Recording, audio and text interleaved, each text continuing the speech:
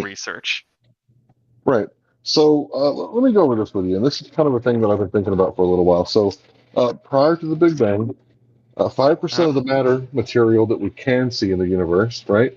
Plus the 95% of the dark matter and dark energy, right? Were also there, right? They had to be there because you can't create or destroy matter, right? Well, Then actually, you got all the. Go ahead, bro. sorry, just a minor little thing. Firstly, you were mentioning before the Big Bang. Mm-hmm. Currently, we don't know if there even was a before the Big Bang. That part's unknown. It's sort of like blinded to us in physics right now. Well, you don't even know that you had a secondly, Big Bang, bro.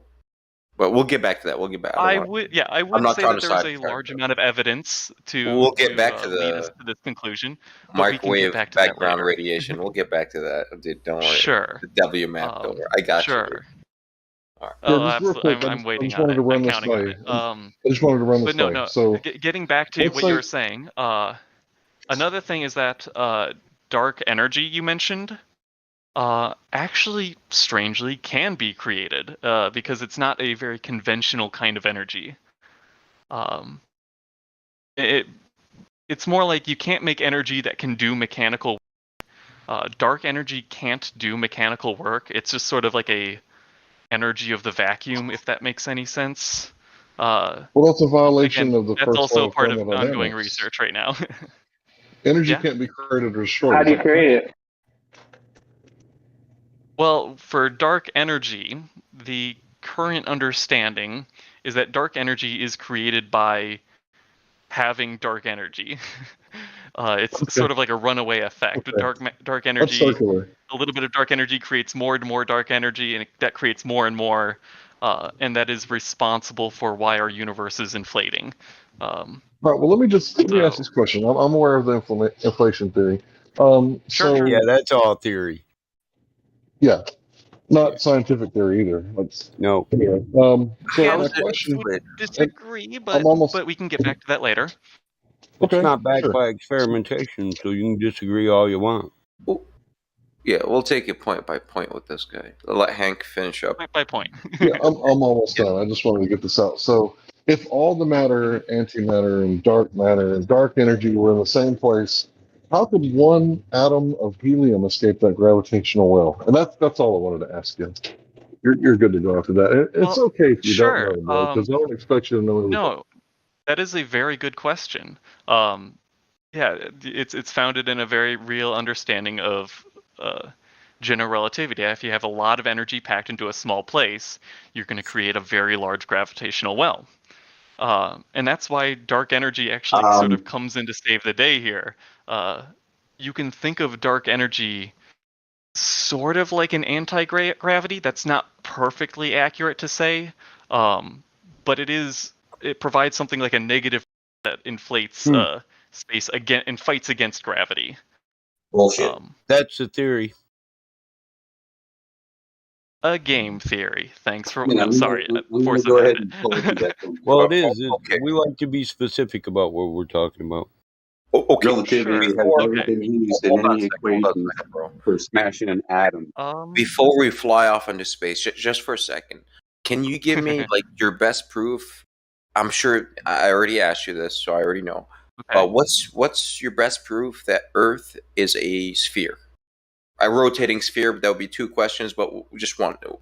What's your best proof? Sure, that let's take it Okay. one at a time. Then we'll get to the Big Bang stuff.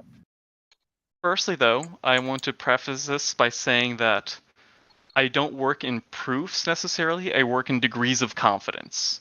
So, if you have any theory or model or any idea of how the world works, what you need to do is gather evidence, and the more evidence you have that supports it, the more likely that idea is probably true. What Are about we good on evidence that that part? doesn't support it? What about evidence that doesn't support it? Evidence that doesn't support it, or that is contrary against Falsification? it, that should decrease your confidence in that theory or idea Shouldn't or whatever you want to falsify call it. Multiply? Falsify. If you want to get an actual mathematical I'm not talking way of about explaining quantitative. exactly how much your confidence should increase or decrease given a certain set of I'm not talking about evidence. statistics Okay. or quantification. Okay. Talking about falsification. I'm not sure I understand the question. Well, there's different categories. Statistical probability versus falsification or demonstration. Come on, Well, it's not that hard. I'm using statistics here. Specifically, I believe that Bayesian inference is a very good way It's to not. go about this. It's not science. Hey, I mean, it's just can I ask you a it's a question? logical tool, right? Hey, can I ask you I a mean, question? that's sure, Real quick. sure. Go ahead. So, Mike's asking you about Karl Popper's falsification, right? So, Okay. the theory is all swans are white. You don't go looking for white swans, you look for a black one. Sure, So, sure. if your Yeah, you theory is can. all swans are white, and then you find a black one, excuse me, what's the statistical Yes. probability that all swans are white? Very low. 0, right? It's actually 0. Well, I will say, you could potentially have an error in measurement. You might have cataracts and might be actually looking at a white swan, Well, of course. assuming you're But not in Plato's cave with your be face very in the low. dirt or something. Again, there's always a chance that there is an error in measurement, but through careful observation and experiment, you can decrease that chance to a very negligible level. But that chance You is never can't 0, right? I demonstrate mean, it like and make. You can't demonstrate it and make it a probability or not, a certainty. Or are you like one of these people that say we can't know Experimentation is- anything for certain ever? Yeah, that's what I'm wondering. Yeah, I'm more in the camp that you can't know anything 100%. You can get really close. Like I can be like There you go. 99.999% Well, yeah, we're not certain saying about any something. Question: have you ever eaten food Okay. before? Very likely, yes. Like You that. can't say I'm not consistent. Well, okay. I can say Go that. with that. Consistent, but Well, I God. could say it, whether or not it'd be true or not is. It blows my way. It's very likely Well, it that might be I've true. eaten food. I mean, How did you get this Very far? likely, yes. let's not rumpus India. She was. I don't know. Are you? I'm saying, how did you get this far? You know, in order to survive, I'd consider need to eat anything food. above like You're a more good than 1 day old. 99% is So- knowledge. Listen, we can know things for certain. It is 100% for sure that you ate food before. There's no doubt. What There if is we no live in a doubt. simulation and maybe we aren't eating food, we just think we are. I'm not actually considering that, by the way, but A simulation I'm of trying what? to of our world. No, it's Electrons. Oh, I'm saying is wow. that there's It's always a simulation of the simulation of ourselves. It's like a snake eating its own tail. very right there. meta, Simulations. very meta, Mm, very meta. Well, anyway, But no, basically, a what I'm funeral saying is probability that is a logical fallacy, but with that just for the point of conversation. sure. So But for you have a all confidence. practical I purposes, want you to I can kind say of. that I know that I ate food. Okay, so I want you to Sirius asked you. What was your question again, Sirius? Ask him again. I don't want to word it What my wrong. best Oh, proof of yep. for the globe was. Yeah, simple Um, question. Yeah. yes, Proof, no, it's no. nothing. Okay, I'm with you. Measurement. And I I will love say, metrology. Everything is Yes. within tolerance, plus or minus something. I know. I understand. There's nothing like absolute. Yes. Sure. However, Great. so Awesome. give me your Yes, I have plus one. and give me your yeah. tolerance, and I'll work within that. I will say I don't have the numbers in front of me right now, but Whatever it is.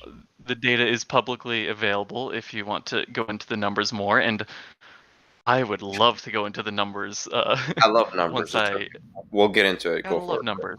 Gotta love numbers. But to introduce you to the basic concept, there is an experiment called the Minos neutrino experiment. Have you ever heard of it? No, I am unaware of it. It's a particle physics neutrinos. experiment. Yeah. Yeah. You see it now. Yeah. Mike likes Um, neutrinos, I guess. Neutrinos are great. Neutrinos are great. So, as a Bullshit's basic great too. introduction, I fertilize my neutrinos are a crops with type it. of radiation. Neutrinos are a type of radiation that can be emitted by radioactive particles. And neutrinos are very odd in that they can pass through a very large amount of solid material before they interact with something. So you could potentially stand directly in front of a neutrino beam and not even notice. How Yes, about you Joshua, don't somewhat like talk a to us ghost like particle. we're ignorant to it, and how about you don't just assume that you're teaching us something new? How about that? Probably is teaching some people. You do know what neutrinos are? He's cool, man. He's cool. You, Yeah, no, I just don't I- want to blow past. no, If we I just disagree on said all something, I that don't want to to, blow hot air out my mouth. Yeah. Cyrus, I do not know You're too not the much first about person that came in here with the little neutrino thing. I'm well aware of the minus pyramid.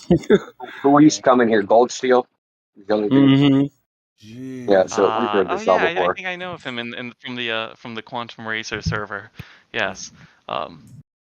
But anyways, so the Minos neutrino Fake, but experiment anyway. is one of actually several experiments of this variety, where they have a generator that creates a beam of neutrinos in Illinois at Fermilab, and it shoots these neutrinos through the Earth at a target in Minnesota. So it shoots through the solid rock of the Earth into that detector in Minnesota. Yeah, it's very, very cool. The main purpose of this experiment is to find the whole difference between matter and antimatter that we were mentioning earlier. But a secondary this experiment is that in order to actually aim at that target, it has to be angled downward at I forget that, like 10 degrees, 5 degrees, something like that. The whole beam pipe is at a slope. Did they ever not? But so when they built this, did they ever not angle it down? Well, no, they never didn't. No, so they not never angle like it down. tried to angle it in any other way, right?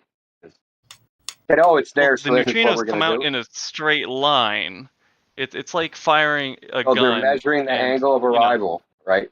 What you're saying? Yes, they are. They're measuring the angle of arrival as well. Yes. How is that performed? Well, so they use a neutrino detector, which is, how do I describe it? It's a series of array, like yeah, it's sort of an battery array of striped detectors. pipes full of, I believe, liquid argon. And what happens is that when a neutrino interacts with this liquid, it lets out a small flash of light. And that flash of light is then collected by scintillating fibers, which then funnel that light into a photomultiplier. Basically, it senses small amounts of light and gets recorded in a computer. And what they can see is that from this array of pipes, which are pretty deep as well, like there's many rows and rows of these behind each other. And by seeing which pipes get lit up, they can recreate the track of the particle that entered it. Yeah, and so from that you can calculate the angle of arrival. And this applies to the argument at hand. How? Well, if the Earth was flat, and this neutrino detector is angled at this downward slope, Inside the Earth. It was a hot air balloon they sent up, Right. and they Above found that the Earth. neutrinos were just like coming out of the ground. that's a different experiment. That's Oh, a I know, South but Pole experiment. they still found out that neutrinos were just coming out of the ground. So how do you isolate from the okay, I'm going to ask you because I know nothing about this. So how did they isolate the neutrinos that are coming out of the ground from what's being shot? But they were detecting them Well, from that Earth. that's a good question. Here, hold on, dude. Isolating background radiation is a very Hold on, important guy. step in particle physics. Yeah. Hold on a second. We got. What were you saying, Indigo? You What I just got said walked was, all over. I think it's called the Ice Cube 2 was a test they did at experiment in quotations. They were measuring neutrinos, cosmic rays, but the results of the measurement was that neutrinos were just coming from the Earth when they were supposed to be coming from space. The sun, right? Well, No, they were neutrinos just come coming from a from the lot of Earth. different They sources. didn't have. Yeah. There is no explanation for it. Right, that's where they found There them coming is from. there is an explanation, and that's that they are very high energy neutrinos, and that they entered in one side of the Earth and then out the other, essentially. That's one Is- theory. Neutrinos something they made up because Einstein was wrong about matter increasing mass as it approaches the speed. So I would like you to separate No, from no, this what neutrinos. is No? part of elementary particle theory and what is actually testable and repeatable and demonstratable. I don't Sure. remember. Well, this is my About area of this whole expertise. subject. You should No, have. Well, okay, so we got one sec. We have a lot of different questions that are all very good. Neutrino. Which one should I tackle first? What is a neutrino? separation What of is a neutrino? That's a realities great and question. theory. Bonsa, we So- already talked about that. It's an You're saying- elementary particle. Do we not want to talk about what a neutrino is, or? Well, didn't you No, already it is. define that? I mean, okay, go for it. Well, I'm sorry. Go ahead. I mean, I briefly explained what a neutrino was, but if you want me to go into more depth about like how they were discovered and how we know they're real, I can totally do that. I was still waiting for proof of the Earth, man. You started off with proof of the Earth, and then Well, I guess I this mean- requires a bit of background. Okay, so the He proof of the thinks Earth. that they're shooting neutrinos through the Earth and picking them up somewhere else. Yeah, Right. and it has to be shot at an angle. If the Earth was flat, this beam would be undershooting the target, and it would never actually reach the target. And How? certainly wouldn't reach the target at the angle that is observed. You're talking about the ball When it with does the reach the target. Well, you've never really established how they're actually measuring the angle. I still don't get it. Like, Perhaps how I, did they perhaps I measure the didn't angle? explain it. This Is it to plumb? this is- I'm sorry, to level, like the angle. Yeah, like how do they determine like their relative positions, right? Their orientation relative to each other, right? From the detector to the neutrino. Let's call it the source and the receiver, detector right? the detector is leveled to a plumb, so it's just on a. So how do they account for deflection of the vertical? In what sense? Because in the globe model, the plumb isn't a straight line Okay. that goes down. Ooh, we didn't know that. I'm Yeah, not sure there's I something understand called the question. deflection. A plumb is not a straight line that goes down. The gravity vector is not straight down, perpendicular to the surface. The globe model. There's something called deflection of the vertical. So some places it's straight down, but other places it's not. Depends on where you are. In Australia, it's particularly bad. So it's really like the alignment. If you really want to know what they think is that the alignment of astrogeodetic measurements don't actually align with the ground exactly. To how many degrees does it vary normally? 0.7 is the large. Okay, well this is much larger than 1 degree. This is like on the order of 5 to 10 degrees, I believe. Actually, let me pull up these numbers because I hate guesstimating this. What's 5 to 10? The canon? Let me post things in the chat. I mean, when they dig mine shafts. There's a lot of assumptions here. This is really a problem. That there's so many assumptions here, in like. Oh, I can testing the back these angle up. and this, that. They never tried it any other way. It's not like they just like shot the beam horizontal and they were like, "Oh, we didn't detect it. Let's aim it down. Let's just keep aiming it until we." Well, no, this is. detect it." I think you misunderstand the kind of proof that I'm trying to explain here. Firstly, this is. Well, you're saying that I this can suppose only more of a work proof if the Earth's a against- globe. I understand what your proof is. I completely understand. Or rather, evidence, right? Or rather, it definitely could not work if the Earth was flat. That is what I'm saying. Yes. I Why understand so? Yeah.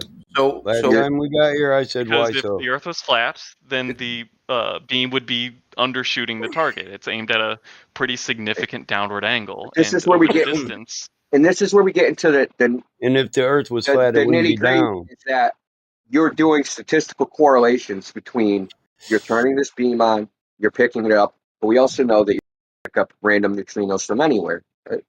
Yes. You can't Yes. differentiate And you model whether the it. neutrino came from There your is beam actually or it came there is from a somewhere fairly else. easy way to. There's a fairly easy way to differentiate neutrinos that come from the beam and neutrinos that come from elsewhere. How is that?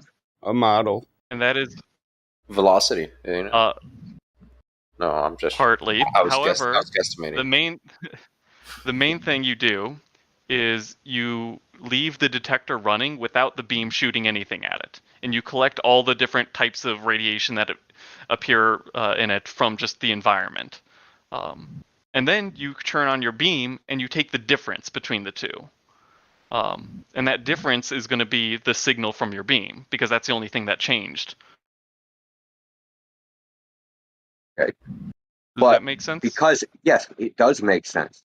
But all you are is comparing probabilities. Sure. I don't see Yeah, what's the sure. issue with You're that. just look, you're just comparing probabilities. You have a model that says you should have this many detections per time, right? Per unit time. If we turn the beam on versus the beam off, and you're saying these don't match. And you're drawing that, oh, the Earth must be curved because why else would it happen? It's not really proof of anything. It's really just saying I have confidence in my model. That's literally all you're saying. Well, actually, you don't have to actually start out with that model. You can see if that difference is significant, regardless of what you're expecting to begin with.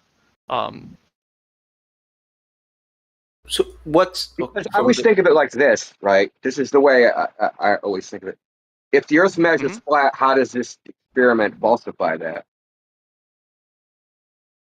Right. So we can talk about all these theories, right? If the Earth was flat, if the then Earth this beam measures would be flat. aimed So if in the we do completely wrong measurements of the direction. Earth that show that it's flat, how would this experiment falsify that?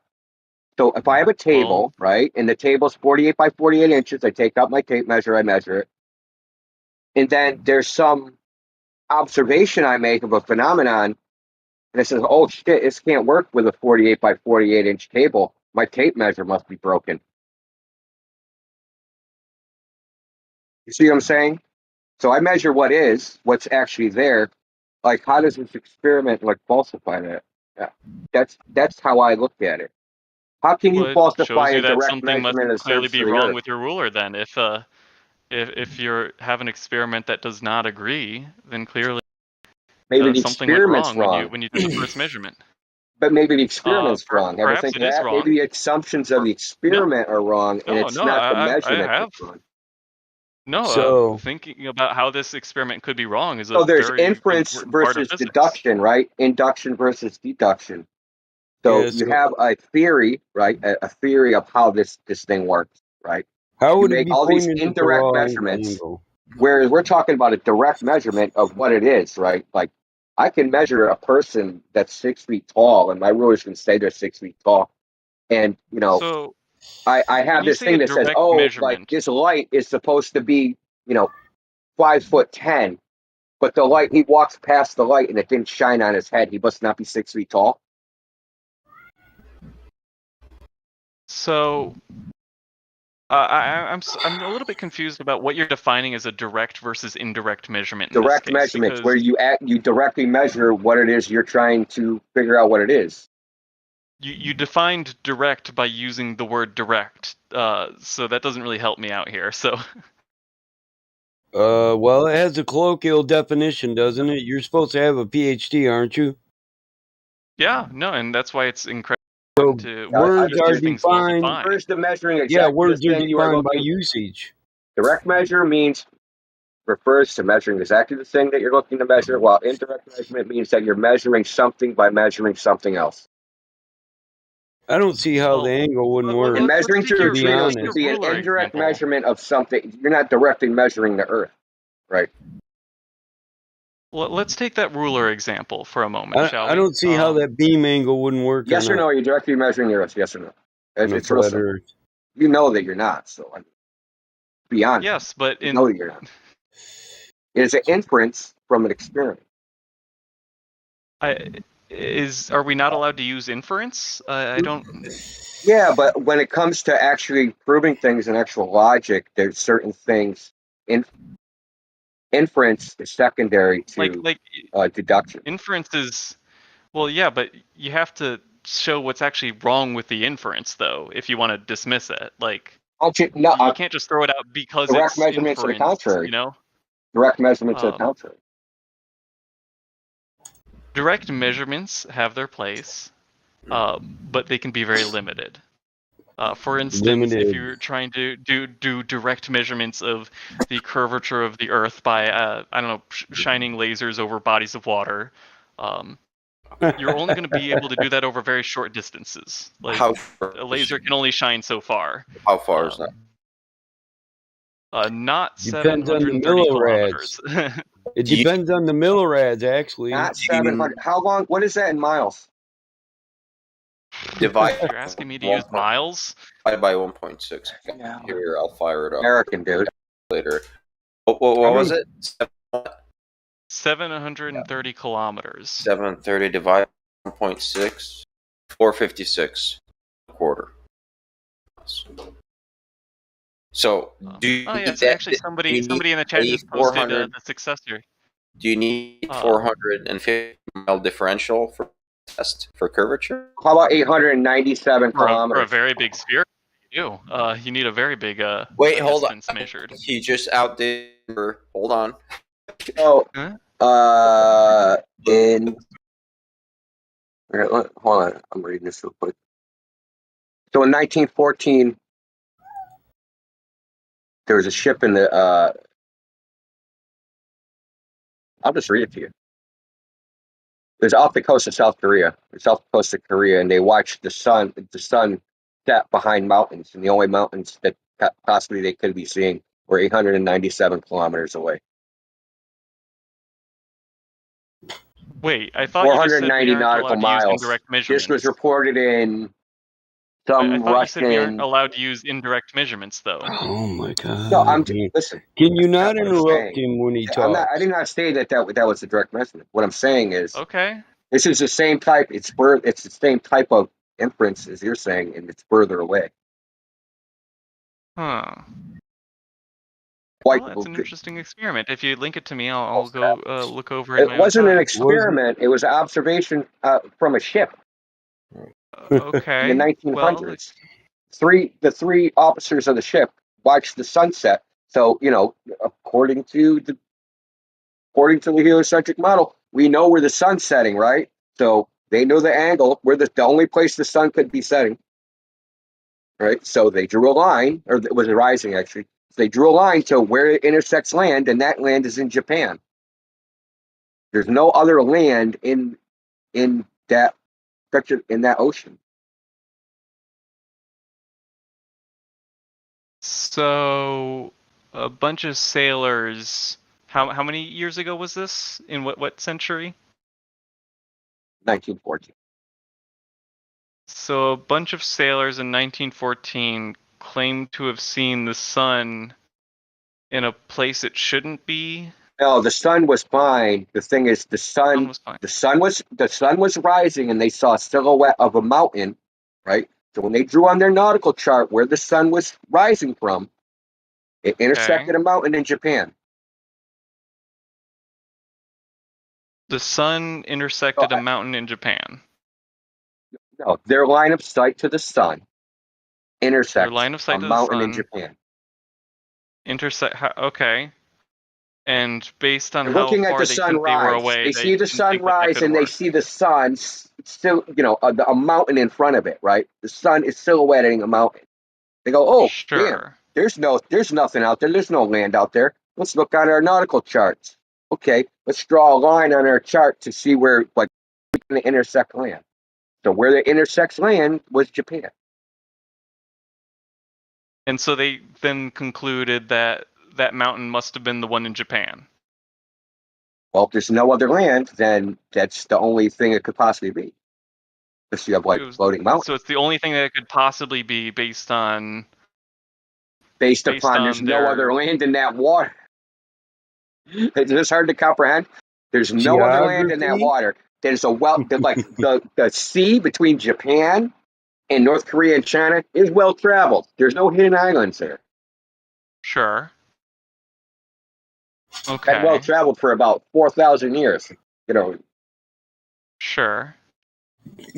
But this isn't the only types of these observations. So in the Southern Ocean, the U.S. Geospatial Agency has a Southern Ocean sailing guide, and it says right in it, it is not uncommon to see mountains 300 miles away. Think about Okay. that for a second. A mountain 300 miles away should be 9.75 miles underneath the horizon. That's with that's if you don't refraction. count for Without refraction and stuff refraction, like that, it's like right? 11.25 miles. Mount Everest just 5.25 miles tall. So it would have to be, that mountain would have to be 2 times the height of Everest for them to see it. I This mean, is in a U.S. Geospatial Agency publication. Now they print this stuff. They don't so realize the why can't consequences of what they're why printing. can't sorry, why can't refraction affect this? Oh no, What's he it going to extend gave the you 2 distance? numbers: 11 miles and 9 point something, right? So If you put in the so-called standard refraction, which is baseless bullshit, and I can tell you why it's baseless bullshit. Well, I For mean, lots of reasons. standard refraction would. My understanding of weather is a little bit more limited than my knowledge on other topics, but can't the refractive index of air change wildly? He's talking about the standard. You know what the standard is? Well, yeah, but what about the real one? I What do you mean, mean the you real can one? have What's like that an mean? average, and then you can have it vary from the average, right? Yeah, in measurements, actual measurements, empirical measurements of what refraction is Mhm. are nowhere close to Sure, I imagine this, it right? varies a lot more So wildly. And the standard is probably just going to be like your average, you know? So how do we know what the index of refraction of the air was on that specific day that those 19th century they said it's not sailors decided uncommon. to? It isn't just like that Uh-huh. day. It's just not uncommon. It's kind of like a Okay. well-known thing that Sure. in the Arctic Well, And regions, in this particular region, the thing is, the uh the Southern Ocean has a very low humidity. There's so what very you're little saying, particulates in the air, so you can see incredibly far because you yeah, don't have haze or other shit in the air that you're looking through. okay. But again, like what you're the saying index is of refraction of air can a vary a non-uniform dramatic medium amount. with weather Oh, events I'm going to look up exactly is what going the to stay angle is. consistent Okay, enough whatever the angle is. to extend it to 300 miles constantly. It's going to be uniform. The non-uniform medium of the atmosphere You is said going to be it wasn't uniform. uncommon, but No, it's not can I finish, constant. man? I'm getting a little tired of you interrupting people. Oh, So sorry, I the didn't mean it. atmosphere isn't uniform. But what you're saying is it's staying uniform enough that constantly you can see further than you should be able to on the globe because refraction is always the same amount. That's what you're saying. I'm not saying no, I'm not saying it's all. I'm saying that refraction can vary wildly, like based on like the air pressure of that So day, then the it would be humidity of that uncommon. That day. would be a logical inference, and it would be an uncommon, not a common event. So the downward tilt would be 4 degrees. So whatever they're looking at, right, would have to be picked up 4 degrees. Okay. Constantly. And I mean, so wait, what was think this about it. relation to the neutrino That's 8 solar experiment? diameters. That's 8 solar diameters, just so you know. The sun is supposed The to be neutrino 45 experiment is actually kind of similar to this event that you're explaining, with the benefit of neutrinos don't experience refraction. So like Yeah, that's not an issue for this experiment. underground But see, we can eliminate, and I'm going to tell you, we can eliminate. So the globe Earth excuse is refraction is causing things to be lifted up. There is nothing to support that. Literally, not a goddamn thing. And I'll tell you why. I mean, And I'll tell you why. Because okay. refraction is frequency dependent, the wavelengths of light. And never has anybody done a long distance observation and saw a chromatic aberration of mountains, shit like that. And that's what happens. That's what would happen. You have a splitting of the wavelengths of light. So by the time the light reaches your eye or camera or whatever, after 200, 300 miles, you're going to have this rainbow halo effect. This is why Isaac Newton went to reflector lenses. reflector telescopes, right? So the Newtonian reflector was the first reflector telescope, is because when you make a lens, the refracting lens, thicker, the frequencies of light separate, and you get something called chromatic aberration. We don't see this. No one's ever seen this. No one has ever looked out in a distance, right, from the top of a mountain and said, "Look, everything looks like it's surrounded in a rainbow." Oh, I get you now. So like the air That's pretty acts like a clever. prism, I right? hadn't considered that. I see. Yeah. Yeah, no, So there's that's pretty actually clever. I didn't consider that. So there is a paper. There's a someone's master's thesis, right? There was a laser test. Now it was I don't know the name of the observatory. There's an observatory in Hawaii, right? So they're trying to figure out how to put adaptive optics on their telescope, right? So they need a way to determine how much refraction there is in the air, right? So they did this test where they shine a laser beam from one island to the other, 130 kilometers. So they modeled this, and the only way to get the laser using the model, right, the refraction model with the standard lapse rate, temperature, all this stuff, they have to tip the laser beam up like 40 degrees in the model. But when you actually do it, they didn't have to do it when they actually did the experiment. And so we have this refractive model.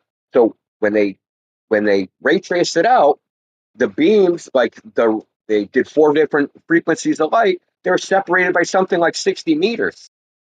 So if you shine a blue laser and a red laser, they're going to have a separation of 60 meters by the time they get to the other side. No, I get what you're So what saying here. they eventually did find out, what they did test, they tested a different model. They tested a turbulence model. That because we can all admit that things like, I don't know if you ever seen the Skunk Bay, right? So you can take a photo one day, things seem to move around, right? Shift around. But it's not because of refraction, it's because there's turbulence in the air. Air moving around causes light to deflect. Okay. It's not just refraction. That doesn't the only thing that moves things around.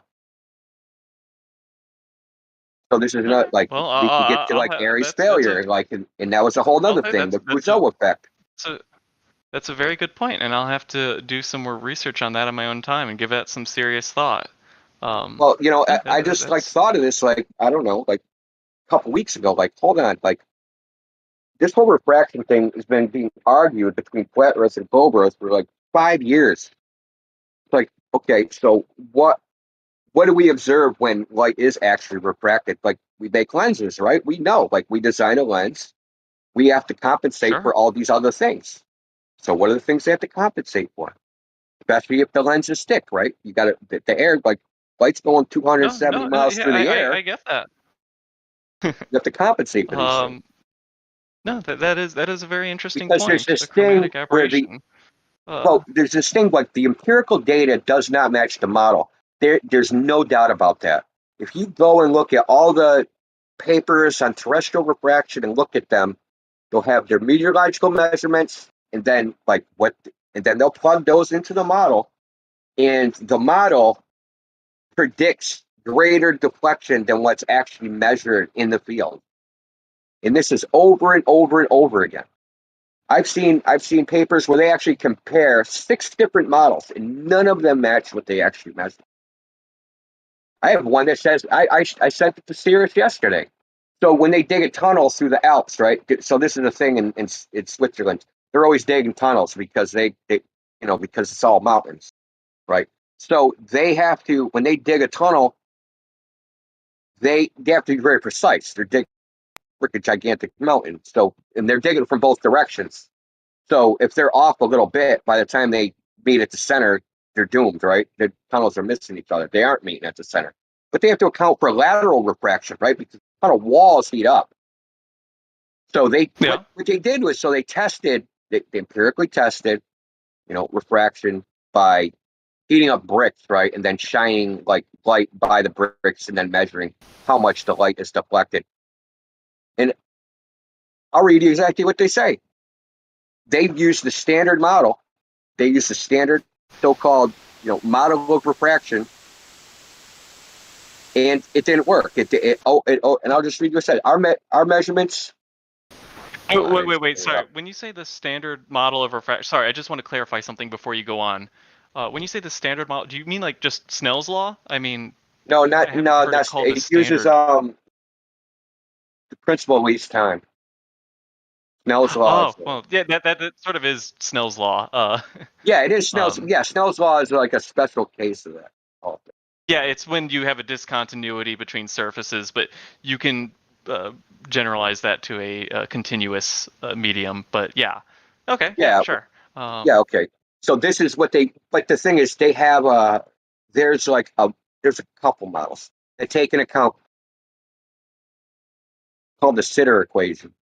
I don't know if there's two of them, right? So it's the refractive index in air. So they have, okay, you got your standard lapse rate, you got the humidity, you got can't remember off the top of my head. So you got pressure, humidity, some account for CO2. That's only in special situations. The CO2 has a higher refractive index than regular air. If you're measuring in certain places, you got to account for that. So like a swamp or like over grassy land because there's more CO2 or whatever. Anyway, the point is that they take this standard model and they plug their their measurement data, so their temperature measurement data into the model, and the model makes a prediction. Light should be deflected by X amount, right? So that model doesn't work. That model doesn't work. And it gets to the point where let me just read what this paper says, dude. It'll blow you away. It says our measurements gave a new insight into the magnitude of lateral refraction on measured horizontal directions. The measurements show that the refraction angle is in fact measurable and that the measurements are repeatable. Existing algorithms, equations 2 and 4, for the correction of horizontal direction for lateral refraction gave larger values than the values obtained by measurement. Algorithms 7 and 8 give better results. This is not in accordance with the laws of physics, but it's applicable in practice. So, I mean, I don't know what else they need to say. When they're writing down, this doesn't agree with the laws, the so-called laws of physics. Well, they ain't laws of physics if they. Can you link me that paper? Yeah. Yeah, dude. I would love to see that and read that through on my own time. But it's a serious problem because they've. You have to be super accurate when you're digging a tunnel. It isn't like making a road. Sure. So they've been trying to devise different types of instrumentation to precisely measure the amount of so-called refraction that they're experiencing and how to compensate for it. And there's a bunch of different things. There's scintillometers, but what they're working on is using what's called the dispersion relation. I don't know if you're familiar with that. The dispersion relation. I will take a look at that. Do you mind if I speak for a little bit now? Sorry, I drank a whole bunch of coffee, so. I understand. I understand the enthusiasm, and I appreciate it. So, no, this is a very interesting talk on the nature of refraction or why light bends. But I don't entirely see how that is relevant to the experiment that I was explaining, as it does not deal with light or refraction at all. In fact, I think that's one of the benefits of this experiment and might make it an even more direct observation than using light. Because light can bend through means either known or unknown based on this conversation, but neutrinos do not interact with matter much at all. So does a particle beam diffuse or spread out? Yes, it does spread out a bit. And I already see your line of reasoning that perhaps this is what is responsible for beam diversion. The particles hitting the target.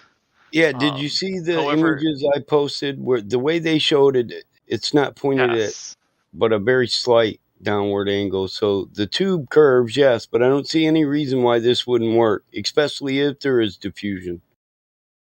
I don't see any reason why this wouldn't work on a flat Earth. Have you seen those images? They're right from the people that post them. The particle beam sprayer is I've seen those images right many at times the detector. Before. And they diverge. They showed divergence right there. No, divergence is a thing that happens. The beam has a Gaussian distribution across a certain range of angles. However, all of the neutrinos that arrive at the detector from the beam arrive at an upwards angle, up from below. And the only way that would work on a flat Earth is if the beam was below the detector. If it was upward. Well, see, this beam, is just an the image. particles are still traveling in a straight line. Here's the thing. Right? Here's the thing. They're This not is just an curving up. image. Neither one of us, me or you, can go deep underground and actually verify the exact angle at which these are propagated. Actually, you can. It's open to the public. The orientation. So you can go underground and you can look at it, but do you know? I've been there. Do you know how to find true north? That's not the question. Do you know orientation, underground orientation? So while you're inside it, you have no frame of reference to know how you're orientated underground. Do you even know how to find true north while you're underground, or what equipment you need to do that? Not that's what. I mean, I imagine a compass would be helpful. Orientation. But, how do you even know how you're oriented relative to the other position? You don't. That's just it. So you need a gyro. You have to be on the same datum, and I very much doubt they're on the same datum. I mean, I would get a brick if they are. Or you sweep, right, and you check for like maximum gain, right? Yeah, as you like sweep. I know CERN had to use a custom datum when they surveyed what they're doing. They're going to have to use a custom datum because the WGS-84 wouldn't work. Can I speak? Yeah. What I can say is that when you are standing right next to this beam line, you will notice that you are at a very noticeable slant. In fact, it's a little vertigo-inducing. Yeah, but that doesn't give you orientation in reference to the detector, bro. The point is that where you are standing, you know that this beam is angled downward. That's all you need for my How do you know that when you know not your orientation underground? That's like saying, hold on. That's like saying when I'm 1,000 feet underwater and it's dark in the ocean, I know the orientation, I know which way's up and which way's down. This is just asinine, bro. Intelligent people, educated people wouldn't even say this. Well, if they you're standing there, they wouldn't postulate it. I mean, you go down in an elevator. All I got is a bachelor's, but I wouldn't say I know my orientation when I'm 1,000 feet underground. So it's actually about 9 stories underground. What you do is you go into this building, you take an elevator that goes down. The elevator goes straight down, and it there's more to straight up into a hallway. Plumb level. There's more to all that. You do not. The elevator does not. There's no way you're going to convince me you're going to know your orientation when you're underground. Your exact orientation. There's no way you're going to make that logical or an intelligent reference. So you're going to know that the elevator is not doing a loop-de-loop. Listen, you say you know the particle beam is downward in reference to what? Sure. Down in reference to what? The ceiling? In reference to. So look at the oddly shaped tube that you're going to be in. I know you guys don't believe in that. In reference to the direction. Listen, don't tell me what I believe and laugh. That's as asinine as what you're trying to postulate. So there's the only thing you have for a reference or up or down is the cavity you exist in while you're underground. It's that simple. Well, you can also see, like, if you have a pendulum, what direction does the pendulum point in? Pendulum. Look, plumb. We covered that. The whole thing with plumb is not exactly perpendicular to the surface of the Earth. Sure, but it'll be at least. Yeah, and on the globe, listen, on the globe, it wouldn't give you a direct reference from another point. You still would have no knowledge of orientation on the globe because you'd have 2 different plumb lines and 2 different verticals. Sure. Yeah, no, I agree with that. And my argument does not depend on that. It is an argument. There's no way you're going to know your orientation in reference. You're talking about knowing your orientation in reference from propagation to collection. When collection is done miles away, both underground, you have no way to refer to the collection in its direction. Wow. Dude, just deviation of a little angle over how many miles? Just laterally, right? If you're just thinking one axis, right? Or that's quite a bit, and it's hard to achieve. So it's interesting, I mean, I'm not saying it destroys your entire argument. I'm just saying you can't give me an exact reference of orientation as far as propagation and collection goes to tell me divergence wouldn't cover any upward or downward spread of a particle beam. I believe it would. It'd be a logical inference if that they diverge. It's upward and downward, and outward and sideways. I feel like a diagram would really help us out here. One sec, let me. Dude, grab some diagrams. We've been posting, bro. I've been posting, bro. But I mean, a diagram of our actual arguments that we're trying to make. I know that you're posting actual. I have a small question. So you're gonna go to Paint? You're gonna go to Paint and make me one? The point source. Why not? We'll get to the detector, the kookiness of the material later on. Yours isn't gonna. It's not going to be an exact model of what they actually say they built. I'll go after how it exists. But it'll give you the or it's an orientation on a globe. No, not exactly. I could lean it towards my way or your way. So, dude, they're both 9 stories underground. So you could too. No. The detector point source in the receiving end is, I believe, much larger than 9 stories underground. The emitter, where's the emitter at? The emitter is 9 stories underground. I know that. I remember that. Okay, and the other one is surface, like on the. No, the other one is further underground than 9 stories. Further. Okay, so underground. What was the datum that they were like sea level? They were measuring it like from sea level, or how? Exactly. How did you know that those 2 points were level in accordance to sea level? Like, well, they don't have to be level with divergence. Well, you do have divergent plumb lines. That's my entire point. Let us for the moment say that it's the benefit of the doubt and say that the Earth is flat. Bro, I've watched this experiment while the Earth is flat. The NOVA detector is located slightly off the center of the neutrino beam coming in from Pimlay Lab. It's a great engineering location. Fermilab. It's Fermilab. But anyways, yes, named after Enrico Fermi. But anyways, to be that accurate at that distance, you know what I mean? Was like just from the get-go is a great engineering achievement is what I'm trying to say. Like, it's impossible actually. We wouldn't listen. The guy that built that's not going to say he's within that tight of a tolerance just with a gyroscopic theodolite and GPS. No, I've seen a lot of tunnel digging fails, and that's millions of dollars. We could say could say with confidence within 5 feet, 10 feet. At that distance, how many miles, bro? Well, that 450 miles. That's an exponential. It doesn't need to be perfectly precise because of the within 5 to 10 foot. No, I'm talking about.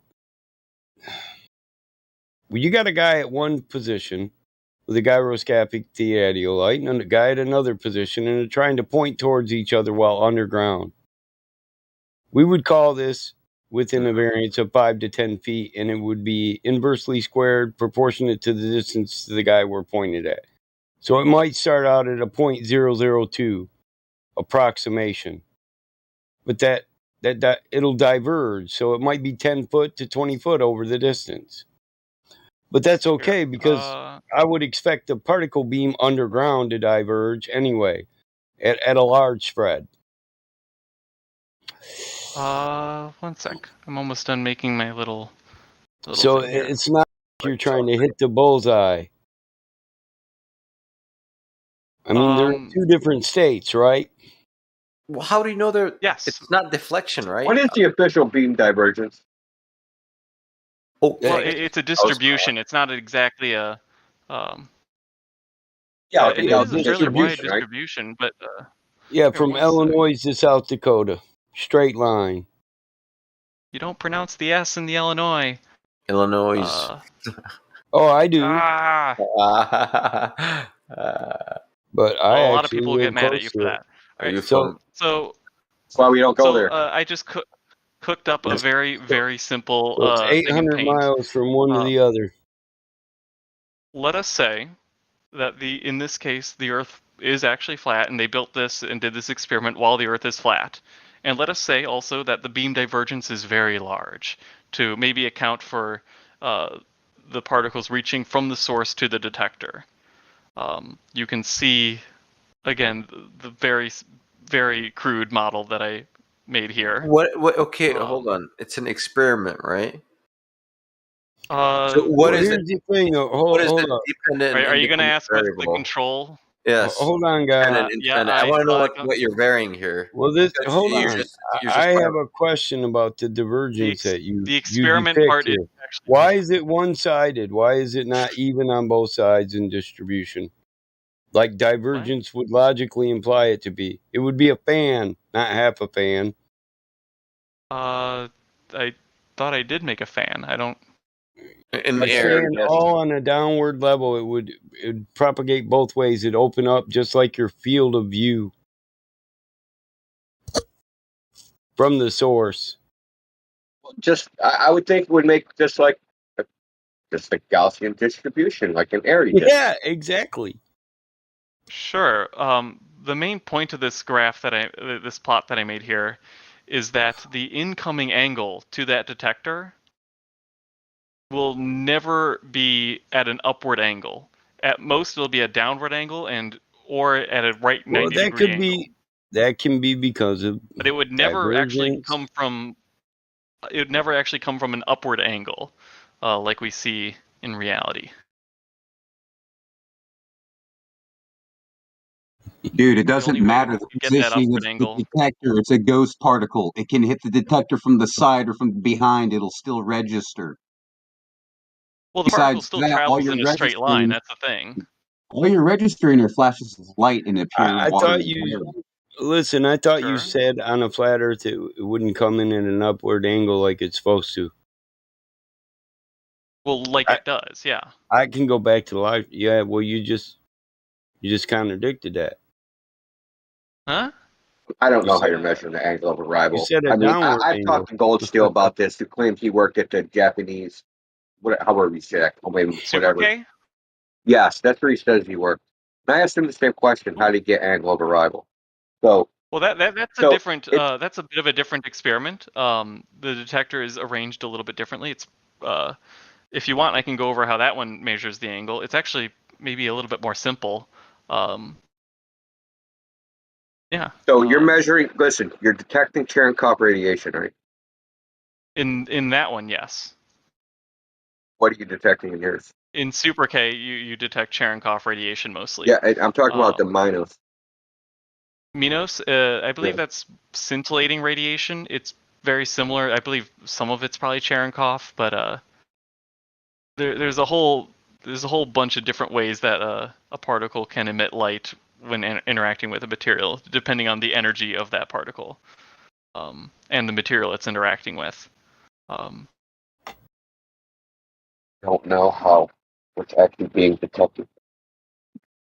Yeah, with the Dune. Well, I mean, it's detected the way any radiation is detected. That it deposits some amount of energy in matter, and that energy is in some way converted to light. That light is then collected and then recorded. The Dune near sand detector.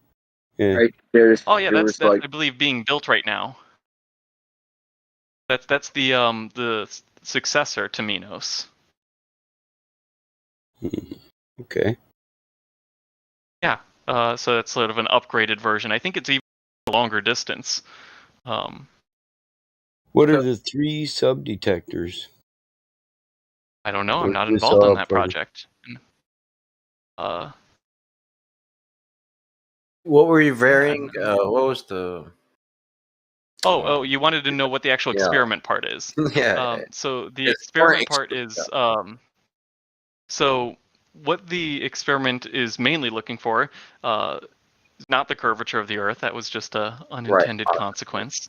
But neutrinos have a strange property where they can oscillate back and forth between 3 different varieties of neutrinos.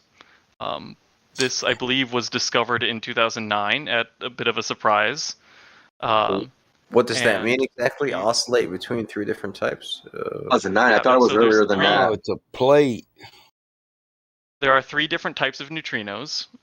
We call them flavors because physicists are funny like that. And Vanilla, depending chocolate. on what kind of flavor it is, it will interact with material in a slightly different way. And what was discovered was that, yeah? I got a question. So, if physicists study physics, which is the study of physical things, then how is the study of non-physical things physics? Is it because you guys say it's subatomic particles? Doesn't atom mean It's a physical the thing. I smallest mean, that anything can get? I mean, we're all made up of small bits just stacked together, right? You can't have a Lego house with Legos, right? That's not answering my question. So my understanding of this neutrino flavor thing was that something about the detection of solar neutrinos was screwed up. Oh, They yeah, came up I with know this what you're ad hoc referencing. There's the solar hypothesis neutrino they- problem. so it wouldn't falsify the theory. Helium-4 neutrinos? That's my So understanding. it was another ad hoc of hypothesis. neutrinos. So the 3 types of neutrinos are electron neutrinos, muon neutrinos, and tau neutrinos, which are sort of the corresponding to electrons, muons, and taus. You all probably know what electrons are. Muons are heavier versions of those, and taus are even heavier versions of those. What's an electron? Electron is an electron. I want your definition of an electron. Prove it.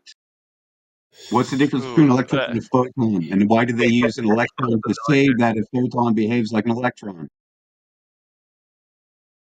Okay, this is a lot of questions. Very good questions. Oh, okay. I mean, to start, an electron is a point of mass with a -1 electrical charge and a 1/2 spin.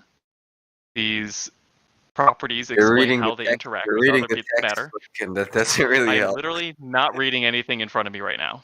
Okay, I mean, I work on the electron-ion collider. I know this stuff by heart.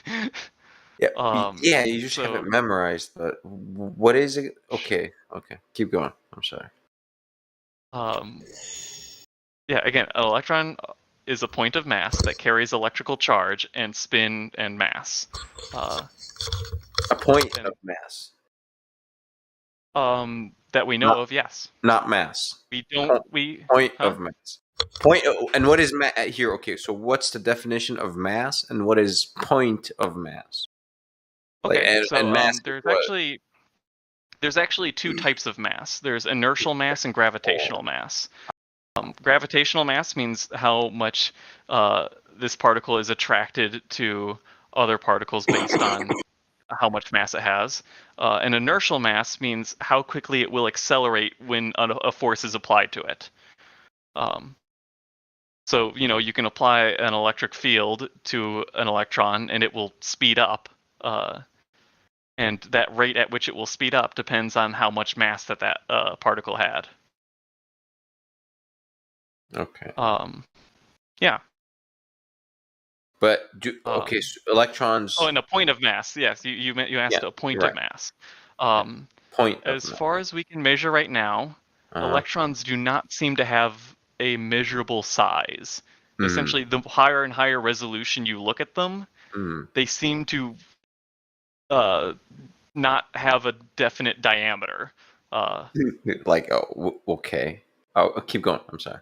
I'll get back to that. No, I mean that's essentially it. They don't seem to have any diameter or substructure. They don't seem to be made of anything else. What do you? So what are you looking at? There's nothing, there's no structure that you're looking at. Right. It's a point of mass that can move and deposit energy around. Point of mass. Man, my imagination is failing me. Point of it really is. If you want a more mathematical definition, it's a Dirac delta function. No. That's too deep into Narnia. I want to understand. Yeah, because you can always make math about Narnia. It's fine, and you can prove Narnia correct with division by 0. And we never covered that yet. Remember Big Bang? We'll get back to that shit. However, the electron, the point. So electrons, do they have rest mass? Yes, they do have a rest mass. Okay. So In fact, it's a piece of matter. You could describe it as that, yeah. Subatomic piece of matter, yeah? Yeah. Okay.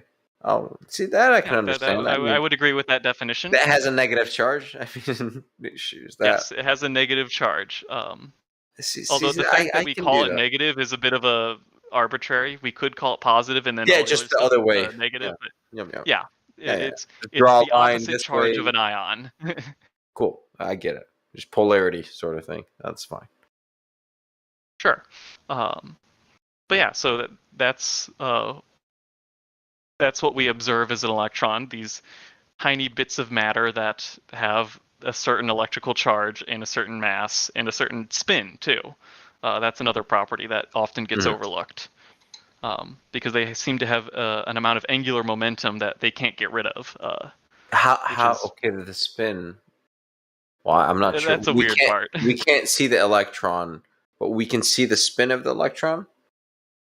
This isn't traditional spin like you spin a top. Basically, it explains how it moves in magnetic fields. Because the fact that an electron has spin means that it sort of acts like a very tiny bar magnet. So it like has a north end and a south end, for lack of a better term. Okay. And it favors. It will deflect differently in a magnetic field based on how it's oriented. Yeah. I gotcha. So it's based on the focusing magnetic field that you're using to play with. It depends on the electron beam or particle. Yeah, and that's actually that's a big thing about the collider that we're making. This will be, I believe, the first one with a polarized electron beam hitting a polarized ion beam. So it's a very controlled experiment. Yes. Interesting. And what do you guys make out of that? Well, we collide the two together, and it creates a whole zoo of different kinds of particles, but the main purpose is to sort of recreate what happened in that collision and reconstruct what that ion what collision looked like at that moment. Perhaps I'm I'm jumping around topics here. That's fine. Again, my area of research is about an experiment called the electron-ion collider, where we collide electrons with ions to discover what the internal structure of a proton is. Because while it doesn't seem like electrons have an internal structure, we do know that protons do. So electrons are hollow. We only have Yeah. Not hollow. I'll subscribe to that. JJ Thompson, I'll subscribe to that. There's different ideas, but it doesn't matter. He was him and Rutherford. I have not. The electron. I have the electron. Rutherford. Rutherford. Yeah, that guy. Well, there's currently not any evidence that the electron has a diameter in the classical sense. But Magic. Yeah, it's no diameter. Yeah, I know. It's quantum mechanics is weird, man. It's weird, but it works. I know. I look, bro. I know there is a listed electron radius, though.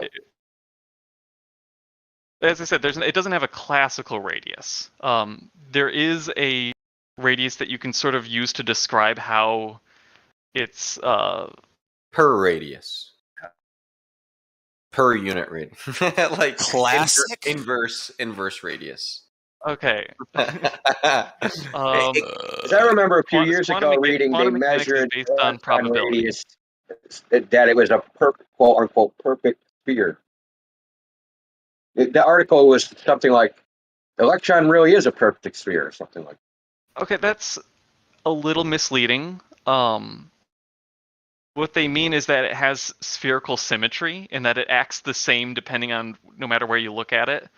Do you have a picture of one? But no. That would. Like, do you know what it would mean to have a picture of one? It would mean that you'd have to shine light on it. It would mean that you have shit to back your claim with. It would mean you'd have shit to back your claim with. Something. I didn't know that we were getting feisty here. I'm just fucking around, dude. But he's spicy. Yeah. I do get spicy. Spicy. It's a lot. I don't mean any harm. What what I'm trying to say is that when you shine light onto an electron, it doesn't interact in the same way that macroscopic objects do. What happens to the light? So it will get scattered according to the laws of quantum mechanics. So some of the light will continue going forward, some of it will get bounced back, and there's a nice little formula that you can use to approximate exactly how this will happen. It's called the Born approximation. I just had to study it pretty hard recently. So you can see the scatter, but you could never see. Yeah, I want to be specific. Are these laws? When you see, are these laws of quantum theory? Are they quantum theory laws? Well, they're yes. Yes or no? Yes. Observe that they're working. They work. When we actually do the experiment, they work really well. They work. They give us a prediction on how light will get scattered when we shine an electron on it. You can do the experiment, and it'll agree. And no other model that I know of will make that precise of a prediction. Yeah, that's not scientific.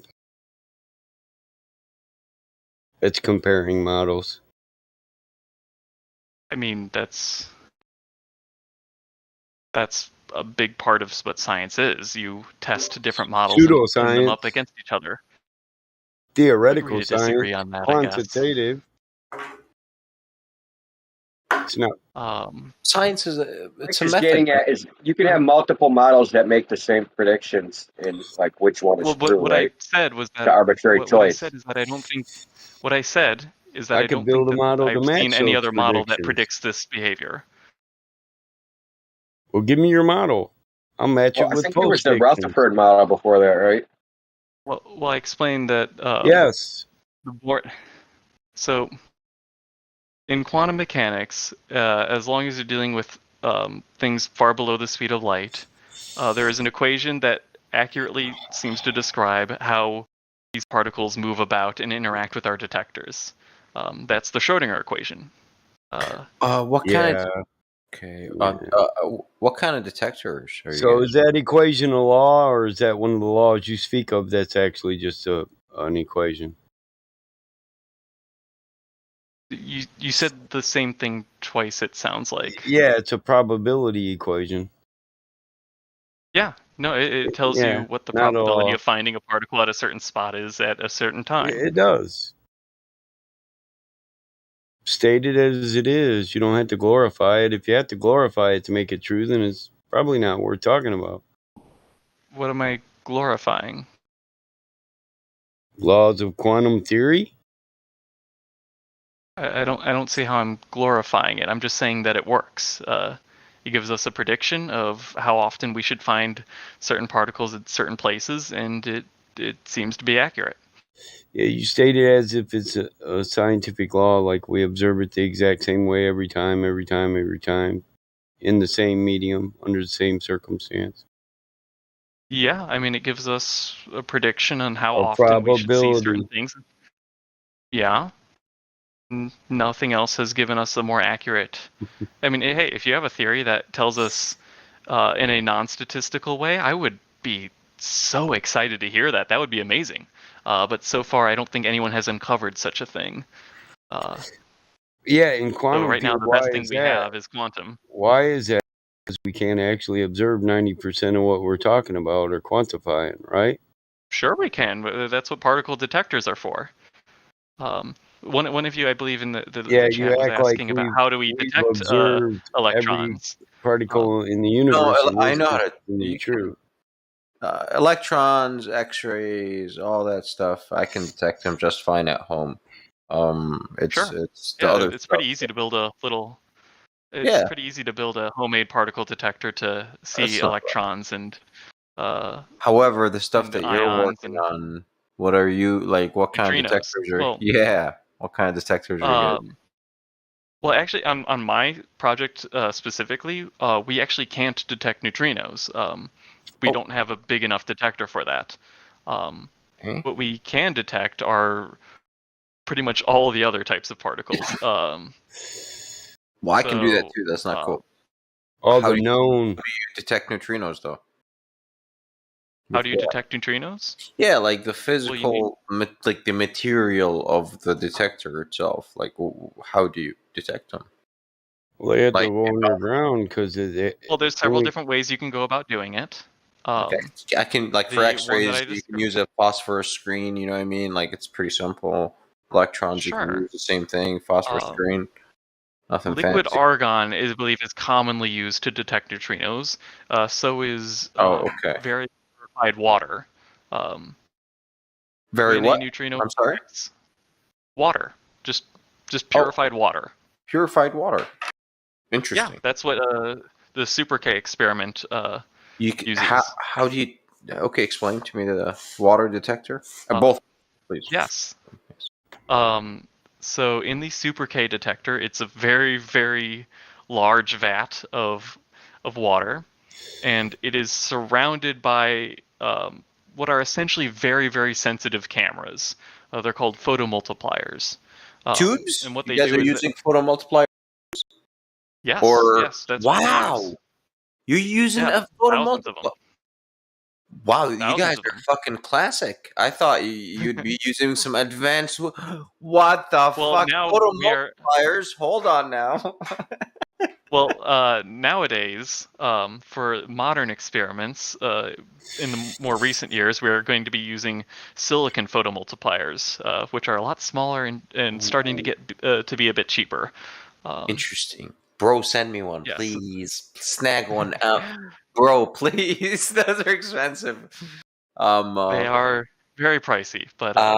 listen, if one kind of goes out of commission or something, remember, I'm Cyrus down here in the panel. Please just DM me and we will work something out. Okay?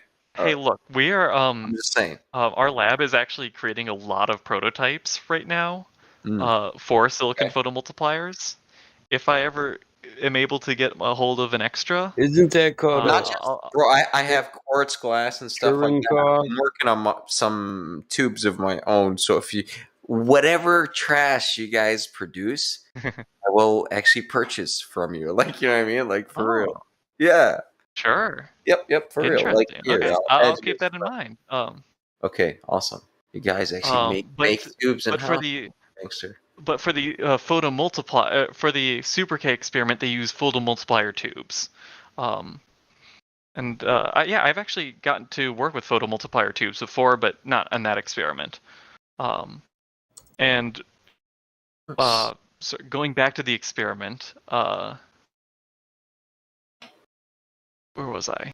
Yes. So what happens, or what seems to happen, at least I can say, is that when a neutrino enters the water, most of the time it will just pass right through. But every now and then, it will interact with the water, strike one of the water molecules, and it will let out a cone of light, known as Cherenkov light. That's, I believe, someone in the chat just posted that.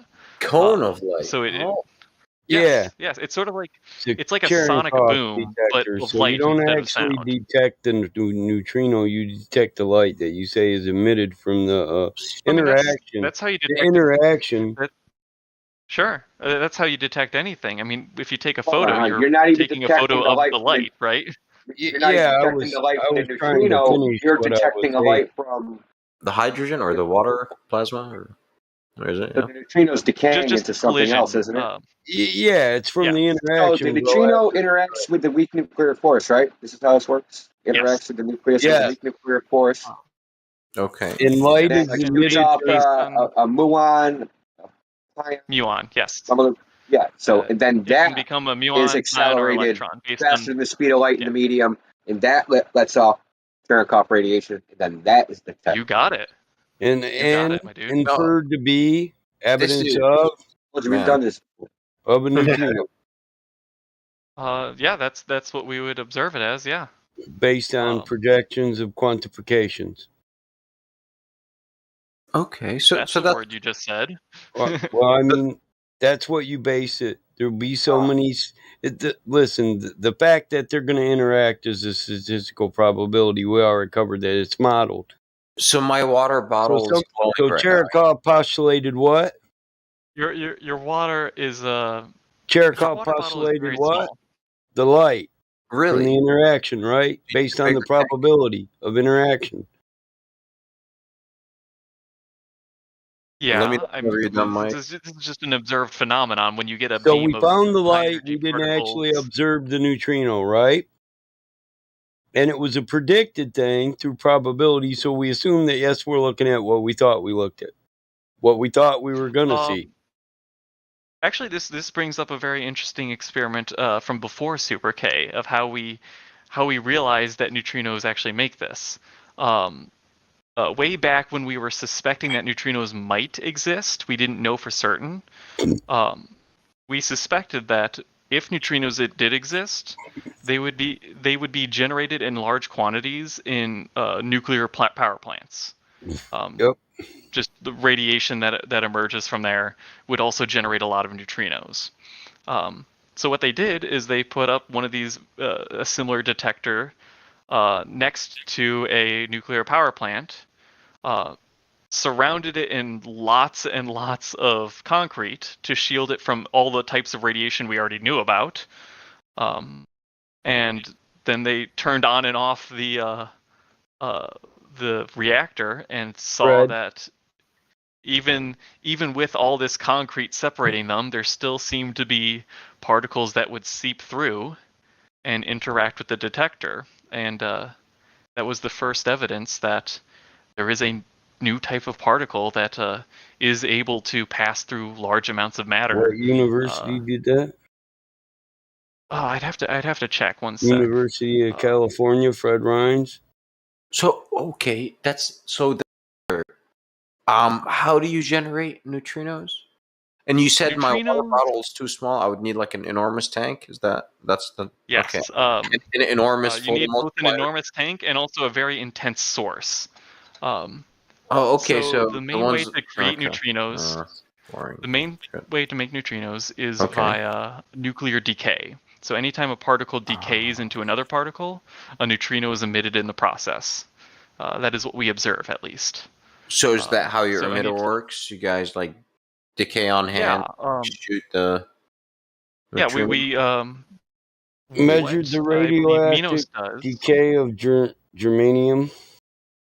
What I believe Minos does in particular is they start with a beam of I believe protons, just stable protons, collide them into a target, and this creates a whole shower of different kinds of particles, some of them which are unstable. I believe one of these types of particles is a pion. An angle target, or what kind of sort of like solid, like a solid piece of lead.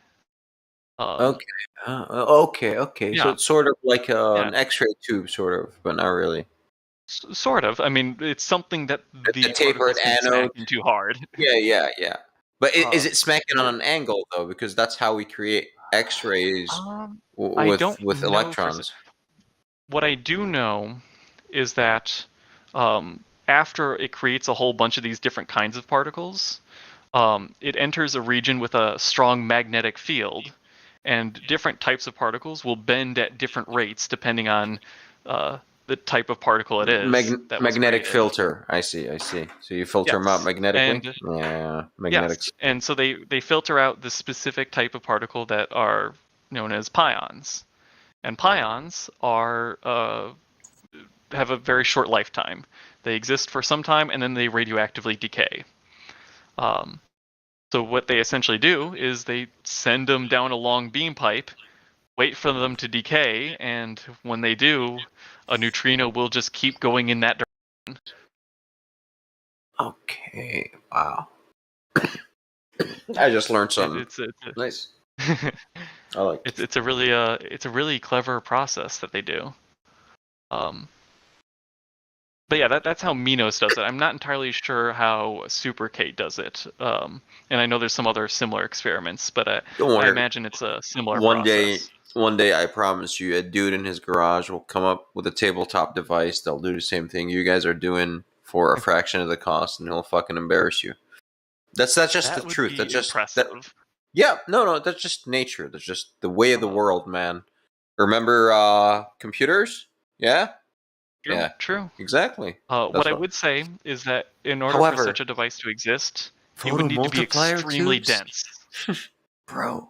Oh, sure. Yes, I'm with you. It'll be packed. Or a new super dense, and it would method. also still have to be transparent. Or a new method. He might come up with a tube that he can fucking generate these things somehow electrically. I don't know. Do you know Philo Farnsworth? The name sounds familiar. Interesting. Okay. I'm not sure. Well, he was working on interesting tubes. The cathode ray tube, bro. That's his. CRT, yeah. Oh, yeah. I know that. That was the first evidence of electrons being a thing at all. That's Mr. Philo. I'm not sure if they gave him credit for it or someone else, but we all know it depends. You know, there's patent wars. Well, a big thing that was involved in the discovery of electrons was the Millikan oil drop experiment. Are you familiar with that one? No, walk me through it. I actually had to do that one as an undergrad. It's a very tedious experiment. What you do is you have a little spray bottle that sprays very fine oil drops, and then you expose them to a radioactive source that shoots out beta radiation, which is electrons. It shoots out at electrons. And what's your source material? What's your radioactive source? I don't remember what it is. Okay, no. I don't think it really matters too much as long as it emits beta radiation. Okay, cool. Done. And what will happen is that occasionally these very fine oil drops will absorb an electron from this radioactive source. And you suspend these oil drops in an electric field because now they're charged, and you'll be able to suspend them as long as you want, as long as you control that electric field. And then what you do is you turn on and off the electric field to see the rate at which this oil drop will rise and fall. And doing that, you can determine what the electric charge on that oil drop is. And if you do this many, many times over, in my case, 8 hours, you find that the charge on these oil drops comes in discrete quantities. Like you see a bump at one point, and then a second bump, a third bump, and they're all evenly spaced. And if electric charge was continuous, like if you could have half of an electron charge, you would expect this to be a smooth distribution, but it's very bumpy, and that proves, or essentially proves, I should say, to keep myself consistent, that electric charge is quantized in some way, and that way quantized in space, like where the location. It means that like you can't ever have half of an electric charge. You can only have 1, 2, 3, 4. Yeah. You can't have half. I see. Like a whole number, sort of. Yeah. It's like a hole. Exactly. You can't dig half a hole. Yep. Yeah. No half electrons. No. Nope. Oh, actually, I found. If you want to see it, I actually found my graph that I made as an undergrad. So this is my own personal data. Post it, man. Yep. Yeah. It's not perfectly accurate. The so does it imply line up? Does that imply electrons don't break down? And your contraption, your electric charge, DC, I'm assuming, of course, or no? Well, we're not dealing with current, so DC would be direct current. This is just stationary charge, so it's electrostatics. Okay, I'm sorry. So yeah, statics, right. Well, wow, yeah. That's it. If you have so you see the very pronounced create an electric field. We just use a big capacitor plate for that. Yeah, the few thousand volts. Yeah, okay. How many volts are you pulling? Oh gosh, I don't remember how many volts it's at. I'd have to go back and look at the experiment. It's not too many because it's literally only one electric charge, so it does not take much. One electric charge. Yes. But yeah, so you can clearly see the bumps that correspond to 1 electron, 2 1 electron electrons, volt. 3. So, well, an electron volt is actually not a unit of voltage; it's a unit of energy.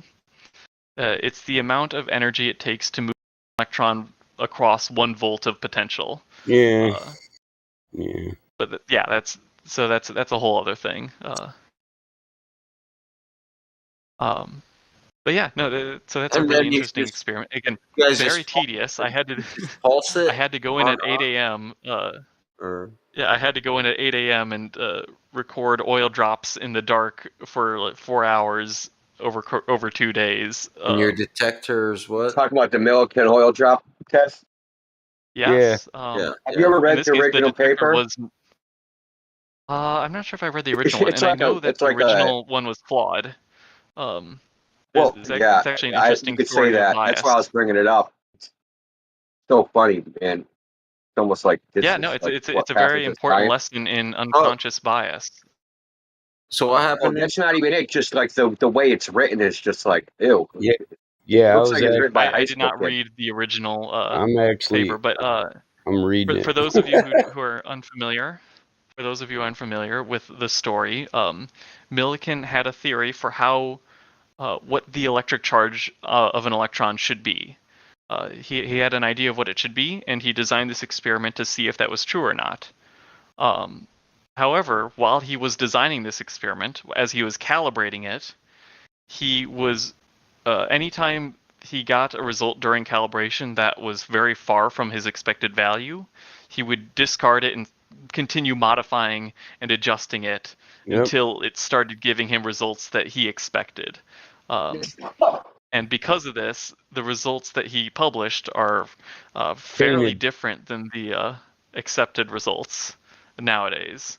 But yeah, it's an important lesson on unconscious bias and how it could influence the experiment. The force of any and electric nowadays, charge in an electric field is equal to the product of the charge in the electric field. Oh, I see. Okay, so your plates are. I see where the charge plates are now. Yeah, it's literally inside of a capacitor. Right. Yeah. But and atmospheric pressure. Yeah, at the pressure. Yeah. You record whatever the pressure is, and you'll factor that into the math later.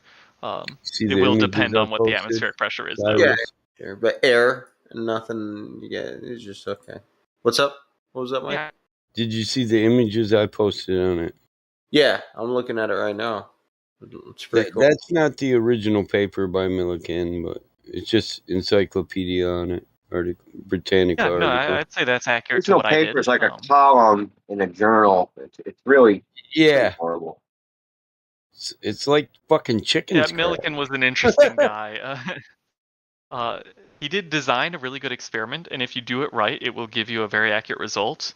But he did not do his own experiment correctly, because he did not account for his own personal bias. Nowadays, in particle physics experiments and otherwise, we have blinding procedures to prevent us from even unconsciously altering the data to get what we want. There's one particular experiment where I am a bit more familiar with this, the muon G-2 experiment. Any of you hear of that one? Say that again? What was it? The muon G-2 experiment. Is that another Antarctica one? No, this is another Fermilab one in Illinois. Neutrino stuff, yeah. Kind of sounds familiar. No, this is muon stuff. So this experiment was studying the muon. Which we understand is the heavier version of the electron. And the goal of this was essentially to put these muons into a very uniform magnetic field and see how quickly the muons oscillate back and forth, or the wobble, essentially. It's called a Thomas precession, but we don't need to go into the details of that. The point is that they were trying to measure this rate of wobble. Was it a Helmholtz coil? No. I wasn't involved in actually generating the magnetic field. That is a typical thing to make a uniform electric field. Is typical apparatus. Well, you can look it up yourself. The muon G-2 experiment. There's a lot of documentation about how it was constructed and the very fine precision they used to make this extremely uniform magnetic field. But the point was so let me that ask you a in question. This is kind of unrelated. Yeah, I wouldn't say I just want your opinion. Are you familiar with LIGO? Yeah, very familiar. I know somebody working on it. Awesome. I'm going to ask you a question. Now, they claim that LIGO, it's right on their website, not me saying it, it's them. Mm-hmm. They claim that they can measure a displacement of 1/1000th of a proton radius. Yeah, Can't you believe that? Incredibly impressive. Yes. No, it's number incredibly is impressive what they still did. like, you know, it's that the thermal noise is something like 11 orders of magnitude greater than that. Yeah, the way that they've isolated their experiment from external noise is wasn't the thermal truly noise, groundbreaking. just the random thermal motion of what they're using. Yeah, I can't give you a lot of details about that experiment because I don't know too much of the details of it. But if you have any questions, I could pass it along and get it directly from the source. If you. Well, I mean, I've read a fair bit of their documentation.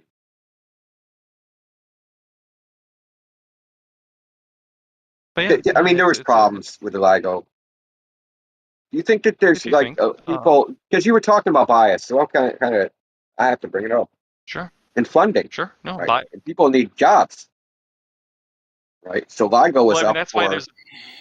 That's why there's blinding procedures in place to help prevent that. I do know that LIGO does have some blinding procedures. I don't know the details of that. But I was going to go into the details of the muon blinding procedures because I'm more familiar with those. So the big thing that they were trying to find is the rate at which the muon was wobbling in this magnetic field. And the standard model predicts one thing, but it would be very exciting if it was different from that prediction, because that would be you have a new discovery. But since a result that's different than the standard model would be exciting, that means that if you just go in guns a-blazing on this experiment, you'll probably have a lot of bias towards making a new discovery. I am familiar with this now. You talked about it. Yes, I'm vaguely familiar with it. So one thing that they did. There's a controversy. Like someone got one result, and then somebody else got a different result. One was against the standard model. It wasn't really a controversy. It wasn't really a controversy. It was just an exciting development. This experiment was originally done at Brookhaven. And they decided, and it got a very intriguing result there that disagreed with some very well-established theories. Nice. So to make sure that popcorn. Yeah, no, it's very exciting. So to verify, to make sure that it genuinely is a discovery, they moved this experiment like physically from New York to Illinois, where they have a much more intense beam. To get a much more precise measurement, and are still running right now to check to make sure that this is truly a discovery.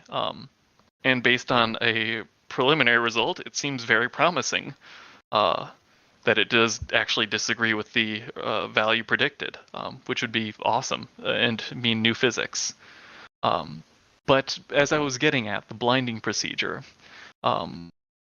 Again, the main thing that they're looking for is the rate at which this muon wobbles back and forth. So what they do to blind themselves is that, so what they use to measure this wobble, the rate of wobble, is they have a clock, a timing mechanism in this experiment. And that timing mechanism, that clock, is scaled by some unknown number. Like literally they write this down, put it in a box, lock the box. And when you're looking at the data, you know that data is shifted by some value, and you don't know what that value is. So you're still able to fine-tune the experiment and everything, but you don't know what the final result will be until you unlock the box, pull out the number, and then plug that into your equation to see what the true value is. And yeah, so that's a way to prevent any unconscious bias from seeping into the experiment, because even if you're looking right at the data, you can't make any conclusions because you don't know how it's been shifted. Yeah, and so a lot of physics experiments have similar procedures in place to prevent data manipulation, even if on an unconscious level. So it's a very important thing in physics. You got to do it. Should be black box in this stuff. Like, they don't even know what the experiment is. You just have someone just look at the data. They don't even know what it's from. Well, you do need to know something about the experiment, like the fact that it's a muon in a magnetic field, and that it's wobbling. But yeah, no, the actually, do I have any? Well, I mean, data you from could this just look at saved? raw data. You can look at raw data and just make correlations in the data just by looking at it, just from the math alone. You don't even need to know what it's about. I mean, the actual analysis, the actual thing you get from the data itself isn't a super complicated thing. You would literally just see it like a sine wave, and you fit and you find the frequency of that sine wave, and then that's sort of your result. It's not too complicated on that end. I know I have that data saved I was saying, somewhere. it's just like this thing, Might be on my other especially computer. with carbon dating, where when you go to have some carbon dated, you got to tell them like how old you think it is. So it's like one of those things, like, it's kind of fishy. They should black box it, right? Just send it to them, like, not say anything, right? Just nobody should say anything. And have someone that don't know anything read the detector. You know what I mean? We're talking like double blind. Nobody knows what's going on, except for one person. The only issue is that with these types of experiments, so like for instance, in order for the experiment to work properly, the magnetic field within the actual experiment needs to be very uniform. And the only way to test that is to actually do the experiment and see if there's any sort of deviations along the path. So you actually do kind of have to do the experiment, shim the magnetic field a little bit to get it right, do the experiment again, and so on. So that's why you need these blinding procedures, so that you can still shim it and make sure everything is lined perfectly, but in a way that you don't know what the results are going to be. You were shimming the coils? Well, that's the term that they use. Again, I was not involved in the actual magnetic. Oh yeah, that's actually another thing that they use to blind. Dude, adjustment filters, man, way better than shims. Superior. I don't think they were actual shims, but like a tapered. You even know what a shim is? I mean, it's just like a piece of wood, right? I mean, I don't think they're. No, well, it depends. Yeah. If it's conducting electricity, you don't want to disrupt the electric flow, so it would be something that would conduct a current. So it could be just a thin paper or copper sheet or something. Yeah, I don't know what exactly they were using, because I was not involved in that portion of the experiment. I was involved on the detector side of the experiment. 2x4, you know. Well, if you just shim it with some shit that doesn't conduct electricity, that's actually another interesting way that the whole procedure was blinded, because not only the timing mechanism shifted off, but the group that was making sure that the magnetic field was uniform, and the group that was making sure that the detectors were working, were separate groups, and they did not share results with each other. And they worked in separate buildings and everything. And even if you had that number that shifted the value right, in order to actually get the interesting result, you need to know what the magnetic field exactly was. the two groups would have to talk with each other and share their the exact values that both of them got. I'll be honest, man. People in the chat, they're just mad. They're like, this has nothing to do with the shape of the Earth. So I'm sorry, we have to clip our nerdy. I know, me too. I'm very nerdy, but it doesn't matter. Because we're above a lot of people's level right now, to be honest. It has no relation to the shape. I appreciate you humoring me. They stop at theoretical. Let's get. Hold on, I do want to go back to the neutrino thing. Your diagram. I'll be able to talk for a little bit longer, then I do have to go to bed. I'm just going to mention your diagram, right? You mean to type in? Yeah. Okay, so your diagram is misrepresents the situation. Because I looked up the elevation profile and the detector is at like 5,000 feet.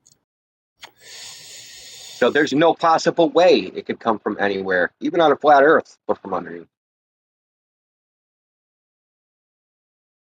Is that I'm pretty sure the Fermilab in Illinois is not at 5,000 feet elevation. Right. I looked now, it'll at be that. a very small angle. I'll give you that, but there's no way it could come from above. Right. I looked at that too. I just didn't want to interrupt. I'll post it again. I didn't want to interrupt. Elevations wrong. I got stoned. I figured I should shut up. That's the elevation profile. Oh yeah, so it does spike up at that point, doesn't it? All right. Well, we can at some point actually do the math and figure out. Perhaps that's why they're aiming down. Wow. Okay. Yeah. Is that the name you came here? Oh, wait, if they were aiming down, wouldn't that make them miss even more? Are they aiming down? I was just saying. Yeah, they're aiming down. Are they? Yeah. Yeah, there you go then. And again, you can actually go there too. Fermilab's open to the public most times, and they actually do tours down into the Minos beam line. Illinois isn't that far. Why aren't they aiming up? Oh, up. What if the receiver's on the top of the globe? Okay, you said there's an emitter, right? No matter where you are, right? How is the beam steered? I just laughed when I seen the elevational differences. Well, that's cool, man. That's interesting. How is the beam steered? The beam is in a fixed direction. You can't really steer it. What's keeping the beam from neutrinos, and then they going? just keep going. What's keeping it from propagating in 360 degrees? Nothing. What's keeping it in a straight line?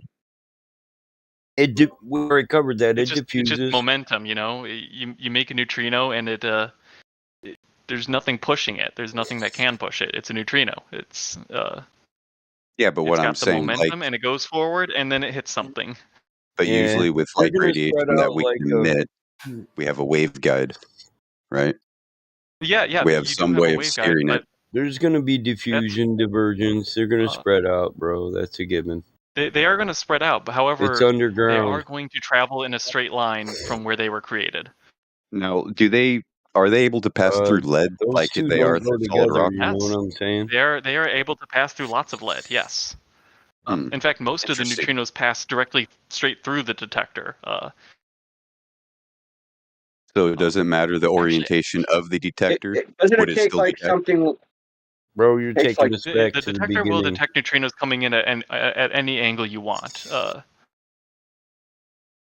It's designed to be have a higher resolution on the side that's like facing the detector rather than coming from above. But it is important that it is able to detect the direction from all directions to make sure that you're not just seeing background noise. So is the emitter level, or is it pointing down? I'm not sure. The emitter is pointing down. Like if you covered orientation also. If you were to put a ball on the beam, it would roll down the slope. Down in reference to what? Pointing in.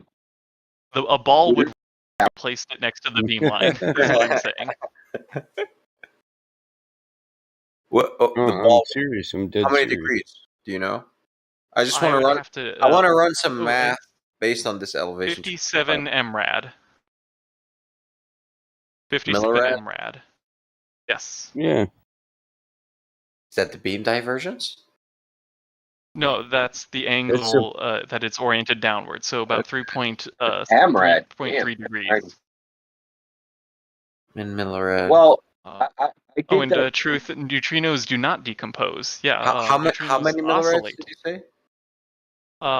57. 57 millirads? Yes. Okay. And yeah, truth. Neutrinos do not decay; they actually oscillate. They change back and forth between 3 different kinds of neutrinos, and that's actually what the experiment is looking for. Flavor. Yeah, we covered all this. Point of the experiment. Yeah. At the end, we try to shut it down. Go ahead. 3.26 degrees. I know. Hold on. At the end, I came in and I thought I heard that when everything else breaks down or decomposes, it's what's left and it just travels straight forward. So thanks for clearing it up. Sorry that I come in at the end with. Sure. No, you're all right. No, it was a good question. That's why I pointed out. Right. Cool. And Roger, you don't actually see anything except light because you can only see light. So assuming then, you ever been punched really hard? So assuming then, neutrino. There's no light.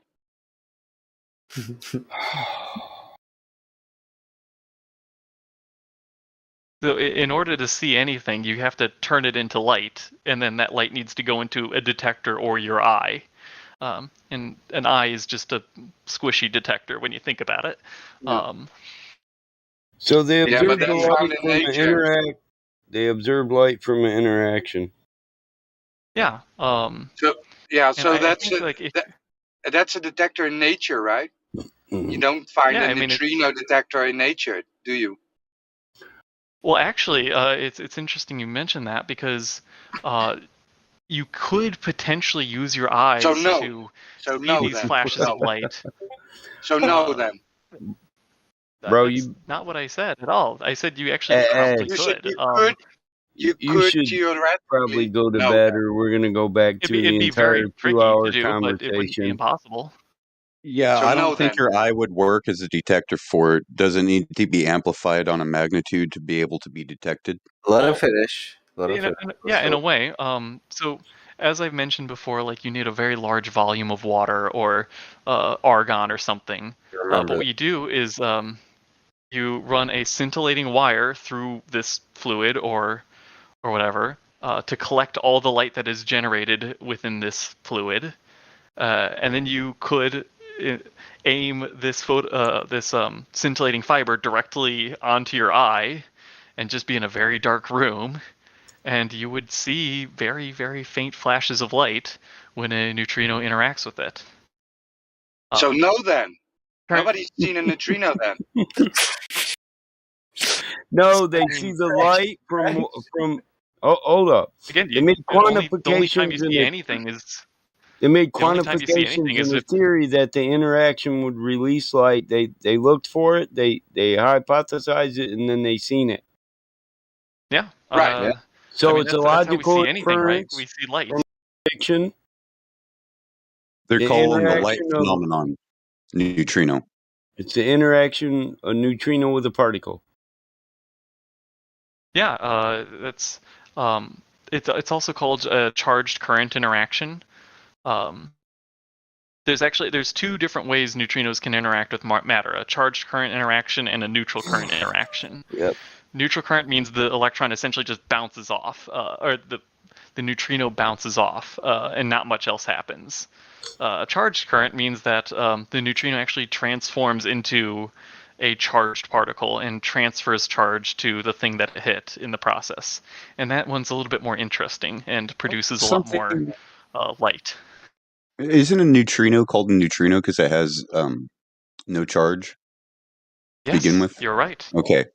So if a neutrino has no charge, then how does something that has no charge get a charge imparted on it? It steals it from the thing that it hit. Oh. That's why it decays and emits light. Yep. So it has in a valence ring, it steals electrons then. Well, no, it doesn't steal electrons. It's more like it And transforms how can it other change particles charge? into things. It But how can transforms it other change charge? particles into And how things. can it bounce? But you said it bounced off of something, right? If it's neutral, but yet it goes through lead. It goes straight through lead. Doesn't even create a hole in the lead. You let him answer? More specifically, if a neutrino hits dead center on an atom, which is pretty rare because the dead center of an atom is very small compared to the rest of it, it can do something called exchange a W boson. It's a different type of particle. It's similar to light, but it carries a different force than light does. And this W boson can transfer the charge from that ion that it hit, more specifically a quark from that ion that it hit. It'll change the quark from like an up quark to a down quark, which means that it lost or it gets gained plus one charge. Nope. That cannot be viewed. And that means that the neutrino then loses one charge and becomes negatively charged. I don't accept that explanation. Okay. How about how is this simply viewed? Because it's flawed in the explanation? You're using presuppositions. I mean, I'm boson telling you is a what we beta actually. particle. I'm telling you what It's a we actually nucleus of a helium. observe in experiments. Oh, so you saw a boson then? Is that what you saw? Well, we saw these types of interactions, yeah. Oh, so no then. I mean, again, you never see anything but light directly. Light is the only thing that you can actually get inside of a detector, right? So no then, right? No. You haven't seen a neutrino. It's all assumptions, I mean, right? it's sort of like saying that you can't see a red ball because you're only seeing the light that's bouncing off of it, right? That's actually... You're not seeing the ball directly, you're seeing the light. It's the same process here. You're not seeing the thing directly, you're seeing the light that's coming off of it. You can actually go to the ball, touch it. It's physical, right? Well, yeah. Do you know what touching means? That means you're interacting with the electric field of the ball. Okay. And guess what that is? That's exchanging photons. It's all the same. It's all theoretical based on models, which you design. A model that works in experiment. It's a model you design, right? It's not reality then. It works pretty well for something that's supposedly not based in reality. Your model, maybe. If someone says it works, man, I think like you're making a sales pitch, like a used car salesman. But it works. Yep. I mean, it does. It's just me, man, because so the epicycles, but nobody thinks that that shit anymore. It clunks a little when you turn it on, but dang old air conditioning works, by God. Hey, that Dodge, I don't care what you say, it drove into the shop with a hole in the block. What more do you want?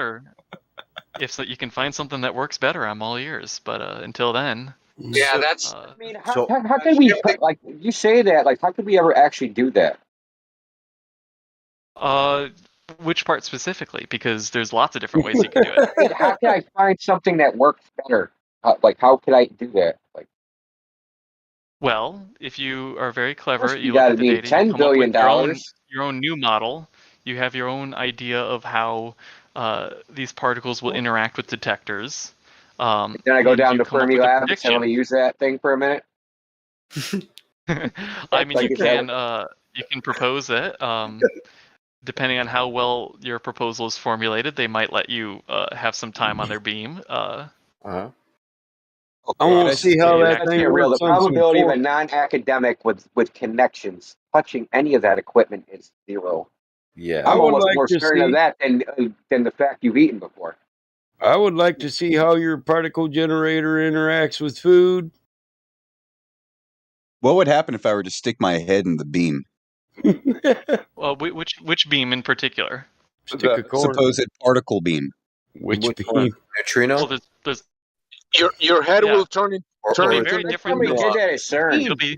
He calls it an experiment, but it's a machine that he's building.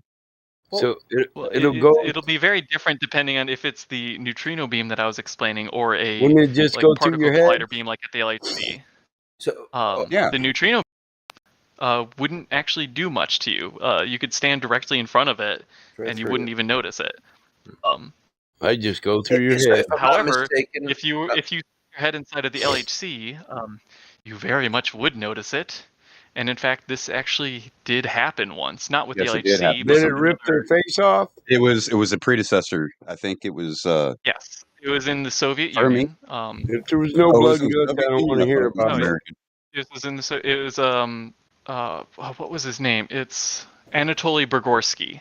He's still Was it alive today. Oh, it wasn't fatal? That sucks. No. It was No, not it wasn't fatal, fatal. surprisingly. He saw Even though it bright went flashes of directly light. through his brain. He was in the Watchmen, Really? wasn't he? He kind was of doing beam was some maintenance on the beam, and kind the of a safety beam? mechanism failed. And Are a you sure batch of he's high not a energy superhero protons. now? Hey, what kind of a Oh beam, my god. dude? What It kind was of a a beam? proton beam. Proton. High energy Listen, protons. I realize And this is a touchy subject for people, but can we please allow each other to finish what they're saying, at least so it's palatable? Yes, Yeah, please. I think. Hold on. I think Discord is experiencing like a little lag. We're having like the, you know how Discord gets, where people aren't hearing each other's sentence end. Kind of. The I channel don't kind think of it's gets like when happening. we get a lot of people in a channel. Now it happens when we get a lot of people in a channel. I've noticed it definitely happens. But people also overtalk more. So Does it also make them like robot? Yeah, I was gonna stick with that, bro. Here, just let me be an asshole. but I will finish people are in off this this channel, 40. conversation with a story of this man. No, he did not get superpowers. He got half of his face paralyzed. What happened was that when it happened, he said that he saw a light brighter than 1,000 suns, which I think is understandable, considering it crossed his optic nerve. And immediately he seemed fine, but then half of his face started swelling up and peeling. But eventually that swelling went down, and he discovered that half of his face was paralyzed. And I believe he also has, I think they're called absent seizures, where you just sort of zone out every now and then. It's superpower. Yeah, I mean, if you seriously, stretch like the definition. Well, yeah. And if it's like the left really side of his interesting. face and he has to defend somebody, he can take a lot of blows to that side. Sure. I could do this all day. This is fucking jokes. Something that is interesting is because only half of his face is paralyzed. Now that he's an older man, you can actually see that half that was paralyzed has a lot less wrinkles than the other half. Oh, jeez. Now there is no bleeding. There is no hole. No bleeding.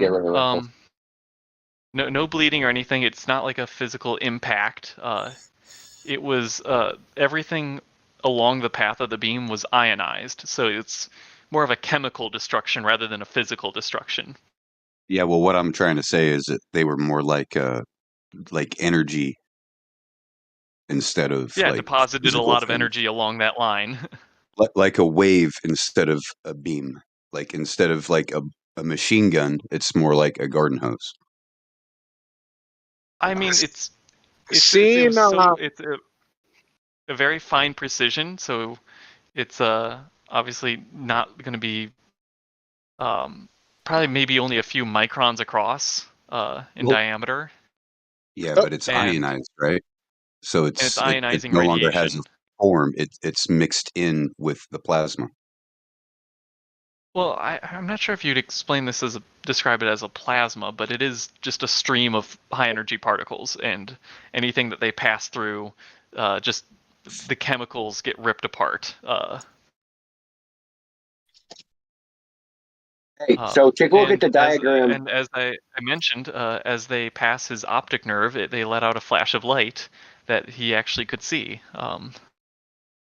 And thankfully, we don't actually have greater than 1,000 suns. Yeah, that's what he said. Greater than 1,000 suns. That must be a superpower. So he got a superpower. Dude, that's your brain catching on fire. Pretty much. The Russian government found out about it and disabled his brain so he couldn't shoot laser beams out of his eye anymore. Poor guy. Can I get back on topic for a second? Yeah, bro. Okay, so I Well, posted. as I said, I got to get going. It's getting pretty late for me. Well, real quick, but it's been a really good talk. Real quick. Uh-huh. The diagram I posted, it's like a GeoGebra thing. Sure. In the Livestream voice text. I just want you to know that's the downward tilt right there, to 0.099 rad. That's what it's supposed to be. What did you say it was? 0.56 millirad? He said 57 millirad. That's 57. So that's the idea that it wouldn't work on a flat Earth is a false dichotomy from the beginning. Just showing you that's just with I'm elevation. not making a judgment one way or another. I'm just saying this is am geometry is. That's the globe with kilometer radius. That's the distance. That's in kilometers. So you can look up the technical when design you report, add in right here if you'd elevation. like. Well, doesn't that slope of a slope. That's the downward tilt from horizontal, right? So if you were so I assert it would work on a flat Earth. There we go. There's the technical design report for you. But yeah, no. E is eye level, and to get from eye level to D, that would have to be. You're saying they're going through the Earth. I didn't even measure that. Yeah, it goes like actually through the curvature of the Earth because neutrinos don't get stopped by much. So the CD, so the DCE angle is, like I said, 0.099 radian. Which is what? An order of magnitude larger than the number you said. What number did I say? No, it's 730 kilometers. No. The angle, the dip angle. It's 800 miles from one to the other, dude. I already gave it to you in miles. Dip angle. He said it's 3 point. So in degrees, what was it? 3 1/4. He said 3 point. I thought he said 56 millirad or something. Yeah, I converted that's what he said. 57 millirad. Yeah, 57, which is In here, that graph. Yeah, and a millirad is a thousandth of a. Yeah, so it's 3.24, I think, degrees. Let me do it again. I got it. Degrees too, so it's no big deal. Okay, yeah. Radians to degrees. Assuming Earth has curvature, which has never been measured, neutrino. No, that doesn't need. Listen, that doesn't need the assumption that's the degree of an angle at which the beam is propagated at. Yeah, that'd be the same even if the Earth was flat, curved, whatever shape you want it to be. 5.6737 degrees. That's how much they would have to tilt. And the elevation differences. It's not even tilted enough, huh? Interesting. 5.6737 degrees. Twice the angle they need. Diffusion works, right? Sometime this weekend, I'll have my full working out of the geometry for you guys, and you guys can check my math. We to make just sure worked it's all it out, bro. board. We just worked it out. 800 miles, varying elevations, slight angles of degree of propagation. To scale, right? Divergence and diffusion. Yeah. To scale. It would work on it'll work on a flat Earth. Absolutely. Why wouldn't it? Again, I'll do the full geometry all in a single post, so you can see my whole steps. What more do you need than the height differences, the angle of propagation, the angle of collection, and the maybe the quantification of diffusion in the pattern to go see a pattern? You also need the depths at which each detector is at too. He needs his bias.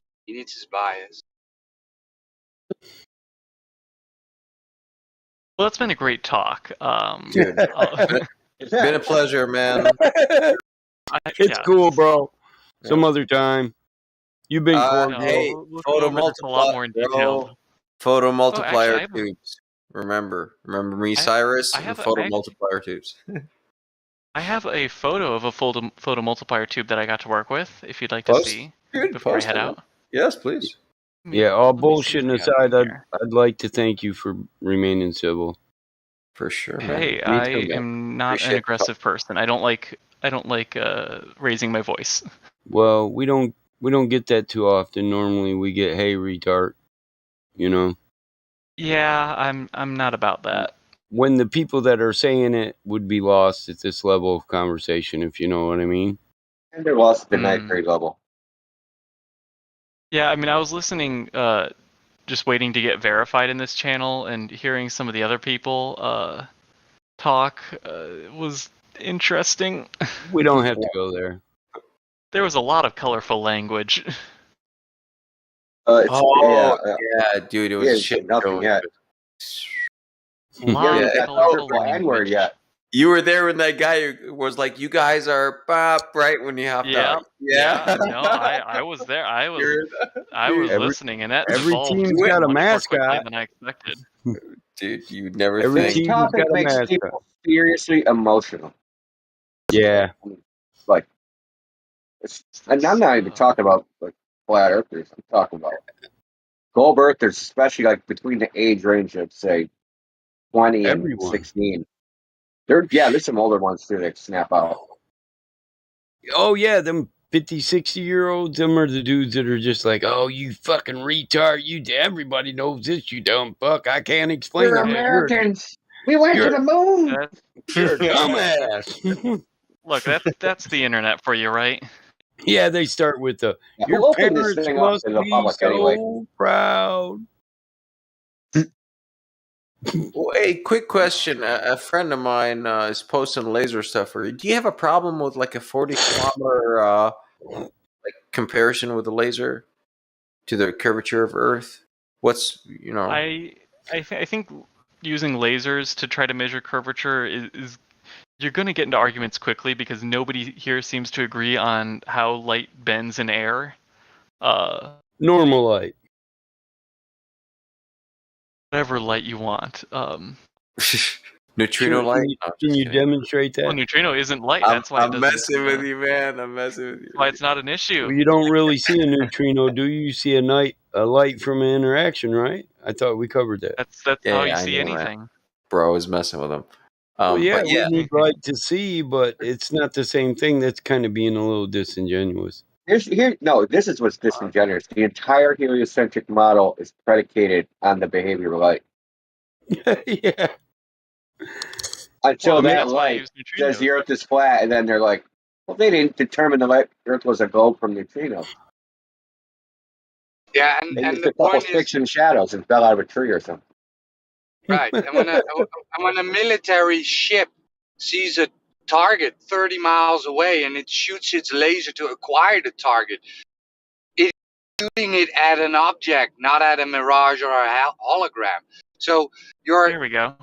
Effectively saying, well, the military can't use lasers to acquire targets then, right? Well, we use a neutrino laser or neutrino targeting system. It's really and Discord is being stupid and not letting me post a muon here. Why not? Discord, or you got perms if I'm not mistaken. Yeah, you should. I posted an image earlier. Okay. Let me see if I posted direct. I was trying to drag and drop it, but maybe it doesn't like that. Let's see here. Gonna post the cat. I can only do one at a time. Alright, well, this will work. He's gonna post the dinosaur meme in jets. No. Oh god, imagine if I just started trolling after all this long talk. Bro, I highly doubt it, bro. No way. You know what a photo multiplier is? No, man, I trust you. Believe it or not. Just based on that. Yeah. All right. And oh my god, silicon photomultipliers are so much more easier to handle. You don't have to use high voltage equipment or anything. Stick that in your pocket, please, and just send me a couple. 2 would be great. The more the merrier.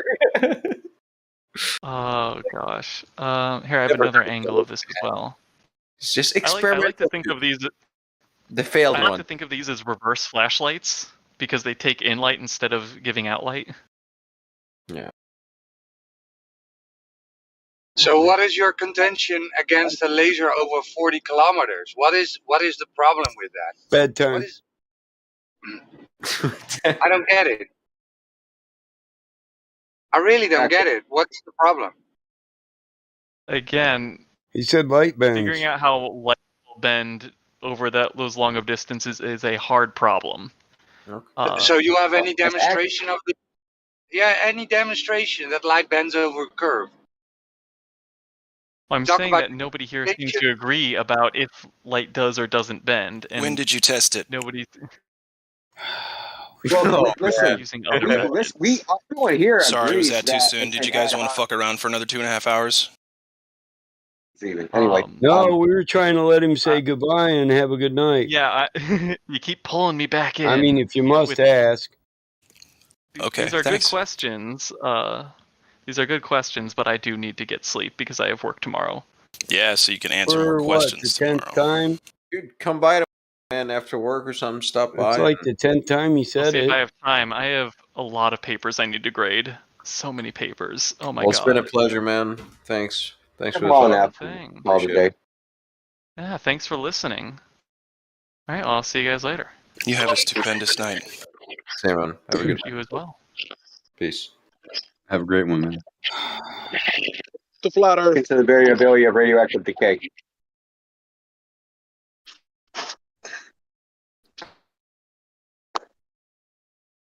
Did you guys like the stories?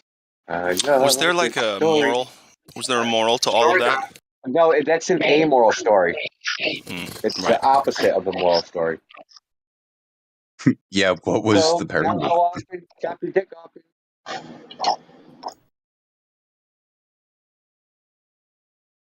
Yeah, whenever you whenever you talk about lasers, then they are immediately but light bends over the curve. Oh. Yeah, we actually some of that in the very beginning. I got it out.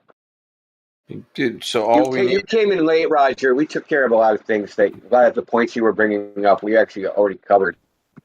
It's so because the horizon is optical, no one can know what is happening with the air and the stuff in the air and light at the horizon. You're not there to test it, and you can't be. It's optical. Well, it's a big optical illusion. We're just confused weirdos, just running around, have no idea where we're going. You could just get hit by a car at any minute. Because even though I feel like I'm in my house, I might not really be here.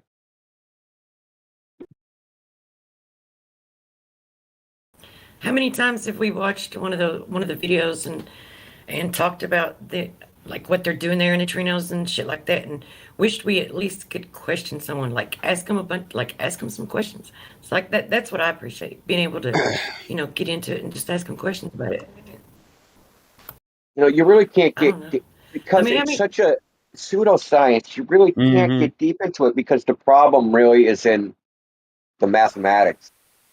In that they're not shooting a neutrino and we're like, oh yeah, it's not like I have a target somewhere and I pull the trigger right and the bullet goes and hits a bullseye somewhere. It's not like that. No, it's more like they're shooting gazillions and gazillions of bullets, and every once in a while they'll see one appear on the target. Yeah, one hits. What they wait for is a particle to hit that to decay, and the emission of light as a neutrino is formed. And this is based on statistical probability, on a theory, a hypothesis. Dude, there's so many, but that's built upon other theories. I mean, this is like a stack of shit. And quantifications. Exactly. So think about it like this: if someone like that doing that kind of pseudoscience, we call it pseudoscience, right? If they're doing something like that and they're actually actively doing it, and you can reach them slowly and slowly show them how it is pseudoscience, and if they see that the Earth is flat and that they're lying about all this other shit, then maybe they can get re-engaged in what they're doing right now with a whole new set of eyes. That's the hopeful thing, anyway. So he acted like when a particle decays, you actually see the neutrino, but the truth is you don't see the neutrino. The neutrinos never detected directly. No, they never detected. see a neutrino. They predicted that when this decay happens, that a neutrino is created and the light is emitted. Because they see the light, they assume or infer there's a neutrino being created and released. So they never detect a neutrino. So when I used the word decompose, it should have been just decay. I thought I heard it like that. See, Yeah, well, they call it change flavors. Yeah. It's they got their own terminology. And the reason they have that is because there's something called the solar neutrino problem. They were supposed to be detecting some amount, and then they were like, oh, they're not, like, there's like supposed to be like 2 different types of neutrinos, and then they were like detecting too many of one, and then they were like, well, they must be transforming when they're in between the sun and the earth and becoming something else. Yeah, it's like you going into the weeds on this shit is like pointless. It's like arguing about unicorns and elves and shit. Yeah, they come out Bumblebee, but then on the way here they transform to Optimus Prime, and somewhere in between they might be Omega Supreme. Yeah, and we know that because we predicted it. Saw some light that might have been from this other, because there was this other interaction with something we also can't prove. Yeah, I just want to kick that can down the road. Yeah, I'm not gonna lie. it's like you created a W boson from being too close to the nucleus. The other thing I can't prove. That's the other thing we can't prove. The nucleus, the W boson, the electron, and then the neutrino, and then the Cherenkov radiation, and like all these things. It's like a whole. You ever see Tom and Jerry where they make these like elaborate contraptions to do one stupid thing? That's what it is. Yeah. It's called a Rube Goldberg device. It's a Rube Goldberg device of this whole contraption. Neutrinos exist. The same way that angle absolutely wouldn't work on a flat Earth, or the propagation wouldn't work, or the way it's collected from an upward angle wouldn't work, and all that changes as you look into it. Here's the funny part, right? He has to go back and do the math. Shouldn't he have already done the math? He already made his claim. Yeah. He claimed it wouldn't be possible on a flat Earth. Now he has to go check what his belief is. And he was talking about confirmation bias. He already believed the math wouldn't work. He didn't even do the math. Right. And when you look at the elevations, one being higher than the other, wouldn't you predict that we'd have to propagate a beam at a slight angle to hit that detector that's at a lower elevation? Yeah, it's never coming from on top. Yeah, because the other place is higher than where you're shooting it from. Yeah, no shit. Good deduction, Sherlock. I know. When I shoot bullets from below you, they don't hit you in the head from the top. Like, great. That's some JFK shit. We're reading the same stuff, so I figured, when Indio sees this, I'll let him say something. I'm high. Fuck it. I'm done. Well, if anyone needs to be woke, needs to see the truth about the lies that they're telling.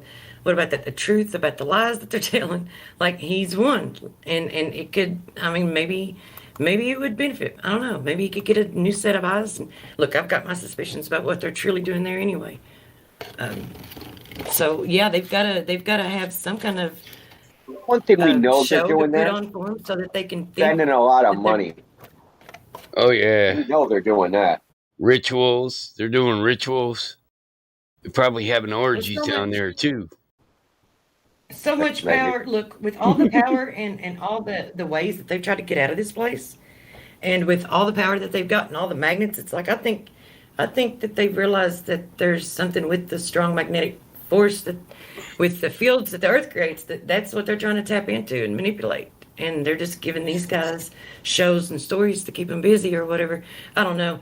That's been my suspicion. Well, if they're pushing particles with magnetism, that would say magnetism rules the quantum realm, and it also rules the megascopic realm, because that's the building blocks. I'm not convinced they're doing anything, because they can mentally masturbate with their models. Nobody's making like anything out of neutrinos. Okay, like there's no consumer product, anything that they're ever going to use neutrinos for. So what are they doing? Right? They're just playing around with our money. Circle jerk. You got to understand how much money these things cost. This isn't like small amounts of money. We're talking billions. Not millions. Billions, at least for Fermilab, right? And I know, like, I live in the city, but I know some of you people living in rural areas. We're talking like one of these, like Fermilab, it costs as much as probably like 5 counties in Kentucky. Their entire budget of every place in in 5 counties, all the money they spend. This one little stupid place is looking around for neutrinos, spending more money than that. I mean, it's pretty disgusting, if you ask me, to make nothing of any practical purpose. Well, that's what they're telling us that they're doing, and that's what the lower level in the ones first going into it, yeah. But like, what are they really doing? I don't know. I wonder if they're strategically placed in locations with certain, What makes you think they have to be doing anything or not productive? gravitational. Shit, I can't believe I said that. Electromagnetic properties, like like there's different places in the world that have different magnetic field properties or whatever. Or Well, well, they didn't he claim anyway. I say? don't know. I don't know myself. But there's a Didn't he? reason, like we put people like people that are aggressive. We have them nowadays. We have them do sports. They didn't do sports. They go out and kill people in real life. So we, take really smart people and we have them do projects that don't do anything. So they're not running around making machine guns or whatever they would do with their free time. You got to occupy people. You can't think of like the government at the sense of like your household. They have a different agenda. They're trying to make sure that we don't grab the pitchforks and torches and take the shit over. So they got to keep everyone busy and happy, just enough to survive, just so they're not mad because you don't want to give the slaves too much, but you don't want to give them too little either. So they're always trying to find that balance. And really smart people, I don't think any of these places actually produce anything. I just think it's literally an exercise in mental masturbation. You're just screwing around. Look, we have a model that predicts neutrinos to 13 decimal places. Yes, so what? Like, and where's the punchline? Like, where's the next part? I hope he doesn't get banned to have try my hand at and have a go at use my skills and see what I can do with him on the flat Earth and other things. Go for it. Just He seemed fairly all that. open-minded. I mean, to a degree. I mean, don't ask. I wouldn't expect a miracle. Right.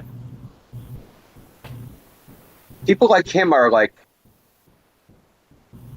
they're split because I think he has an honest, people that are scientists most people are genuinely curious about the way the world works. On the other hand, they did have to pass through a lot of gatekeeping. And to just chuck everything all the time and effort they invested into learning the official narrative versus being intellectually honest, that's a tough choice to make. And I wouldn't just expect anybody to do the right thing. People often don't. People are cowards.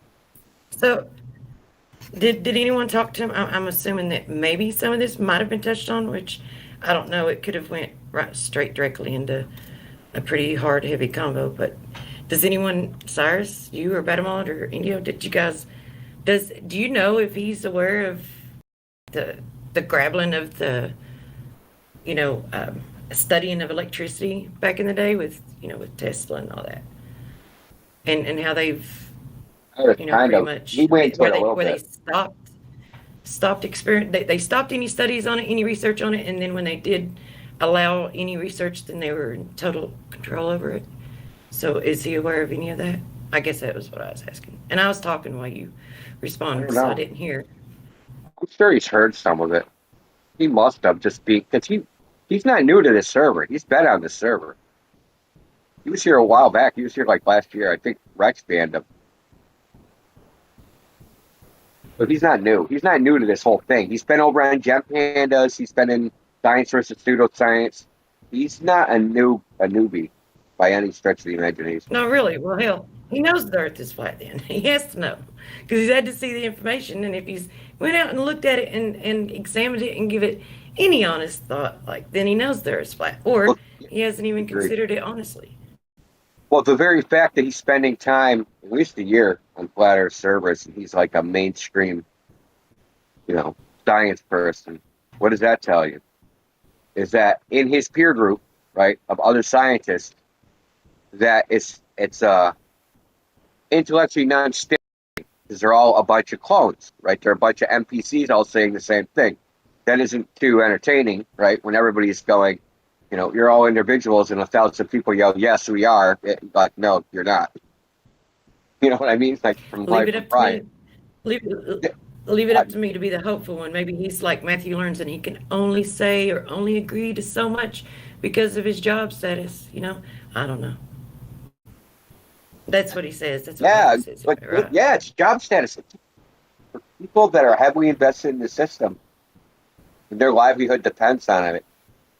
Like, see, my livelihood don't depend on it. His does. Yeah, he can't walk in the Fermi lab going, "I'm a flat earther." Okay, he won't be working at Fermi lab for very Right. long. I mean, let's get real. And his Fermi lab friends or anyone that knows where he works and everyone listening knows where he works and he knows this. So you can't come on here. He went to university with, and like his professors and the alumni, and like all the his whole life. Because obviously he's a nerd, right? So all the people he grew up with, and like all of a sudden he comes out like he went from I'm a mainstream physicist, and then you got people stereotypes of flat earthers, and he comes out as a flat earther. They're gonna be like, he must be mentally ill. Let's check him into an institution, right? So maybe able to get more of an honest conversation with him in another room that's not live streamed. I'll keep that in mind. Yeah. I have faith. Work your magic. Well, thanks for having faith. I can be relentless. So. Well, I think there's lots of ways to skin a cat, and I think as far as you try to keep it simple. And sometimes common sense is the answer. It's not always the answer, but sometimes it actually is. And keep it simple, stupid is it's really a good acronym for life. Period. Don't overly complicate things. Even if you can't get them to look at the thing you want them to look at with honest eyes and question it, if you can find something that they will look at and see, the deception in it, or like how deceptive that they are and how much they're lying about it. If he can, like, if there's something, it doesn't have to be the thing that you want them to look at, but if you can get them to find that one thing, right, that they see that is, well, wait, what are they doing here? Why are they telling us this when it's this? Then maybe that will cause them to question everything else. It just takes that one thing, right? Just questioning that, having that one thing to click in your mind. So who knows? I don't know. I don't think you'll get it. I don't think anyone will get him to do it here in the live stream. Because of what we just said, but who knows? Be helpful, I guess.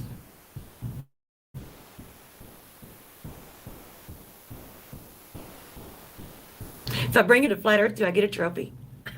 Just playing. I'm just joking. I've got an empty spot on my mantle here. One.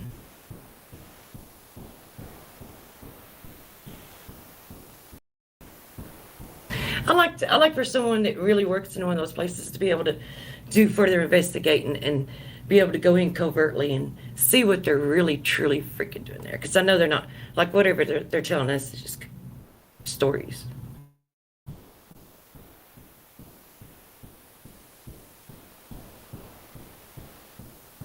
All right, I'll shut up.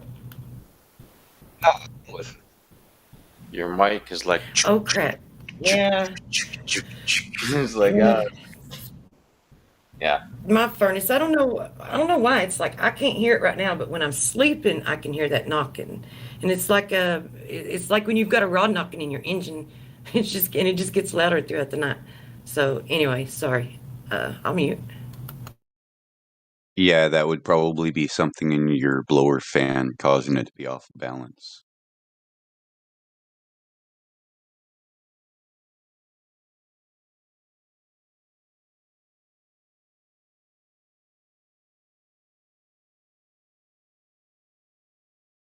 Sasha, thanks for not being a dumbass. Appreciate it. What's the dumbass saying? I muted them. Oh, that guy. Oh, I muted him. That's sacrifice. Oh man.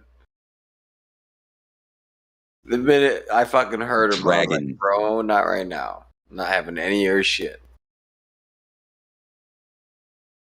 Do you Or think was he going after to come in and try and cock block or, just throw a wrench in the gears? Oh, that's all he does, man. That's all he.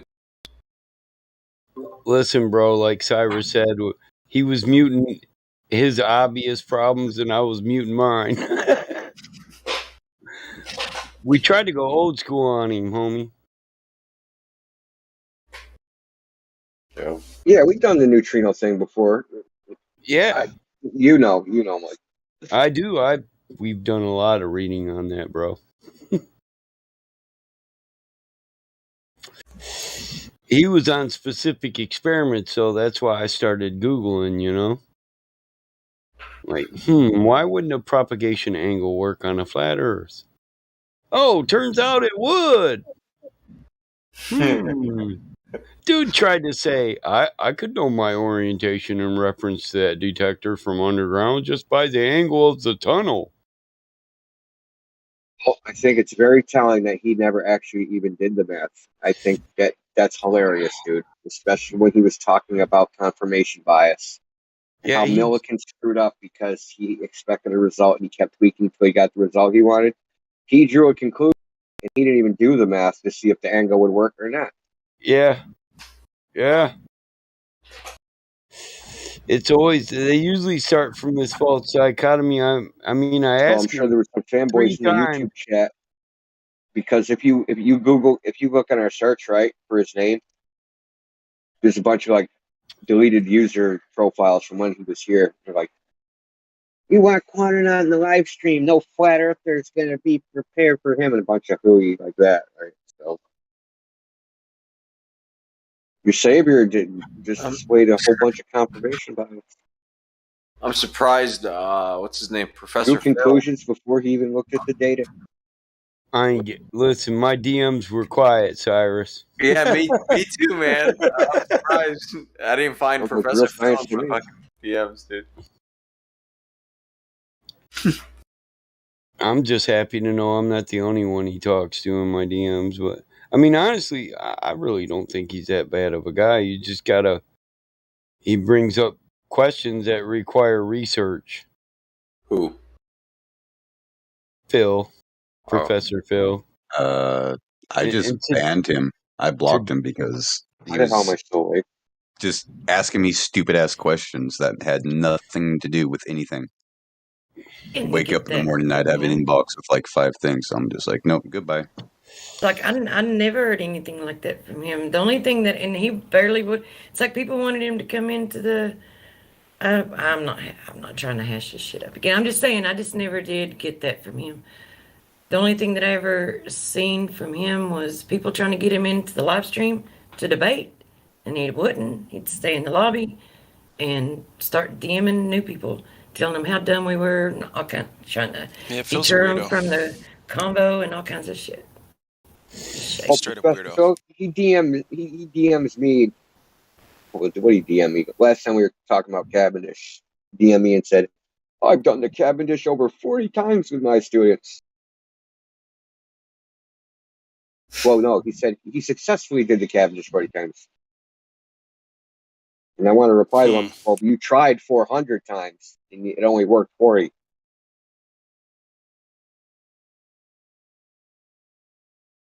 Isn't that confirmation bias?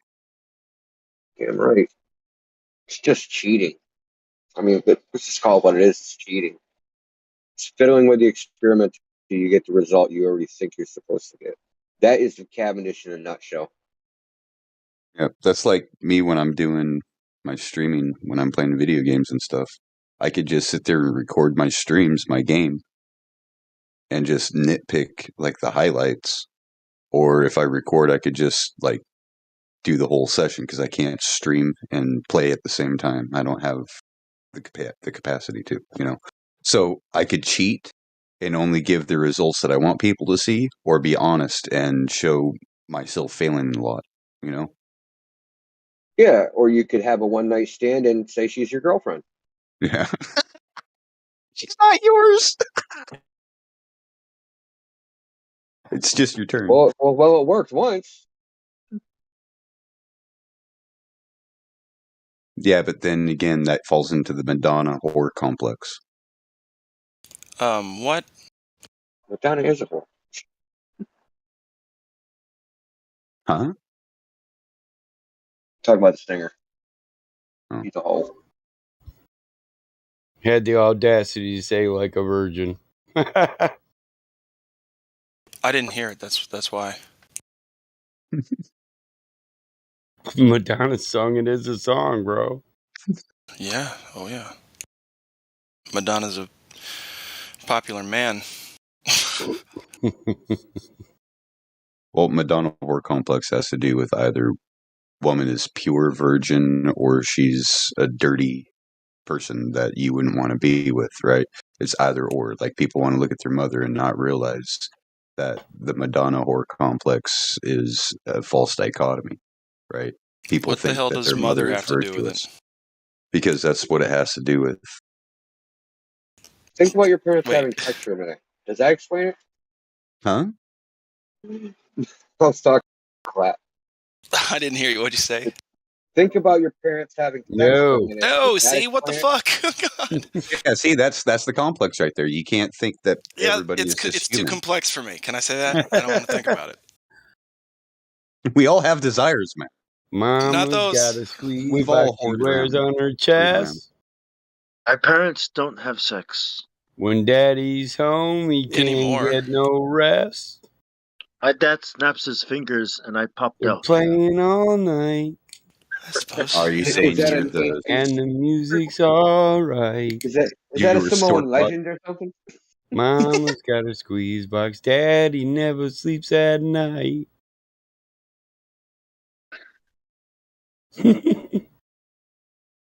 So I actually have a legit question. So how did they teach the birds and the bees pre-European in Samoa?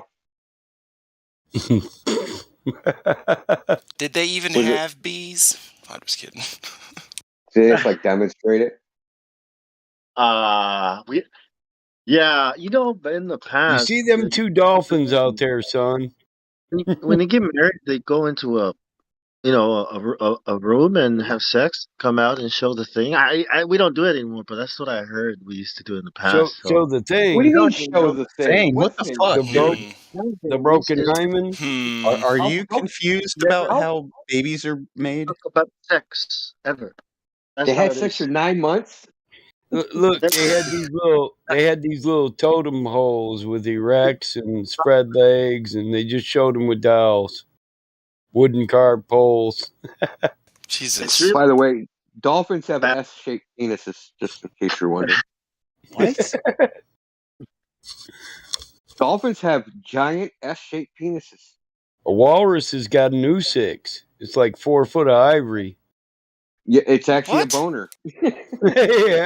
yeah. Walrus got an ivory penis. Yeah. Well, how are you going to keep flesh hard in all that cold ass weather and water? You know. Didn't they make pipes out of those? Oh man, Couldn't tell you, Mike. I had a friend. His I mom would worked smoke out of that, but Talk about getting buff.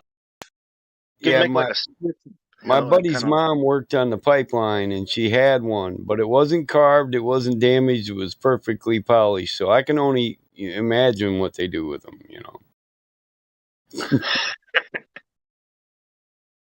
it was a little worn out. Walrus penis spear tip. No, please. No, well, please. That's what the Inuits did with it. So I stuck the spear, the penis tip spear. What sound do you think it makes when you stick someone with that? Another walrus's dick. Jesus Christ, man! Do you think the sound it makes is fuck? Listen, you got to see what it looks like first now. My brother's dick killed me. Some human chopped off my brother's dick and then killed me with it. I decided to go penis tip spear. The walrus. Nature is cruel sometimes. Grab your oosik. We're going walrus hunting. So let's see. Say, grab your booth, dick. Oosik. Oh. Oosik. That's an oosik right there. See it? Good one.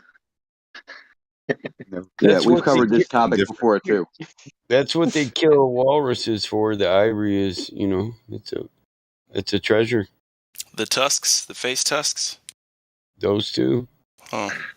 Is that not what we're looking at? Because I am not going to look at the voice text until that you is guys not what change you're the looking subject. at. No, you're looking at a Usyk. I'm not going to look. Well, then you're not looking at an Usyk. And that's fine. You're looking at a penal bone. I don't want to do that. Okay. It's a unicorn. Yeah, that's the unicorn right there, man.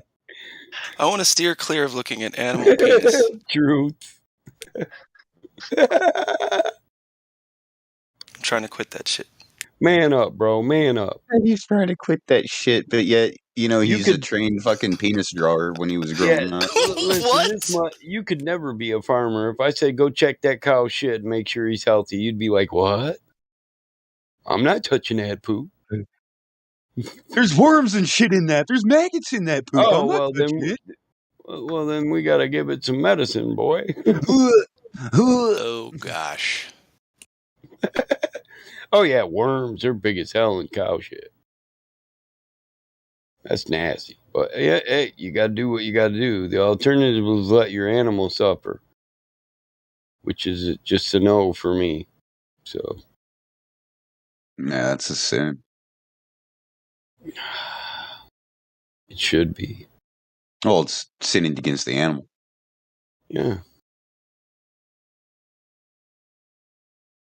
It's kind of like factory farming. Yeah, I would agree.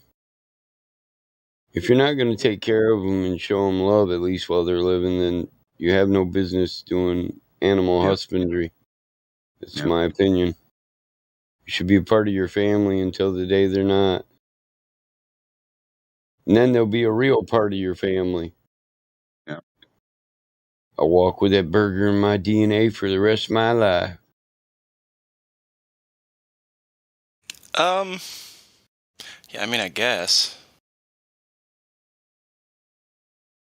I won't do it, but I could explain things that are nastier about cows than Usyk for a walrus.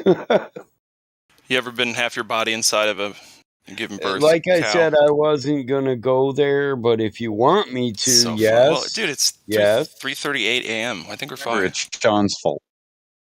So, yeah, blame it on me. It's cool. Sure. Half the body up in there. It's crazy.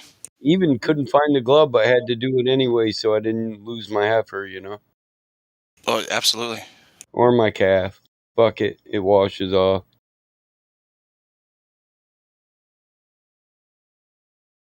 I ain't gonna lie, though. I was to the shower afterwards.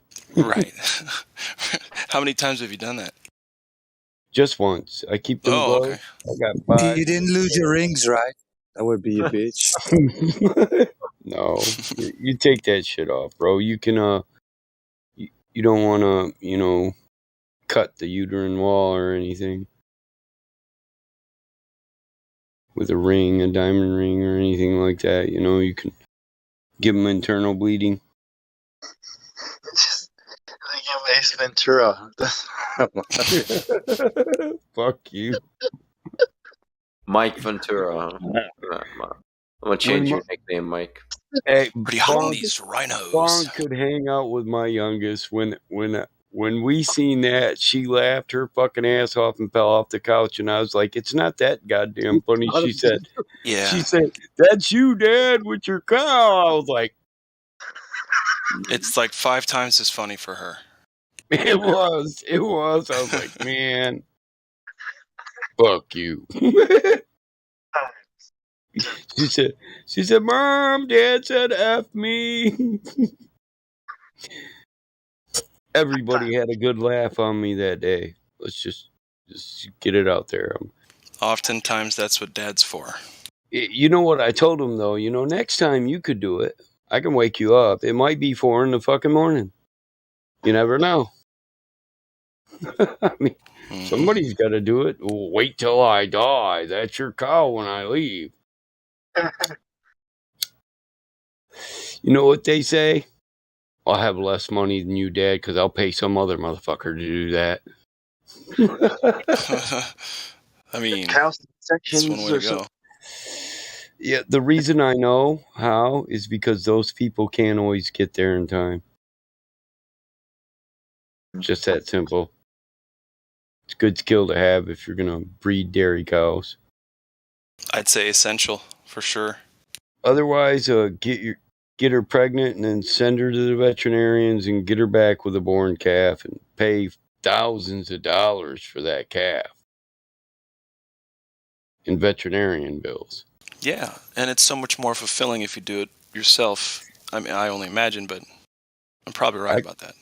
No, you're right. I can walk in my bull's fucking area, but that's because I birthed the motherfucker. Yeah.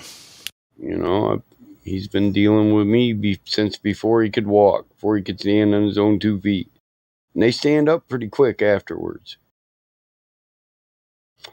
Once they find their footing, did they keep it, is what you're saying? Yeah, the first time they stand up, they're pretty wobbly, but they should stand up within 10, 15 minutes of birth. Oh, wow. That's quick.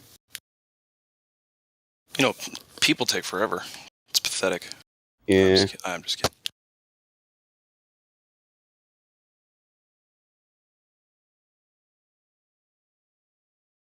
I mean, it doesn't always happen that way, but...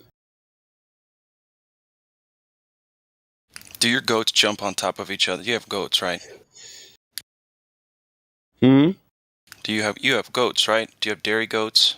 Or Yeah. milk goats? Yeah. Do they do the stack up pyramid shit? Hell yeah. Did they go in trees? They climb everything, dude. It's awesome. Goats and trees, guys. That's what happens. Why do you think I got barns for all my cars, man? There you go. The motherfucker will go out there and play King of the Chevelle. He'll do like spins. He'll just spin in a circle on top, having a gay old time. Yeah. Fucking shit up. Yeah, if your calf doesn't stand up within a half hour, then there might be a problem, but you can usually tell if they're a different color, and then you rub them to get the blood circulating, you know?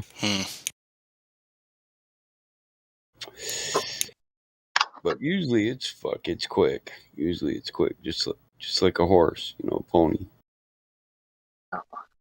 Welcome to the cold world. You're a cow. Sorry.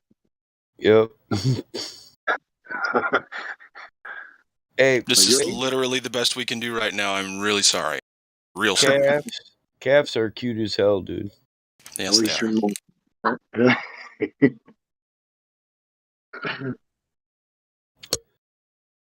I think just baby everything animals are pretty much adorable. Yes. I can't, you know what I mean? Like I can't. No, I was saying yes to what True prevails. Oh. Except for kangaroos, they're freaking ugly. As babies, though, are they? Yeah. I'll bet they're just plumb cute as shit. What, kangaroos? Yeah, I would think so. Most, I don't know. Most all are, except for like a hairless possum baby. They're not too cute. Oh, and those cats? Ugh. Baby rats those aren't hairless cats. What are we doing? Cute, what are we doing there, people? They're not that ugly. Skin bags walking around. It's horrible. I know. What's with them cats? I'm like, oh, kill it. You like grab it by its scruff and have half of its body in your hand. It just melts downward. You're like, bleh. All you are is skin.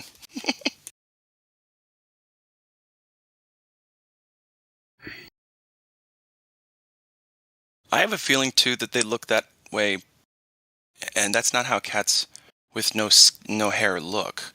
Generally, I think their skin, because it doesn't have hair, it's like made differently. Maybe I'm wrong. They look like demons. They look all wrinkled up, like them wrinkled Shar-Peis. Yeah, almost like Gollum. Yeah. Can't call them little fur balls. Call them little skin bags. Walking around.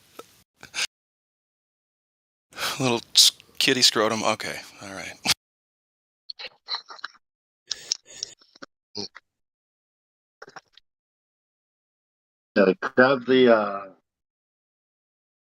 Grab the pussy by the skin. Oh no.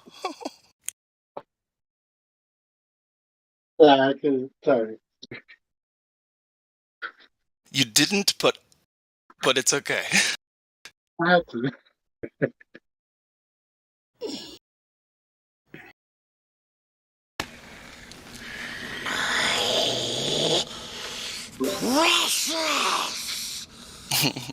Yep. Now just imagine your girlfriend's cat doing that to you.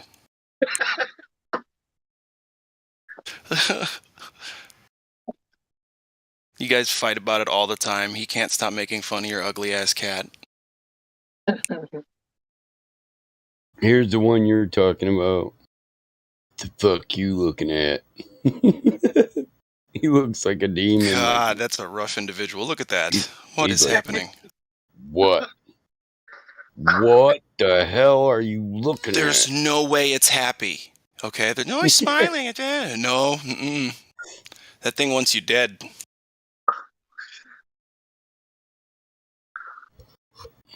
Scowling. Just fucking, hey, I'm going to have nightmares. Running throughout your Honey, I don't care what you say. That thing wants me dead. Damn, that cat is angry, eh? No? Right? Like, I wouldn't believe a vet if a vet was like, this is as happy as this cat can look. It's not a demon cat. I'd be like, that's malpractice. You're fucking lying to me, sir. That cat needs to deal with some trauma. For sure. You know what? It's the shirt. It's the red shirt. It is. He's like, why is this fucking shirt on me? That's a shaven nutsack with ears and face. I just can't believe it. Ugh, look at that disgusting fucking wretched alien looking fucking God. Just like it looks like you grab me a beer. Let me swing this tail around a little bit. Just fucking give me a beer.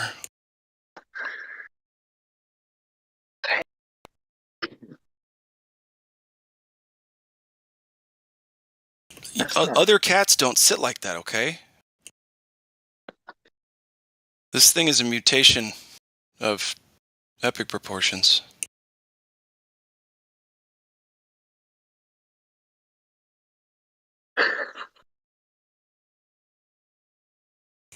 Siamese are cool cats.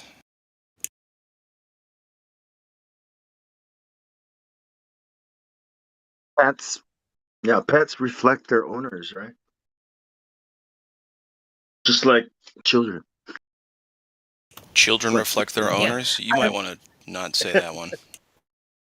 I really don't want to meet that one's owner. It's like... Oh, yeah, for sure. The one battle mod posted, the cat looks like he does it every day. He's posing. He's like, yeah. You got it. Keep snapping them shots, you bet. Look what I got for you. Look what I'm presenting. See this? This is quality, and it's right for you. Enough is enough. Gosh, stop it. All right, I'm done. Freaking thing wishes he's wishing he was dead, Padawan. He does not want to be alive right now. He doesn't like that damn shirt. His old lady, I bet his old lady's some big fat girl, and he's like, this fat bitch put a coat on me. And he probably got took to the vet earlier, and they probably just had a bath, and I see what he's thinking. Get a boyfriend, fatty, and then maybe you'll leave me alone. God, okay.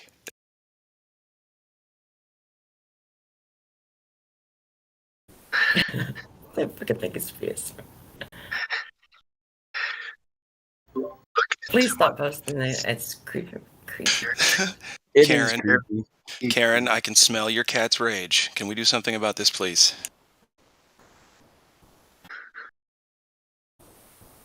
Linda, Karen's cat's going crazy.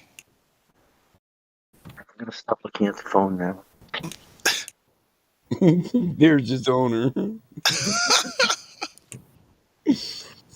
Yeah, my cat's killing people right now. Yeah, send the police. Thank you. He doesn't even have claws. He's just staring she's at calling people. the cops because she's calling the cops because someone looked at it wrong, and now it's in a bad mood, and she's like, "Someone pissed my cat off." I can see that one saying, "It's ma'am."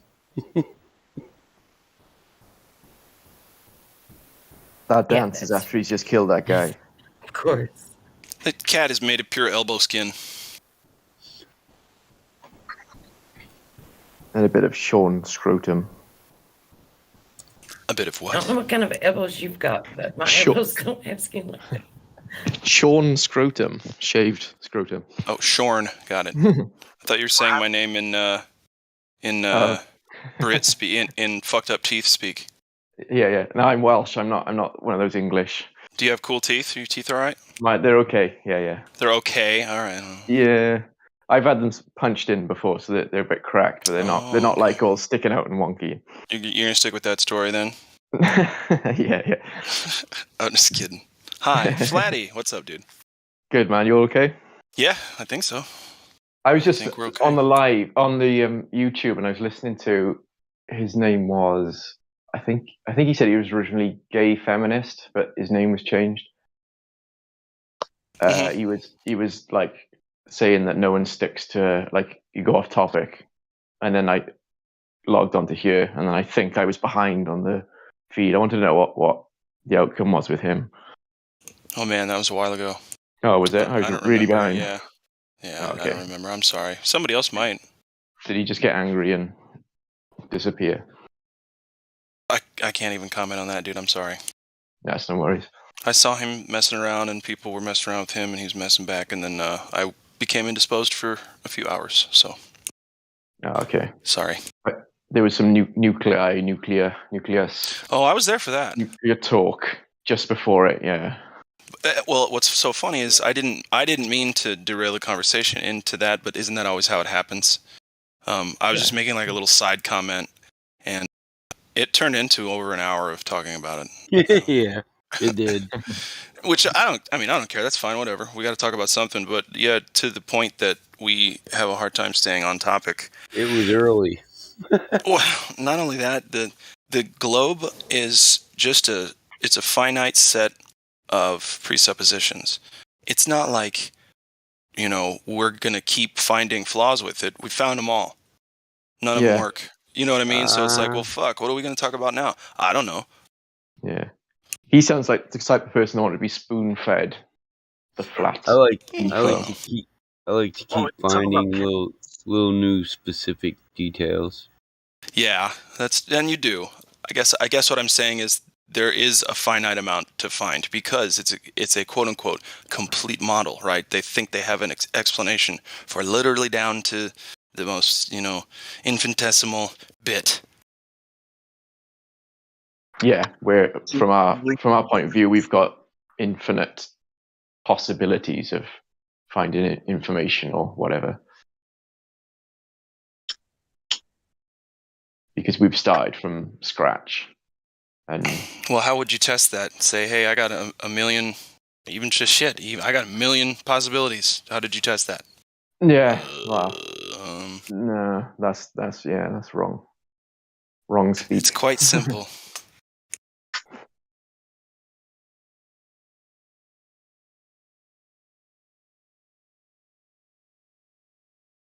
How did you test that you're testing that? Whoa, dude. Yeah, that's what I'm saying. It's one of those, man.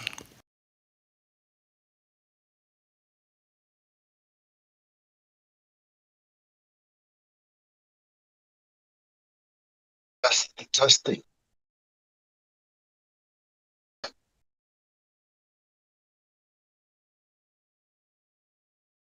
Hello?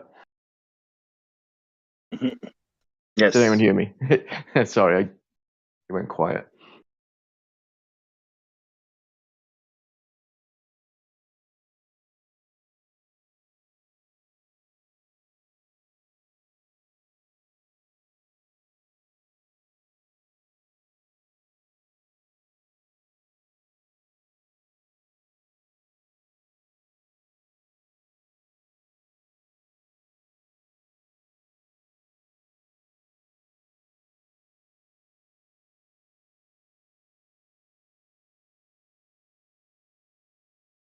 Who killed the airman?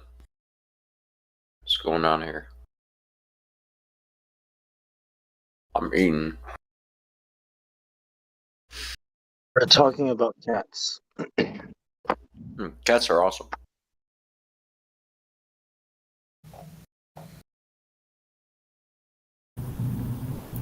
Well, I You can see only talk stars when in your teeth get between. knocked out. I can only talk in between my heat runs, and my heat's on right now, so I have to wait till it shuts back off. I might just turn it down so it kicks on less because I'll never get to talk about it. Yeah, you're good. You don't hear that mechanic in the background beating? No, I don't even know how it's picking it up. I seriously don't get it. Yeah, I have It's like so noise freaking low. suppression on, and then it somehow picks up me yelling in the background or yawning. What do you want, Dragon? What? I'm just talking. Interesting. You guys are assuming stuff about me again. I'm not assuming shit. Investigating me. Dude, I was there for all your bullshit. I already know, man. What bullshit? All of it. I never bullshitted. Yeah, sure. I'm alright. You're already boring, so I'm boring? I think I'll just mute you. Oh.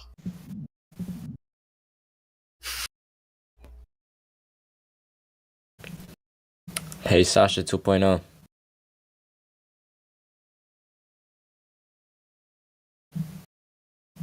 Are you there? Is there any globe earthers in here? Come on, guys, don't be shy.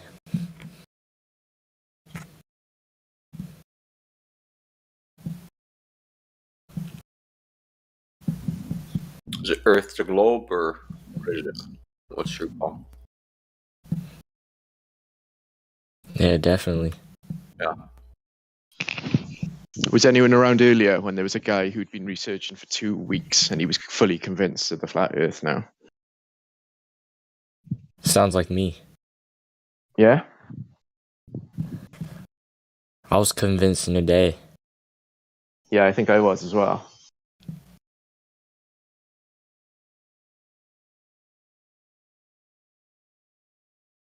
Well, you shouldn't be. You said what? You shouldn't be.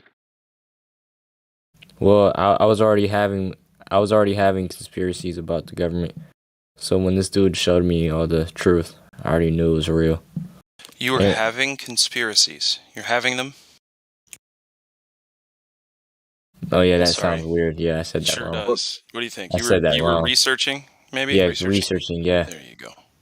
Look, it is a fact that we all experience a flat and motionless Earth, and this is a direct experience of everybody that's ever lived.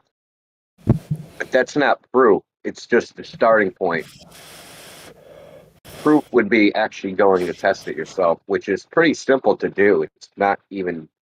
A lot of people think that the Earth is too big to measure curvature, but according to the radius that they say the Earth is, it's actually pretty damn easy. It's actually because it's an exponential curve.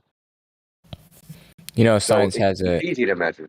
It's science. Well, it doesn't. Measuring things isn't science. No, I'm saying modern science, they always have an excuse for everything. Like let's say you think you don't feel movement, right? They're gonna be like, "Whoa, it's gravity." Well, there's experiments to prove that the Earth doesn't move. So, I mean, well, the thing that popped it on the top for me was just the government. Like if you just told me the Earth was flat without any base claim of why they would lie, then I didn't believe anything. I think I was here before when I was a globe earther. And I was laughing. Why would anybody have to tell you the Earth is flat? Huh? Why would anybody have to tell you the Earth is flat? Because everyone else tells me the Earth is a globe. Yeah, but if nobody ever said that, you would never reach the conclusion that the Earth was a ball. Never. Yeah, because listen, nobody ever woke up and was like, yeah, I'm walking around on a globe. No one ever thought that. Well, duh. Crazy Greeks looked up in the sky and said, look, I think there's a ball up there. Maybe we're on a ball too. and that's pretty much the entire globe of Earth, is to look at the sky, presuppose those dots of light, which you can't even see in 3D, are spheres, and then say, I'm also on a sphere, which is logically baseless bullshit. There's no reason to think it, because for a simple reason, there's no similarities, right? So when I look up in the sky and I see a bright light, I don't go, man, that looks just like the Earth, man. There's all this similar things. I look up there and I see that there, and then I look at Earth and there's the same thing here. No, there's no similarities that we can observe between so-called planet and a star. We don't observe any similarities. There's no reason to think they're the same. So there's no reason to think they're the same. Yeah, we're go not. by what you experience of flat and most of this Earth. We know the world is mostly water. You look at the water's obviously flat, but that doesn't prove anything. It doesn't prove the Earth is flat, because seeing things is inherently subjective. And this is easy to prove, because when we build things, right? When we build buildings, we build bridges, we use tape measures. We don't just look at the parts and the pieces and start nailing, screwing, and bolting things together, because it would be all fucked up. Because we can't just look at things and know their true dimensions. We have to actually measure them. So, has anyone because of ever this, measured the round Earth? no. That's the thing. When it comes to actually, like I said, we start. The Earth is flat as a starting point. That doesn't mean it's true. It's just a starting point. The way logic works is you start with an axiom. Okay, what's self-evident? What's self-evident about, like, whatever thing I'm inquiring about? Okay, what's obvious? What's obvious is that the Earth looks flat. That doesn't mean it is flat. It just looks that way. So then you go out and test it. You go out into the world and you say, looks flat. Let's test to see if this flatness is actually there. And we're going to use some sort of objective tool to figure that out. Well, doesn't that speak for itself? Like, if you were on a hot air balloon and then you look down and it was flat, isn't that observation, like, I mean, your eyes aren't lying to you, right? Yep. But it's subjective. I mean, it really is. Because I've never been on a hot air balloon, but I've been on a plane. So I'll give you an example. If you draw a parabola on the ground, it looks like an ellipse. But the equation for an ellipse and the equation for parabola are completely different. So if I drew them on a graph paper, I would apply a formula and I could draw each one of them. But so how, when I'm looking at things, which is a different geometry, it's called projective geometry, when I'm looking at things, how can I make an ellipse out of something that's completely different? And it looks that way. How come railroad tracks appear like they converge? So we don't see the world exactly as it really is. It's projected. The 3D world is projected onto our retinas, right? It's projected onto the surface of our eye. So it's the 3D world projected onto a 2D surface. That's a subjective opinion. You look at something, it might look flat, but might not actually be flat. The only way to objectively tell is to actually go out into the world and measure the Earth. And it is measurable, even though people will try to convince you the Earth is too big to measure. You do the actual math, it is not too big to measure. It's not even close. Give me an example. Miles away, I've been personally watched a boat 30 miles away. It sailed from 6 miles away out to 30 miles. I know the distance because there's a website called marinetraffic.com that tells you the position of boats out in the ocean and lakes. So I know where the boat is. I watch it for 3.5 hours sail out to sea. Visual the whole time, never disappeared over the curve, none of that shit. And you do the math, that boat's supposed to be 480 feet below the horizon. Did you zoom in on it? I could see it with my naked eye. My naked eye. And I took a picture with a fucking iPhone, dude. Can I see it? An iPhone. Oh, yeah. Yeah, it'd be interesting to see that picture. You want to see his naked eye? The iPhone? Or the No, picture? I want to see his naked iPhone. I want to see him naked.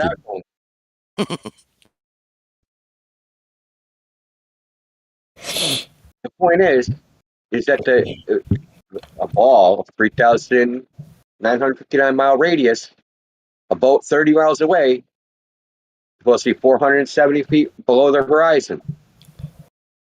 So it's easily testable. That's easily, I mean, can we measure 470 feet? Of course you can. That's easy to measure. That's over a football field. That is medium-sized building. Here's where I was. Oh, was.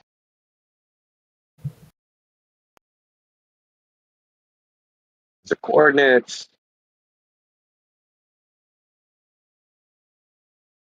Here's the heading.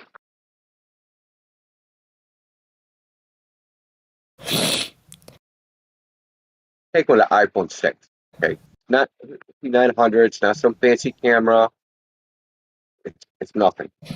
I like how most people they like to think that the Earth is a tiny, tiny speck compared to the sun, but in reality, the sun is smaller than Earth. Dude, way smaller.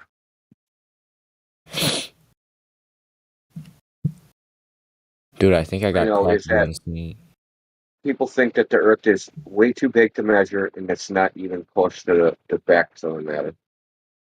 Easily measurable. Easily. Hey, truth prevails. How are you gonna tell me to mute my mic before I snot around? If Crack Villain does the same thing. I can't say anything to Crack because he's a moderator and I'm gold.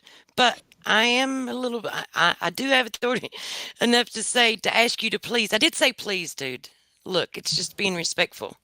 Just blow your nose instead of sniffing it up back in there. Yeah, that's nasty, man. Don't be. And on if you want to next ban, time Crack just does say it, I so. will DM him. God, by the way, you guys are fucking yelling at him. Hey, dude, just go blow your nose and come back. Thanks. No one's yelling at him. No, I've got as a gold. It's just a word if you want him banned. Why? Good idea. How about we stop being his fucking parent and he just figures it out himself? Right. Well, Where are your because I'm not parents? We want to talk to them. I'm not standing in why front they of raised him. you so fucked up. Smack him when he does it. It's nasty. Like, my children they never did that. Like all I had to do was tell them once when they were like 4, and then they never did it again. What? Sniffing and snorting. I can't even control it. I can't control it. Yeah, you can. Do you No, know I why? can't. It's Because dripping out of my nose. yeah, but so you sniff on purpose, though, right? Isn't this sacrifice? Yes. Yep. Bro, Just you're mute on your your mic last before leg, you do it. man. Dude, that's why I got him muted earlier, man, because it's sacrifice. Please, just kick him out. Dude, we don't have to fucking play with this. We know he's a fake ass flat earther, dude. Just No, kick I'm his ass out not. of here. No, I'm not. Dude, it's I can so hear in your obvious. voice. Look, dude, you How didn't are you fool gonna call me a anybody fake from flat the earther? very beginning. Like you've never fooled anybody, not even for a little bit. Like Dude, I already explained the just points. just give up the luck. Explain the points. I repeated the script. Why ain't I in the club? Right? Come on, man, please. Boss, please Look, let me we in. can tell you. Listen, why don't you go to the Mexican embassy and say you're Mexican wearing a sombrero? Do that. But I'm Mexican. I got the sombrero. I love tacos. I must be Mexican. Yo, SA, let me in. Sí, tacos, güey, tacos. Enchilada. What gives it his way is flat earthers think about things a certain way, right? We're empiricists. Right? You're not.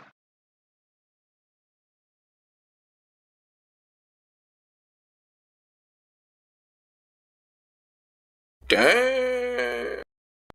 You're not. Oh, you got muted. Okay. He's muted? Oh, okay. Good. Well, I just think the government said something, and I automatically just believe the opposite because the government said it. That's not true. You're flat. The government said stupidest fucking reason ever.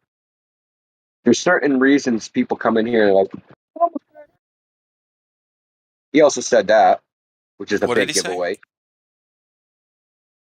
The Earth is flat because NASA lies. Oh, got it. Yeah. The Earth is flat because the government says X, Y, Z. No flat earther thinks the Earth is flat because of that. Nope. And we don't appreciate you coming in here faking it so people can use straw man fucking nonsense on us. Go join the Flat Earth Society. For the rest of you fake ass whatever's are. I think the Flat Earth Society promotes something that's even more ridiculous than the globe model.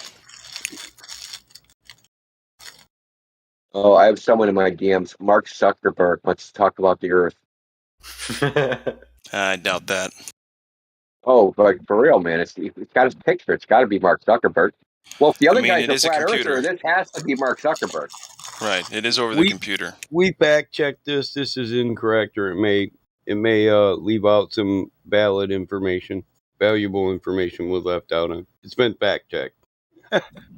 Right. What kind of chips are those, man? I'm eating pizza and nachos and cheese. Nacho chips. All right, I got you. Nacho cheese. Favorite chips and nacho was at hockey games. My daughters are smart. They said, "Give us the keys so we can go 4-wheel driving, Dad." I said, "All right." They left through the field. They burnt my gas out going all the way to town. They brought me back nachos and 2 slices of pizza. Awesome. Better than nothing, man. Dude, that's. I would. You know what? I would pay maybe even up to $25 for that meal right now to be delivered to my door. I probably did in gas, bro. Touche. Yeah. They left through the back 40. The left 20. I don't know what that means.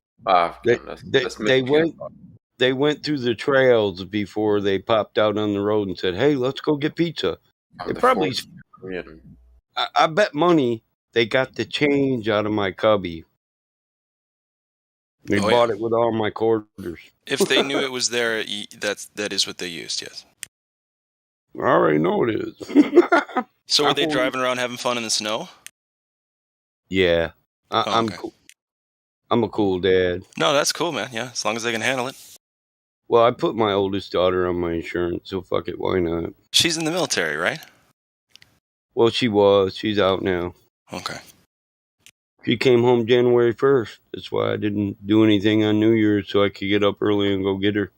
Her and her husband and her kids. That's awesome, Mike. Yeah. It's a big house. I don't like it empty. Totally. You got a lot of people who should fill it, so fill it. Trying to get my sister to take her old bedroom back from when she was a kid. Her shit's still in there. I got Barbies from the 60s, bro. Well, I don't, because I leave it there. You know, I haven't touched it. My daughter used to. When she was 5, she used to sneak into the other rooms and say, Whose toys, Daddy?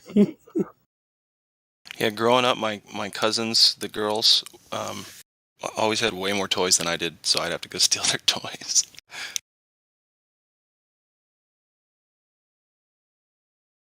Barbies from the 60s, though? Man. Well, my sisters are older than me. I was born in 72. My older sister was born in like 65, 66. Something like that.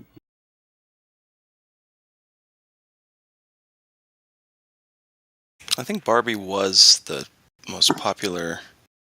Well, I just meant dollies. I don't know if it's a Barbie. Okay. I really, since I was a kid, I haven't been in her room playing with her stuff. But you see what I mean? The blanket term is Barbies. Mm-hmm. Just a doll. Yeah. Yeah. Cindy was another one, wasn't it? Did you have Cindy? Yeah, there's Cindy. That might be what it is. It's just it's a stuffed body with a ceramic head.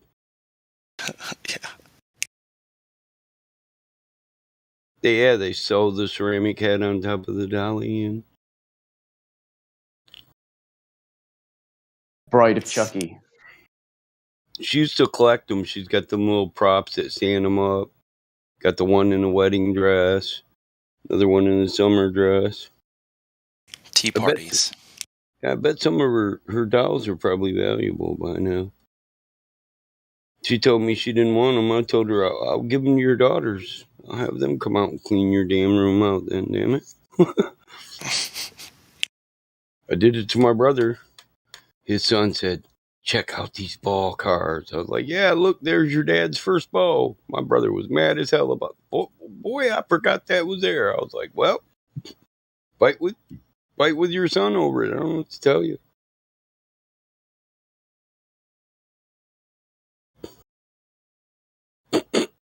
Double dribble.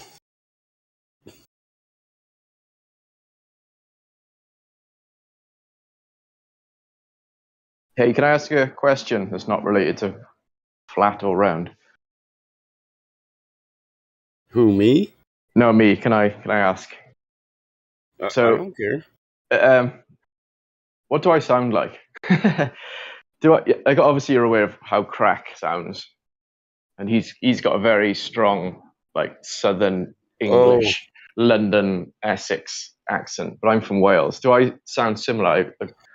Because to me, we sound very different here in Wales. Yeah, you sound different. I was gonna say British, but your accents can change every 15 minutes you drive, so I wouldn't know where. Yeah, you know, I mean, we're like America condensed into a tiny little. Yeah. There's a new accent every 20 miles, I'd say. I haven't talked to. I mean, I've talked to a lot of Brits, but I don't know all. That dialect is from this area. Well, if he's the southern version of the Brits, then you would be like the northeastern version, right? Like with the accents, yeah. No, I'm Wales, so I'm in line with him. So we're like to the left of England. I'm South Wales. Well, I didn't mean like I have no clue of your geography. To be honest with you, I'm talking like the Brits. You can compare them to American accents. Oh yeah. Dang old by God, British rednecks. You know what I'm saying? Yeah, I mean. Yeah, so you would be to the Brits as someone in the northeastern part of the U.S. would be. Okay. Yeah. To me. They'd be straddling that there Mason-Dixon line, say. No, I'd say it's upside down. I'm a northerner. Yeah. I'd say the south of Britain is like the north of America. And then the southern states of America are like the north of Britain. But everyone in Britain thinks that everyone else is like redneck or, whatever. So what's wrong with you guys in the letter T? T? Yeah, see, you can say it. T. So say what? Now that you said T, say water. Water. Water. See? Oh no! So see, I say water. It's a T. Oh, see, you don't I say go water. Nah, that's those Londoners. That's Crack and those. Yeah, they struggle with finishing words. I think where I'm from in Wales, it's kind of a neutral, because you can go deep into Wales and it's very all right, but like it's very slow and kind of almost like a southern, like American accent. It's kind of a bit slower and kind of drawn out. Whereas where I'm from, it's I don't know, it's not neutral because obviously everyone's got an accent compared to someone else. But like, do I sound like I've got a strong accent? Like I said, if it was like comparative to the U.S. accents, like I'm Southern in the U.S., so you would be to Britain, like in my view, as someone from the northeastern part of the U.S. would be to me. So okay. I don't know where that would be from or how that would go in Britain, but because obviously I don't sound like like the royalty, hello, like the Queen, like that kind of posh person sound. And then it's kind of hard to describe, but I'd say like the US but flipped upside down. So the very north of here is Scotland, so they've got the most crazy accent that nobody can understand from anywhere. Quite dead. Anyway, I just want to know if to you Americans, do I sound like Crack? Do I sound like I'm from London? But obviously the water thing, I can pronounce the T. So I'd say water. All It's right, slicker from there. and water. Yeah, it's different there. Anyway, sorry, that was random.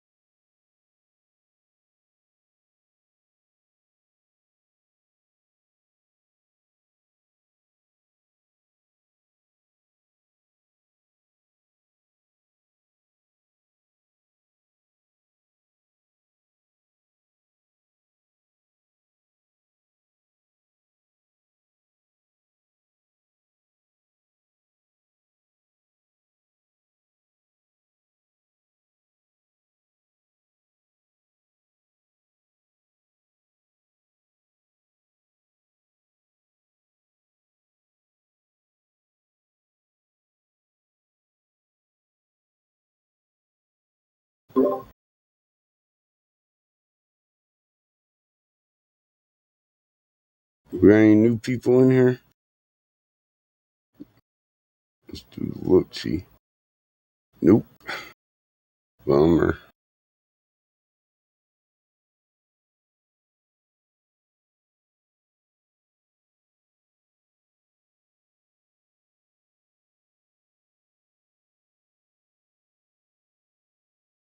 Yeah, I heard that convo, and I downed a 20-ounce Red Bull in less than 10 minutes, and now that's gone, and it's like on a dead convos. And now what? I'm up for Now 4 you're hours at zinging least. like, the Yeah. fuck? Like, what do I do now? Come on, let's do something.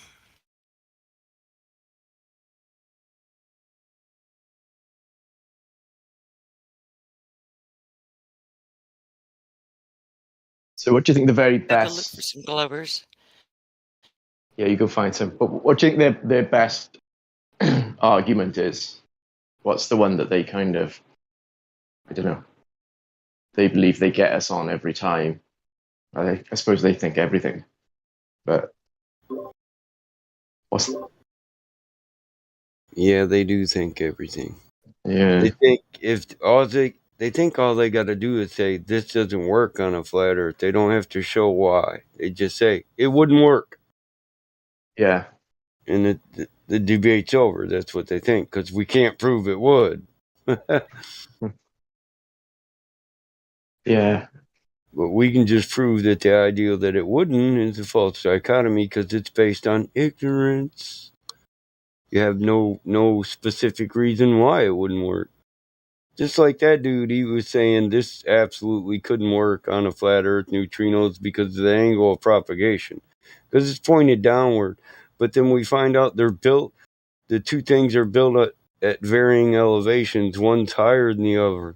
So if you want to hit it, you would have to point it downward. So it'd work. Level plane with topography.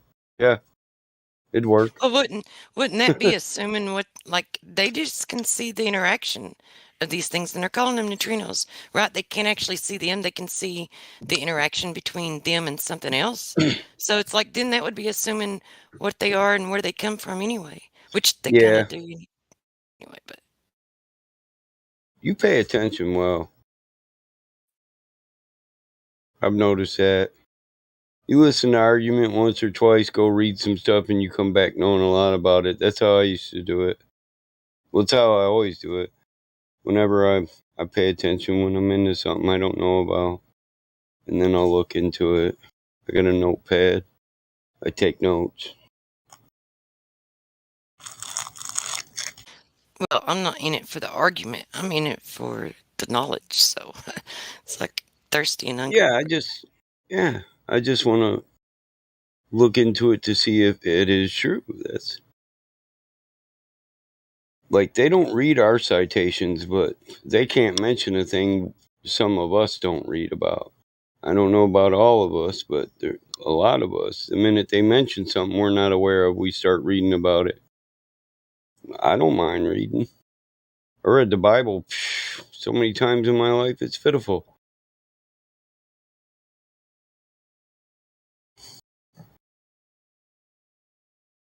Reading's a good pastime.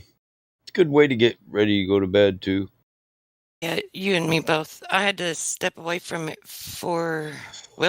I didn't know. I didn't know how long I was going to step away from it. I didn't know if it could ever happen. So the dogmatic indoctrination that I received and I was in for like 40 years of my life, it actually took a good 2 to 3 years before I started emerging out of the spiritual crisis that I was in. Yeah. Makes you wonder why they say, stay in the Word, brother. Right? Yep, exactly. It'll all be okay. Just stay in the Word.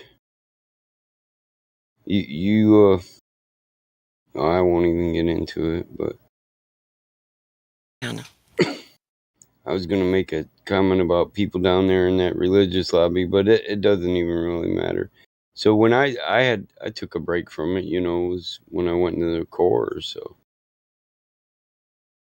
And when you start getting into diesel mechanics, structural engineering, mechanical engineering, reading becomes a great pastime. Because you have to do a lot of it. Especially when it already was. When I was in the desert, if I had spare time, I actually read a lot of Dean Koontz and Stephen King.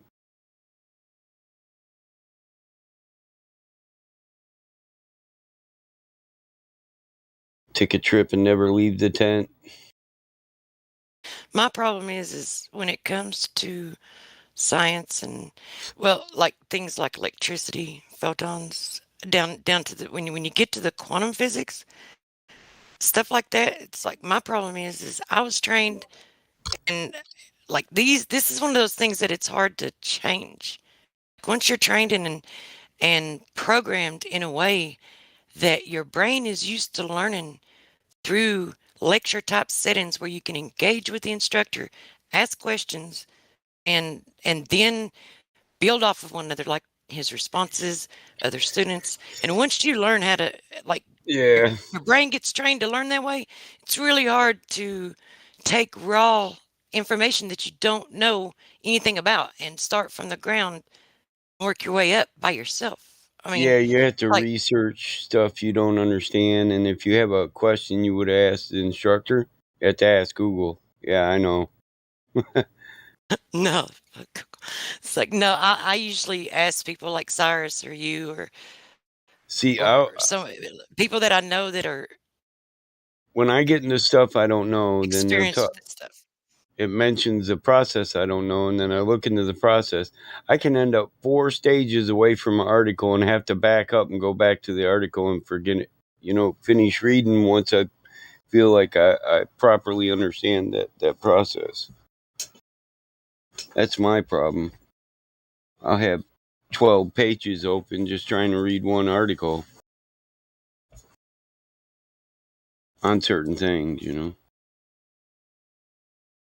If the FE Academy ever took off, it would be a lot of weight and a lot of burden on the people who are very knowledgeable about this stuff, or especially when I'm around, because yeah, there's some things that I can teach the newcomers that come in, but for the most part, if there's anyone that's experienced and really educated in some of this stuff, like I would be right there in their face all the time using their time up. So it's like it would be a big burden on the people who, the people who are experienced and educated in these fields.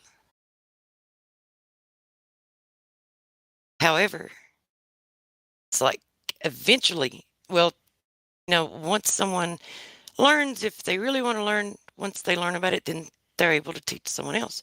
As long as they're honest and they only teach the things that they know. Yep. Yeah, you got to be ready to learn. I think, like school, I was rubbish in school. I didn't listen. And in fact, I don't think I read a whole book all the way through it until I was in my mid-20s. I was not interested in reading books because school, how strict they were and how just, I think I knew from an early age that the whole school system was fucked, And yeah, I was the same. And yeah, and it just put me off for anything. And what annoys me now is the mathematics side of it. It's like I've got no understanding. It's like I'm looking at like Chinese writing. And because my teachers were just so horrible, like in the 90s, it was, I don't know if it was like that for you guys, but it was a real, if you're not remembering and regurgitating the shit how they want it, then they don't want to help you understand it. That's how it was with us. It was, Thankfully, so when I was in high school and I was taking mathematics, thankfully then they hadn't started with all these new ways and methods, right? You actually could learn an actual method that was going to teach you how to apply critical thinking to a future solution without having the equation, right? So you could look at it and like they break it down and teach you when, like the logic of it, like when is this equation appropriate? Like, and if you don't have all the information to get the equation, then how can you find like what, then you put it into a word problem. So when you put it into a word problem, certain words mean certain things, like what would be the equal sign, and of is like multiply, and like different words once you learn these things. So thankfully when I was in school, they still part of the teaching. And I don't even know if it was the curriculum or if it was just my teacher. But my teacher he was like a friend, father figure.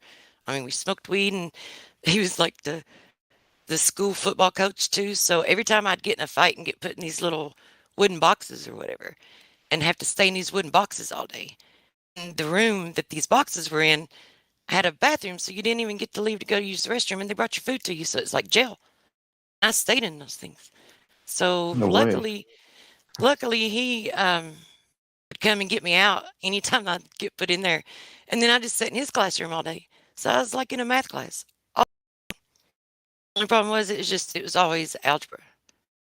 Okay, but he sounds like he was a cool guy. Algebra, and advanced algebra, which now he was freaking smart, man. Look, he was going to go, what was it, a mathematician, I think is the highest level that you can get. He had made it every level except for that. That was the next level, and then he would have conquered mathematics, right? You can't get any higher than a mathematician in accreditation. So he took the test, he failed it, took it again, he failed it, and when he failed it the third time, he just, accepted the fact that that's the best that he could do in life. Then he explained to me the difference between ignorance and stupidity. It's like when you're ignorant, you just don't know the information, but when you're stupid, you can't learn it. So he found out what his level of stupidity in mathematics were. Yeah, everyone's got that level. Mine's very low. But the point I was trying to make about him, that I'm very thankful for him, though, is that he taught me ways to apply critical thinking so that whatever the problem is, it's like if you look at the kind of problem that you have and you can identify what type of solution you're looking for, you can just look at the data you've got and you can figure out how to, arrive at your answer. Yeah, that's kind of the thing. The system, I feel like it really excludes exploring. It's more of like just regurgitate this information. Yeah, definitely. And that's boring, and that's really boring to a lot of people, I think. And so you either tune out, or you buy in completely, and I don't know which one's worse. It's a crime against intelligence for a student in school to be presented with a problem, and because they use a different method to arrive to the solution, even though they have the correct answer, to count it wrong. So if they have a proper way and an accurate way of coming up with the answer, then it should be recognized. But the fact that they want them to all conform to this one method, which it's like there's some stupid ass methods that they've got nowadays. But anyway. Oh yeah, you're talking about the new methods of like of math and all that.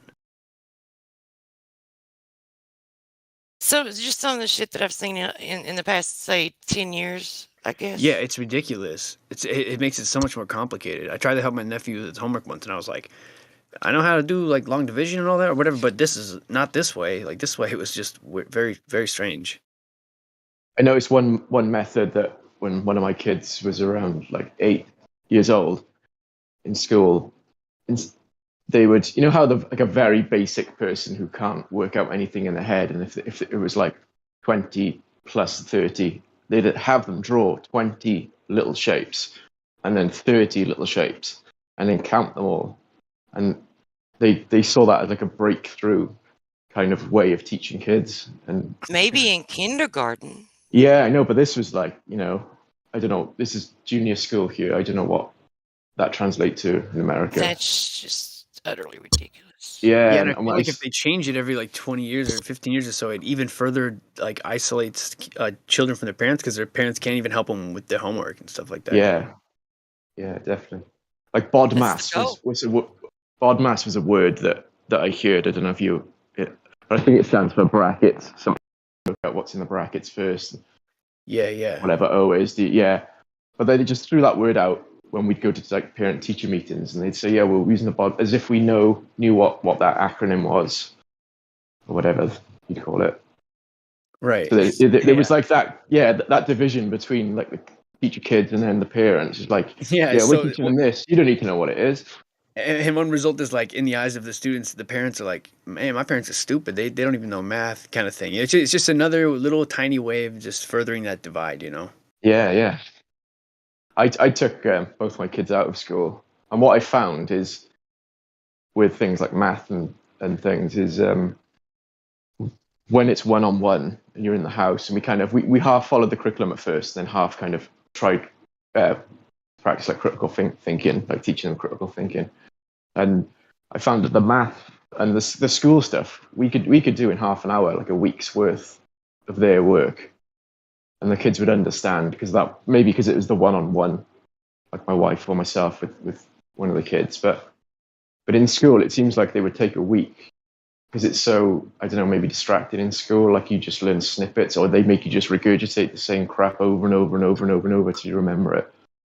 So we'd do an hour of maths, and it would cover the week, and then we would just do other stuff, and then we go back the next week and try them on the stuff we taught them the week before, and they'd know it.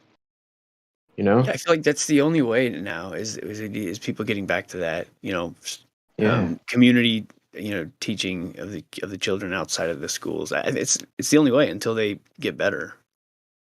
Well, I mean, it only makes sense because the parents can't teach the children if the curriculum requires a method that the parents don't know. And then they can't take the information and the knowledge that the parents have, that the elders of society have, and build upon it with the younger generation. So it makes sense because who was it that said they don't want a nation of thinkers? They want a nation of workers. Yeah, exactly.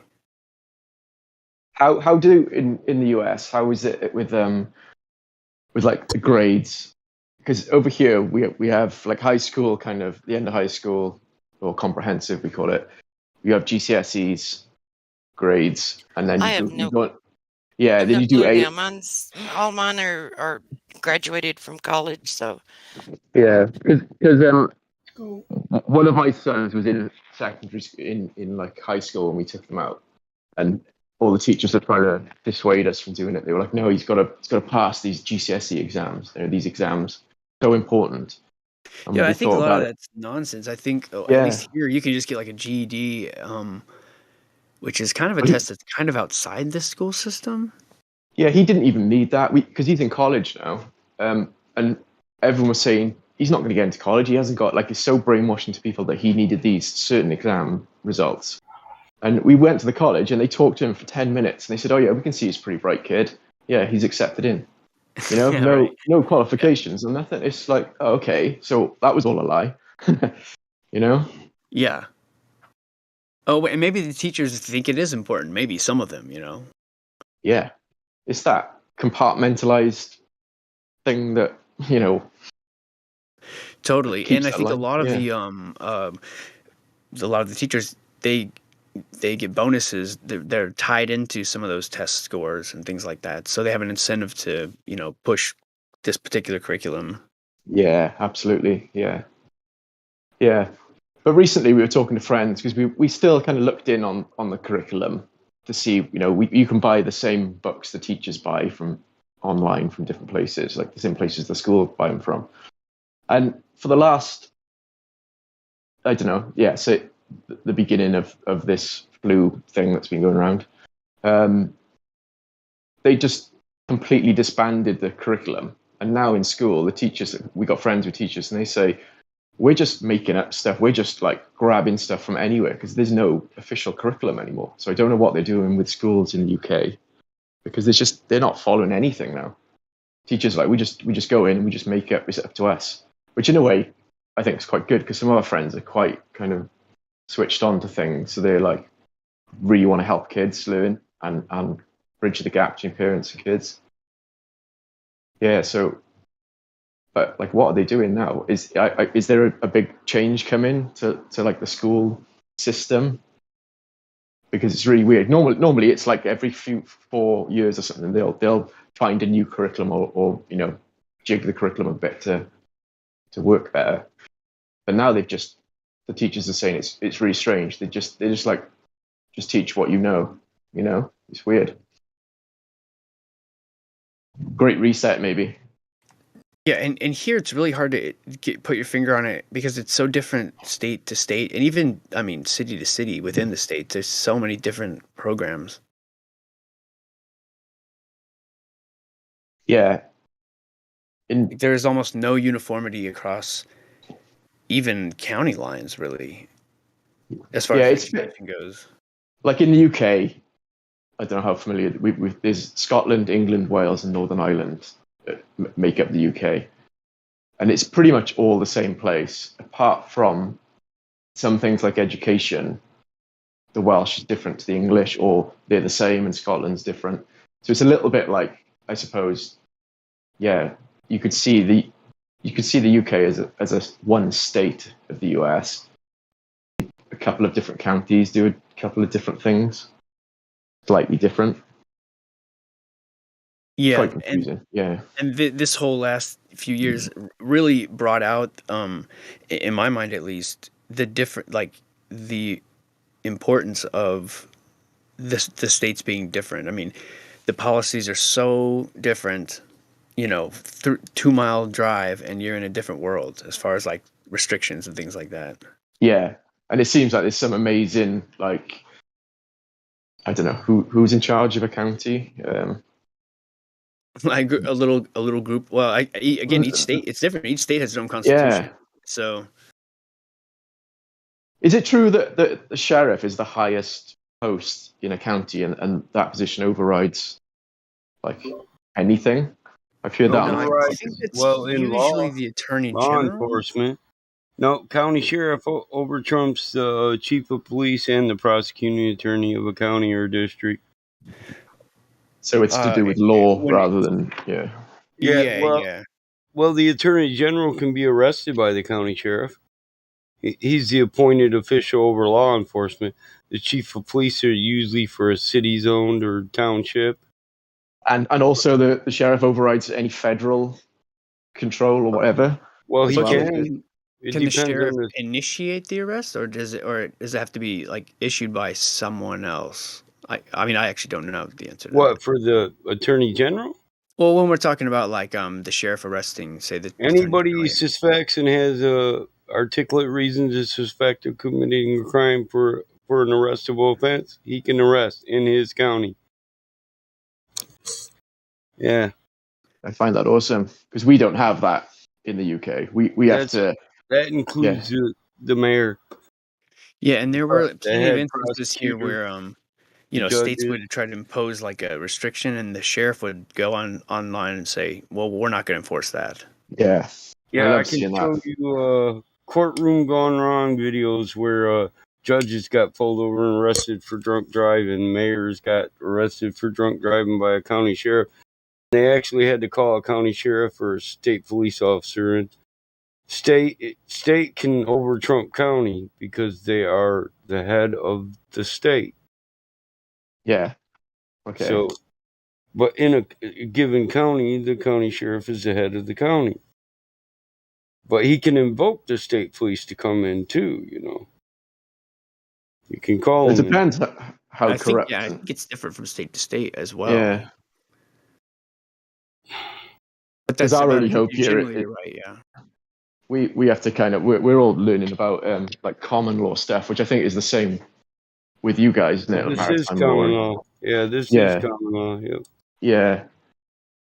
And how we've just been blinded by like false rules and things and. Like mandates. Yeah, government overreach, federal overreach, ordinances, and people realizing like who's in charge? Like they're not really they're not really overreaching when they give you an ordinance and you follow it, even though it's a zoning ordinance, or just But people just blindly follow. I guess that's one of the things of school is just to indoctrinate into following authority. Like listen to that teacher, they're the boss, and then the headmaster or the principal is the boss of the boss. So they're even more important. And then sadly something has to go like horribly wrong before people actually learn. Wait, what do you mean? There's a board of supervisors that makes that decision, Yeah. Yeah. And see, this is why I have always said since day one, like, if people want to make a difference, like they've always asked, this has always been a question, like, how can we make a difference? What can we do? How can we reach the most people? Where can I make the biggest difference? And this is why I've always said, locally, where you live, where you're at now, waking as many people up there that you can, get at least a handful. Look, I've even gotten at least a handful. Right, I would definitely be doing a lot more. However, there are a couple individuals that have at least listened and kind of agreed. One was like, pretty much saying that it didn't matter to him. He didn't really care because he was more religious than anything. He cared only about the spirituality. He didn't care about the shape of the earth, even though he agreed that according to his religion, the earth, is said to be flat. So at least he is onto that. But back to the original point that I was trying to make, like where you can make a difference. That's why I've always said that it's locally, because if you get your local sheriff, your local city council members woke to a lot of this shit, the propaganda won't get past them as easy. Right? Then once they have something that they can dig their teeth into, that they can question shit about, and they can see the deception and lies there in that one area, then it's a lot easier for them to question, other things. So, I mean, it's like if you can get your local council members, especially your sheriff. Like, sheriff is the key, man. He's the key for everything, like what Batman was saying about the sheriff. Like, all of that is the reason why he's key. It doesn't matter what the federal government wants to do if none of the sheriffs are going to back them.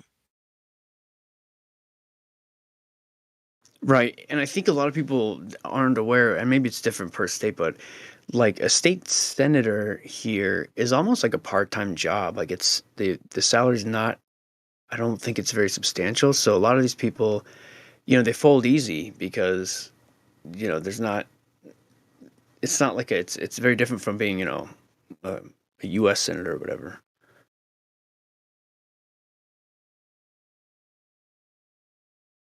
Yeah, I don't know Also, what we have here. Sorry, go on.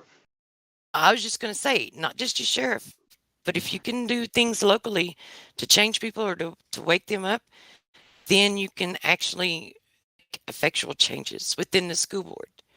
So then you can start changing the education system, but it has to be done at every level locally first. Yeah, beyond members of board councils and showing up at meetings and all that stuff. You can't just go to the top and then Right. start, getting a megaphone and proclaiming to everything down the ladder and expect them to listen, unless you get some people on the way up the ladder to stand there with you, right? So you've got to start at the bottom and work your way up.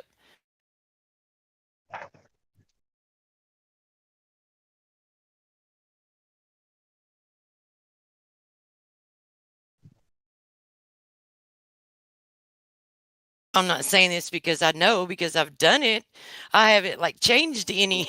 I haven't made any changes in the world. I haven't went out here and woken up a county or a town or anything. But I mean, logically thinking, that's the only way you're going to do it. Well, that's the thing about state sheriffs and county police. If they have articulate cause, they may answer to the attorney general, but they can arrest his ass if they can build a case. They have the authority to arrest any lawbreaker. And that's your line of defense too for unconstitutional. Yeah, and so they have at least in Michigan. So yes, they have a boss, but they actually have authority over their bosses in law. If their legality is correct, and they got an articulate reason to believe this person committed a crime and or evidence, because they're not qualified to make a legal determination. They can have you at the murder scene with the murder weapon, and they can't say you're guilty, but that's articulate evidence and probable cause. You're going to jail. They're Never just not. trust the criminal justice system. Never trust it, and never engage with it unless you have a lot of money and someone that you can pay to go. And unless you can really articulate the shit and know it well, but I don't. So if you're maybe Indio or ISA, someone like that, maybe you could, but I'm neither of those, and I don't have half the knowledge they do. So the common law guys, the common law guys that just know all the old laws and ecclesiastical law and common law. Yeah, there's maritime law. Yeah, you say I'm the man, the flesh, the living body. I'm not the capitalized names that that kind of.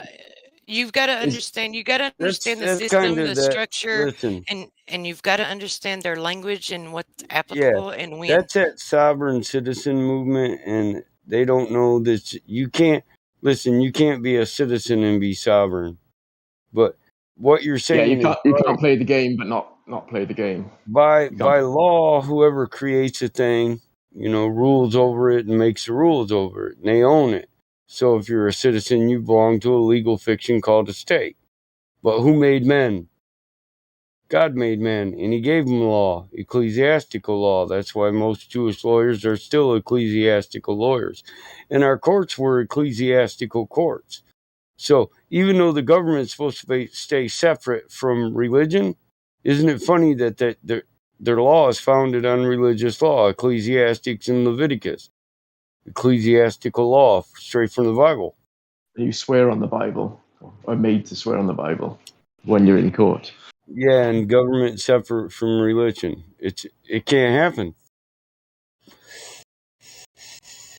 Especially when our Constitution or Declaration are straight up ecclesiastical.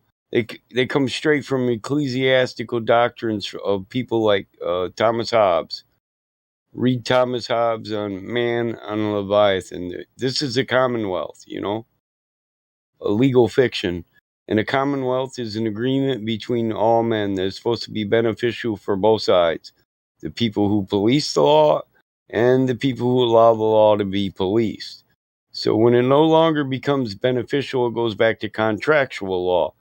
If you feel that the law is no longer, legal, valid, or beneficial on both sides, then it's no longer legal and you can just enter out of it. You can opt right out of it. Not be part of the Commonwealth. A Commonwealth, it's in the name common. There should be wealth for everybody. So this contract is supposed to be beneficial for all people. And when it's not unjust, it's on balance. That's why if you notice Lady Liberty, her scales are tilted to one side, right? You know why? Because the government holds all the power. And we're in an unjust contract. But we still follow it. Contracts are made against men that God created heaven and earth and man. He put man on earth. He said, be fruitful and multiply. Go out and reproduce and subdue earth and have dominion over. All men are kings. They're all supposed to have their own piece of land that they subdued and they own through first seizure right. Our family sees this when we reproduced it coming out of the garden. And we took this and we took care of it. We've lived here and died here. We belong to the land as much as the land belongs to us. Our blood, flesh, and tears and sweat is in this land. It's part of this land. So I just want to inform everyone too, since we're on this topic. Like when you sign your driver's license, there is a thing like, the U.D, or you can sign it and under your name, put under duress. But yeah. now you can't even do that because they crop that shit out. They don't put it on your driver's license. All they put is your name. Because I've done that, and the last driver's license I made, they cropped it out. So totally just took my signature of my name and cropped it under duress out. They try to fool you into there's no way out of the Commonwealth, but the truth is, you just declare it unjust. I'm a man, I say this is unjust. It's no longer beneficial for me, but it's beneficial for you. So it's not beneficial for the trustee and the trustor. Only the trustee is beneficial for those who operate over it, under the law, Those who the law is imposed on, it's no longer beneficial for. So it's unjust. And by universal law, that makes it null and void. Universal law is ecclesiastical law or God's law, the law of nature. And a lot of the older guys that they call scientists, Eratosthenes, Thomas Hobbes, William Herschel, a lot of these guys all have their own entomology on universal law. They watch the animals, they watch life, death, they watch the vegetation. They took natural law straight from the lives of what they see in this creation, and they didn't consider it a law of science. They considered it, attempting to understand the great book of God's creation and the laws that rule it. And so the same laws that rule nature rule man. This is the concept. And that's ecclesiastical law. Like life and death. You live and then you die. If you create a thing, you rule over it, you own it, you're lord of it. Just like a king, he's just a landlord over a kingdom. However, he has to abide by his own decree. And he could not remain king if he doesn't. So this is where the deception and everything comes if someone don't hold him to it. Well, the king bows down to the papacy. So the Pope said, in the name of God, he's Christ on earth. He's the vicar of Christ. He owns this realm and all the land in it. And he's the landlord of everything. The Pope gets a percent of everything. The Silk Road. Read the story of the Silk Road. So they owned a road that was a trade route.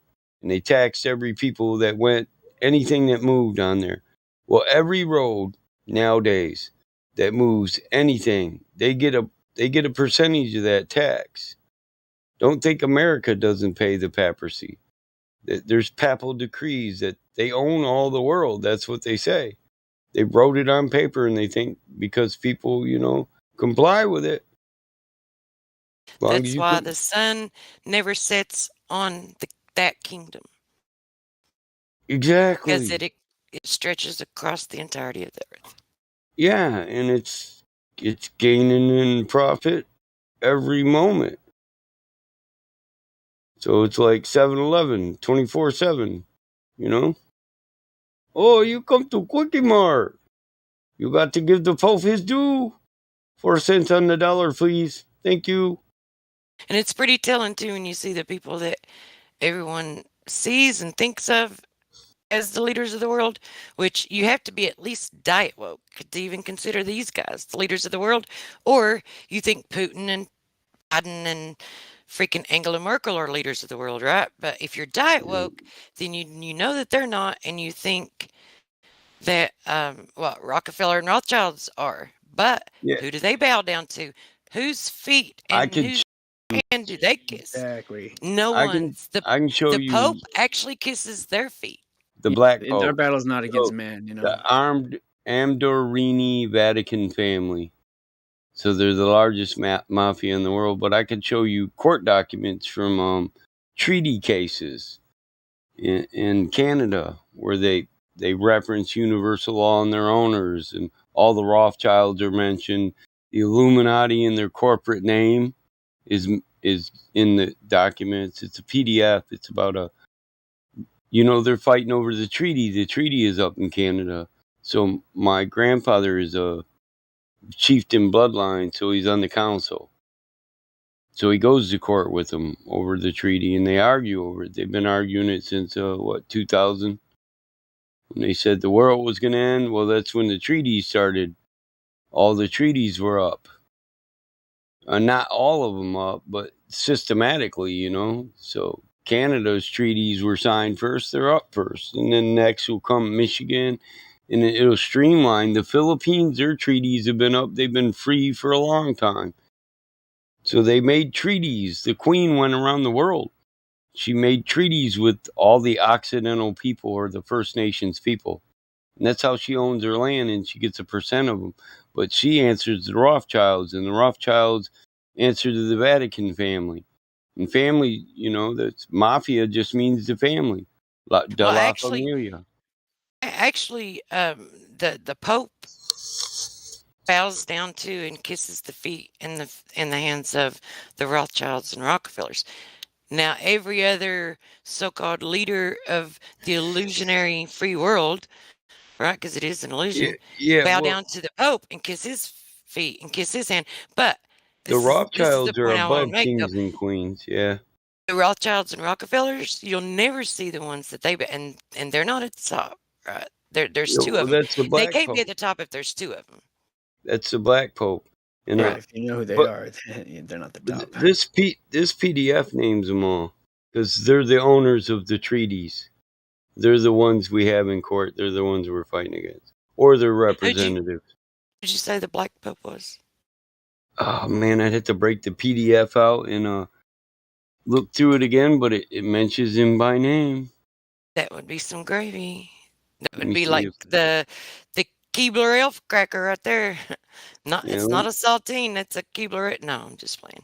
Well, I posted it a few times, but only so many people listen, even hear me on it. So I quit posting it. Now I gotta go dig it up again. It's in my uploads. Don't worry about it. Oh no, I'll find it. It's right. It's easy to find the page that names the Black Pope, the Vatican family, all that. It's not like that information can profit me any. It's not like I'm going to be able to, do anything it's. Well, it makes that Illuminati rule the world. Kings rule the world. It makes that not a conspiracy. Because here they are in court trying to still own the land of the natives. It's not a conspiracy. Well, I mean, a conspiracy being where two or more agree on an agenda to commit a crime. It's like it is a conspiracy, but I know what you mean when you say it's not. They conspire. Yeah. They conspired, but we don't have a conspiracy about it. It's not a just theory. A reality. Right. Right. It's not a conspiracy theory. It's a reality. conspiracy fact. Was it Adolfo Nicholas? No, I don't think so. It doesn't sound familiar. Or Arturo Abascal? No, if you just give me a minute, I'll find it. I gotta look.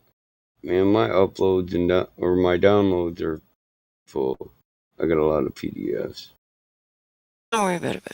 When you come across it again, or if you think of it, just damn it. It's like it doesn't really matter. I'm already looking for it. I'm gonna find it. Is it the PDF? Is it from Matthew 24 or no? It's from it's from a treaty trial, dude, in Canada. It's court records. I told you my grandfather is a full-blooded Ojibwe native. He's Anishinaabe. He's of chieftain bloodline, and he's on the council of elders. So he's in court right now arguing about the treaty. Word, okay. Oh shit! Wait, I remember you posting that a long time ago, and I'm not gonna have it though because I've had to wipe both my laptops. Oh yeah, I gave you the PDF once, didn't I? Yeah, but I don't have it.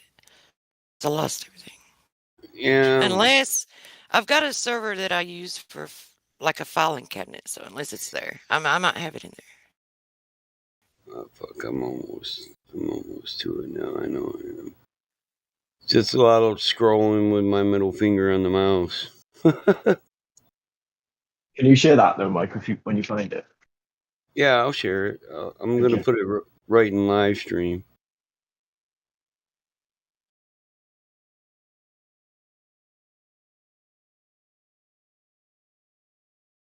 Okay, that's Thomas Hobbes. See, I got to find the group of Treaty of Verona. Is it the Treaty of Verona? It's a different one. No, it's not the Treaty of Verona. The Treaty of Verona is something me and Iggs was discussing, and that's those are it's like a declaration. It's a royal decree where two royalties sign a treaty. You should read up on the Treaty of Verona, though. It applies to our world right now. A lot of that stuff in that treaty rules our law.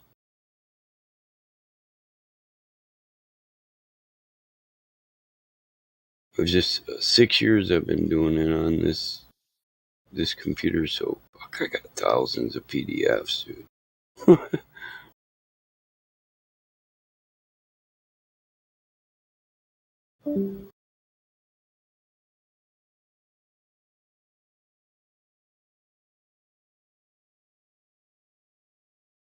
You said Verona with a V? Verona, Verona. Okay. I thought you said that. Here we go. The COR one. Or yeah. I'll upload that Treaty of Verona. I got a link here.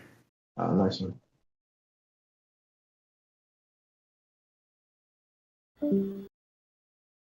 So the first page that comes up on this PDF when you open it, it'll have stuff and highlights. Damn it, what is that attachment crap?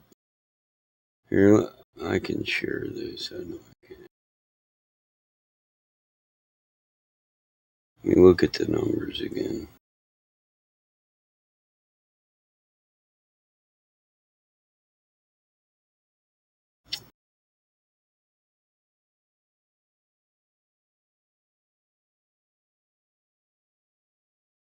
Four, 5, 7, 1, 3, 2, 8.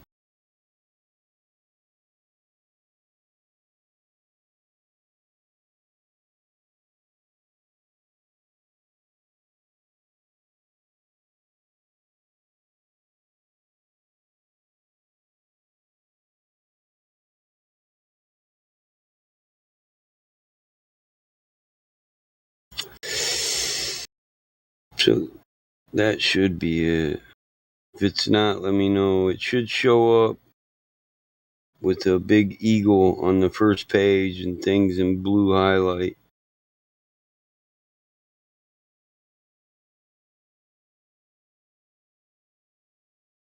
Yeah, I see that. You posted 2 links. The first one I opened, and it had the big eagle, and there was some blue highlight, little. Yeah, the name of the Black Pope should be right there in that. Awesome.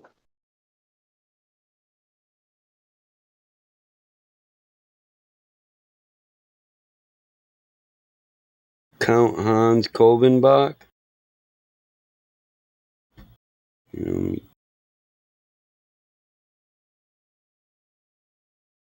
So this is the document that they're, the panel of elders, council of elders is filed. It's a response to them saying we owe them money for rent. You can't charge us rent for our own damn land,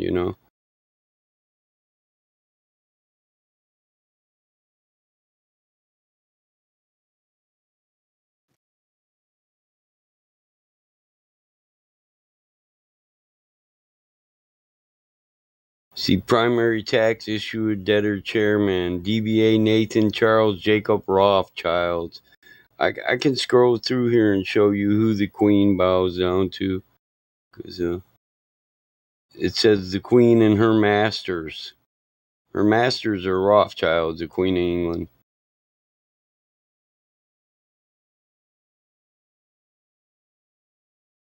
These are the 3 kings or the 3 frogs of Revelations, whatever way you want to look at it.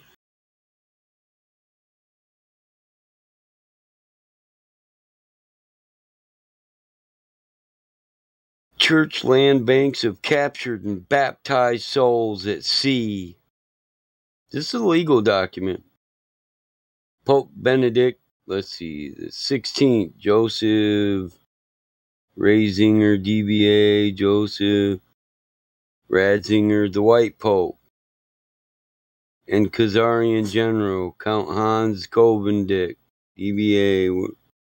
Where the hell does it say the Black Pope there? What you said then about souls captured at sea, is that a similar thing to that thing they did in London This is what I'm saying, that we're all men are lost at sea. When the church baptizes a soul, they've captured it. It's lost at sea, and we're under maritime law. Yeah.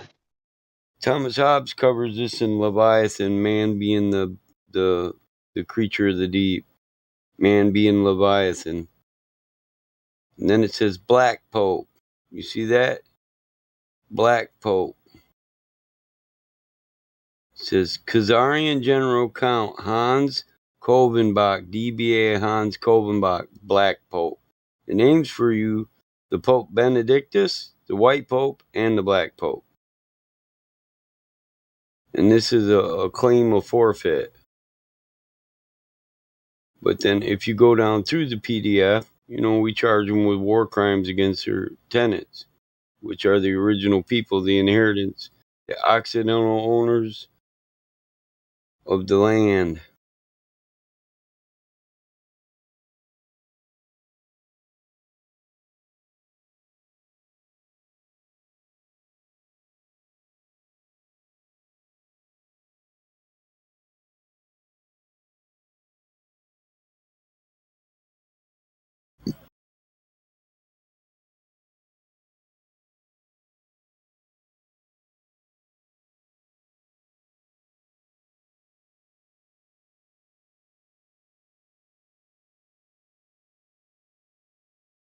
I want to be the Rainbow Pope. Pope for all people. Oh, what is this one? Green Pope's big on the climate change stuff. So the one I posted is that's the U.S. patent for COVID. Damn it. I posted the wrong one, didn't I?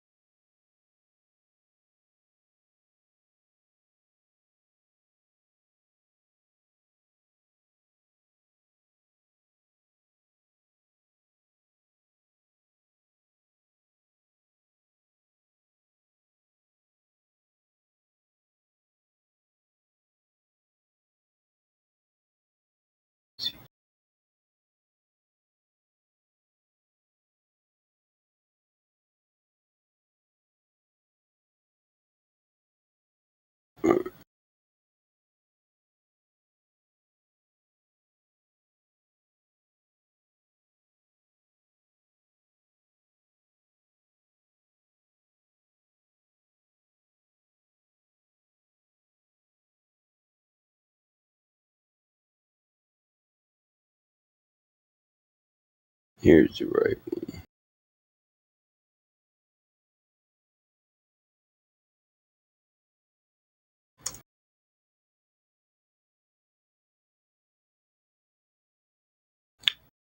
$19.60. Yep. All right, that's the right one.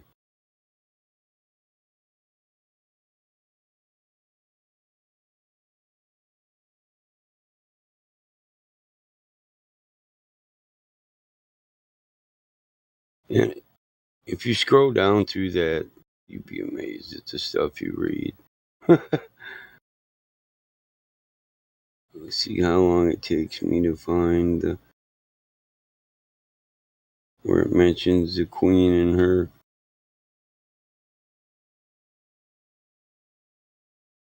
masters.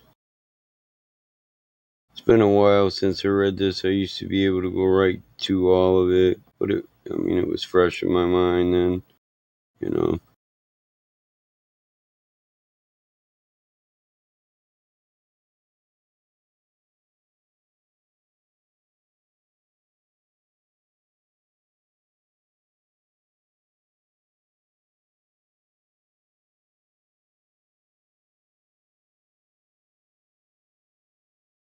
Crazy Horse Lakota tribe people. See those? That's the original signer of the treaty.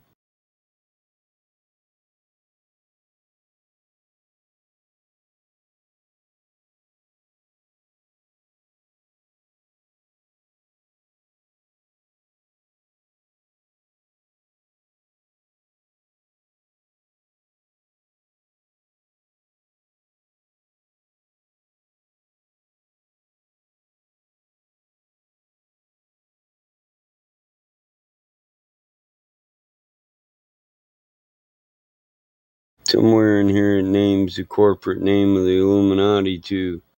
Gives you the number, the corporation identity, all that.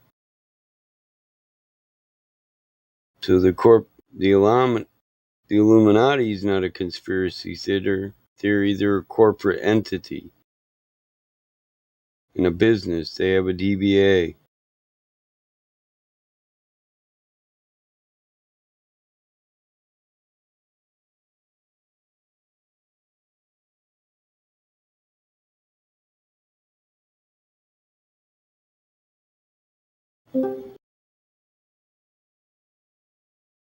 Yeah, the difference between conspiracy and fact is usually 1 year, 2 years. Documentation. Right?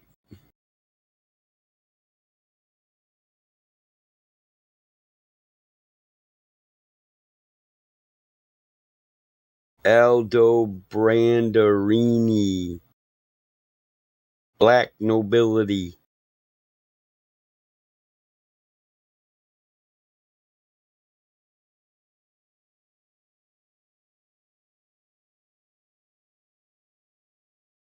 You know, the black nobility, these are like Don Clemente Aldoborini. Don. You know what I mean? He's the Don. And it's the Albordorini family. That's the Vatican family. They're a lot La Familia. The La Familia. The family.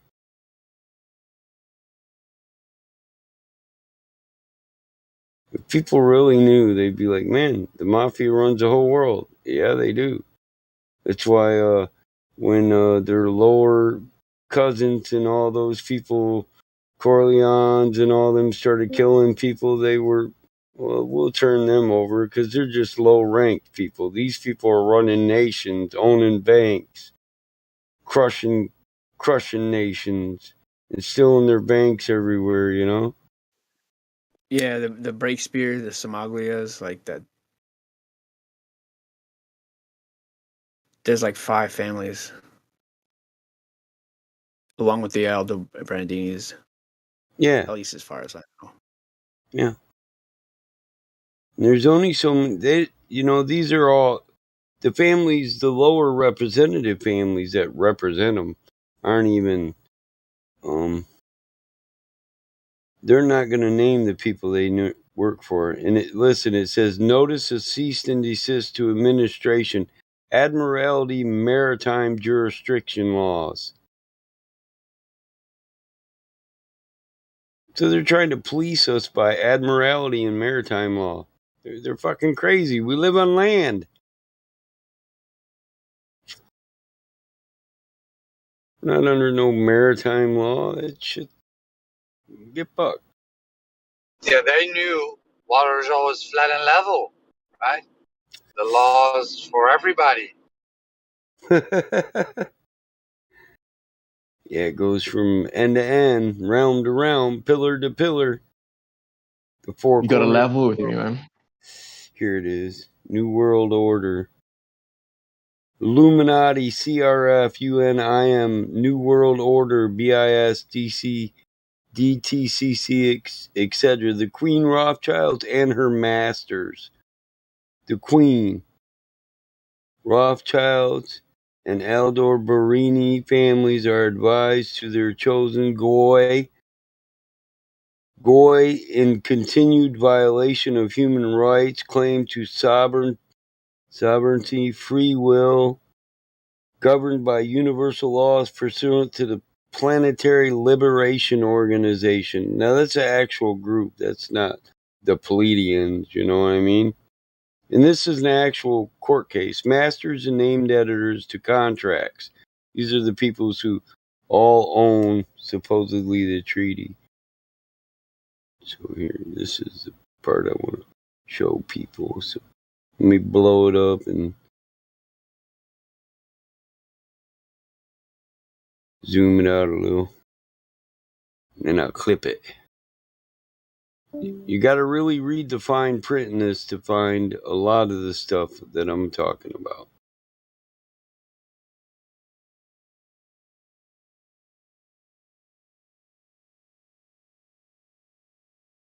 And so it says bank owners and operated by 144,000 members.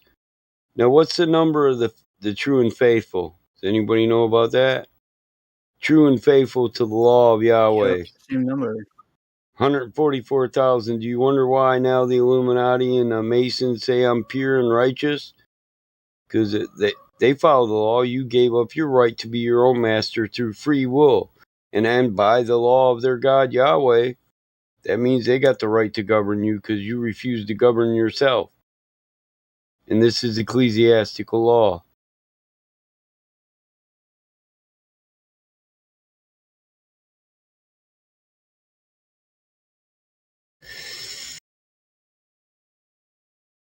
Jesus tried to tell you this when he said no man can serve two masters. You're either your own master or you'll have a master.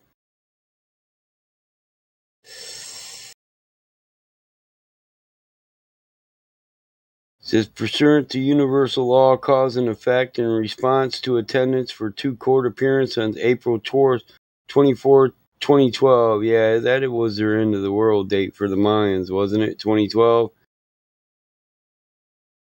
And May 18, 20, here within statement of sovereign accounts, contract readers of notice, Rothschilds and Son Limited, NC Jacob Rothschild, British Columbia, aka BC in any style of cause, Christy Clark, Gordon Murr Campbell, Canada, Stephen Harper, AB Original Northern Affairs Canada, aka former Enoch John Dukin and Charles Chuck Straw, death certificate bond by James Richardson and Limited.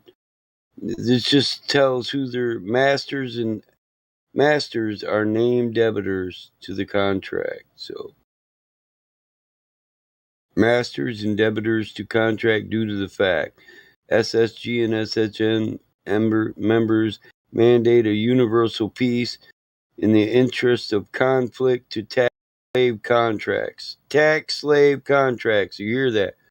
We're goyim, preferred stock, aka tax slaves. You'll find that reference over and over again in this document. You're a goyim, you're preferred stock, you're a tax slave. Contracts that fund weapons of mass destruction to depopulate the human race by 2/3 for war incentives by a thing called tax and interest, trade, currencies, aka money printed from a fancy printing press located in the Bank of Canada and other facto corporate banks, owned and operated by 144,000 members who belong to the Illuminati. You think the Illuminati are the faithful, the true and faithful? And then it gives their corporate entity, CFR, UN, CFR period, UN period, IMF. New World Order, their corporate entity, BIS, DTCC, and etc. The Queen, Rothschilds, Alberdorini family. Families are advised that their chosen goyim, continued violation of human rights, have claimed to sovereign free will. And then it goes. I've read this twice. I don't want to read it twice. But I mean, if you go through this entire document, you'd be amazed at the way they looked at us. They refer to us as preferred stock. And in parentheses, it says AKA tax slaves, chosen goyim. We're the goyim they chose to live, in other words. We should thank them for life.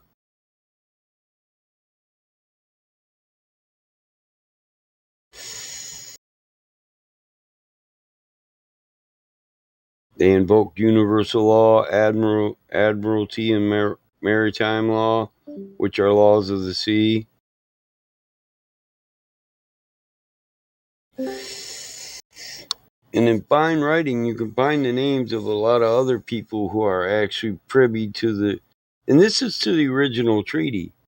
You understand how long that the Rothschilds and these families have been ruling since the original treaty was written in Canada. So that means before the founding of America.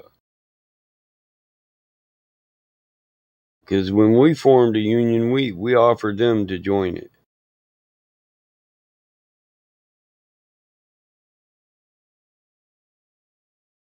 My grandfather sends me a lot of this stuff, and I just can't. I can't stand it, you know. My people say international law, criminal charges subject to increase in research, more evidence of the crime, effective since the European visitors came to Katanta, Turtle Island, and committed genocide on 2.5 million people. Sovereign people. Not Indians. That was a mistaken identity. Columbus, who thought he had reached India. Deliberate history was to dumb down people into believing that brown-skinned are the savages, when in fact the opposite is true. True-speaking technology, when de facto corporate government public agents say peace, they mean war. This is us in response to them saying we still owe them money for our own fucking land. My grandfather says, Wabe, what do you think? Wabe Makunt, that's little white bear. I said, Grandpa, you know what I think. You just don't want me. You don't want to hear it. Do you really want me to say it? I go to the powwows. I'm told I'm not supposed to hold hate, but I hold hate. I say war. You know?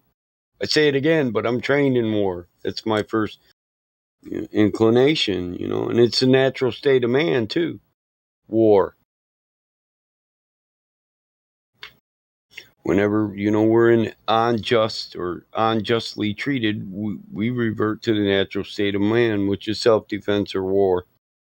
War is a wrong way to claim it. It's people don't just go out and say, hey, let's go to war. They get treated unjustly and they defend themselves. And others label it war so they can call it something other than what it is. Self-defense. It's no different than you're on your land and another family comes over their farm's growing and they want your land, so they come over to kick you off. Did you go to war with them when you started killing them? No, you were defending yourself and your land. So it would be wrong to just call it war, right? I've give people this PDF and they tell me I'm full of shit. I made this up. Like, yeah, dude, I sat and typed this all perfectly in legal writing, and I even forged on there those signatures you see in them court stamps. I mean, what would you have to gain by doing that? You know, I wouldn't even be able to come up with 90% of this wording, bro. It's not the way I speak. It's legal terms. So a lot of them I gotta look them up. A lot of it I have to look up myself because I don't even know what it means.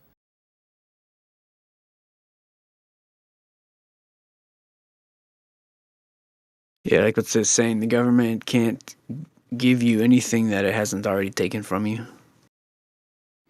Amen. They can't give us land back that we already own. They can't tell us we own them. You owe us rent for our developments. We don't see your developments as developments. We see it as fucking the land up. You didn't develop anything. You polluted the creation of the Great Spirit. Yeah, and even when you own your own land, you still, property tax. You pay property tax because they don't own the land. They're just landlords, and you don't have a real deed to it. Right. You never own your land, and you know why? Because my people actually own it, and they can't sell. They can tear it down anytime. Yeah, they can't sell you what isn't theirs. They can only rent it to you.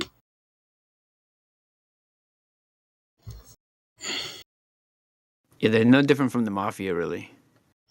They are the mafia, bro. Seriously. Yep. They are. All governments are run by the mafia.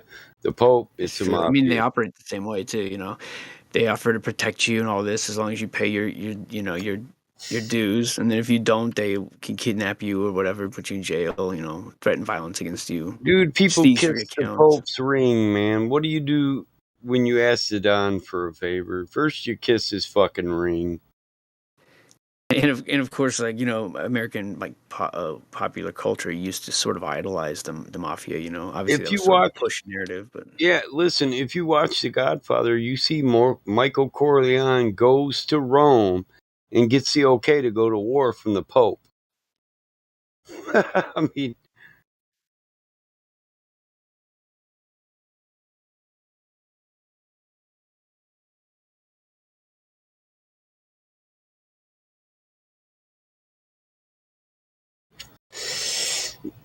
the Queen tells you to kiss her ring. The King says, kiss my ring.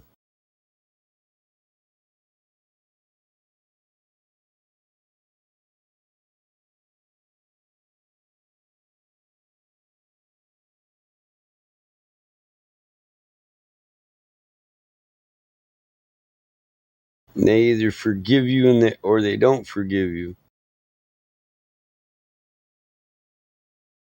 They even give you a last meal. That's what the fish is for. You know what I'm saying? You ever seen them give them a salmon? That's your last rites. That's ecclesiastical law too.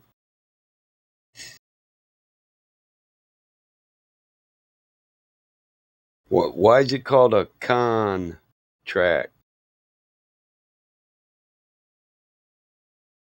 It's right in the name. They're conning you out of their name, out of your shit, and then they're keeping track of it.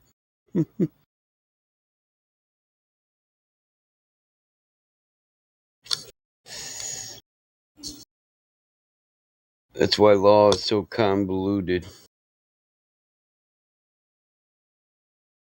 It's just like the casinos. The house always wins. All you gotta be is the owner of the house.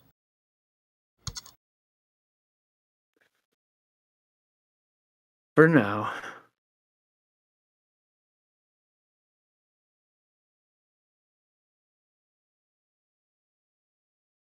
Despite it all, I'm still relatively optimistic about the future.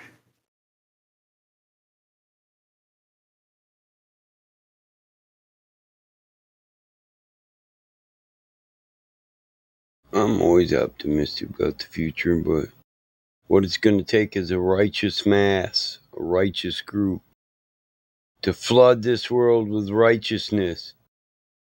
Who delivers the wage of sin, bro? You think vengeance is mine, saith the Lord? You think that's true? If so, why did he tell us in the Bible how and when to kill people and stone them and where? And if they do this and they do that, let their blood be considered to be on their own hands, not mine, for throwing the first stone.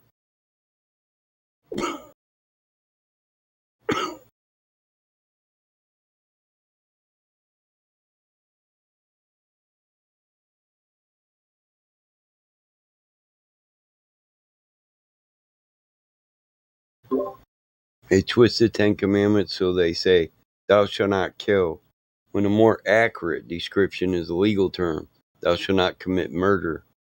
And that means taking life outside of the law. Because the law of God tells you when you can take a life, whether it's human or animal.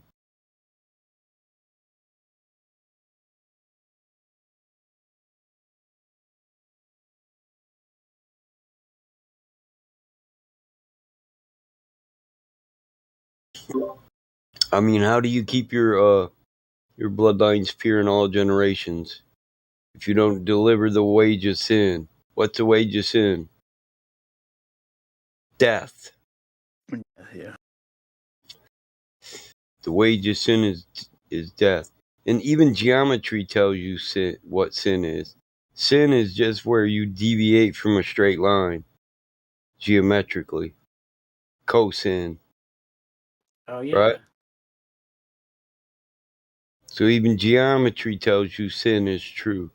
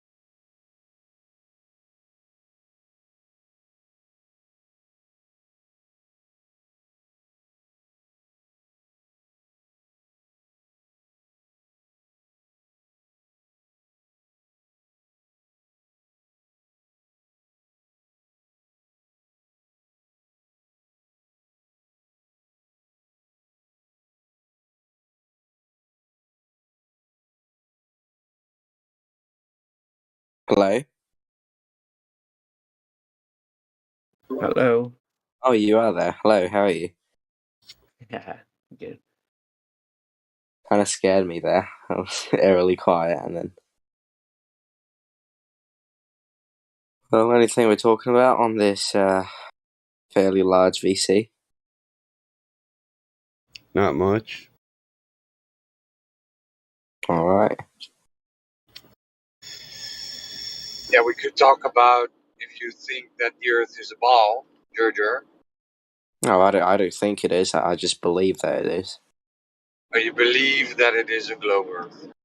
Yeah, just like how I believe that God is real. It's a religion, isn't it? Why do you believe that the Earth is a ball? No, the same reason why I believe that God is real. I don't know. Just believe in it, mate. That's okay. Yeah. Have you ever experienced the Earth as a ball? No. Sorry? No. No. Then why would you then think it is a ball, believe it is a ball, if you have never experienced it as one? No, great question. I just don't know.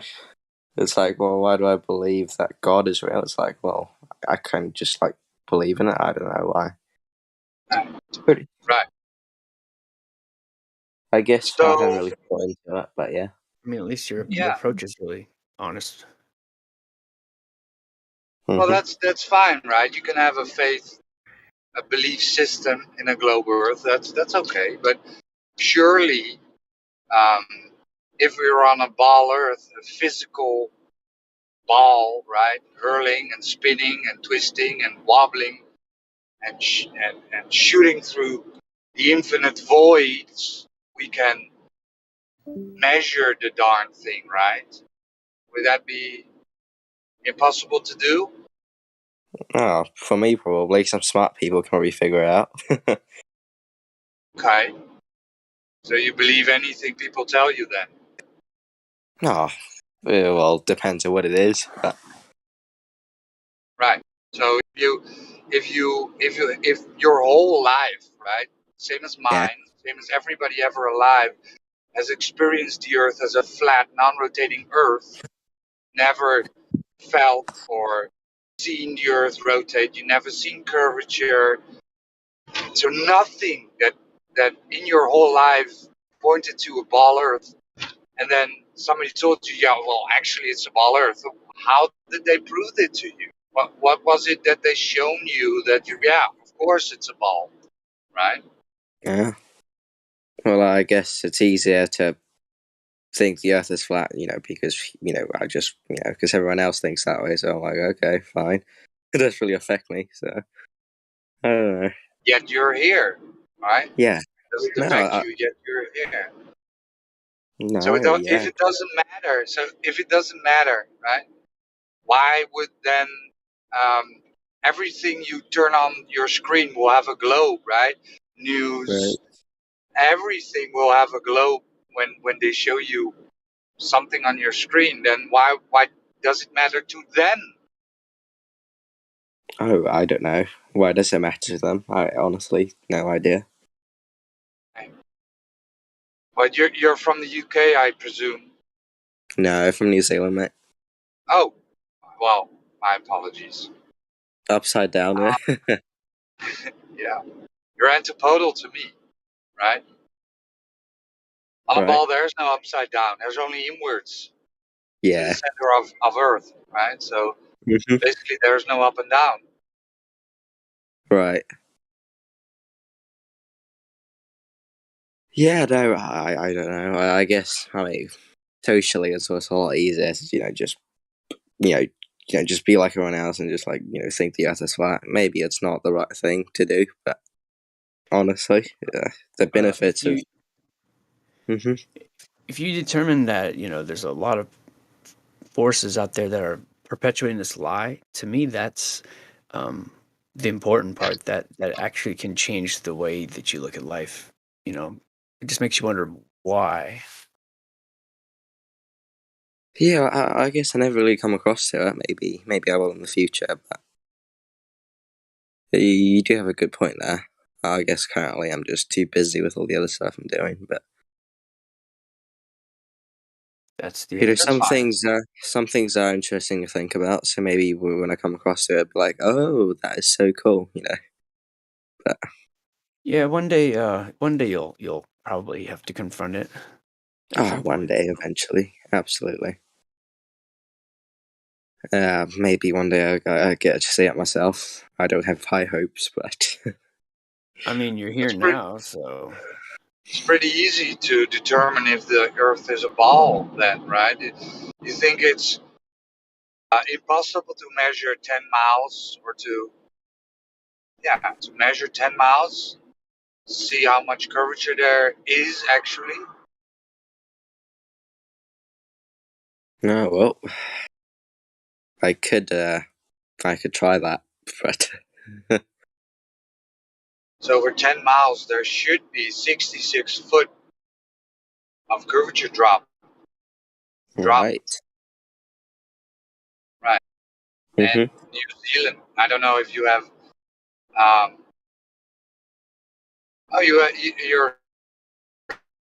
You're on an island, right? Do this on the beach. You can watch a boat sail out, and then you have an app called Marine Traffic or VesselFinder.com, and you actually know how far the boat is from you. Just watch it, right? And you will then see that the boat will not disappear on the point where the globe predicts it has to disappear, right? So that's pretty easy. Oh, maybe. Yeah, no. Didn't. Good point. I guess I'd have to try that out, but see a couple of boats going off, yeah. Well, what if you had someone that didn't know anything about the world? How would you, and you tried to tell them, what you believed? How would you go about doing that? Like, what would you show them as proof? Well, I'll just say, the Earth is a ball. Believe it or not, your choice. I can't really show them, can I? I can't. It's like I can't really show them that God is real. I was just telling this and that, maybe brainwash them. It's not really up to me to decide what they want to believe, is it? Well, no, but I mean, I mean, I don't really stand by my belief that the Earth is round. It's just that's the easiest for me to just go along with everyone else.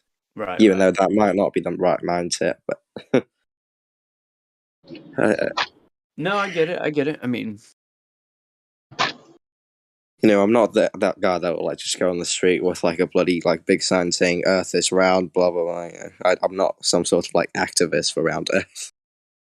Right, because you're here. So it's more like a religion then, right? Oh yeah, no. I mean, that's the only way it is, isn't it? Doesn't have to be real. No. It works fine for me though. But you are open to the idea, right? Or you wouldn't be here, I think. Oh no, actually, I think it's cool to see what other people think. Well, here it's flat Earth. So flat Earth isn't a theory, right? Observable reality is observable reality, isn't a theory, and it's based on measurements, right? So whenever I did this, many people here, whenever you go out and actually measure the surface of Earth or do observations, right, then it comes out that the Earth is not a ball with the radius of 3959 because you can actually see way too far. We can shoot lasers over large bodies of water, right? And talking about water will never curve around a ball. You as a person you only observe water as flat and level and rest. When it's in your bathtub, in a pool, in a small lake, big lake, sea or ocean, to you, the water is always flat and level in rest. So when does it actually conform to a ball? When does it start to curve? Probably pretty far, isn't it? Obviously, stuff is flat. You see that out your window every day. Apparently, if you go up high enough, you'd see it. I haven't. You might have. So. Well, the point is the model doesn't allow it. So they even claim that 60 miles up isn't high enough to see curvature. Yeah, Neil deGrasse Tyson says you have to be, hundreds of thousands of feet up. Oh, well, I guess I'll never find out until I actually go see it for myself, wouldn't I? Pay those big corporations for $1 million to go on those bloody rockets and... Are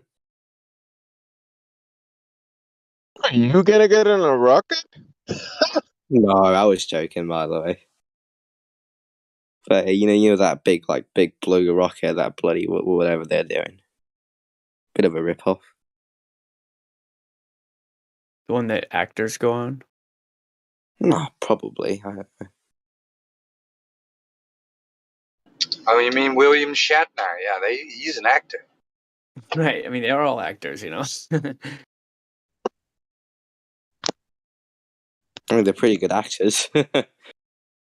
Oh yeah, they're professionals. Oh, absolutely.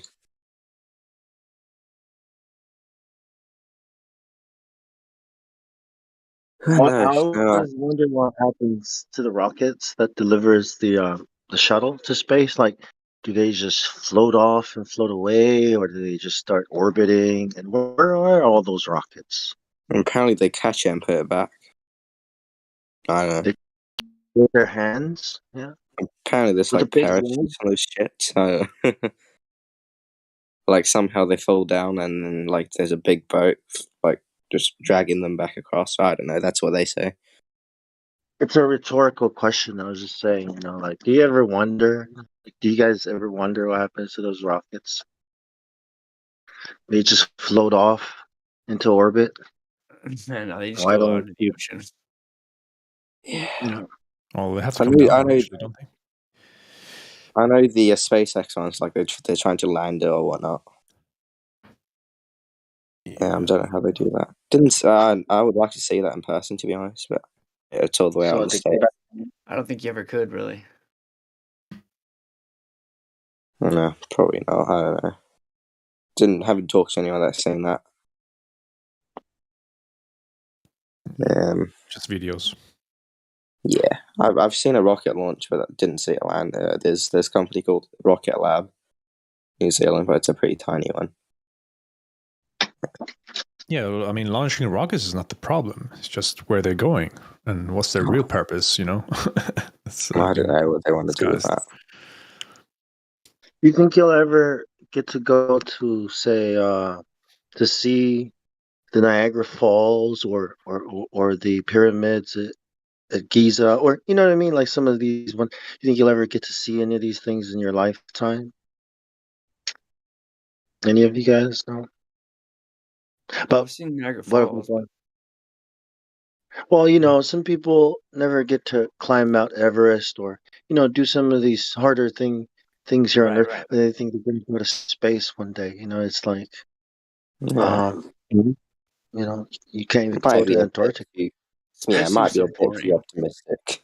I mean, I don't believe can't it's a even real leave your place, but country. even if I did, it seems boring. Antarctica is quite cool though. I've been there once. It's really cool. You've been where? It's like a mini. It's like a mini space tour, to be honest. Like it's like you're going to a foreign place. That was for a couple of years back before COVID. What'd you do there? Oh, we didn't actually go on to it. So we did a site plane tour from Christchurch. So you know how New Zealand's quite far down south. So they offer a sightseeing tour like around where the mountains. There's like a big chain of mountains. So they go behind the mountains. They come back. They stopped doing it now because COVID. But COVID. Yeah, I'm sure Antarctica got hit pretty hard by that pandemic, I heard. Apparently they even got some cases in one of the stations. You can't even fly over it. You can't even fly over it. It's just... Oh, no. Pretty ridiculous. Wait. I'm not the one canceling the flights over Antarctica because of COVID. It's life that's ridiculous. Well, the international tourists are gone, so are you going to fly? No one's going to be there to see the damn thing. So the globe Earth is like God, right? There's no way to prove it. You just have to have faith in the priest, and that what the priest is telling us is true, right? Oh, yes. What's his name? Like Lord Einstein? Lord Albert. Lord Gravity. Yeah. Stuff falls. Impressive. Oh, it's what created everything, and it's what holds everything together. And the prophets, Bill Nye and Pat Cox guy and Neil deGrasse Tyson. Yeah. And doesn't that bother you a little bit? Isn't that just a little disturbing? Isn't? Well, that stuff falls. I like the idea of stuff falling. Because No, then you no, that you have a religion. That I don't have a you're religion. probably in a cult. No JJs were harmed in the making of this religion. Well, as long as it's popular, right? It should be all right. It should be okay. Yeah. Well, if it's popular and doesn't affect me, why not go along with it? I mean, if everyone's jumping off the cliff, why not, right? Well, what? Maybe then I would wish that gravity wasn't real. God. Oh yeah, maybe Lord Einstein will work out a new theory to make stuff fall backwards. Backwards. Yeah. How do things fall backwards or forwards? Do things fall sideways too? They could. When you're looking at Google Earth, like you know how you see the planet there. Since you're in New Zealand, have you ever just zoomed in and then saw like ships sideways or upside down or anything? Ships sideways? Well, yeah, if you're looking at the planet and you can zoom in, can't you just zoom in on the side portion and see something like, going up on the side or someone upside down if it's a photograph, right? Why couldn't they do that? What do you mean someone upside down, like doing a headstand? Or like you can picture like the photographs that they have, the satellite imagery allegedly of the planet, right? Like on Google Earth or something. Now just zoom in on it, and eventually, why can't you zoom in and see, homes that are on the bottom? When you get close, it's just suddenly you're looking at everything from the top down. But I'm wondering if you're in New Zealand, if you could see, you could zoom in, from a different perspective and see yourself upside down or your house is upside down and stuff. Is that possible? I mean, I don't know how you get it upside down. You'd have to go inside of the earth, look backwards. Is that what you're talking about? Because if you get a camera looking down, it's going to be how top. come we can see? How come we can see? They show us these images of the planet. There, Oh, we can't. Zoom in on whatever valley you want to look at, but what if I want to zoom in on, something that's on the side? Oh, I get you. Why can't I see something that's on the side? Why do I have to look at it from straight down? Well, they probably got a lot of pictures and I don't know, put them together or something. No, the curvature of the Earth, right? You know how when you look at Google Earth, right? Like you can see stuff that's right side up, but when you look at something that's beneath, like under the bottom of it, it should be upside down. You know what I mean? Sticking out. Right, if it's a photograph, right? If it's a photograph, but it's not a photograph. That's why. You know what I mean? Photographs. Wait. Like when you zoom in enough so you can see like real photos, it's flat. Turns into a flat top-down view, like a map. Right. So isn't that weird? Oh, I don't know. They got the idea of putting the images in a circle, something like that. Apparently, if you zoom in on the edge, you should be able to see the side of a boat on the horizon. But the real photos, okay? They stop when they cut. It's a top-down view, right? And then it cuts to a CGI, and then they start to show you a ball, CGI ball. So we're asking, why don't they have real photos of the ball, right, with people that are upside down, or Yeah, if they can things zoom in on the down? planets and zoom in on things, why can't they zoom in on Earth and see, people on the side? Wouldn't that put this whole argument to bed? Oh, I don't know. You'd have to ask them to figure it out, wouldn't you? They're way too smart. They can build big machines that go into space. Well, then surely they could build a camera that can zoom in. I mean, No, they probably could. I don't know. They might. Who's they? The military-industrial complex? They? Who's they? People smarter than the prophets and the priests of okay, those guys, right? The wizards. The priests seem to be pretty bright, yeah. Yeah, the wizards. Yeah, no, they actually, yeah, no, they are. They are pretty bright. How do you know? No, I don't know. They know what's best for us, right? And we should just put our faith in them, right? No, well, yeah. As far as that goes, yeah. They remember everything they were taught in school. Hey?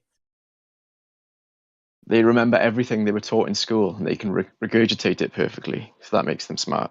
Exactly.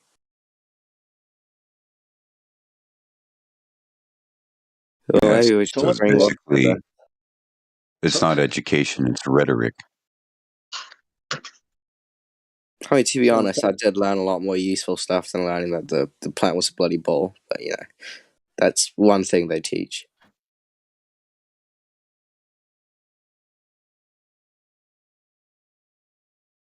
But what if that's wrong? Does that cast a shadow on anything else that they might have taught you? No, not really. Blatant mishonesty, if it is so, like that wouldn't do anything. Well, if I was taught the Earth was flat, I'd probably think the Earth is flat, right?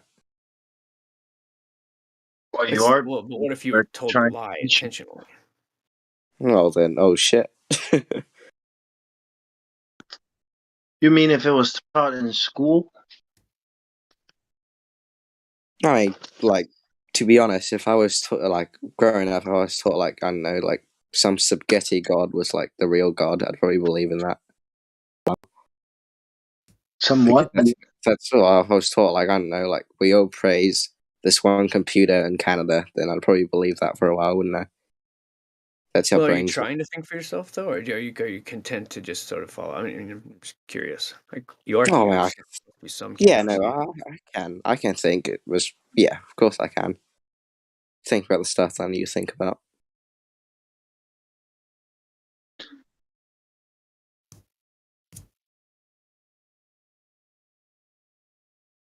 Well, sometimes ignorance is a bliss, right?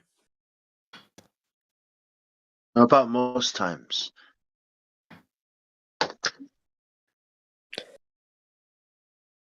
Yep, some things you just don't really need to know. Well, I don't really need to know personally. Like what?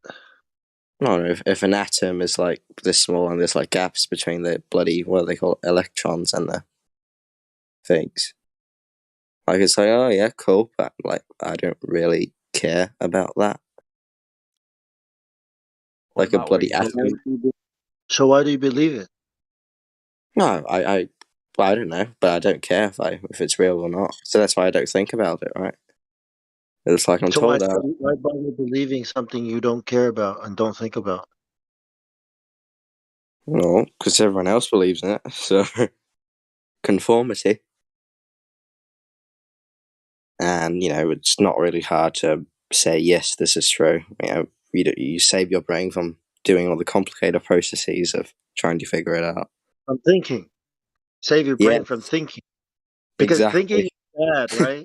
Thinking is dangerous, right? Do you agree? Oh, yes. Some things are pretty hard. Yeah. And that's why you should stop thinking, right? You agree? Oh, on some things, yeah. Then you go in a big rabbit hole and you're screwed. Yeah. Like what things? Like trying to figure out the quantum like thing. reality. Like the things some people that are more you believe curious are than others, real. I guess. What do you like to do, man? Like what do you have any hobbies? You playing video games? Yeah, a couple, not really though. Yeah. Yeah, I don't really do that much, to be honest. I like to just go outside, chill outside, and what? Go for a walk in the bush, or I don't know. Why? Why do you go for walks? To think? Because it's a hobby. Why is that my hobby? I don't know. It's like, are you guys allowed outside yet in New Zealand? Oh, of course we are. Yeah.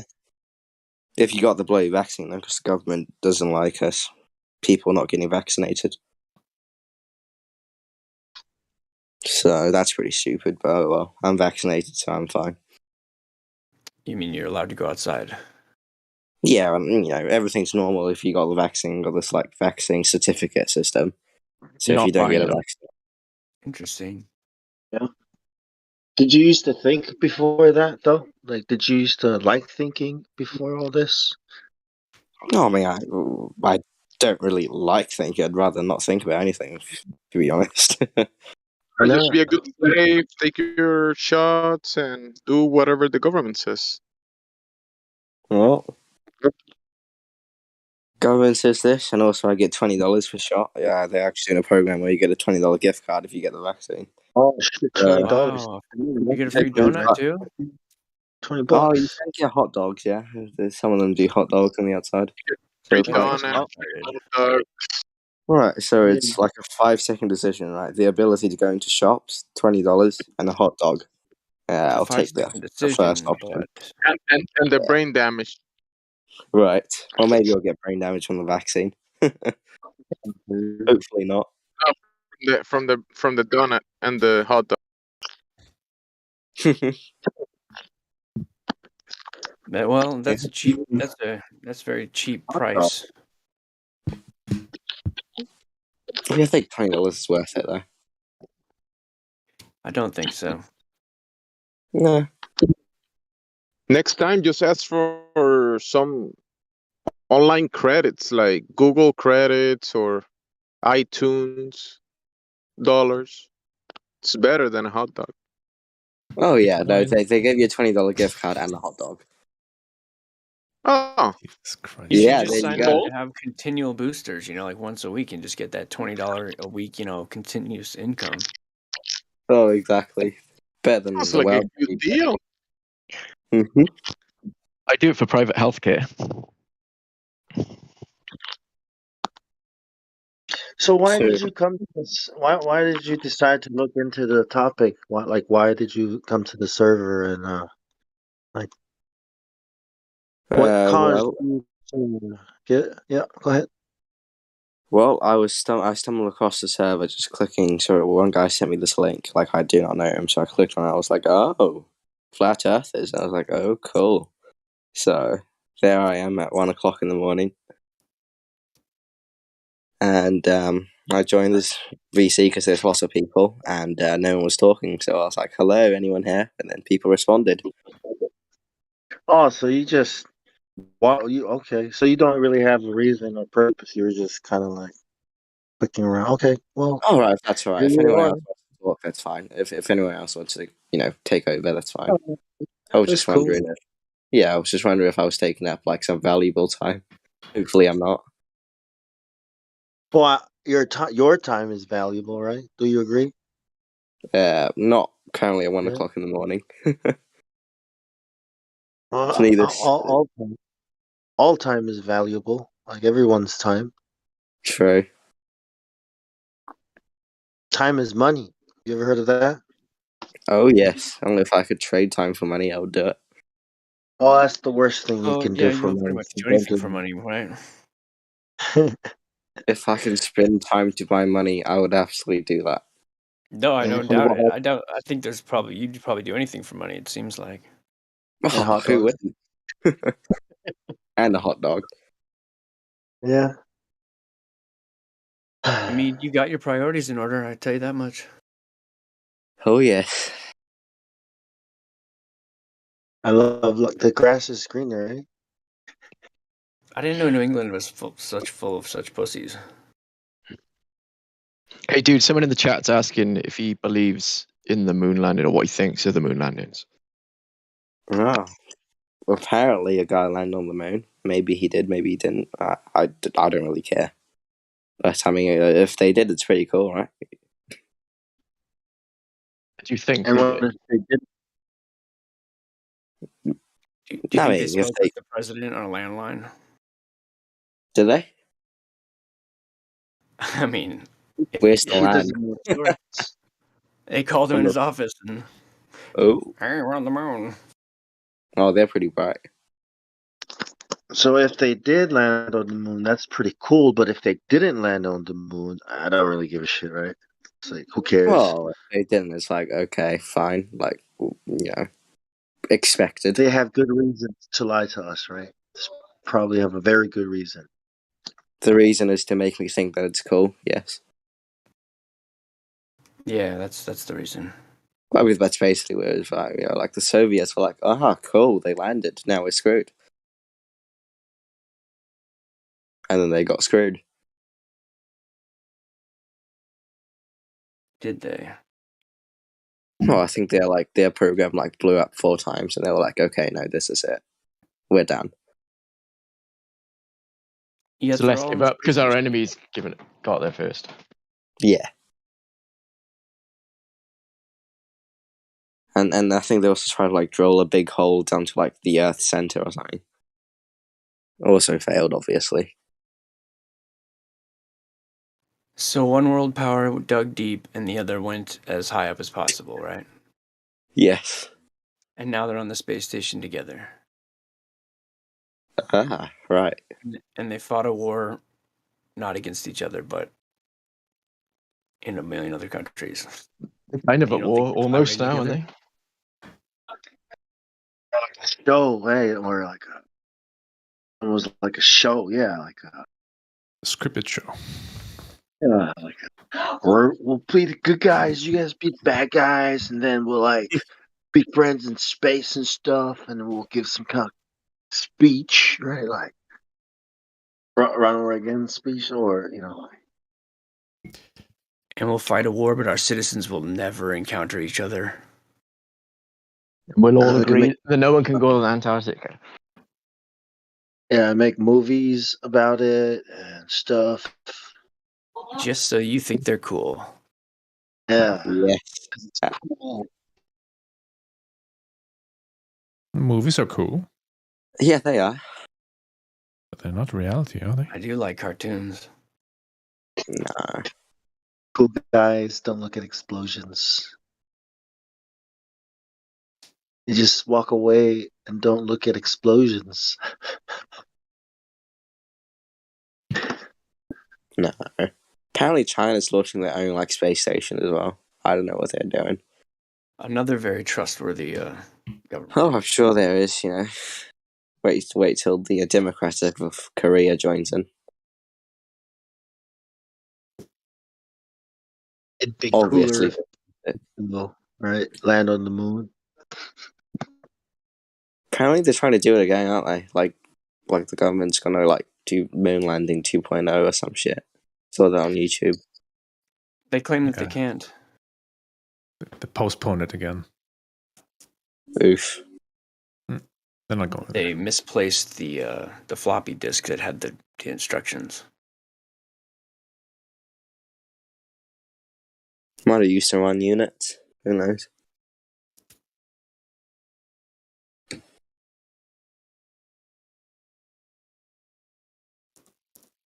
Kind of wish I was kidding, but it's pretty close to what they actually claim, just for the record.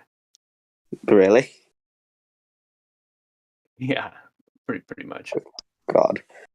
I know one of the satellites crashed into Mars because they use feet for meters or something like that. Something stupid.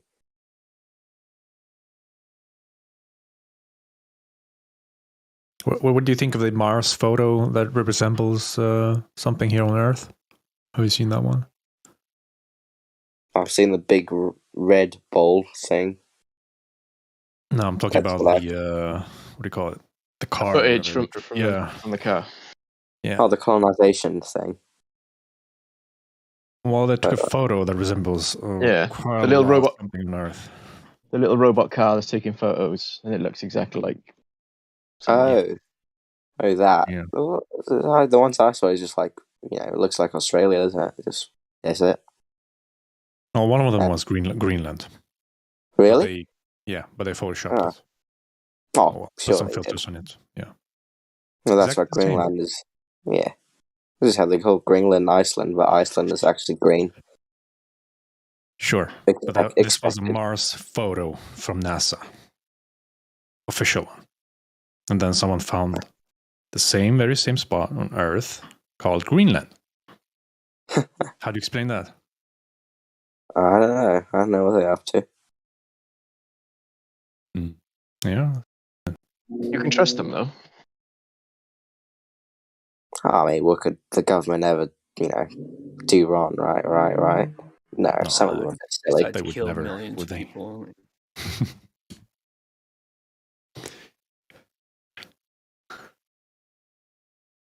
Yeah, other than that, I guess. I'd love just that photo, by the way, if someone could send it to me.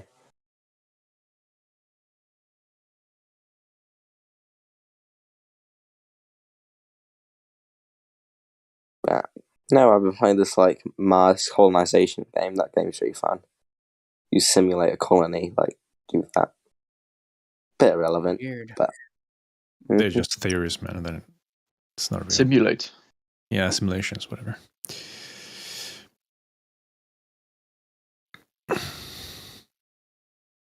So you think Mars is there too, as well as the moon? Well, probably. I mean, people say it's there. Haven't seen it though. Apparently, one of those stars. It's one of the brighter ones on the sky. Haven't really looked at it.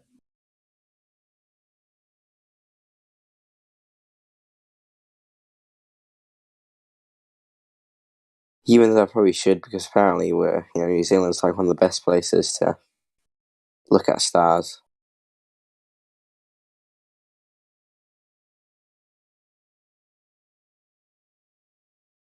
It's definitely good to look into stuff. Yeah, no, I've seen the Southern Cross. It's just a little pattern on the sky. Seen a bit of the Milky Way. It's just it's a very faint line across. Do you know what type of camera they use to make it look so impressive, the Milky Way? You're originally from New Zealand. You sound very English. Yeah, no, I'm from New Zealand. You got a non-accent. I'm going off that accents again. Heresy. I live in a town called New Plymouth, so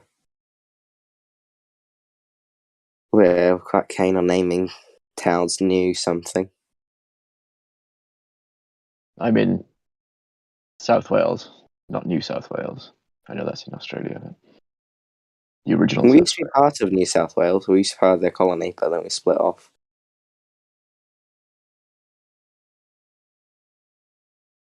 And fun fact, in the Australian Constitution, we can actually join Australia anytime we want. The door's still open if we ever want to join them. But we never will. You kind of are, though. Because it's all... No. It's all Great Britain. It's all the UK. Still.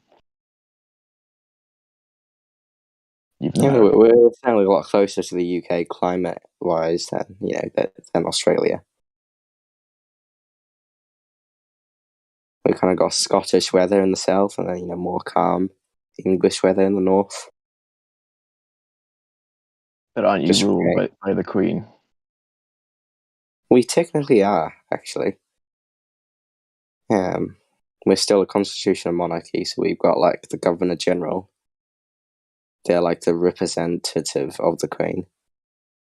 And then she technically appoints all the governors, but it's a bit weird. Because United States of America is a company of the UK, of Britain. And in Canada is her subjects. Still part of the Commonwealth. Let's go back to the round thing that we live on.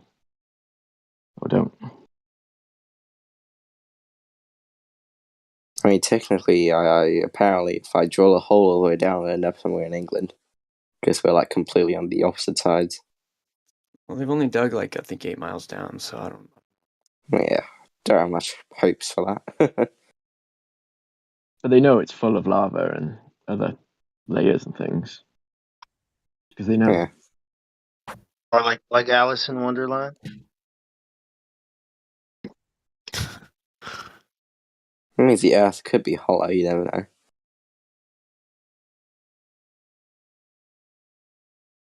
Well, it depends. Is that what most people believe? Probably not. Well, then you can't believe that because it's not what most people believe. What do most people believe is inside the ball? Honestly, no idea. Yeah, well, So, then that's what you have to believe idea. too. Yeah. Yeah, and no idea is my answer. I don't know what's in the bloody middle of a ball. It's like you're gonna have to, figure it out and then believe that, right? Oh, yeah, you have to dig straight down quite a bit. Yeah.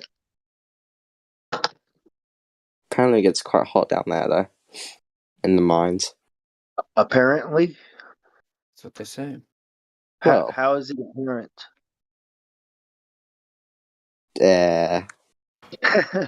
Well, you got me there. I'll give you that. I'm just messing with you too. No. I mean, weren't they digging that Olympic swimming pool and then somewhere they just hit lava and fucking killed it? I was kidding.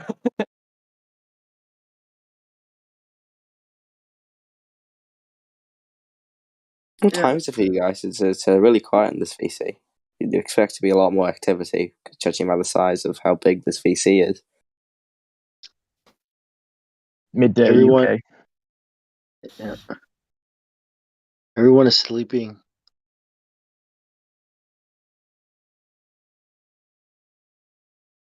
Sleeping on a VC, what a great idea.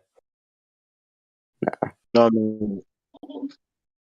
Don't worry, everybody's waiting for fallacy, and then you will see.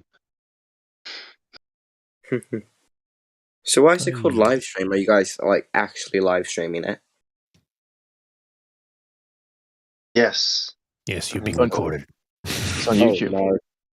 Uh-oh. No, I don't care. Now you can't go back on your words, eh?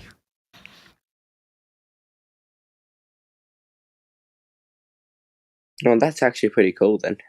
You can live stream a VC onto YouTube.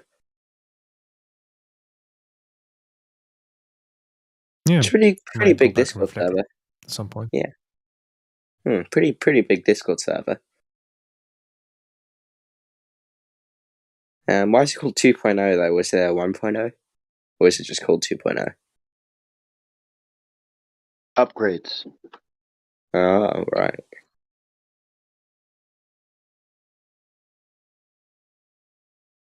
I mean, I can see someone's put a lot of effort into the server. There's a lot of, a lot of channels and stuff like that. Yeah, lots of materials to go through if you're interested in that. Looking more into it. Different parts and aspects of flat Earth theory and such. I mean, yeah, to be honest, I don't really know much about flat Earth. All I know is flat earthers think that the Earth is flat. Even that is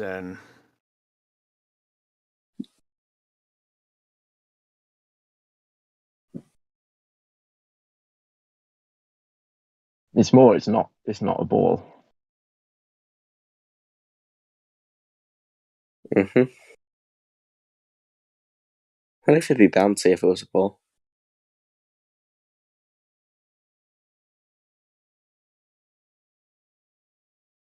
If.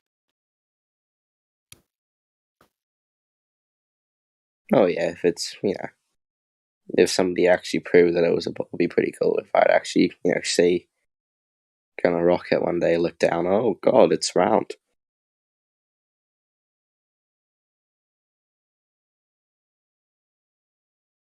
Not like a pizza, like a frisbee, like a round table.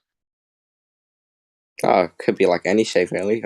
It can be a cube if you really wanted to. Could be whatever you imagine it to be, huh? Yeah. Can't be a cube though. Any figment of your imagination. That is a way of thinking it, yes. Yeah, so I'll change my viewpoint. So there's nothing objective. Everything is subjective. It's just So a concept, an idea of your mind. I'm You a put- subject, you so what put- I think of is subjective. you put your hand on fire, and that's just an idea. Well, yes, because I'm a subject, so everything I think of is subjective. Yeah, when you pay your taxes, that's just an idea of your mind. Oh, well, yes, that's the idea of my money getting stolen by the government. But yes, Yeah, if you don't pay and they come take your house, that's just your imagination. right, pretty bad imagination. Well, so you admit that they steal from you. Why wouldn't they lie? Oh, I don't know. Why wouldn't they lie?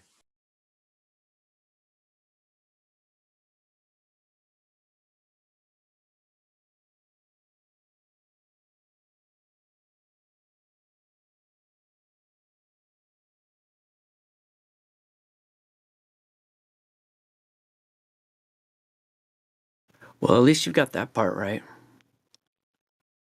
No, why wouldn't they lie? Why wouldn't? No, I just mean being open to it. Being open to, Oh, yeah. I mean, you don't seem very curious or interested in pretty much in anything, but at least you're not closed, so I'll give you that.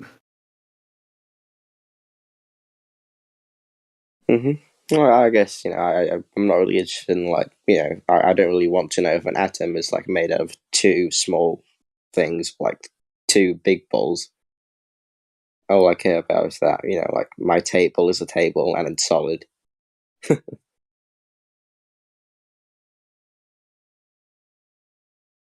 And what the government tells you to do. Well, if the government tells me that my table is made of, infinite small particles and, little balls moving around, I'm like, okay. Does it change anything, though? What if they tell you to jump off a cliff? Oh, well. They'll give you $20. That actually might be a good offer. You do it. That hot dog's floating down there for you. Hot dogs. Yeah, there's an ocean of hot dogs waiting for you.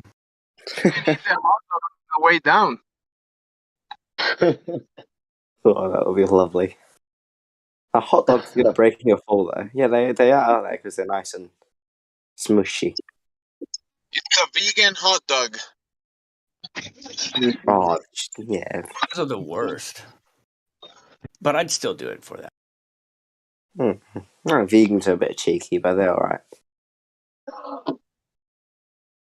Well, hey man, just add sugar to it. Tastes good.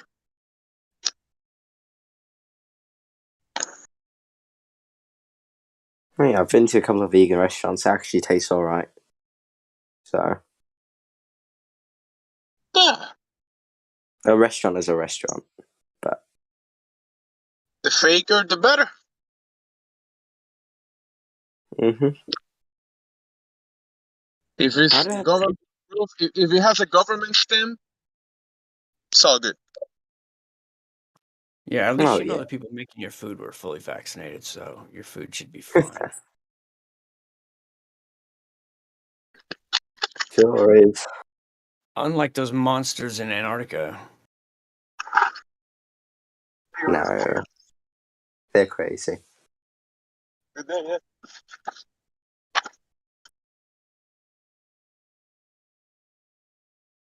Have you seen The Matrix? Heard of it, haven't seen it. Like the first one? No. They made it near you. Oh, I know they made Lord of the Rings and The Hobbits as well, but no, I was never really interested. What are you interested in? I think a bit of, I think some bit of YouTube or a bit of going outside, going for a walk around and explore shit. Social interactions. Hence I'm on Discord. So yeah, no, not really anything that deep. I'm not interested in I don't know, like computer programming. What kind of stuff do you watch on YouTube? Well, what type of stuff do I watch? Mostly random stuff. I go into history, a bit of news, a little bit of Minecraft. Hidden history? A little bit of Taria? history, like half of interesting, just a bit of educational content as well. A bit of everything really.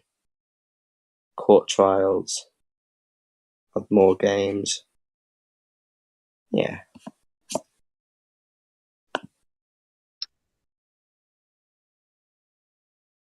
I mean, right. My top recommendation is Protection 25 helmet versus full armor. Second recommendation is why CPU GHZ doesn't matter.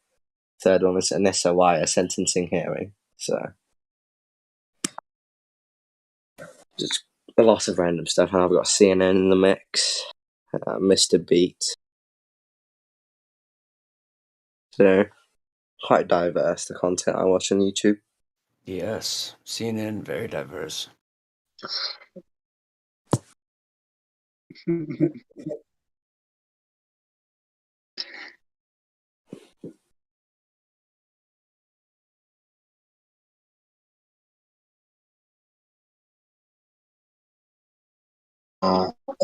It's kind of weird. He's really like making it difficult for YouTube's algorithm. That diverse. Yeah. They're like, CNN actually has a subscriber? No, I don't like CNN, but I still watch it. Yeah, no, I don't like it, but I still watch it. To keep up with what everyone is watching, right? So when everybody's talking about the news, you can have something to say, right? Oh, yes, exactly. Not really the CNN. CNN is well for entertainment purposes. That's not good. Well, You know what that means?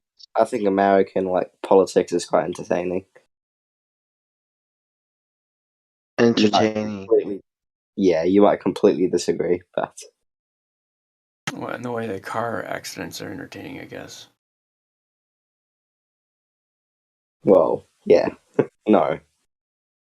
It's like watching The Big Bang Theory without the laugh track.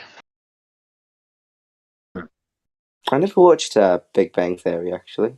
I've seen it on TV all the time, but never really got into it. It's about as entertaining as American politics. Is it? I want to check that out. Without the laugh track, though. Right.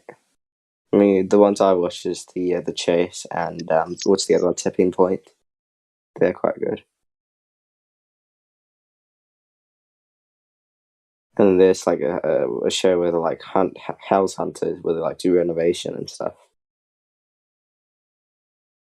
You, my wife.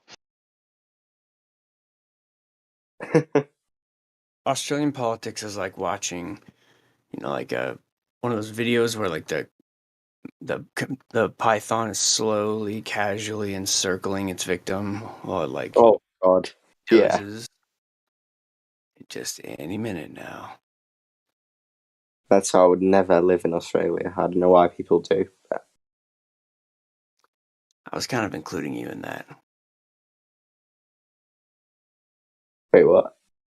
There's gonna come a point when your government is gonna take it too far, even for you. To import the snakes over.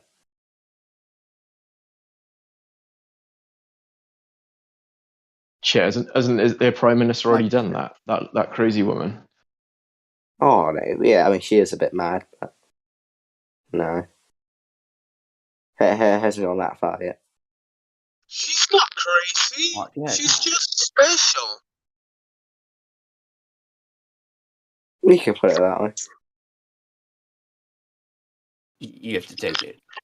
Well, I guess she's a bit wacky. Doesn't she smoke crack? I think she did actually. No, I think she did, which is ridiculous. But she's vaccinated, so it's cool. It'd be funny if she actually took a COVID test because she might have got COVID. That's hilarious. No, she didn't get COVID though. Tests are negative. What do you think about her stance on all that, though? Isn't she very like, if you don't get the vaccine, you don't get freedom? Don't you think that's taking it a bit too far? Oh, I mean, you know, their name is Labour and their colour is red, so no. Well, if you don't get the vaccine, you might spread the disease and die from it. But if you get the vaccine, you might get the disease, spread it, but you're vaccinated. Right. So you can go to concerts. Right. Yeah, no. You're vaccinated. Yeah, I did say. I will say that the vaccination certificate system might be a bit too far. Anyway, let's not talk about it anymore. Okay, good. Oh man, what time even is it? What am I doing? God, it's only 2 o'clock. You know what? If someone else wants to take over, that's fine. I'm gonna go get some sleep now. But sure, there's something. Before you go, do something for me.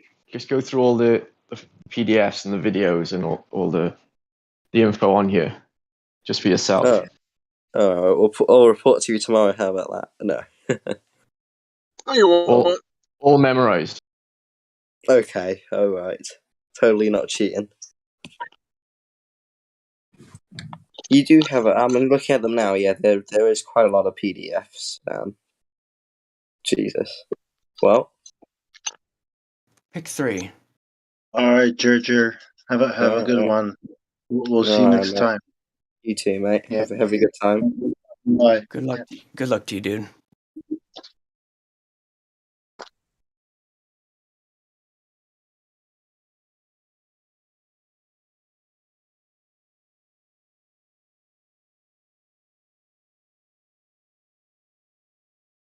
That guy was strong with his opinions. Confident. Dude, so spineless. He was LARPing a little bit. He wasn't too serious. He was just kind of joking a little bit. Yeah. Hey man, just going with the flow. That's what I do.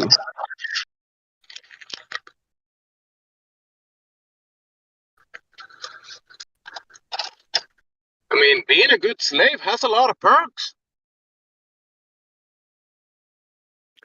Hot dogs, bro. His microchip is fully working.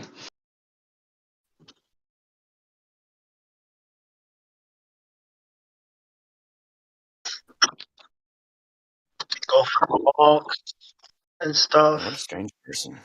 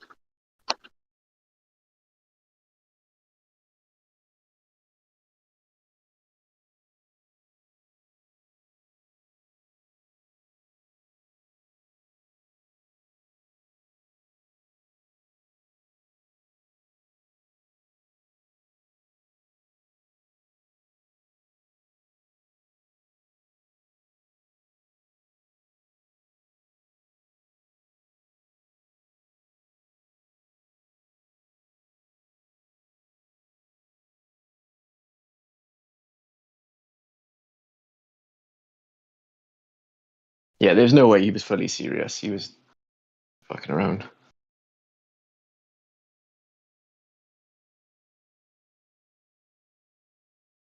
Yeah, it kind of seems like he had an audience. Yeah, I was thinking that.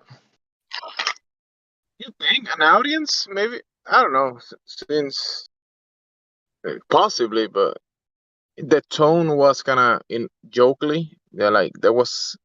I mean, I was being sarcastic a little bit, so I guess he was being a little bit like that too. And when he mentioned, the V and all that stuff, he said it like in a, I don't know, LARPing way. He was kind of LARPing about it. Yeah, I get my shot and I get a hot dog. Definitely. Yeah. Definitely joking. Hard to tell if he was genuine at all.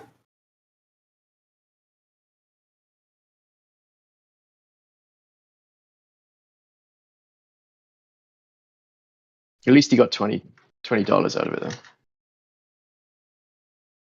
Per shot.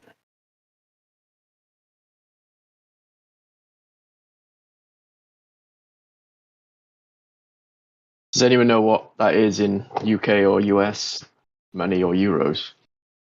The New Zealand dollar.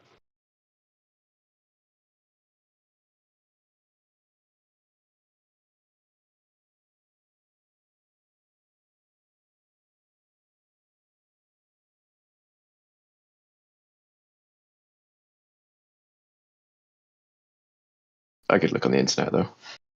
For some reason, I assume it's like similar to Canada. Based off nothing, just.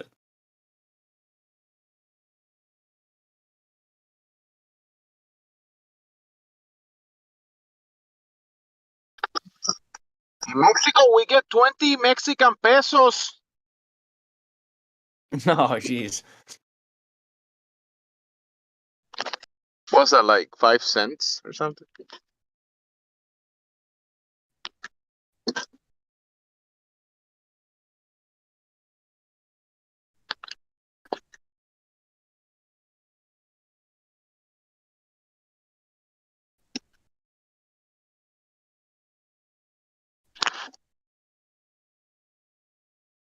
It's better than nothing.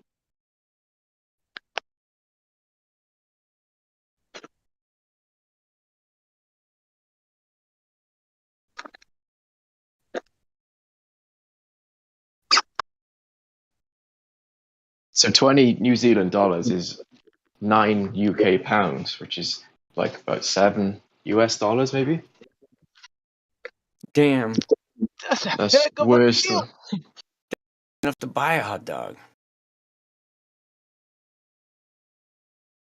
Man, probably a vegan hot. Actually, the vegan hot dogs are more expensive than the regular ones. So yeah, not even that. I mean, maybe you could get the hot dog, but just not enough to get a drink and a hot dog. No bread. No Only sauce. ketchup. Or just the bun. Either or. You pick. One item up. That's why you get the hot dog and then take the $20 to get a drink and maybe some chips or something like that. You get the hot, but not the dog.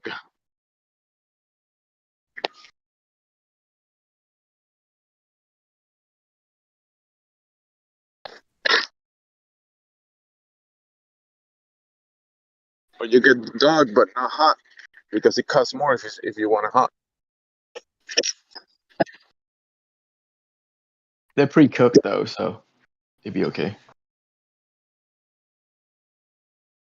Or you could just pay for the full meal, right? And then get the shot for free. I reckon he would have.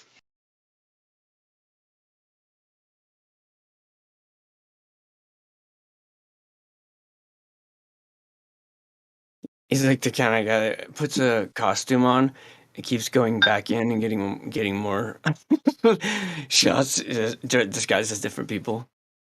Oh, get more hot dogs, you mean? And money. Yeah. Isn't there stories of people doing that though, but obviously getting paid by people to have it done? And Like getting people that give blood, you know. Yeah, yeah.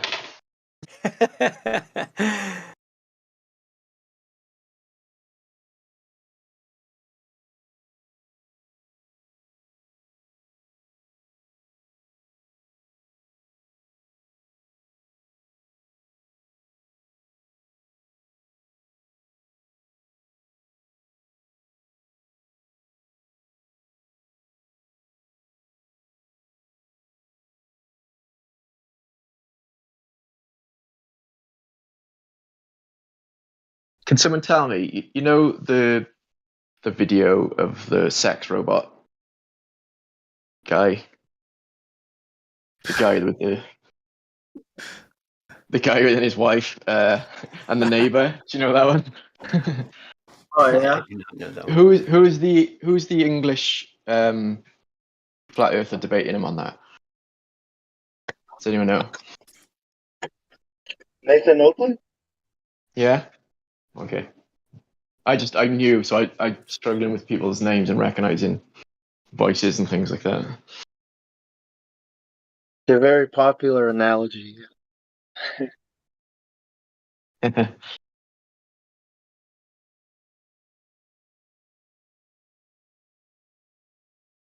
Maybe it's a very advanced AI sex robot that looks like a real dude. Yeah, that's probably it. That's my first thought. Right. Oh, that's a nice toy, dear. Thank you. Get out, get out. He thinks you're a toy. Get out. But would it have been cool if it was a toy that looked like the neighbor? I don't see that being any better. Yeah. The neighbor let me borrow his avatar for the day. Want to join us?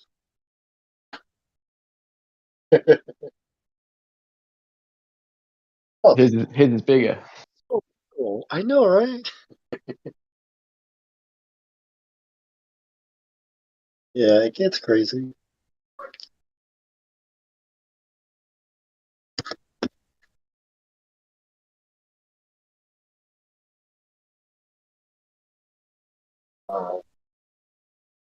The Truman Show.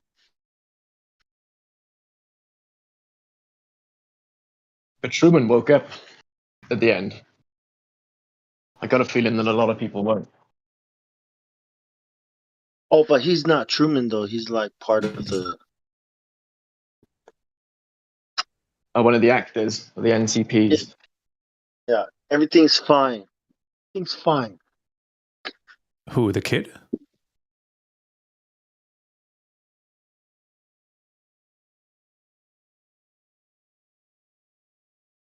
Oh, you're talking about someone else. The sex robot guy, I think. Oh. Sex robot.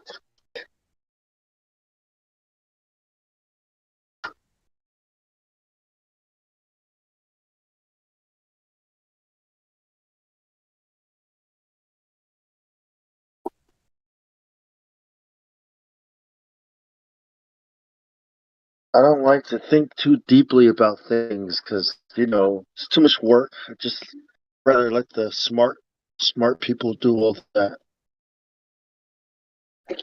That's why we have smart. My hobby's going for walks in the outback and just not thinking of anything. I just pure meditative mind. The hobby. Not even, what plant is that? That's too much thinking.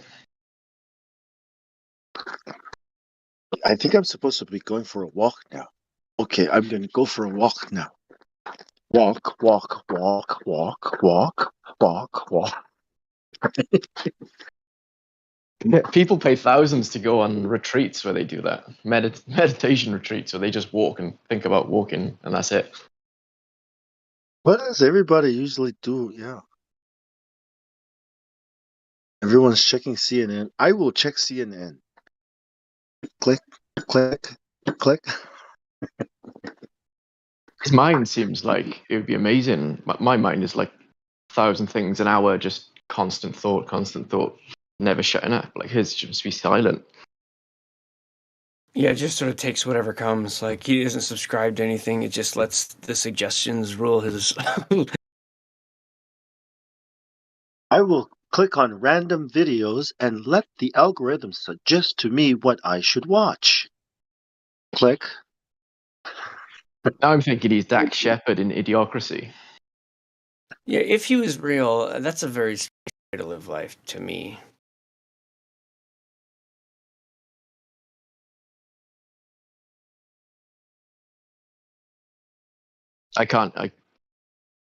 Yeah. I believe the world is round before I believe people could be like that.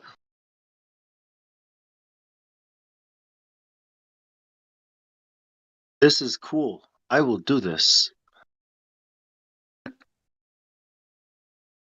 He's like I'm the hungry. dream subject.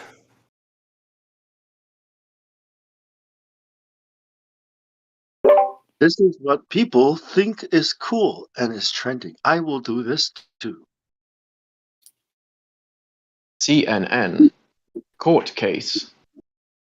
American news channel. How to be human, more human.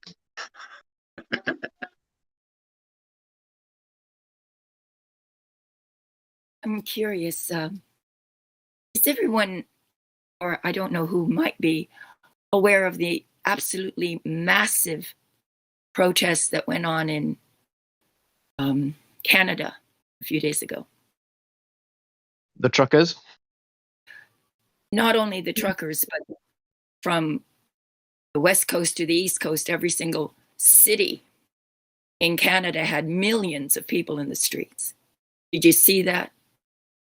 Well, there was nothing like on the media, but I was aware of it a little bit. I'm You very see happy. that? You see that they suppressed it so much that even people who are interested in the truth are unaware of it.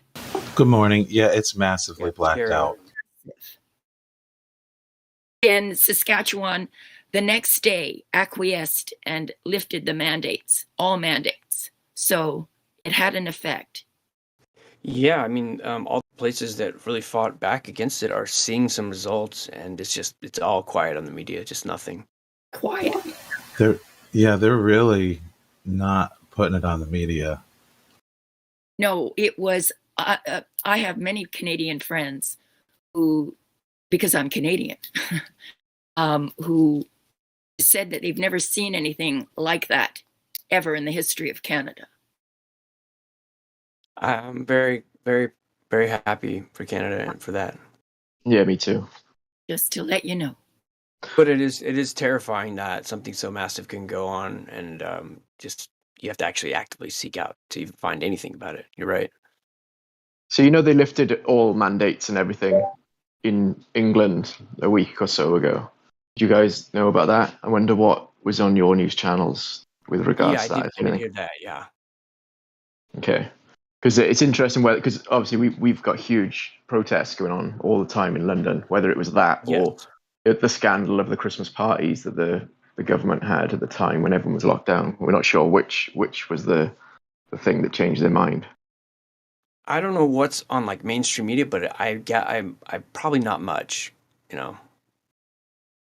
Our media is really, really being tampered with right now. Yeah, you have to actually actively seek out to find out what's going on even in the states around you, even in your own state.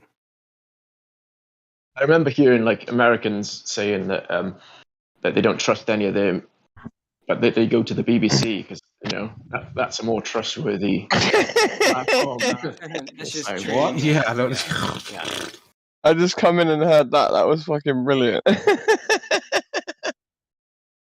Yeah, I can see people doing that. It might be Joe Rogan. Oh, brilliant! Good one, man. He's Good one. smarter than that. He's got to be smarter than that by now. Yeah, he's not. Surely. Crack Villain, wasn't that you in the sex robot debate with a guy over one of the clips? Sound like you almost. I thought it was, but someone said it was Nathan Oakley. Oh, I heard his voice, but it sounded more like Crack as it well. might. I used to be on the Nathan Oakley show. Well, okay. I could still be on the Did you Nathan debate over a Oakley guy show. with now. a sex robot argument? You thought his next door I neighbor don't was a know. sex robot. Occam's razor involvement. I don't know. I could have done, man. It's kind of funny. Could have done. Send it to me. Find it. Should be. I don't know. I don't think it's probably Nathan, bro. It's probably Nathan, is? man. Oh, okay. Crap, you just missed an amazingly intellectual and free-thinking person. Did I? Fuck's sake. What was her name? I didn't catch the name, but they're from New Zealand. It was insane. Wait, let me Unit number check. 5, I think. What, did he get banned? Did he get... What happened? I'm being silly. He's just like, his whole view on the world was like, if everyone thinks that, then yeah, that's what I think. And he didn't have any hobbies. He just goes out for walks. He doesn't really like thinking. He doesn't think about stuff. How long ago was he in it? Oh, like, I don't know, what was it, 20 minutes ago? 20 minutes ago. Okay, wait there. Right, join live stream. Luca left live stream today at 12:55. 50 minutes. One's past. Over. Sons of Thunder. Nope. Fauci. No. Nath 2G. I think it's something like JJ or JJ. No. Yeah, that's it, I think. Alright, I found him. Let's get the base mofo back in. Most lukewarm person ever.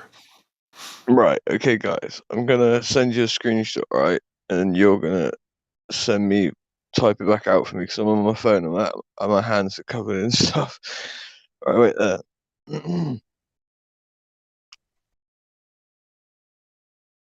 Wait there. Alright, voice log.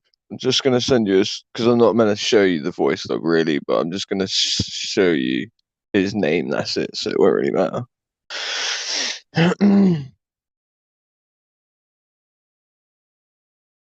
And can then you send me after I send you his name? Can you type it out to me so that I can add him up? I want to get him back in. Sounds entertaining. This sounds entertaining, bro. Yeah, Flatty. Flatty, I'm gonna add you as a friend as well. You seem cool. Nice one. Well, did you get that thing I sent you? We might be friends. I sent you a link to a Yeah, podcast. I did. Yeah. I got it, bro. Yeah, thanks, man. Oh, cool. Appreciate No worries, it. man. I'll send you some more. I'll dig out what I think would be more relevant than some of the shit I listen to. Fucking freezing this morning, bro. I fell asleep with a can of Coca-Cola in my hand. Yeah, not much in it, but I've woken up with it on my ass. So have I pissed the bed? And I was like, oh nah, dropped the can of Coca-Cola. Oh mate, what the fuck? How old am I, bro? How old am I? What am I supposed to put on my underpanties now? I'm gonna be freezing. Right, take these off. Now you have to piss.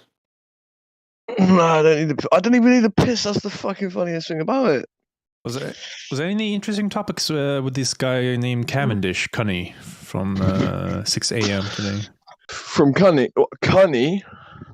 Well, Cavendish, whatever his name is. Well, Cunny is someone that I've debated before. Yeah, I see him in the chat. Voice text live stream. Voice text live stream. Cunny. Wait, let me try it. Cavendish Cunny. Oh, wow. I wonder if it's the original Cunny. Was he the guy that worked on the collider? Wait there, let me see. Live stream voice text. Let's try to get some hoe in here to smash, yeah.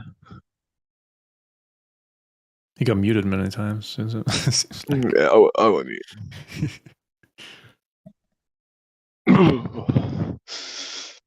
Fucking hell, I really am covered. I'm soaked. I'm gonna have to try and take my head out. Indico, I see you in here. Hope you well.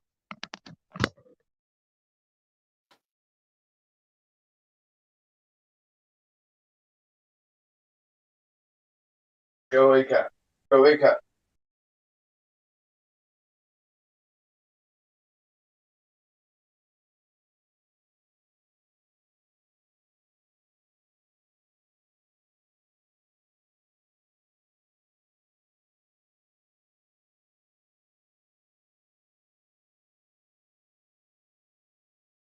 Oh, I was thinking of Neutrino Punk.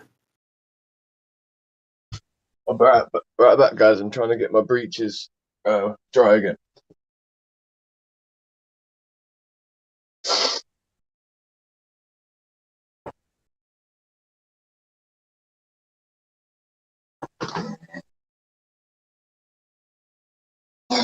Yeah, it studies like nothing.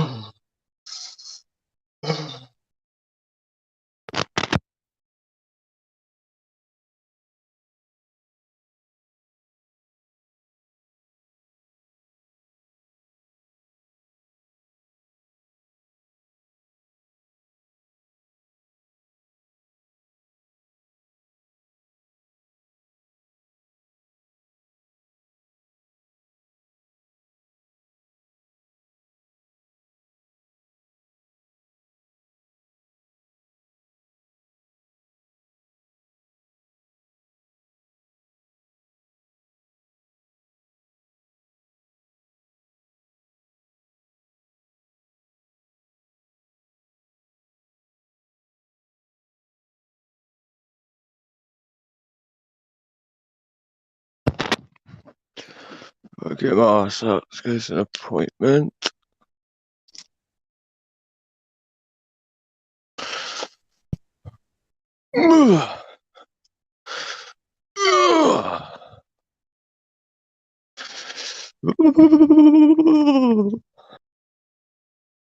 Right. Yo, Flatty. Send me back that guy's name so I can add him as a friend. I can't remember what it was. I sent it to you in DMs. Oh, okay, hold on. yeah, no worries. One sec. Where's Connie? Where's Connie? Where's Connie? Where's Connie? Where's your money? Your Connie. I keep a lot of stuff in my prison pocket. Have you mind? Satanic.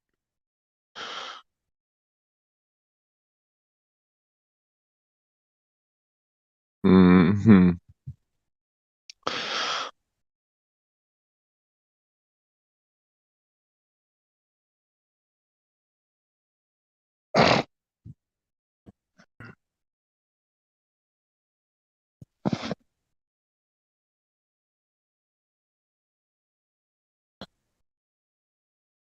Oh, I see. Dragons causing shit again.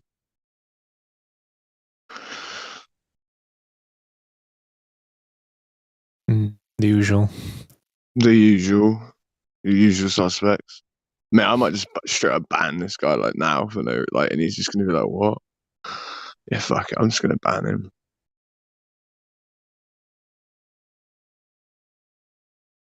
Being a dick. Seeing constant. Actually, no, I kind of like the vibe he brings, which is like annoying, but oh well, whatever. I'll keep him around for a bit longer. I was about to ban him then, just because I felt like it. Sons of Thunder. How do we know it's real? Well, I mean, looks convincing, yeah, but could it be a trick? Could what be a trick? Illuminati card. Is that what you're talking about? The Illuminati cards. Okay. Wait, Bongsao, why don't you speak instead of just like typing like I don't know. Do you see these? You see these mods up in here that people like Bongsao, straight up just being like bitches out here. Like, won't even speak to man. I'll speak. What's wrong? Who wants Who you trying to ban now, crack villain? Oh shit! Oh shit! No shit! Wait, Bong's talking. Guys, I got a dip.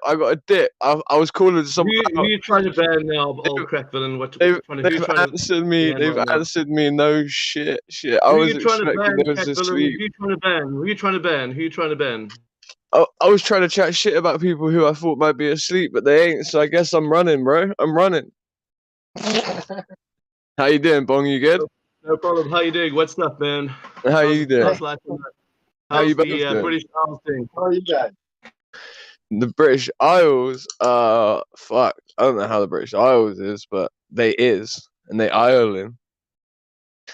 Okay. How you Is it doing? called the British Isles, the whole England and the whole Wales and Ireland? Is it all called the British Isles? Isn't it called? Yeah, but I only really include Scotland as part of like any country that matters. I thought it's all the British Isles. Okay.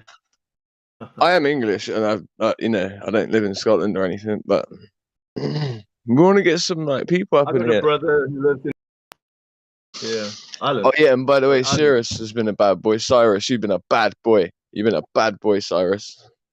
He's actually Mexican. He just doesn't want to show it to anyone. Who's Cyrus? Cyrus is Mexican. I knew that. That was obvious. Have you seen his abs? Yeah. Exactly. Just like me. Just like me. Gem C. Gem C. No, G. No, bro. The Shamayin. The Shamayin. The heavens above. That's what's up. Shamayin.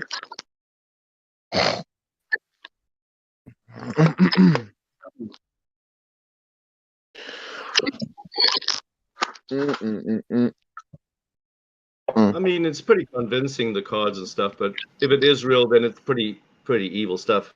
What is?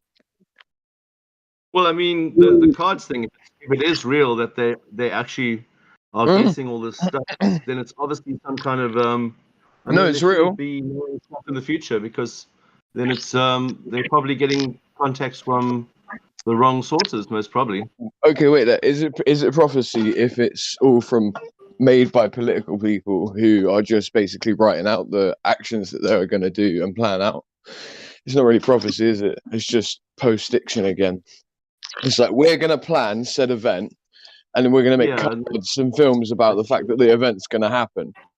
So it's they always try and take what's what's Yars, right? They always try and take it and make it for their own. So what they needed was something which was a published documentation of something that would seemingly be taken by the public as prophecy, right?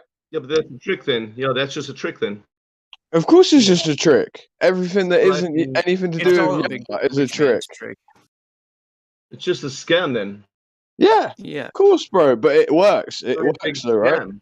Yeah, that's what I thought. Yeah. You gotta have an enemy. Some kind of scam.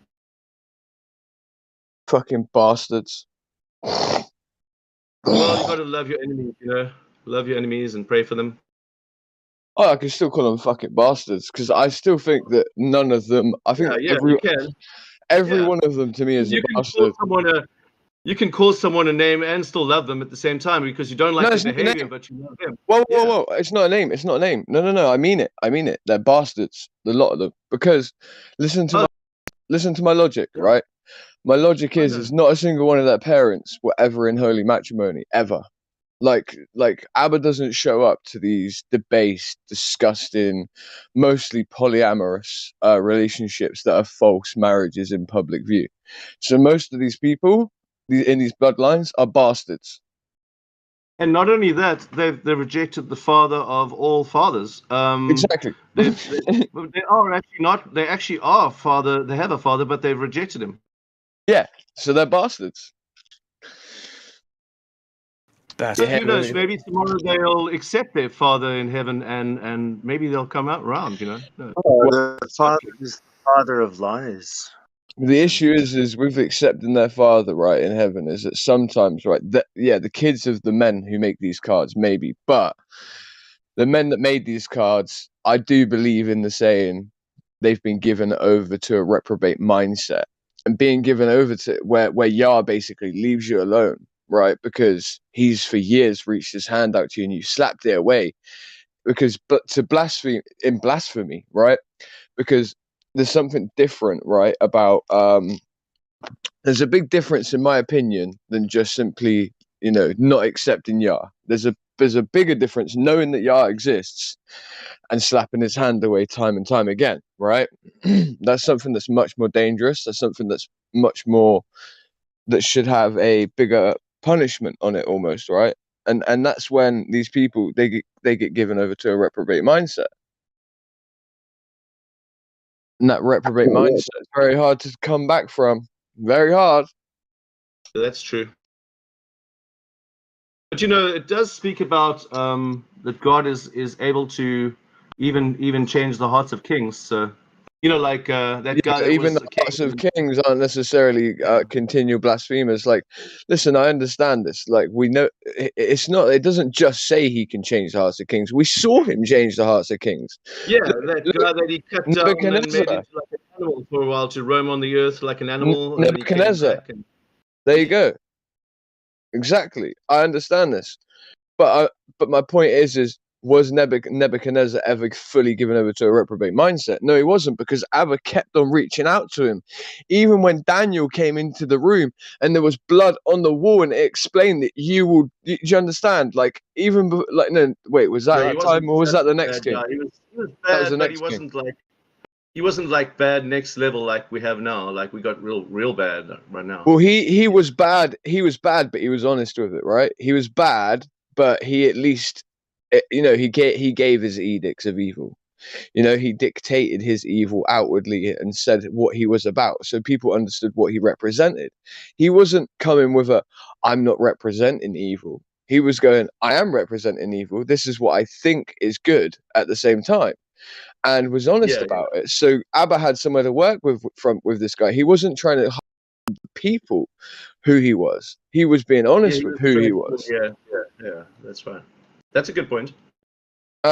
So he was someone that was searching as well. Remember, he was getting diviners, different magicians, to try and tell him what his dreams meant. And that's how he ended up with Daniel, and that's how he ended up with Meshach, Shadrach, and Abednego as well, because they were the only mother effers, right? And I say it that way because they were the men that came into the daughters of man and sprang forth good seed and created good lines of humans and men. And so effectively, like, that's how we end up with Daniel in the pit of the lion, and he basically is untouched. And Nebuchadnezzar looks at this and he's like, how does this happen? Like, this is insane. Well, the hand of Yah was on that man's head, right? And then what happens? Meshach, Shadrach, and Abednego get put in the fire for their so-called blasphemy against his own laws and edicts, because they wouldn't eat the way that they said that they wanted them to in the Babylonian kingdom, Nebuchadnezzar's kingdom. They wouldn't do anything like that. So then he puts them in the fire, right? He puts them in the fire, and what happens? They don't die. The fires do not touch them. It was that blue type of fire that wouldn't burn the skin of the men of Yah. Yeah, that's a cool story. I just read it the other night to my daughter. It's pretty cool. Yeah, that's a nice story to read to a child as well, right? Because fire can be quite a frightening thing.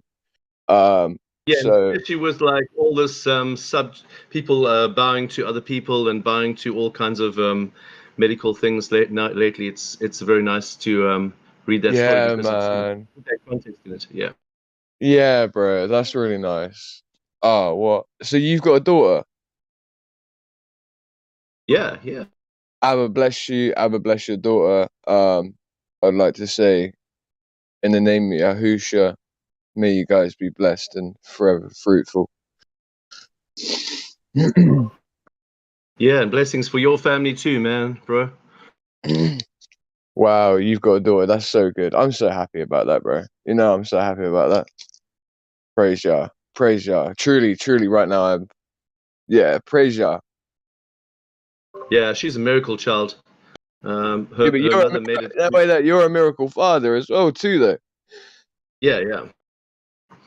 And So her mother that's made it when. through. Sorry, She shouldn't continue. have survived. The birth was like a miracle, but she survived as well, miraculously. But she did pass away a few years later from pneumonia. That was 2019, unfortunately. But Oh, bless you, brother. Bless you, brother. You really are a blessed father. I knew you were.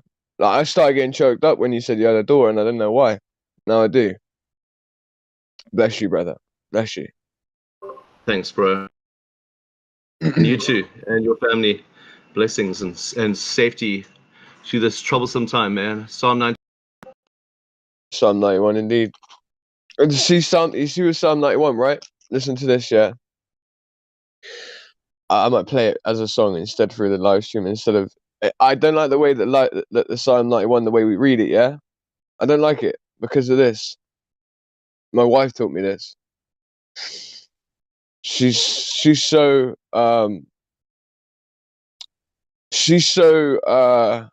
switched on in ways that other people aren't.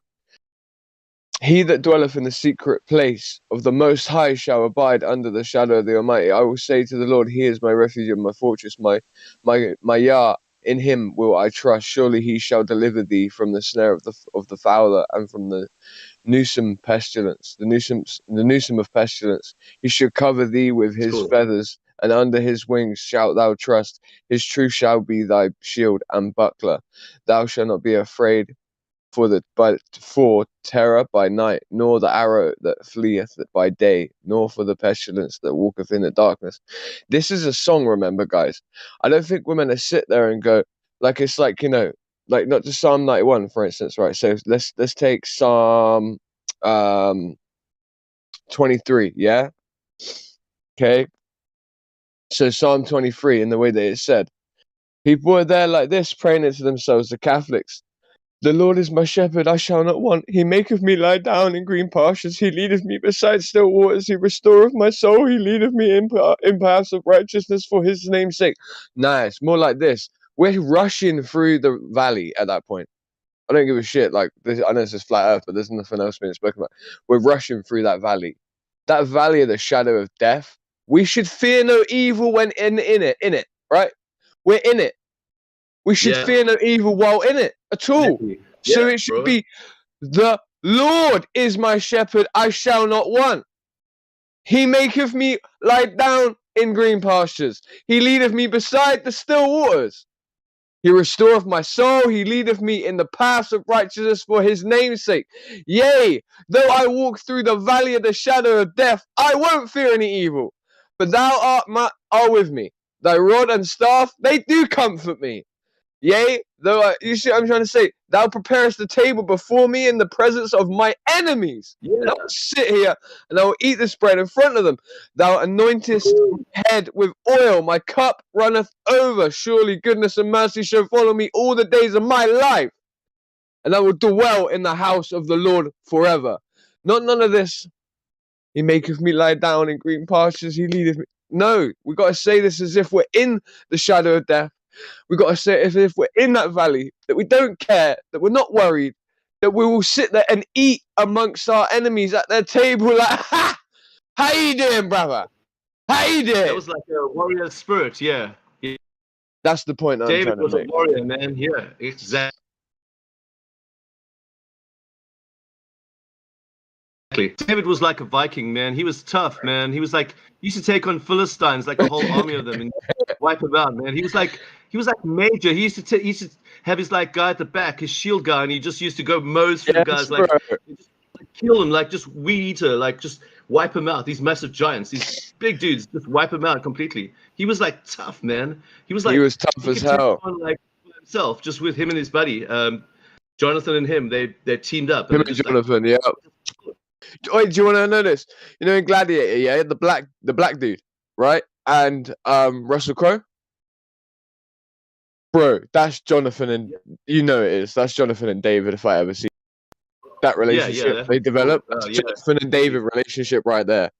Like them two together in the yeah. When I watched the movie, that same thing. Yeah. Bro, that made my hair stand up when I thought about it in that context. Like the next time I watched it, and I was like, and I was like, I was thinking about the watching it the first time, and I was like, wow, that's like Jonathan and David. And I watched it, and I was like, I was thinking about them as Jonathan and David, and like I didn't know who was Jonathan, and I didn't know who was David. I was more seeing Russell Crowe as David because he was more like the leading character, right? But I realized at times they switched out, you know, like at times he was weak and then he was his stronger brother, you know, like it was like that. It was like, and yeah, man. And then, that was awesome. Yeah, that was an awesome battle. Yeah. what do you think about righteous anger?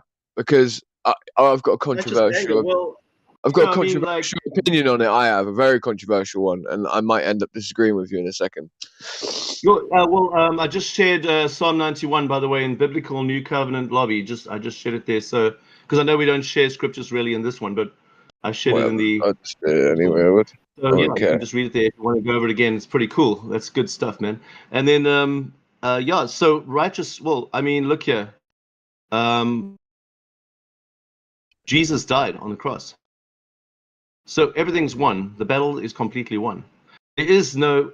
His final words were, "All things are complete. All things in the universe, in the whole, not universe, but in all creation, in the flat Earth, is complete. Everything's complete. It's all done." That word means tetelestai. Well, it actually is the flat Earth. No, wait, it is the flat Earth because he didn't just die for the sins of me and you, brother. He died for the sins of the world.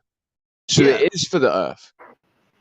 Yeah, that's how the Earth is to be renewed. No. I was just affirming what you were saying when you were like, well, you know, not the Earth, and I was like, well, no, the Earth, because you know what I mean. Absolutely. Yes, the flat Earth. I meant not the universe, because I used the word universe. I used the word universe by mistake, but I meant you know, not the universe. I meant okay. You know, the planet. Yeah. So I was correcting myself on using the word universe. Yeah. You can use the word universe. They're not taking that word from us. I don't think they should. It's sort of like I just sort of misused it because I mean I believe in the universe, but sometimes that can be misunderstood as stars and, you know, planets, and I wasn't talking about that, of course. No, universe don't exist. Listen, get the universe as I want to fucking define it exists. Okay, the universe. Yeah, I was just trying to be more exact in my words. Yeah, semantics. Yeah. Yeah. Sometimes I don't like the word policery that goes on in this place. I'm like, get out of here. We're playing into the hands of them people that say. I know. It depends which definition you go by with this word, because there is the new definition of this word and the old definition. We're talking about the old one, bro. Yeah, technically you're. Oh, then we are good. You gotta like watch what you say, and you gotta like every word you gotta like analyze, and it gets a bit annoying. Let's put down the etymology.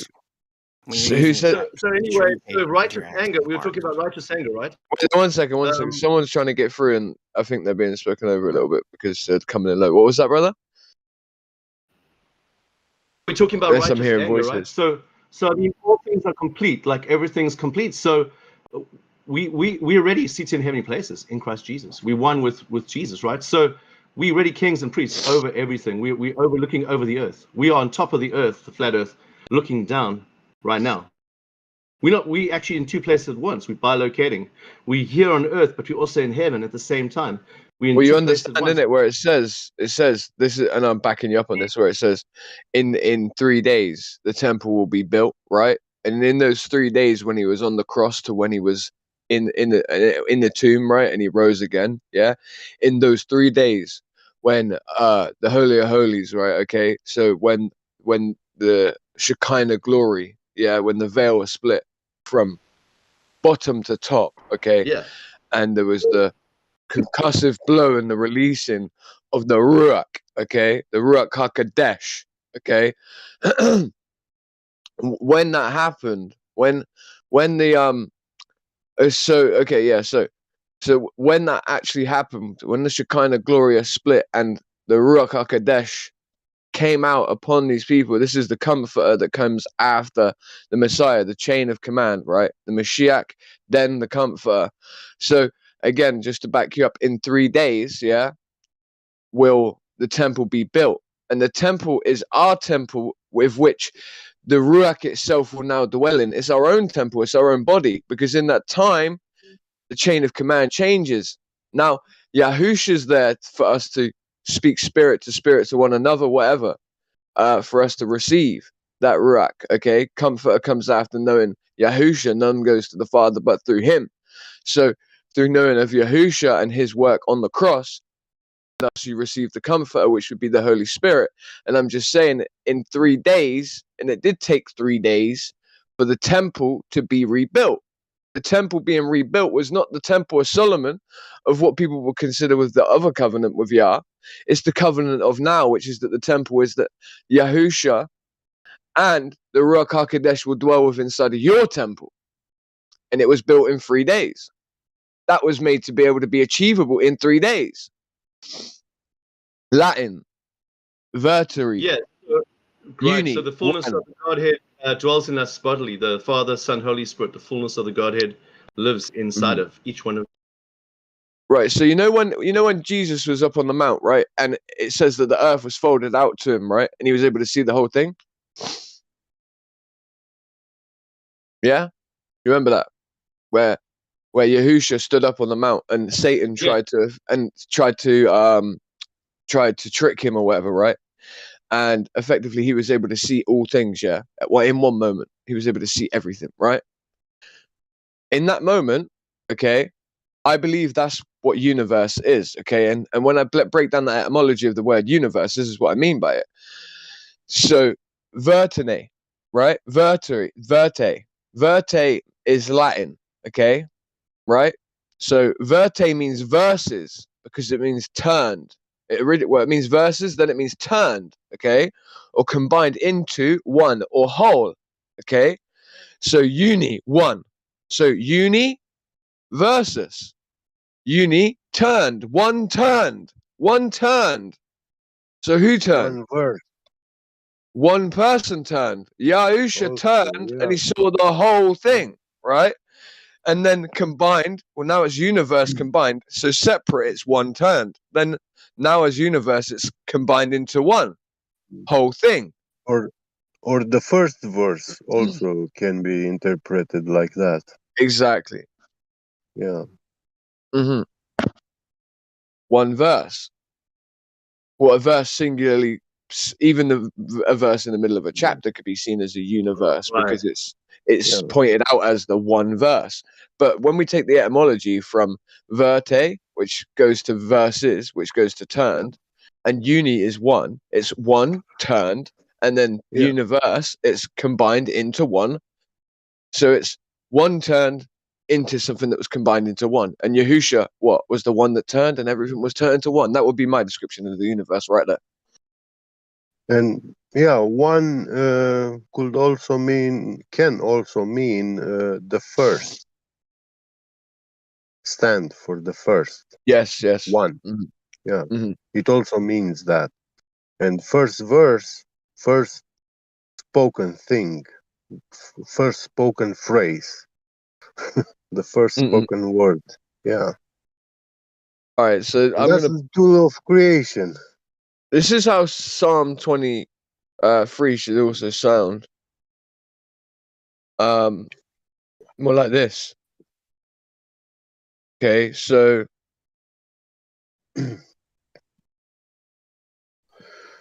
I know it's like childish logic. It's so logic that even a little child can understand. That's how simple it is. But yeah, this is how God is in his creation. He's never been complicated and deceitful in his creation. Yeah. Can I play a song for us, guys? A second, yeah? Right. Okay, so I don't know how to play a song yet in here, but oh well, whatever. What's the command list? Play. Okay, play. They won't care because that these people are good people, even though they're like famous or whatever. They won't care. They can't copyright this. This is a reading of Psalm 23. This is the way Psalm 23 should sound. This is what I mean by brother. What's your name again? The Australian brother with the daughter. The great man there.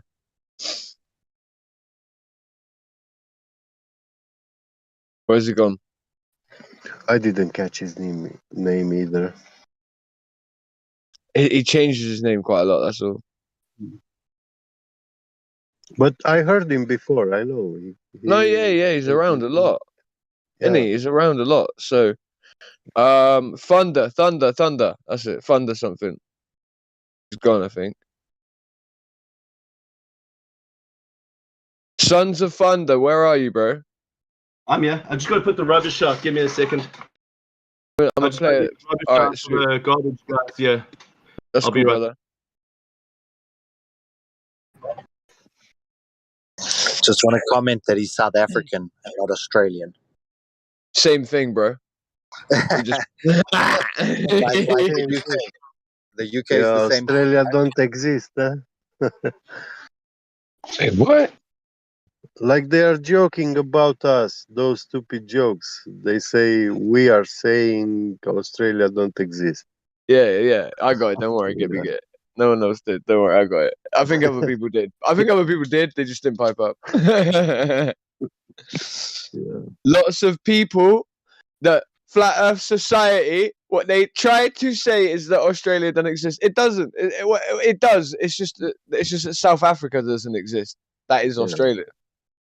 You know, I heard that. And yo, by the way, Solar. You know, I heard that phrase. It's coming from Flat Earth Society, but I never bother myself to go and look for explanation. What do they mean by that? Me either, bro. I didn't care to. I was like, what's the fucking point? Fucking care, yeah. I thought it was a good joke, actually. I was like, yeah, they don't exist, motherfuckers. Like, we created their ass. Like, they don't exist. They just Englishmen to me. Yeah. They got places like New South Wales, Victoria. You know, we've got the Outback. I'm telling you right now, no one would know that Australia existed if it wasn't for the fact that Steve Irwin existed. Steve Irwin probably made Australia more famous than anything else. Yeah, the Animal Planet guy, yeah? Yeah. Even the country being named Australia didn't make it more famous than Steve Irwin coming out being an Australian. Also, Crocodile Dundee. Dundee. He was American. Because you know, if you haven't gone to space, it doesn't mean it doesn't exist. You know what I mean? Like I think. If you haven't been, it doesn't mean. Yeah. That's where that must come from. That's where the joke comes from. Is that where that originates from? Australia doesn't exist. I think so because you know, like, how do you know Australia is there if you haven't gone there, right? It doesn't mean it doesn't exist. So if you haven't gone to space, it doesn't mean it doesn't exist. But don't you live in Australia? Yeah, but the point is, like, you don't have to, right? You do not have to go to space.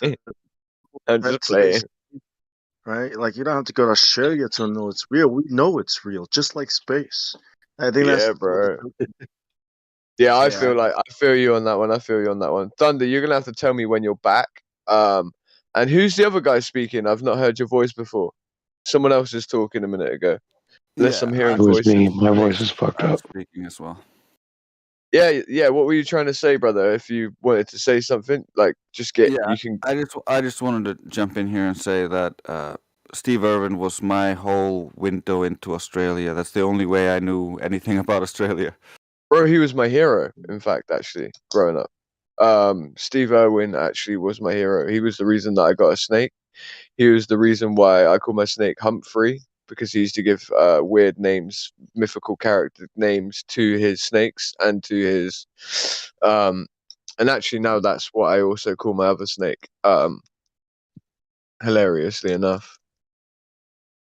I'm sad. He always showed like my penis doesn't jumping. He showed those videos like how to jump on a crocodile, you know, to catch them and all that.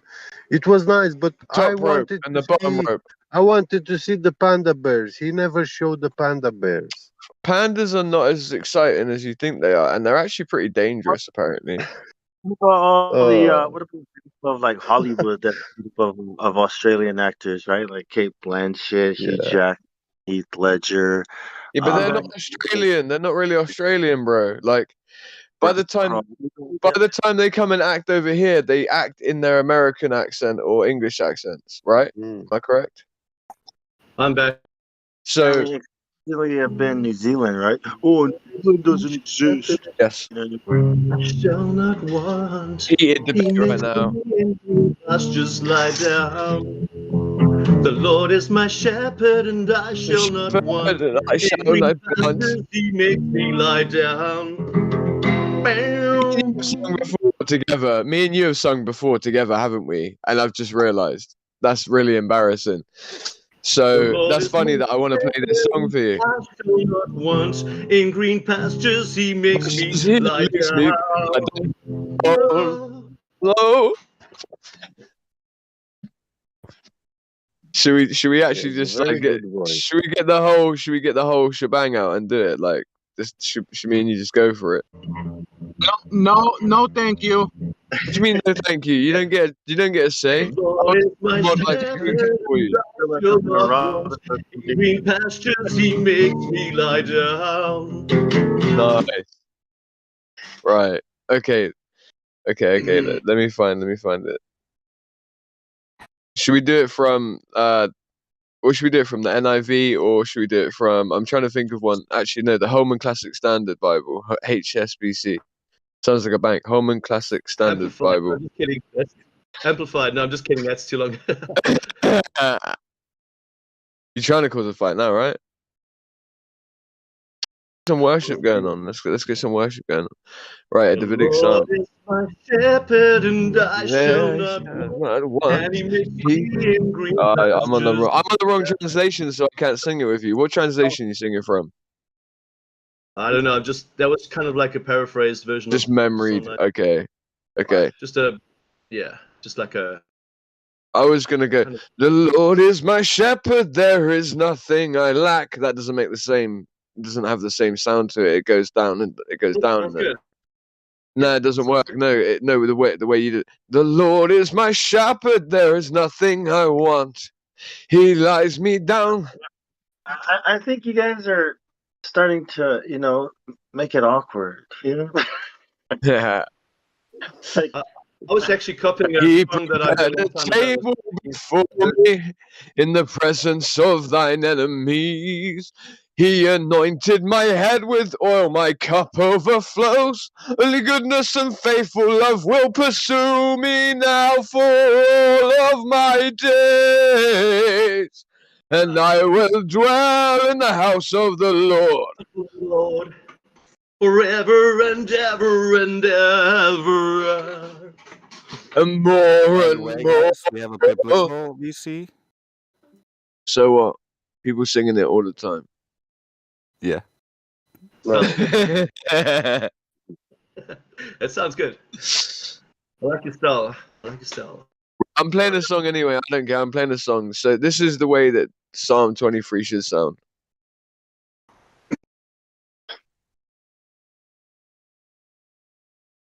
And this isn't to be all biblical and all that sort of stuff.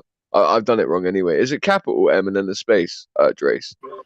And I will fear no evil. Yeah. Drace, is it M? Is it M exclamation mark? I don't know what you're talking about. To play a song, bro. How do I play a song? Oh yeah, M exclamation mark. Yeah, that's correct. And then play.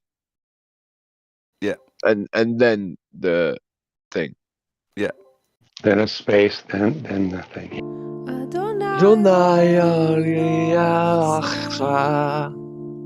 Leads me beside still waters. Bino. Adonai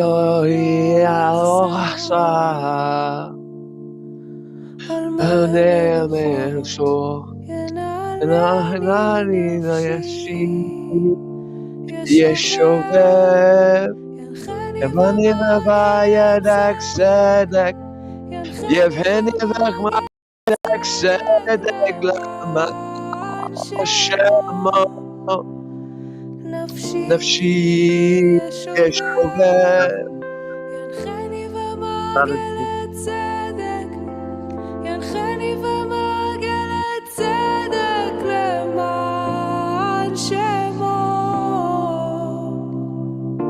So this is how Psalm 23 would have been sung back in the Davidic temple, back in Jerusalem, well, in Israel, should I say, in Yasharel. This is how it would have sounded with a string quartet.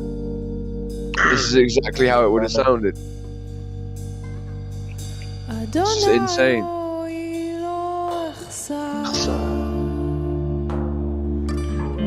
Bino Deshti Ezoseni Adonai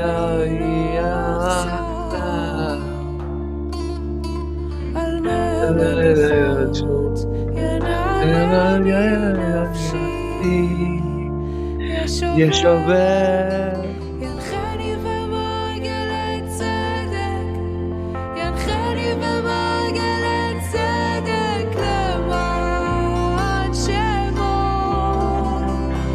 נפשי השובב, ינחני במעגלי צדק, ינחני במעגלי צדק למען שמו.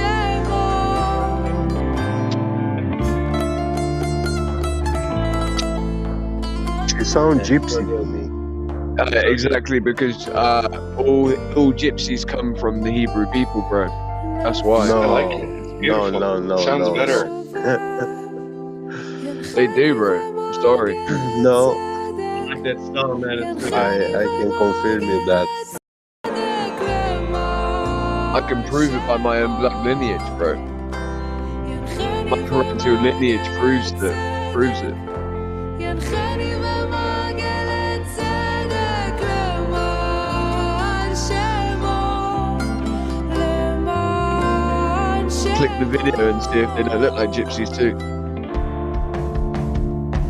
No, these Jews from Israel today, they are not. They're not real Jews, I know that. These aren't Jews from and they Israel have today, nothing to do with the black people also. Nothing in common. The gypsies that live in the slums. So I love this bit.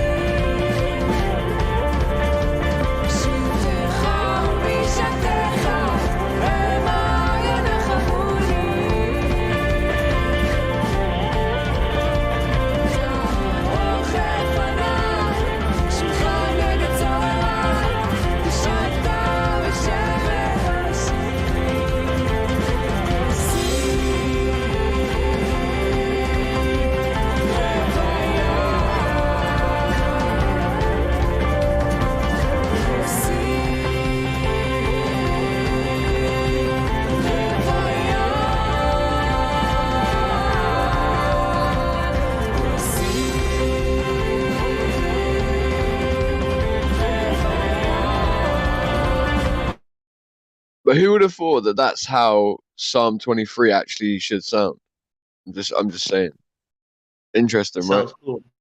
Sounds awesome, man.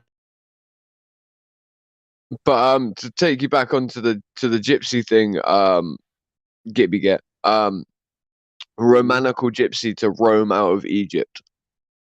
Just the etymological sense on that alone. Romanical gypsy. They were nomadic people, no matter where they were. But my bloodline is gypsy, right? So traveler, nomadic Indian, and then they traveled across. Okay, and they went from India. Then they eventually made the tribe of Macmillan, or the clan of Macmillan. So you're saying they were born in Africa? No. They weren't born in Africa. No, they were born way Where north of then? Africa, north of Israel, even. Okay. Gog and Magog. The 12 lost tribes. Where did they Dacians, go? So my Dacians. family comes from the Yeah. tribe of Dan. My family comes from the tribe of Dan. And anyone that knows the Gaelic people, okay, the red-haired people, of the Bible, they come from the tribe of Dan, right? And the transitionary period between them becoming the tribe of Dan as established as the clan of Macmillan in the north and the country and kingdom of Denmark, that transitionary period where they were Rus Vikings at one point, even they were gypsies in those times. Well, I can send you more videos on this. Gypsies in Romanian culture, history, uh, and also Greek mythology. They were born from Hercules. Yeah. By So taking the teeth of the dragon and he threw it on the land, and they But gypsies germinated. come from The teeth. everywhere. But gypsies come from everywhere, bro. The point is they were the Phoenicians, bro. Is my point. The gypsies were the Well, Phoenicians. The it was an gypsies army were raised. It was an army, but it served the purpose for Hercules, and after that they were banished away, like sent away from the lands where they actually were created. that's And one set of people that might be called gypsies, but the original gypsies are West Indies, from the West Indies, or from India as well. But they were nomadic tribes there, meaning they weren't even, that wasn't their homeland. They had already traveled. They had traveled there to be there. Do you see what I mean? If you and in the Hindu, they do have this religion of the snake. They worship snakes and stuff They like do. that. They Yes, still they do. And actually, this that would make army of sense for the Hercules, Persians. That would make they were sense for the called, Persians. Maybe they were absorbed into the they Persian were army. called the snake people. But also, in history, it happened something, and they got separated, like in two kinds of them. They did indeed, And because you got the Irish and then you got the Romanical this, gypsies. well, the The Gaelic worst gypsies, I are mean. these Israeli, the elite of the world. And gypsies you find in Romania, they don't look like Israeli people. They look more like Pakistani and Hindu. What do you think? Indians. Pakistani people are exactly on the same line of where Israel is. So so They I'm are very saying the close lands. Pakistanis look very similar to the way the Israelis would have looked, is what I'm trying to get at. So they do look like Pakistanis, the gypsies that are in Bulgaria in the slums. And that's what I'm trying to say, is that they look very similar to the Israeli people, the real Israeli, what Israelis really would look like. That's kind of my point. And when they were sent away from Dacia, part of them went to the north, it wasn't the north in those time actually, but they went in that region of Russia. And they became Rus part Vikings. of them towards India, and some became Rus Vikings, and some, but they kept those some of their ones lines from between the two Russia, places. those ones from Russia actually became the wicked, evil ones. They became the Vikings, and they became the ones that established clans and kingdoms like Denmark, and also established clans like my own clan. The Vikings, no, Some of the they Vikings don't did have do that. much in common with the Gypsies. They are Not the Dacians. gypsies, no, the Gaelic. Listen, the gypsies that absorbed their culture into the Russian people. Those people eventually became Vikings, right? Travelers, seafaring people, and those people have this nomads. and they ended up teaming up with the people of the north that originated from the Picts, which are the Scottish people, and we've got this on the Macmillan Cross. We've got the Viking longship on there, an amalgamation. The Celtic Cross is an amalgamation of Christianity and Norse mythology. So the Vikings mixed with people think the Vikings landed on the shores of England and just sacked York. No, they didn't. They had friends in England first, which were the Scottish people. That's who their people were, the wildmen of the north. And I'm just saying that the tribes of Dan eventually made a lot of the clans of Mac. That's kind of my point. Yeah. And we only know this because we've got a very rich history that we've got recorded still to this day that we can look back on. Parental history at the same time as a cultural history. Just in terms of even like the longboats that the Scottish used to use for trade were the same ones that the Vikings used to use. There's a strong connection between Norway and Scotland because the northernest point of England is Scotland. When the Norwegians came over and the Vikings came over, they didn't just land in England and start like raiding. No, they made friends first in the north, and there's stories about us teaching them how to besiege castles in England. The Scottish clans teaching the Vikings. We actually as our own kin because we look like the same people because they probably were us from a different wave of people years before that had traveled down. I don't know. I imagine actually if Drace is still here, Drace would know a little bit about what I'm talking about.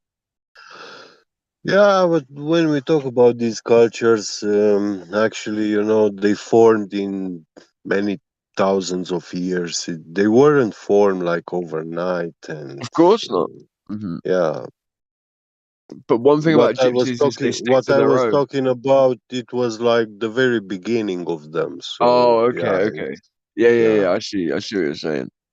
Is this when I pre-biblical say times Hercules from Greek mythology, that's like before the pyramids of Egypt were built. Yeah, exactly. Okay, that would make sense with my Osiris didn't existed yet, Yeah. It's just that like all the research that I've actually, done. Osiris was the person who actually changed the whole world very, very drastically and dramatically.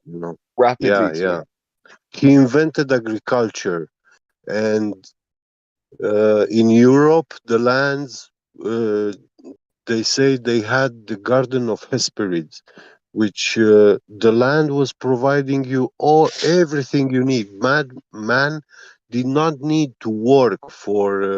Is this like the Persian gardens almost similar to them? No, not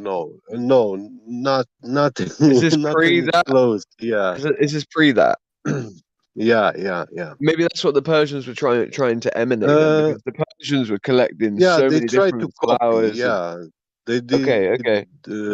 Yeah, but those gardens were achieved by working. They were.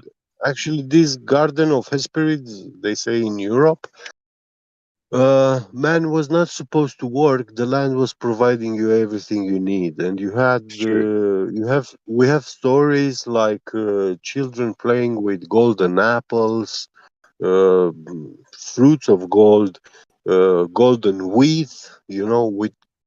They were saying they were made of gold, literally gold. But it was organic, not metal state. Yeah.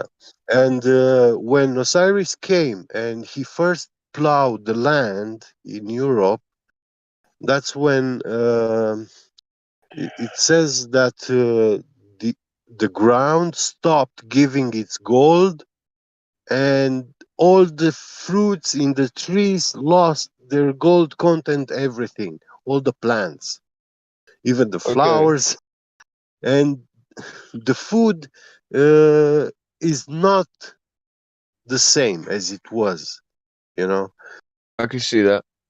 Yeah, because even Adam and Eve, when they were like sent away from the garden.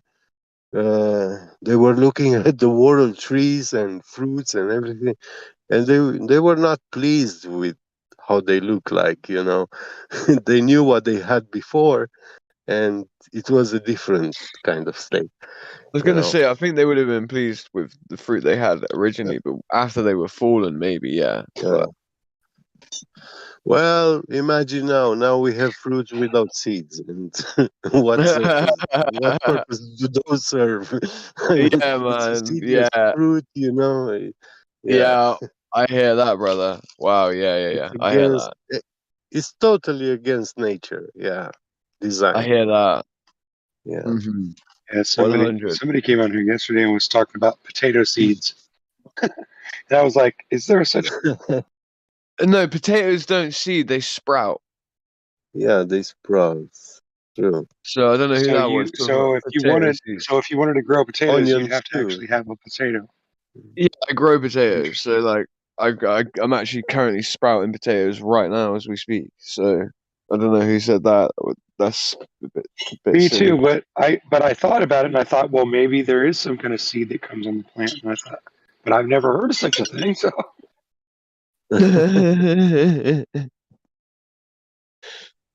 Where's that gone? sorry, my voice is so fucked up today. I don't know why. Yeah, man, you should apologize. You sound so fucked up, bro. Get off the mic. Get You well. sound Get fine. well. You sound alright, bro. Don't worry. How dare you?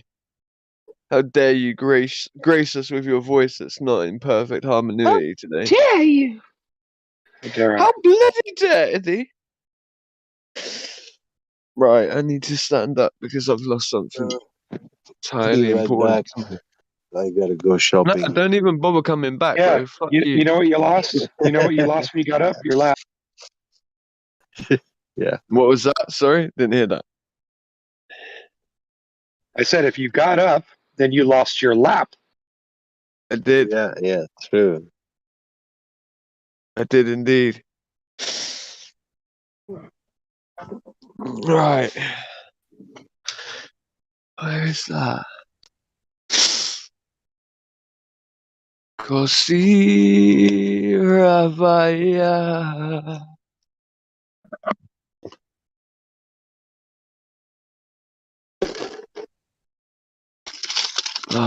Whatever. Just spilt a whole bag of rubbish. Whatever. Go away. My life, my life. I think I caught you all in a lie earlier. Yeah? When were you saying about being your thing to Australia introduction or whatever? Well, I didn't say that. Someone else said that, but Oh, did they? he was all I knew. I said he is what made Australia pretty much famous, though, for most. You're clearly all Kylie Minogue fans. Everybody waited ages to say that. It's rubbish. Sorry. Where the fuck is that gone? Sorry. My language, but I can't find my Your straw. fucking Like, language is shitty. Stop talking. You're so shitty language. How dare- I can't find my reusable straw, bro. Reusable. How do you reuse a straw? Because all of our straws are plastic and not plastic. Sorry. Oh, I got some stainless steel ones. That's what I thought you were. No, I'm looking for a rubber one. No help, all right? No help. Thanks, but no help.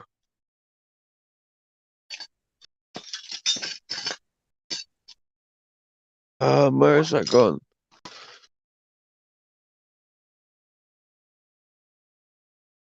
I found it.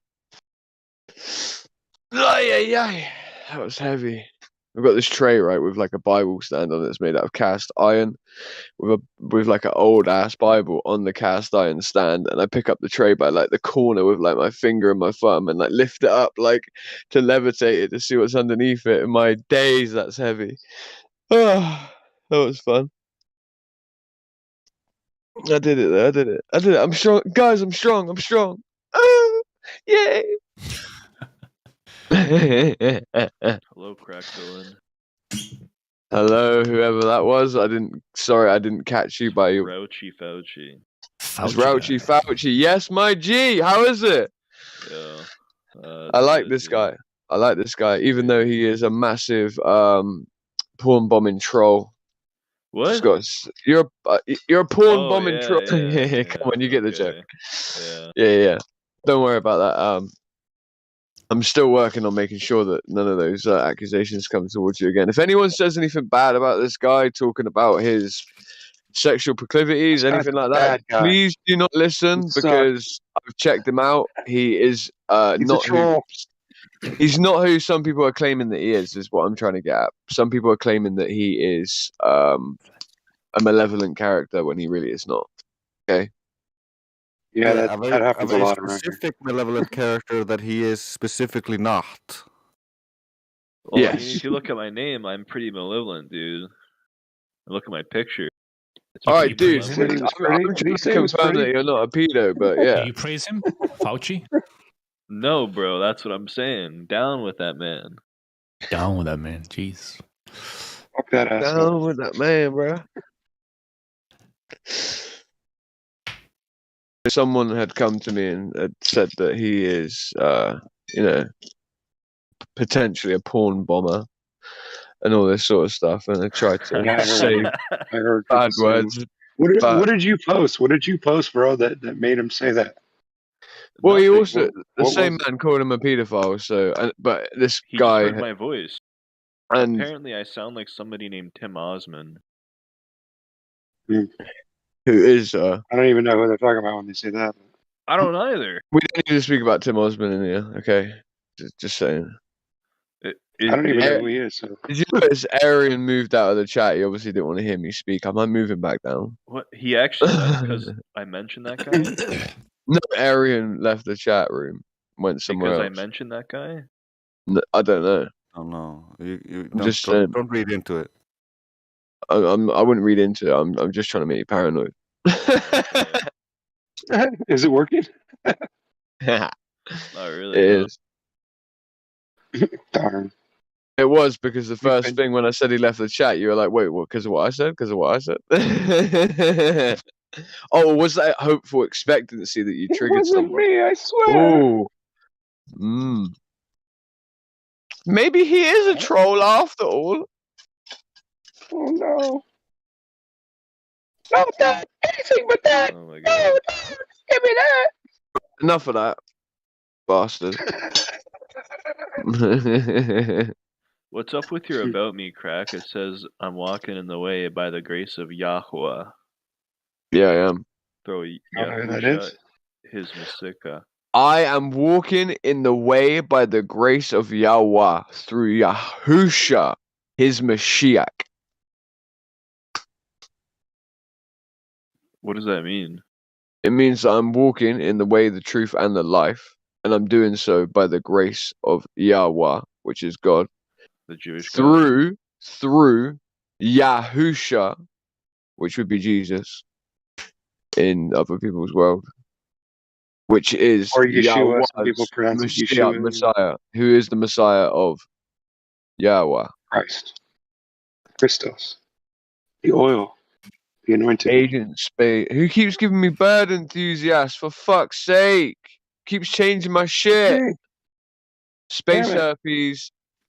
Bird enthusiast. They what it is people know I like my shit looking all nice, like my rolls and stuff, so they keep giving me these shit. I'll keep bird enthusiast.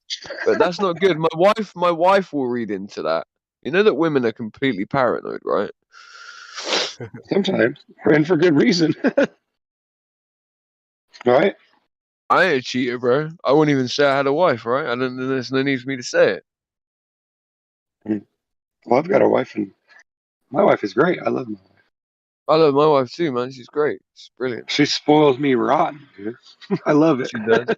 Nice, bro. Yeah, she buys That's me a whatever I shame. want. That's a shame. My mum was asking about you as well. Oh well.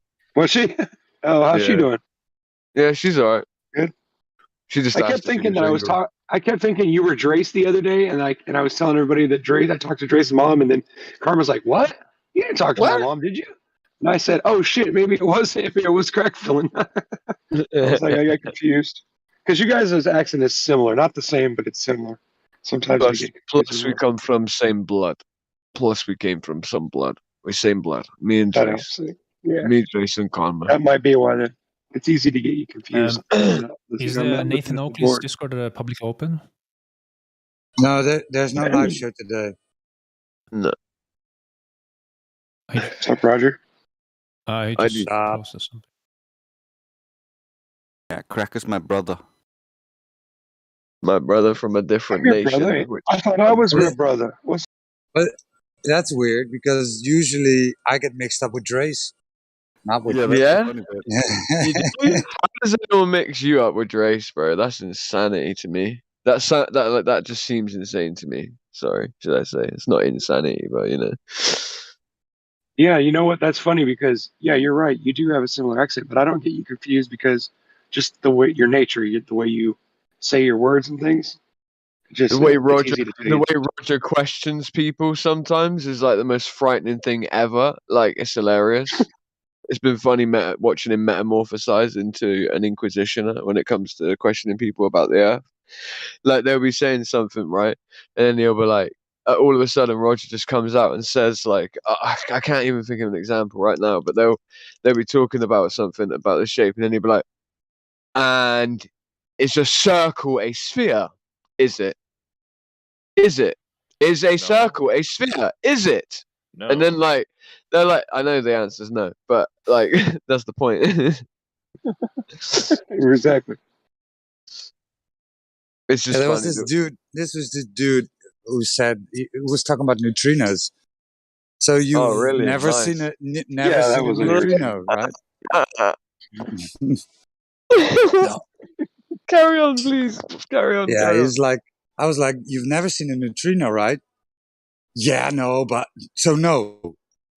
he wouldn't. You're brutal, yeah, he bro.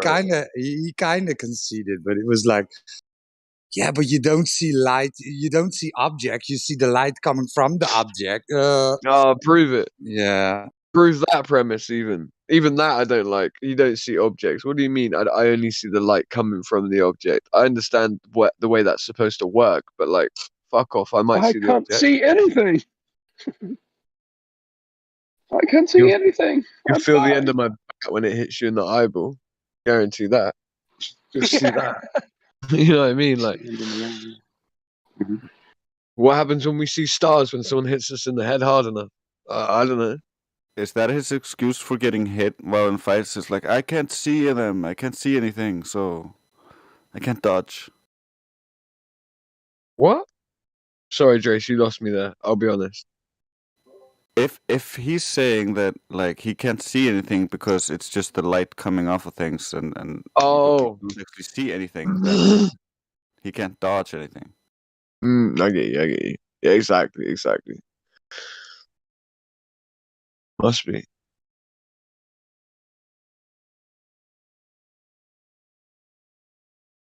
Hey, Trace, have you worked any more on that sheet you were working on? That we were doing No. yesterday. No, I just woke up, started listening to you guys, looking at stuff. Yeah, I figured you were just getting up because I thought, wow, you've been up all night or what? No, I wake up with Karma when she goes to work and stuff. Right.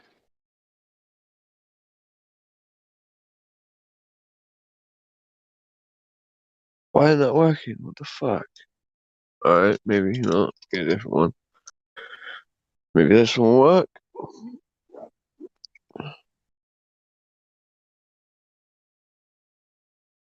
It does.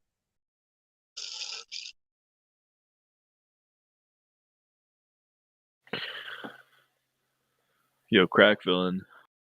Yeah, bro. So what do you how did you find the server? How did I find the server? I don't remember. These are I questions for you, sir, not. I actually don't remember how I found the server, bro. Because I found it through Whammer. I knew about it before, but I didn't come in here a lot before Whammer invited me. Um. Oh wow! Does anyone else remember how I found this server? Anyone? I think I've heard you say that you were in Gems and the other, Yeah, and you came here or something. I don't know. that was it. Gems. I found it through Gem Panda server. Exactly. That's it. That's how I found it. Or at least I know I was in Gems before I was in here. No, no. I didn't find the server through Gems. That's a lie. I was lying when I said that. That must be a lie because. One sec. Which server is his? I don't remember. What's I the was name of in the server Gems that and he's- through. I was in Gems before I was in here. That's the truth. Um, No, I'm saying, what is Gem Panda's server called? Debate Is it Flat just called Earth Gem more. Pandas? Oh, okay. Yeah, I think I remember. I was just curious. Sorry. No. It's Gems and Narcissist, so people refer to his server by his name. I was asking earlier about the Discord of Nathan Oakley. Is that an open or a private one? It's open. I can invite you to it if you like. Yeah, just check it out. What he has. Does he have any materials like posted out there in his channels, whatever? Yeah, there's some stuff in there. Yeah. There's a lot of stuff in there. There's a lot of people in there too. It's really surprising. Yeah, But yeah. you have to go up the ladder kind of like you do here. You have to get accepted and verified. But Yeah, for sure. it's got a pretty good site, I think. Yeah, I'm Or not at there least for to Discord. have discussions with him or anything. Just check out his materials, basically, what the stuff he's been going through and talking about. Yeah, for all that, of QE's shit's Yeah, I posted like in there Nathan too. Oakley. He's really good. Sorry. Yeah. All of QE's stuff posted in there as well. If you do want to go into Nathan's, so you sort of get a double bonus there for that one. All the QE shit posted in there straight away. I need to get hold of Nathan actually Oakley because I was on the panel and then I just stopped coming on Discord completely because I was doxxed.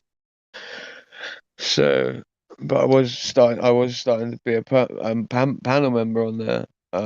Like every day I was supposed to be on there, but yeah, doxers, they came after me hard as soon as I went on to Nathan Oakley's.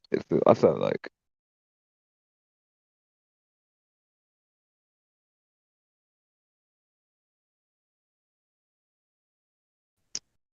Yeah, I feel like the way he presents his presents his arguments and such. It's point on, like spot on, basically. Oh yeah, he's very effective. Shut up! Oh my god. Sorry, guys. Dogs fighting outside. Man, I thought I did something. I was like, what the fuck? What did I do? No, they would like fighting each other outside, like grabbing each other by the arm.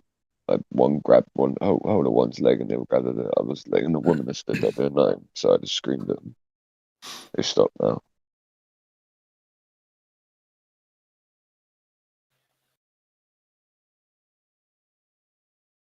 Fucking idiot.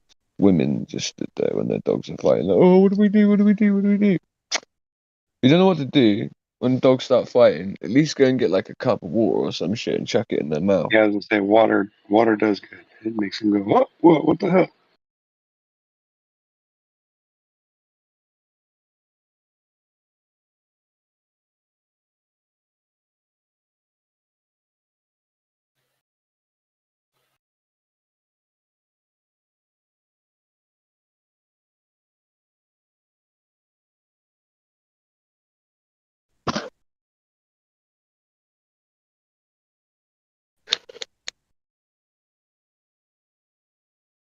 Alright. Sorry guys, I'll be more talkative in like 2 seconds. Not that you need me.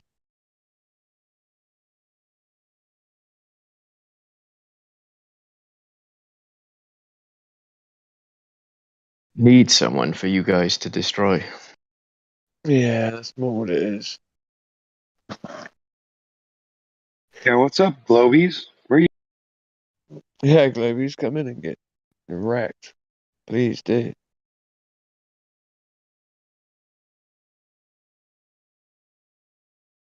Someone sent me a message yesterday morning and said, "How are you doing?" I said, "I'm doing pretty good." I talked to them before. They were like, "I miss debating you," and I'm like, Really? "Okay, yeah." And I was thinking, okay, well, I don't remember that, but then they went on and they were like, "Yeah, when you were on this other server, we used to chat." And I said, "Oh yeah, I remember." But I don't remember really debating. But then they asked me about the 24/7 channel, and I sent them a thing, and they came over and they started talking. I thought it was pretty neat. It's interesting how they like meet people at other servers, and then they're like, "Where are you at?" Like where you been or whatever. And I don't know. Where you at, bro? Yeah, it was like, "Well, how come you don't come in there and talk anymore?" I was like, "I don't know. Somebody pissed me off, so I left. I guess I don't know. It just."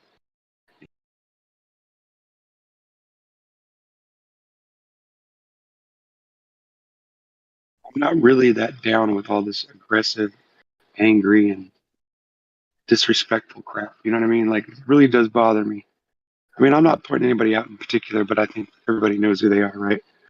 But Yeah, people I like don't know. I'm Kiwi. just kind of frustrated with some of it. I'm not saying anybody in particular is a horrible person. I'm just saying that, like, last night QE came in and he just, I don't know, he just has a tendency to just smack everybody or slap everybody, and it's like, Yeah, man. I don't know. Maybe it's just his thing. Maybe it's just his little hook. But No, sometimes it it gets on my isn't. nerves. It's like, It's his whole. It's his whole. That's what he's here for. He's a hammer, and because he's a hammer, everyone's a nail, like you've said before. so I think I'm thinking maybe I'll just text him directly if he answers, and anytime, because he seems like a rational person. I've talked to him he before, is, dude. and he seems rational, and I feel like I could talk to him, but I just don't want to piss him off either, because I like him and everything. Sometimes he pisses me off the way he acts. One bit of The advice: things he says to people. do not be afraid of the guy. He'll give you no respect, else. That's what I No, learned I'm in not the very afraid of him. beginning. That's why I said I feel like I should just call him directly and deal with it. Then sit here and talk smack or whatever. But yeah, Yeah, that's my biggest fault with the server is that we don't have a better balance of at least being polite and cordial. I understand once you know someone's a troll, just black them out, just kick them. No sense in insulting them and calling them names. It just makes us look like we're the assholes. But yeah, that's but my opinion. obviously that's Q's whole shtick. Obviously, that's how he gets good reviews, and you know, a Yeah, lot I of get it. people Like I said, listen. I get it. A lot of It's people not listen to personal, him I for know, that but I'm just reason. No, I'm just letting you know, bro. I'm the same. yeah, and I I'm think. actually. I feel Right, and I feel the think same. Nathan Oakley. I used to think he was a little aggressive, but he's more like if you like if you're in a conversation and he's talking to you, and then and you realize that what he's right about, and you mention that, he'll call you out and he'll say, yeah, well that's but QE doesn't always do that. Like I see like QE's a little bit harder on that side of it, but Nathan Oakley can go off on you too. But I'm saying normally if you go in there and you're rational, he won't just trash you. You know what I'm saying? Yeah. But I'm No, gonna I hear shut you. up about that. I know it's not really needed on here. I just had to get it No, out. you're all right. Get it out of the system.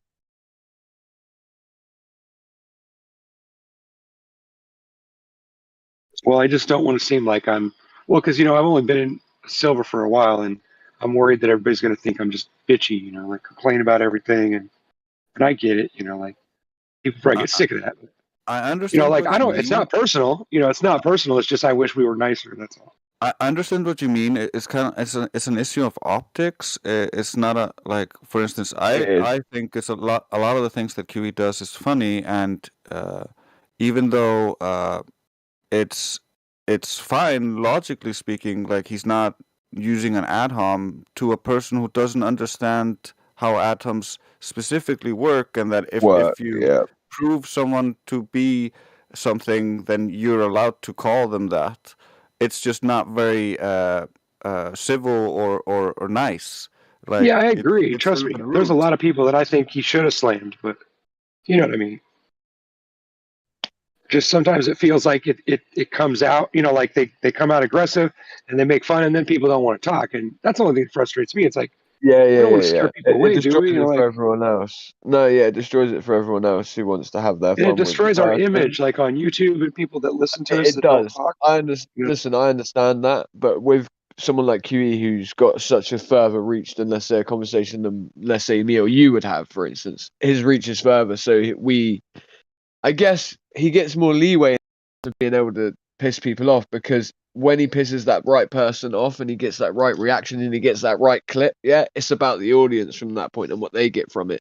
Right. QE is like the Exactly. cheerleader of flat earthers, really. He's the one that spurs us on to be bold in our debates with people. Oh yeah, I So, agree. Oh yeah. and everything that QE does, believe it or not, it might seem like he's out of control. It's not. It's all very well thought out. And I've said this before, and he's like, "All right, crack, don't give away my fucking method." But what it is like, Yeah, I heard him say that yesterday. like, I think. he effectively is purposefully speaking in the way that he's doing, to be antagonizing. He's doing it specifically to get a certain reaction, and he's doing it in a specific way. And Yeah. he does this, and it's not that it's an act, but even him changing the cadence of his voice, the way his voice goes up and down, the whole thing's meant to be an experience. It's meant to be like a show, right? Right. And Yeah. he's trying to get them clips, but what I guess where it gets lost in the quagmire of just the normalcy of what we're doing here, when he comes in and he's basically doing his show, and people don't realize he's doing a segment of his show when he sees a Yeah. potential victim in here, and it's Yeah. just that he's recording I've that. even called him and said, "Hey, come over here and get this guy who's crazy." Exactly, like so have I. Like, it's just that when it seems like there's a normal conversation coming along, and then he comes in like a hammer like that, it's like we sometimes forget that, like, oh shit, like he's in the QE record mode, always Yeah. trying to get content, and content is few and far between at the minute with Globers. So if he hears there's Yeah, a it is. Glober Right. somewhere, Right. he's gonna come in as quick as he can and try and take that because he wants the content, because he's built this platform and he's got a lot of people that look up to him. So he's kind of got to Oh yeah. fulfill this reputation now of his. So it's kind of hard for him not to ruin it for everyone when it comes to hammering people like Yeah, nails, I guess you got a because that's point. what Yeah. people Otherwise, expect they would from think. him. But Yeah, there's they no would one look at around him to as weak if hammer. he did. Yeah, and it's And not like we You're right about that. and it's not like we should be forcing our methodology on him, but rather polish our own methodology to soften the landing the blow of these his. Globers. So what I say to people when you have someone come in and you can tell it's a good conversation, I warn people, I pre-warn people. I'll say, by the way, just to let you know, someone may come in. I'm not on about QE specifically. I'm talking about, it could be anyone. It could be someone even like India Yeah, there's a coming in. lot It of could people be. that do it. Yeah. I used to be one of the people like QE in a way. I think Drace would agree with that. I used to hammer people, didn't I? I used to be pretty brutal with people, pretty ruthless, pretty I've been getting worse loud. than that, so I get you. I used to be that way, and I stopped because there were enough people filling that void, and I thought I can just be the more laid back version of, with my style at least, like of someone like Nathan Oakley. Like I could be a more laid back version of him, and I'll give more leeway, and I'll go into the weeds a little bit more because I enjoy that type of conversation. I enjoy the minutia. Right. I enjoy conversations being opened up to a further place sometimes because it reveals things to me about where people are stuck, and this because I'm genuinely trying to. People say, "Oh, I'm not here to change your mind." I'm gonna be straight up. I'm here to change people's minds. If we're Yeah. not here to convince people, then what the fuck are we I doing? agree. Yeah. Well, yeah, I Right? agree. But like I get the side of it where there's people and whatever that come in, It's and because then it you sounds waste all like a this time, and cult. then they're trolling. Yeah, they're trolls. Yeah, it's frustrating. It sounds like we're a cult when we say we're trying to change people's opinions. Yeah, I It like the way sounds like Exactly. I like the You're way right. Hank That says it, does because sound. Hank says that I'm not trying to convince you that the Earth is flat. I'm just trying to convince you to think for yourself, or something yeah, along that's it. Well, like that's the way I like to say it now. Is like I'm not trying to convince you that the Earth is flat, but I am trying to convince you of the utilization of the tools that I wish to teach you that will show you that the Earth is flat. Something along the lines of that, I think, is all encompassing. It's saying I'm not trying to convince you of the Earth being flat directly, but it is saying it at the same time. And it's also Yeah, it's telling kind of an someone they're going to oxymoron when glean you say that. something. Well, I don't care as long as it gets the picture across, which is that, I'm not trying to tell you the Earth is flat and convince you that the Earth is flat. I'm just trying to teach you the tools by which will show you yourself if you use them. And you can use your own. They don't have to just listen to me then, do they? They don't have to listen to my opinion and take it on its face value. I can teach them the things they need for them to use their own discernment and use those tools and look through that as a lens to decide whether or not the Earth is flat or not instead. Like that instead. So I see it that way. Yeah, it's more like leading them down to the water and letting them figure out how to drink. Whereas, the way I say it is smack them all and let God sort them. Like teach it to, give everybody the same message, plant the seed, and then let God work his magic. That's the way I look at it. Forcing it on people or trying to oh no, you're wrong, and I want to people don't want to see that sometimes. But if you keep telling them that, they're going to go eventually and look at it maybe, and that usually will spark their interest enough to get them to look in and see where the deception is. That's why I say QE's content is more like content for me and you to listen to. Because he knows most of the normal globies out there aren't even going to understand half of what he's saying. He gets that. He's not dumb. He's very intelligent. He knows. Don't get me wrong. I'm not diving. I'm just saying. No, I'm not saying you are. We're just talking about. I like the show. I do. I like the show. I like Nathan Oakley's show. Although I wouldn't want to go on the show if I was a Glober. I wouldn't go near that show. But exactly. Yeah, you're That's right. the point. It's more like for our side of it. Yeah. Yeah, it's food for thought for us. It's the sharper, newer arguments that are coming out as well that are refined in that place. And the types of people that it brings to Nathan Oakley's are the types of people that will sit there and go through the minutiae of the details of these things in quite high detail. They don't want quality. It's for them, and for people like you, it's quality over quantity. For us, it's more like we want quantity because we're running a live stream 24/7 and we're in it. We want quantity, not necessarily Yeah, we want to feel like what we're doing is making a difference, right? Yeah. Because we're the Flat Earth University. We're not the debate school of Oxford, where we're like Nathan Oakley and that are trying to find people that are already solid in their position on the globe, and then they want to destroy them on their solidity basis there, right?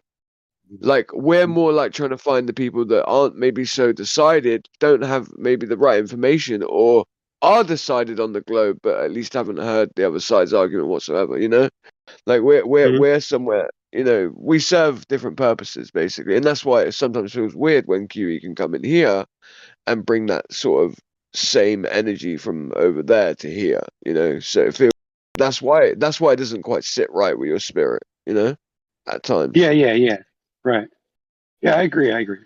But yeah, I definitely respect the shit out of him. That's why, I don't go off on people. Hard, isn't it, to say to him bro, what the fuck are you doing? You scared someone away. It's hard to say it to the guy, in it, because it's I get him as well. I get what he's doing. Right. Yeah, I get what he's doing and all, but he kind of trashed me yesterday afternoon when I was reading the book, and he was saying that talking about evolution and discussing the reasons why it's not true. He said that was all a waste of time, and I was like, what? What do you mean that's a waste of time? It kind of irritated me, but like I said, I didn't go off on him and say, oh, you're fucking wrong and all that, because I didn't think it was necessary. But at the same time, it was wait a minute, I thought we were on the same page about that. Yeah, he is on the same page. It's just to him, it's oh, that's already been proven. So, that's already been disproven. So we don't need to speak on it anymore. This doesn't help us destroy someone in the debate right now. He's just always in that frame of mind. Right. And yeah, he tries to keep everything in a certain path. Yeah, I get it. Yeah, but that's not fair to other people that he should dictate that we should stay on that path, where some people need to hear these more minute details. Like I said, where I like going into the weeds with people sometimes, because that's how I learned with that. Remember that kid that used to come in, and now he doesn't come in so more because he's actually stuck in a position where he doesn't know whether the Earth is a globe or a flat at all. He was called NTA, and we went into the weeds quite a lot with him. And the reason we did was because, and we got to a position where we realized that he built a telescope with his grandfather. It was riding on eggshells. he was someone that I knew who his dad was. His dad was I someone did that, hear that conversation. That was interesting. I didn't figure like, all I of it. managed Yeah, to I didn't get, understand all. yeah, I got to the crux of why he's stuck on the globe, though, you know, by going into the weeds with him, which was that he has a almost nostalgic connection to the globe, you know? Right. And you only get that sometimes from those types of conversations. Some people, however, if you know the genesis of Kiwi's character, in the beginning, it was him versus like 15 to 20 Globers all at the same time, and they were all treating him like shit, threatening to rape his mum, calling him every name Oh under the God, sun. They were nasty to him, and he was the most respectful, kind person I'd ever heard speak to someone. You know, he was good and proper. And it was kind of like, I don't know, I guess his brain had a break at some point where he went, no, fuck you guys, this is a war then. Like, you know, yeah. you're going to make the talk about the shape of the earth this emotive and this personal and this aggressive, then fine, fuck you, I'm going to be the best at doing it because that's what everyone else is doing. So he's just a perfectionist. So he became a perfectionist at being at that. You know, Yeah. it's just that sometimes it seems out of place, you know, in certain scenarios. And then a lot of flat earthers end up looking like nails to him, and then they get hammered, and it's a shame. It Right. changes Yeah. the atmosphere of the place. But Yeah, I just usually hit him warn up people in too the end. about, when certain people in there, are certain. I always tell them if somebody's aggressive with you, just leave the server and text me and let me know, and I'll talk to them. Because like I've had people where I'll talk to them for like 45 minutes to an hour, and I'll basically be convinced that they're at least they seem sincere, and then I bring them in, and then everybody trashes them, and they don't want to come back. They're like, "No, I'm good. I'm out of here." It's like, really, man? They're like, don't give up on us. Like, oh, that's bull crap. Guys, we shouldn't be talking about this on the live stream though. All right, subject to Wait, live stream is not on, is it? It isn't? Oh, it is. Sorry, it's because we're on the. It's because it says server. Don't worry. My bad. I wasn't It's thinking good. about. I always get This time of confused night, when it says it's early in mute. the It's because it says mute next to them. I think they're muted. So like, if I mute myself, they both have mute next to it. So I thought they were actually both muted. Sorry, yeah, we shouldn't be speaking like this. I actually thought the live streams weren't currently up right now at all. It doesn't matter anyway. This isn't anything that I wouldn't say to these people's My bad, faces anyway. Yeah, So. yeah. It's just Right. It's Yeah, something we I'm not don't want to attacking talk you. about on the Just say stream. you're We don't right. want to be talking about other flat No, earthers. yeah, dude, and 100%, stuff. 100%. No disagreements on that at all. I genuinely, though, as a moderator, I should have been the one to have said that. Is my point, Trace. And the reason I didn't was because that's why I was playing music earlier and not caring and talking about Christianity and all that stuff as well, was because the live streams have got mute next to them, so I presume they weren't live. I apologize if I brought up such a subject and I wasn't thinking about. No, it's not. It's just out of respect, and it's airing dirty laundry almost in public. That's all. But it's not. Yeah. I wouldn't even see it as dirty laundry anyway. That's why I said it's shit that could just be said. But it's not. It's not that anything egregious has actually happened. Anyway, it's just that we should stop before it goes anywhere else. Yeah, it sets a bad precedent. Like Yeah, a lot of dude. people have opinions on a lot of other people, and it's not something we want to have just going back and forth on the stream. But to be said on it, to actually cap it off, to finish it off though, you can at least, I hope at least I explained some of the finer points on why those things happen in that way, and like it makes sense, why it can sometimes seem out of place, when that's just what it is now.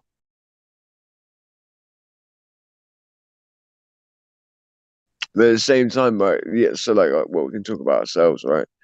Like Drace is saying that he's become more aggressive with people, right? Like I feel like I've become less aggressive with Globers over time, which is weird.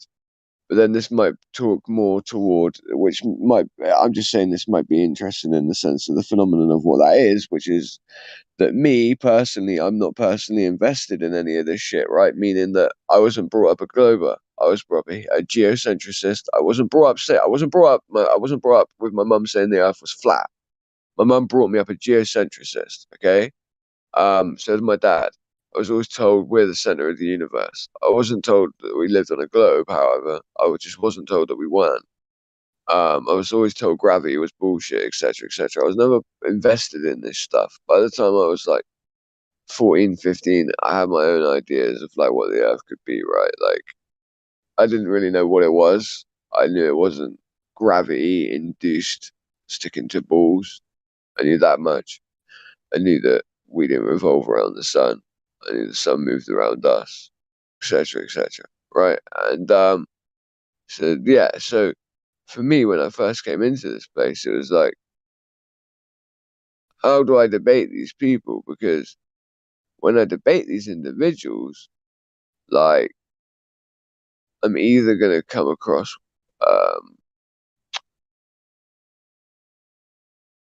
monologue-ish because I'm a monologuer. So if I do monologue, I'm at least gonna have to be aggressive in essence, because for me, I find it hard to be truthful unless I'm in some way at least a little bit aggressive and angry. I find it harder to speak more truth when I'm in anger and impassioned, basically. But now it's become the reverse, and I guess that's through practice. But like I said, I didn't come in and invested in the globe angry like shit. They lied to us. I didn't feel lied to.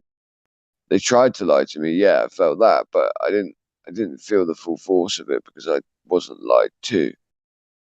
Yeah, I got you. My argument style has never. I don't like arguing with people, so I'm like water. I flow past their defenses, You do. and we just have fun, and that's what my focus is just that people are having fun and everybody's having a good time. But when I'm listening to this, I sometimes listen. I like how people like Elijah or Crypto or other people just don't allow them to lie to the audience or don't allow them to just waffle on endlessly and stop their bullshit, and they do it really nicely. I don't have the ability to do that really nicely. Same. I have to be really nasty to do that. Yeah, no, it's more Yeah, like that's something I really want to work on too. not nasty, but like no, it's more like you can hear the feelings in my voice because I'm used to reflecting my feelings through my voice. So when they have already annoyed me, you can hear it in my voice really obviously. So the tone is what kills it, and yeah, you're right. Yeah, and that's funny how just a tone can make a difference.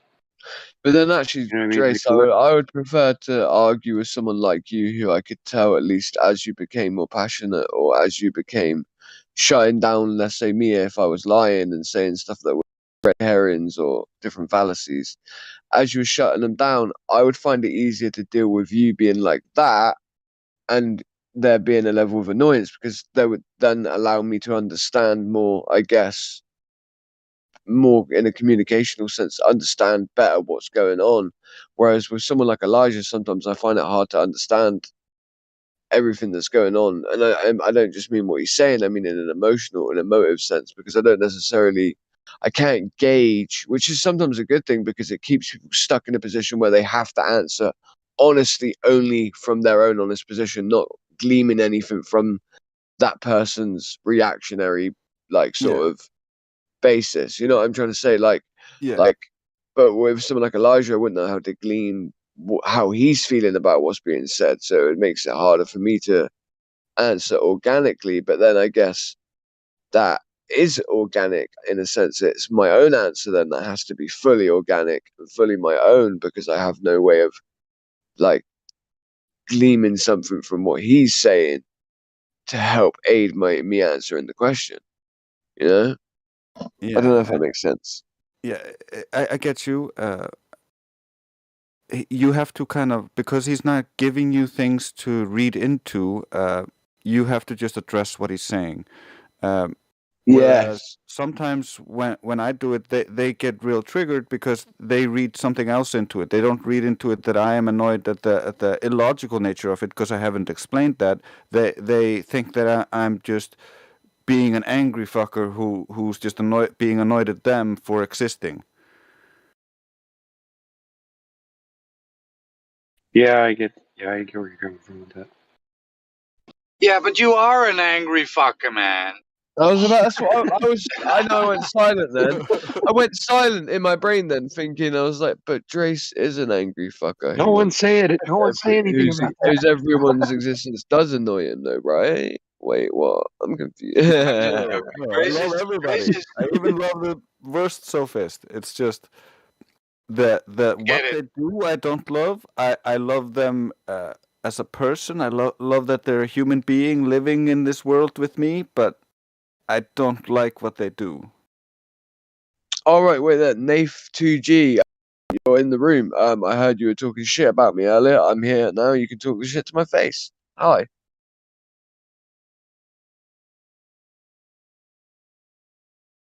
Bet he doesn't Please answer. do. We're so tired of him monologuing. Please do come in and tear him. Nath2G, yeah. I heard you were talking shit about me earlier. I'm here. You can say it to my face now. I don't even know who you are. Oh, you don't know? Oh, yeah. Funny that. Convenient.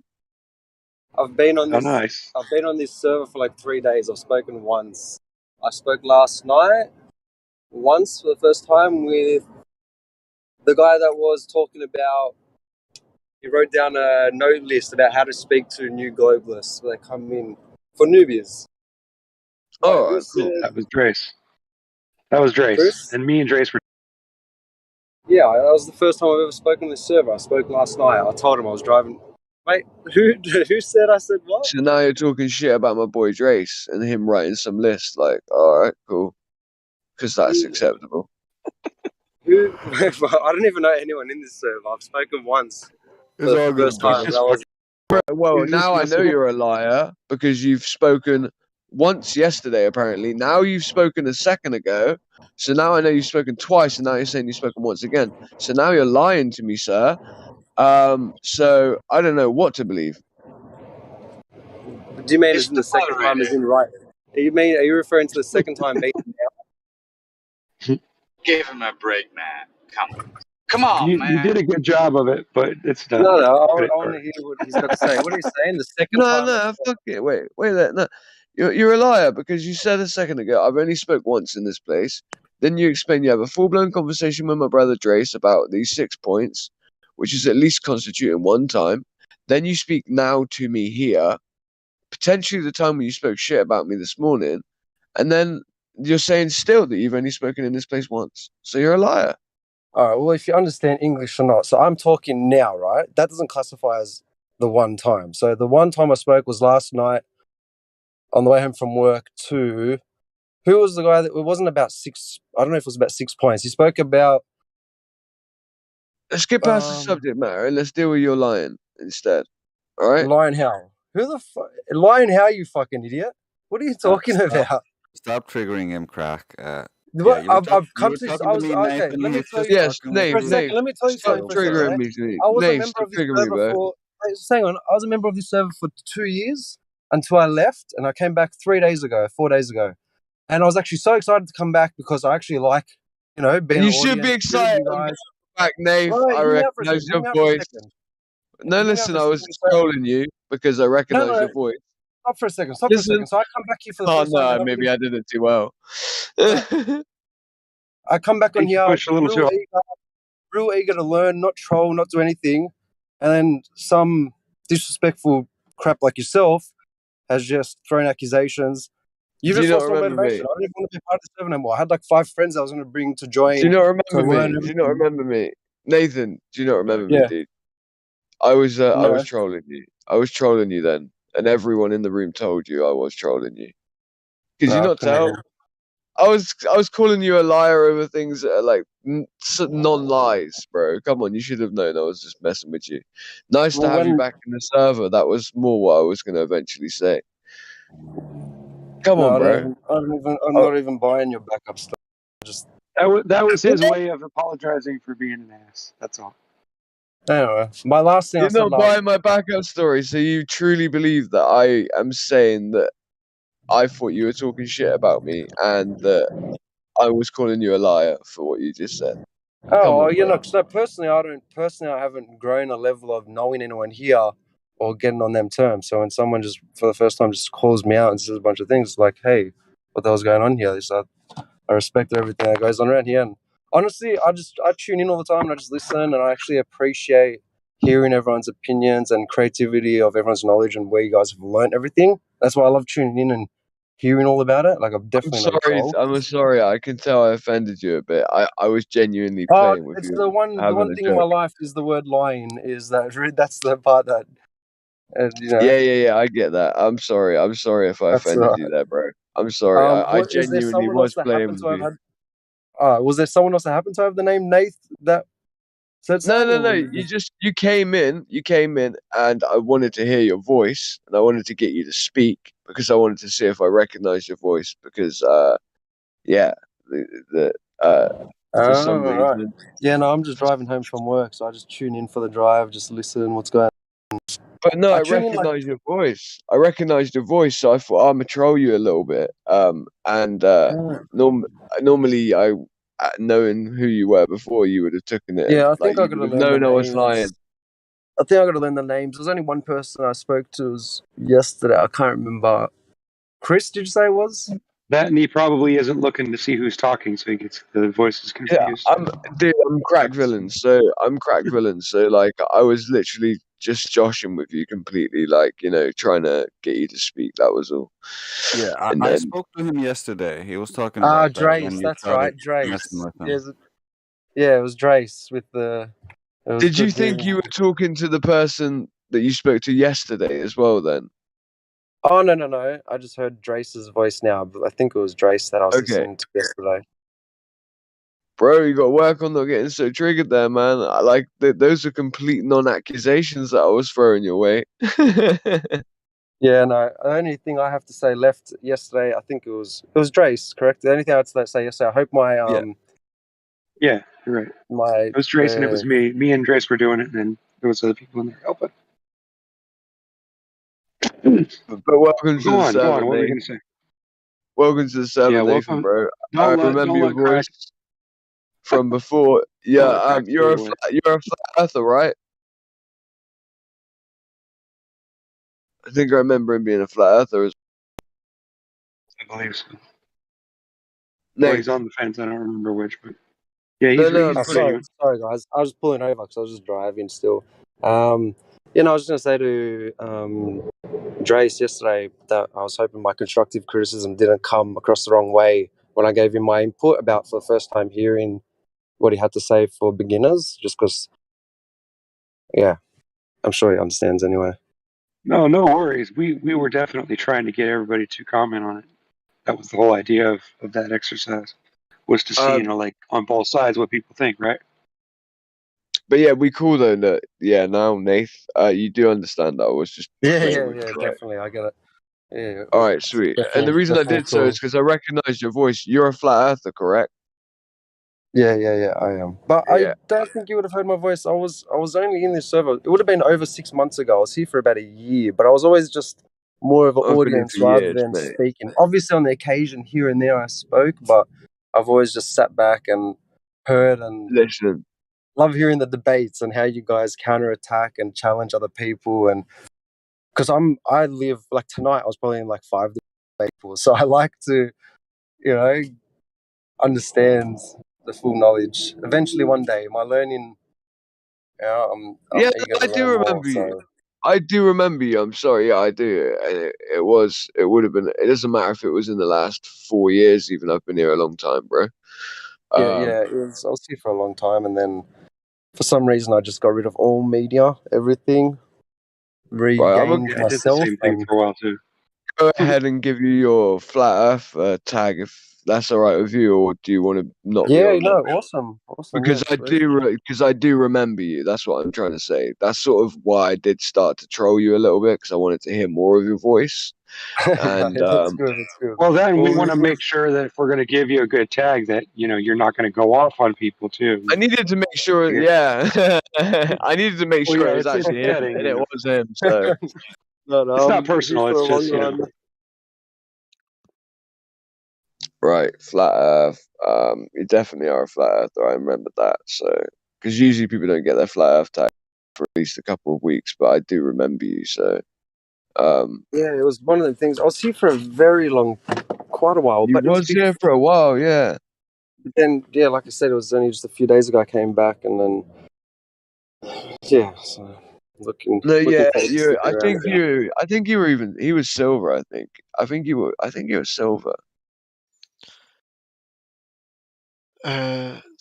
So I I have a can't remember. question here. I'm gonna give you Uh, valued as well because I'm pretty sure you went all the way up to silver. So, and yeah, I'm not just asking for it. I wouldn't be able to even remember, to be honest. no, So. no. I think no. I'm saying I remember though. I remember. I think you were silver. I can't give you silver now because I can't be sure. But I'm gonna give you valued because I remember you being here and you were here for a while.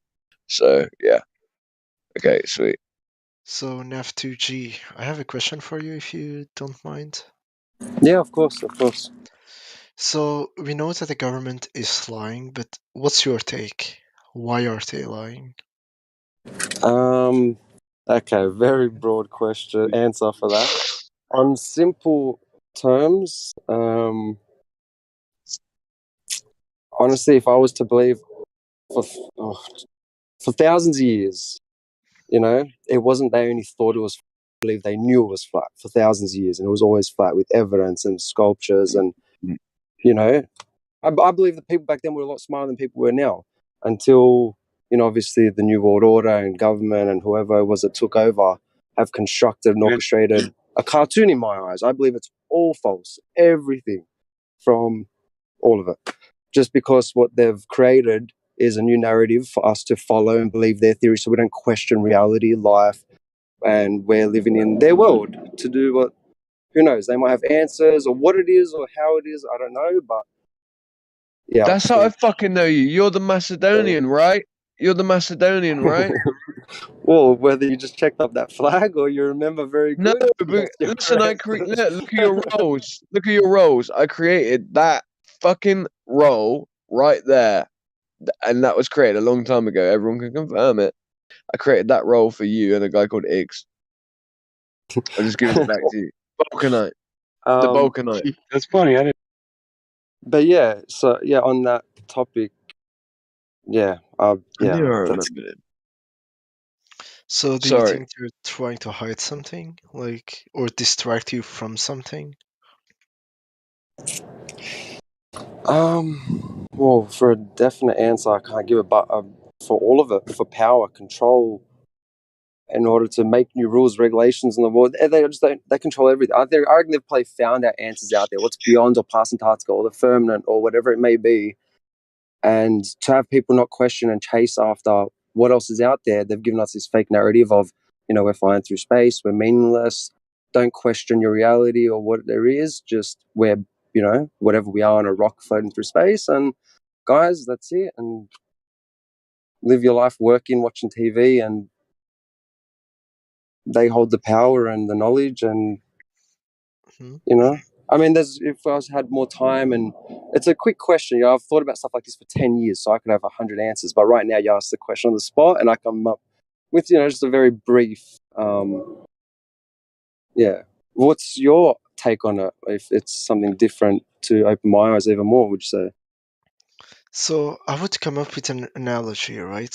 For example, when someone asks you for directions, like let's say you want to get to a football stadium, right? As a simple question. Like someone gives you the directions, and then there's a final destination, which is the address. So I believe that this power, money, and greed is simply the directions that leads to the final destination. And the final destination be standing for the ultimate reason why they're lying, and they're simply using those tactics to gain power as something to support it. Does that make sense so far? No, yeah, it does. It does make sense. Yeah. So I think like if you look at the globe, like I think they're trying to like hide the creator, like regardless of being a Christian, a Muslim, or spiritual person, they are hiding what created our plane of existence.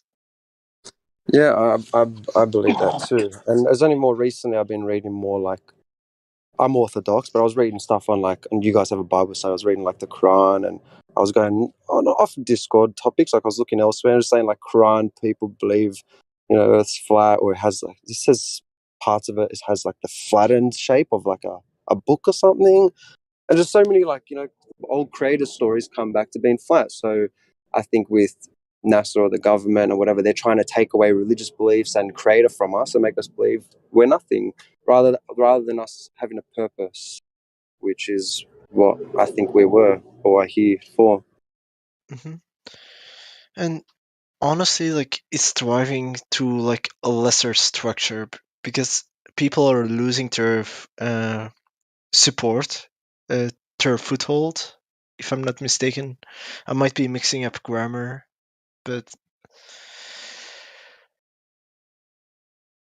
so as time passes, people become more and more immoral, like distance from the creator, and they like as Napoleon and Julius Caesar said, divide and conquer. Right? They're trying to create chaos so that they can easily manipulate all sides at the same time. Well, if you look at Yeah. what a government is, what God is from one becomes many, but from a government, what it is from many becomes one. So it's a bunch of people coming together trying to act like God, and that's what our system is right now. Yeah.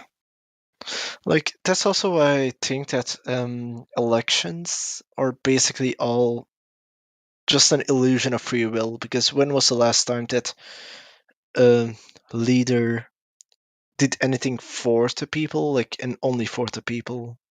I can't remember personally.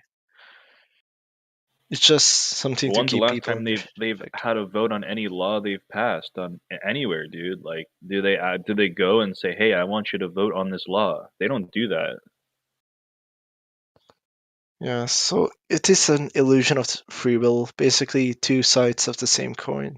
The only Like, difference between democracy and socialism is that in democracy you choose your dictator, and in socialism, the guy, they choose who's dictating you. yeah.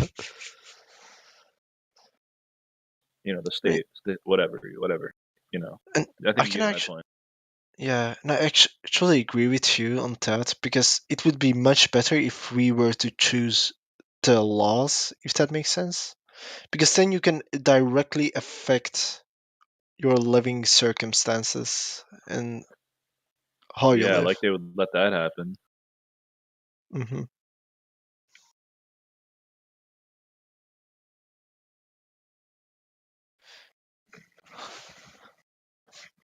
And even that, I don't even think the government is really controlling everything. I think that they answer to somebody who's above them that actually tells them what to pass down on the people. Yeah, I definitely think the same thing too. Like, look at Trust. Biden, dude. You think Biden is actually running that country, dude? No way, dude. Biden isn't running shit. He's just symbolic, like. Yeah, he's the symbol of the death of America, basically. I saw him yesterday shaking hands. I was like, somebody came to him and he didn't have his mouth diaper on, and somebody needed to remind him, and he was shaking hands. It was hilarious. With who, though? He was like in the White House, all these people, and he just came on without his mouth diaper, and he was shaking hands all the people, and then some woman came to him talk to him, and then he grabbed his mouth diaper. It's so funny. They don't even. Yeah, Biden is. I think he's about to. He's about to get suicided, bro. Like No, McAfee well, and no, just step not quite down. literally. Yeah, they're good. I think he even said it during his presidency. He said that if something goes wrong with his mental state, he said he would step down. But I don't want Kamala. I don't even live in America, and I don't want Kamala in that fucking seat. Well, that was the idea, right? They need a new. They want or need a female president. Yeah, but not Hillary. that female, dude. Yeah, well, Hillary didn't. She. How can they say that? How can they say she's a woman when she's?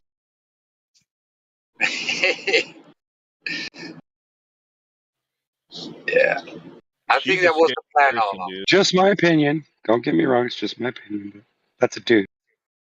I believe you. It looks like it. And the same thing can be said about Michelle Obama. Like, I've seen so many stories and takes that it's actually like a dude. Don't Her you name mean is Michael Michael. Obama? Yeah, Michael. Yeah, Yeah, Michael. we're not going to go into trans investigations, but I think the current Oh, vice come president, on. It's the I most think the fun current vice conversation, president though. of the United States is a sentient sack of potatoes. Yeah, no misgendering, dude. It might turn into Canada, bro. In fucking Canadian schools, you can get suspended in Canadian schools now for misgendering people, even by accident. It's disgusting. And they're trying to work on the same Canada. laws for teachers. They want to destroy teachers' lives over this too now.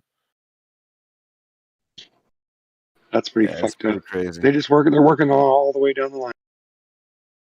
Cut the shit, dude.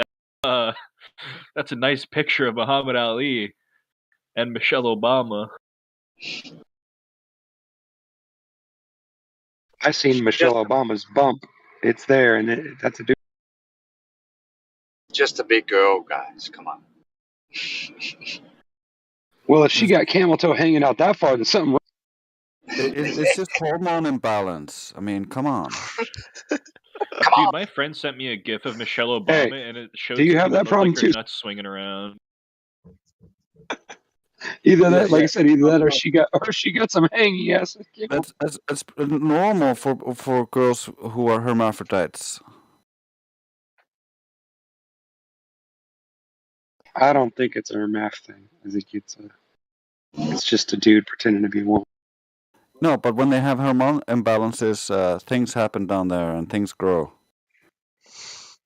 Oh yeah, I get it. I know what you're talking about. I've heard things about it, but I don't know. I can't confirm.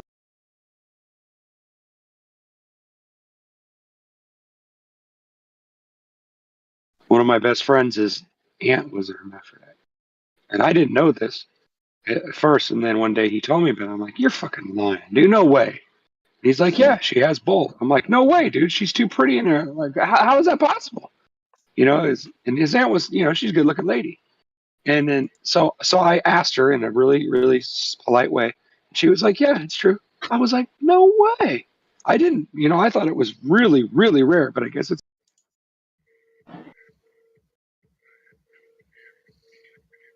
Weird things happen, man. I think it's fascinating. It doesn't disgust me at all. It's weird and all, but I think it's fascinating. I'd love to talk and pick the brain and find out all the details of what that's like.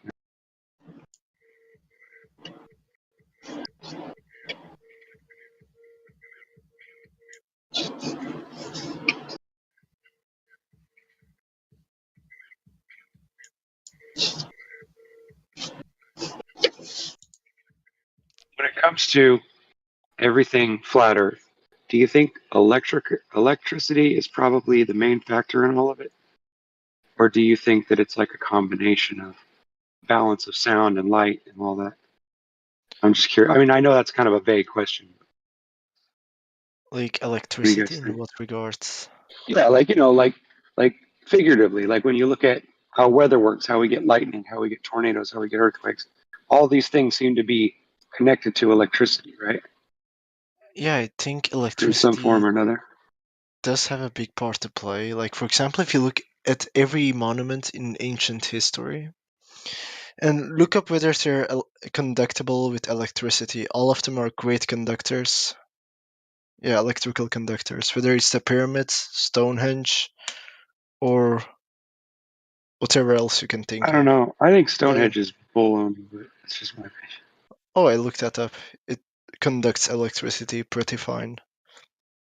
So Well, yeah, I know certain kinds of rock does. Yeah, my driveway's full of it. So I think that electrical knowledge isn't a new thing or a new concept. It's been around for quite some time. I agree. It's definitely not something new, you know, since the 1800s, that's for sure. It makes you wonder, though, like, you know, I find it fascinating, all this Tartaria stuff and you know, all these incubator babies and that. I mean, I'm not sure that that's even really a thing because I don't know, I wasn't there, but it's just fascinating to me how there's all these weird, anomalous stuff like that doesn't make any sense. It doesn't fit together.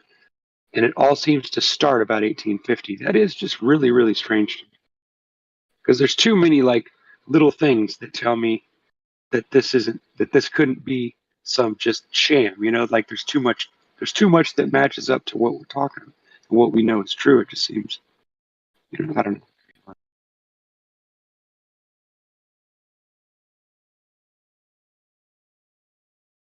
Yeah, that's right. Sorry, I was monologuing.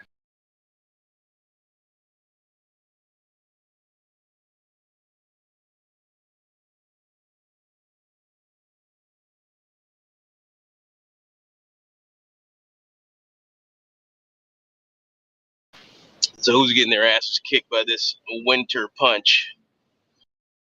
Bro, this winter's been light, man. It just depends on It's where been you cold are. here, but no weather.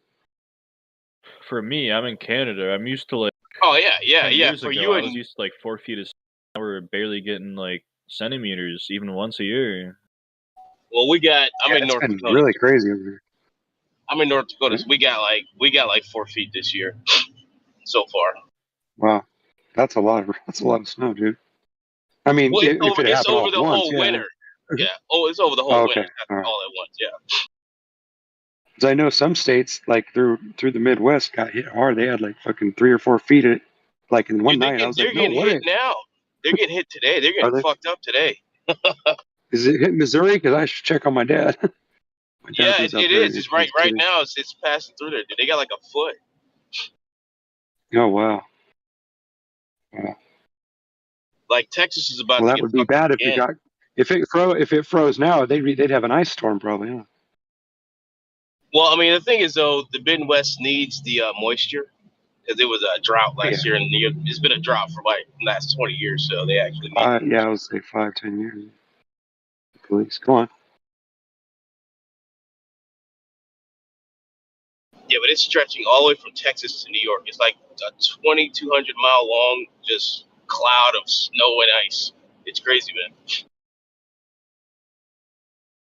Yeah, it's called weather manipulation. I know all about it because I watch them make the clouds right here over my head here in California. I watch the radio waves pushing the clouds and smashing them together, and I see them spraying over the top of that. And it's But just at the crazy. same time, they're Next not thing you know, doing there's that a shit. cloud.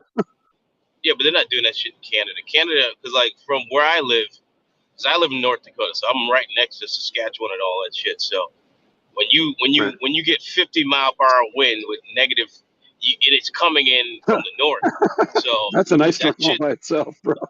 yeah, it pushes all the way down. That's what happened. Like 2 days ago, we had 50-mile-per-hour winds, and it was negative like 35, 40, something like that for like the whole day. And then Yeah. all that shit pushes down into further south into the U.S. because it comes out of Canada, and Mhm. that's what's going on now. It's from that push that we had 2 days ago. Right. Yeah, I did a lot of research on weather. I mean, probably more extensive than I did on most other things, but like Well, 911 or yeah, whatever. we know they mess around. Or should I say 7-Eleven? 7-Eleven. But yeah, It's just like that they that can was the only one I do did the so most research much. on, and it just blew me away. Yeah. Yeah, exactly. I'm sorry, I didn't mean to ramble on.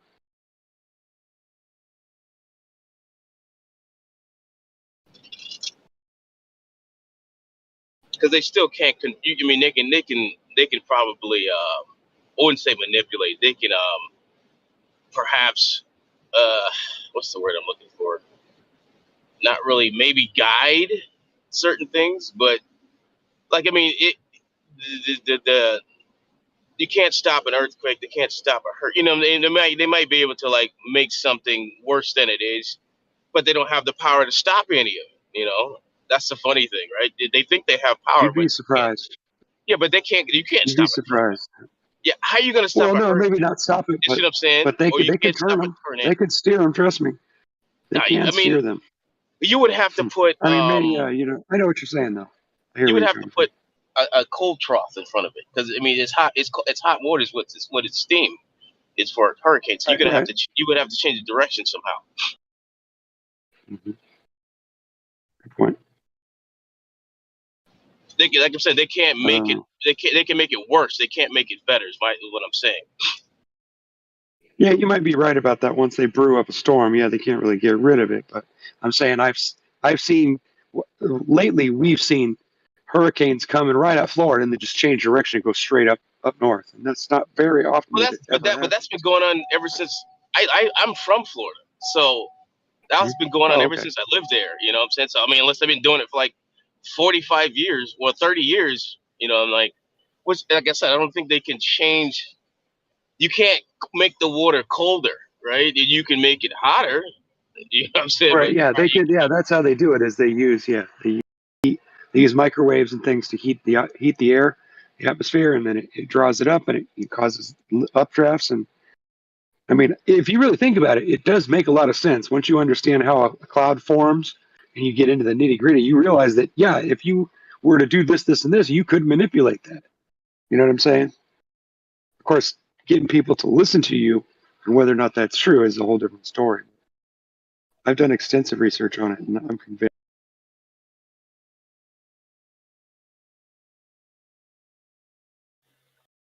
I even called two companies that are in the Midwest that claim that they have a service for weather manipulation. And I called two of them, and I asked this lady all about it. I asked her questions, and she got pissed off at me and hung up on me because I kept asking her, "Is this really a?" And she's like, "Dude, if it wasn't, why would I be here?" She goes, "I sit in this office every day for the last 15 years." She goes, "No one's ever asked me that." And I'm like, "Well, I mean, it's kind of odd, you know. Don't you think it's kind of odd that they're not advertising that you guys can do this? Like, why don't I know about this on the news and whatever?" She's like, "Well, that's a good question." But that's really all she had to say. She was angry at me. And the second lady I called hung up on me as soon as I started asking questions like that. She's like, "I don't have time for this shit." Click. So I mean, if you don't want to believe me, then you might want to, you know, there's things you can do that will show you that I'm not full of it, you know.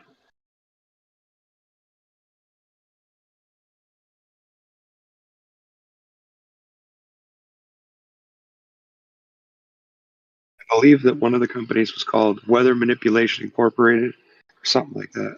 Check it out on.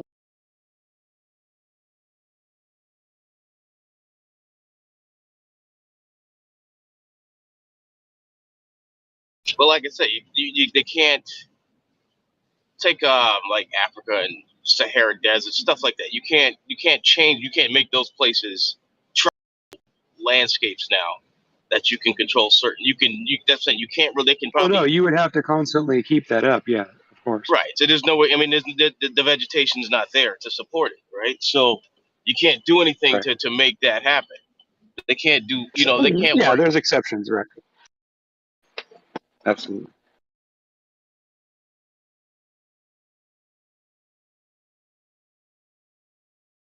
Hi, Truth.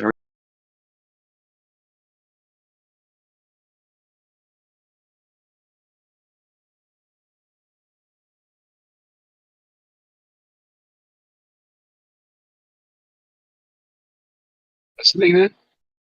Hi, Yeah, but it's Truth. cold up here now. It's negative. I got -10 up Yeah, here. it is cold. It got down close to zero here last night. I live in a warm area. I live right in the Bay Area, so it doesn't usually freeze you. You live where? I live in the Bay Area, mid Central Oh, California, yeah. and it's frozen. We probably had a frost at least 2 or 3 times this year, and We haven't had one in probably 10 years before that, or maybe 8 years or something. Weird weather in there, that's for sure. The drought, this less rain coming and causing problems.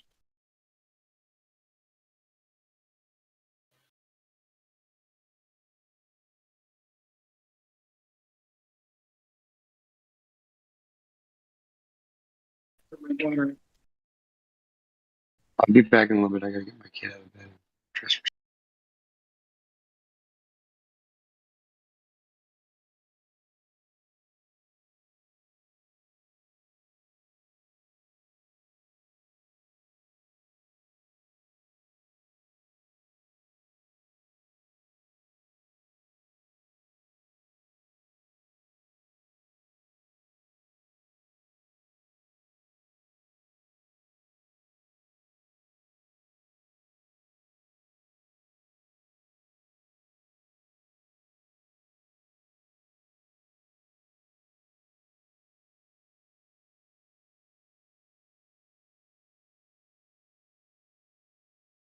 Hello.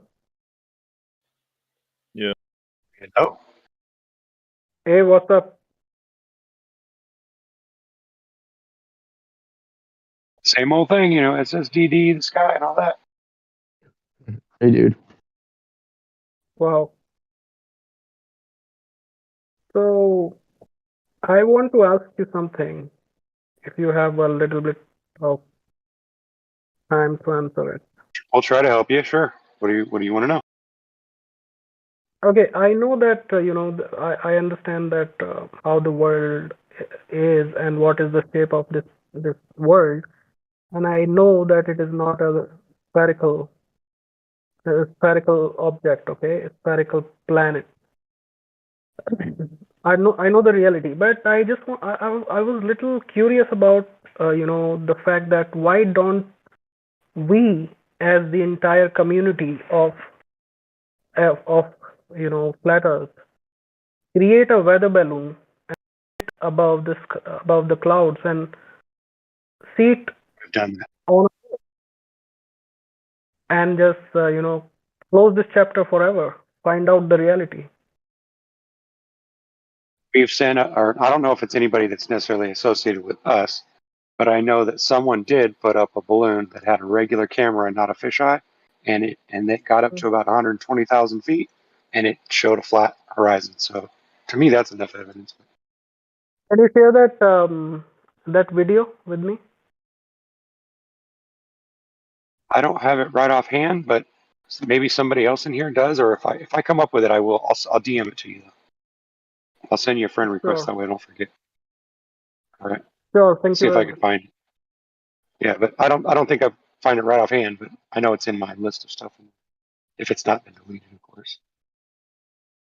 What else? Yeah. Did you have any other Because, questions? Like, no. I mean, I was just because making a balloon is not very expensive. You don't have to invest a lot of money in that, and we are yeah, a true, huge true. community.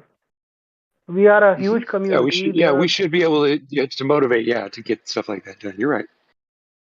Yeah, so we can do it anytime and send it up till the stratosphere. How do you call it? Stratosphere, right? Send it Stratosphere, there, yeah. and then try to capture the images and then present those images in the media, in the mainstream media, and prove that to the world. Good luck with that, though. Good luck with that, though, because it's just finally starting to spill out into the real media about flat Earth at all. And of course, they're all against us, but it is kind of weird how Yeah. they spend a lot of time, a lot of energy, and a lot of money trying to silence us instead of just showing the evidence for the ball Earth. That would be easier to me.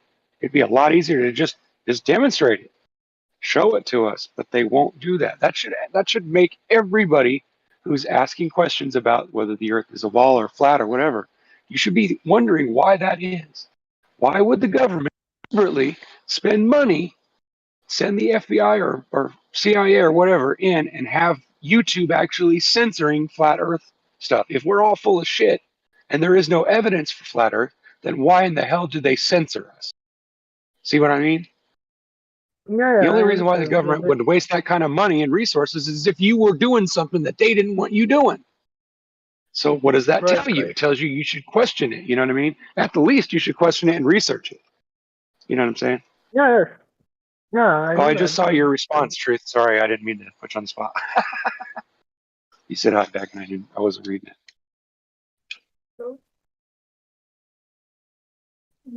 Yeah, so that is my proposition, We should, I mean, we are a huge community, and if we try to, fund this project, it won't take much of our wealth. We can just contribute to this project and send something above and take the pictures. And because, generally we are not taken, I mean, in the mainstream media, we are not taken seriously. But when we have got the evidences, real proof, we can present it. Right, exactly. That's what the government should do rather than trying to censor. It would make a lot more sense. So to me, the fact that the government's doing that proves to me that there's something to the flat Earth and they don't want us to know. And therefore, I'm going to do research on it. And when I did, I realized they And don't it's have any very, evidence. oh, sorry. It's very easy, Flat No, that's Discord. okay. Even the model says you won't see curvature at 60 miles up. Neil deGrasse Tyson is on television telling the children that you won't see curvature at 60 miles up. So why would anybody send up a weather balloon if even they tell you, right? It's their side. It's them that tell you you won't see curvature at 60 miles up. No, but Sleep up. does anyone Come on, does dress, anyone have baby. an idea that It's almost up 7:30. to Well, it's 7:23. Come on. Okay, get dressed, babe. Come on. Come on, get dressed. We don't have time. I already let you sleep in. Come on, babe. Get up, get up. Come on. You're Addie, hot let's go. micing, Rookie. Come on. Rookie, you're hot Oh, I'm micing. sorry. I'm sorry. And no So problem. sorry. No, no problem.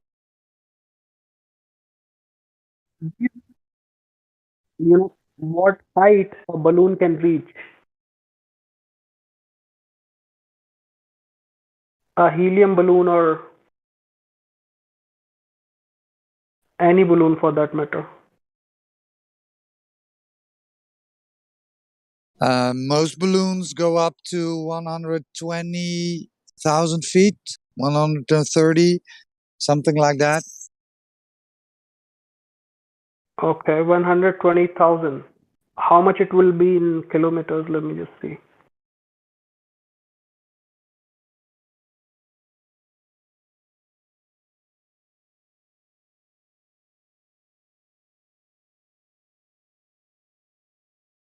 So that will be around 37 kilometers. So that would certainly not help us to get the real picture because it is just going up to 40 kilometers. And as they claim that you would not be able to see the real curvature from, you have to fly beyond 60, 70 kilometers away or 100 kilometers up. Only then you will be able to see it. So even then, even that will not help us sending a weather balloon.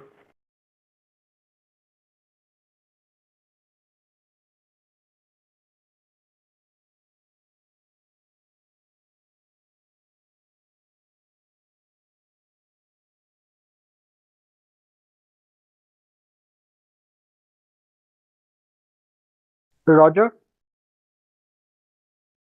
Oh, I'm sorry, I have to go. I just came home. Oh. Need to do stuff, so.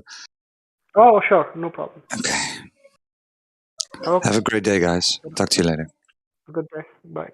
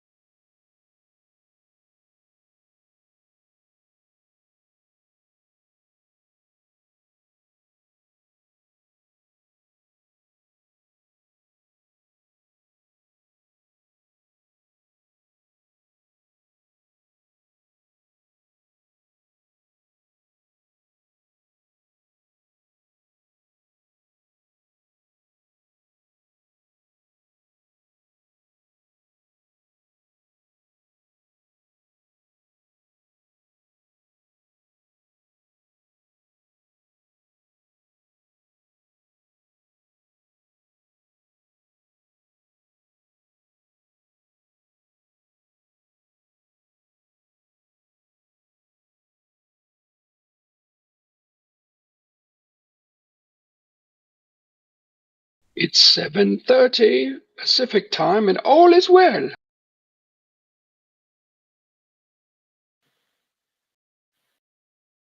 Hello? Who's here right now? Say what? What's up? No. What's everybody doing? Taking a nap? Playing games. Or just bored? Streaming to Twitch. I've just updated my Mac and it's frozen. Could be disastrous. I need tactical sports, bro.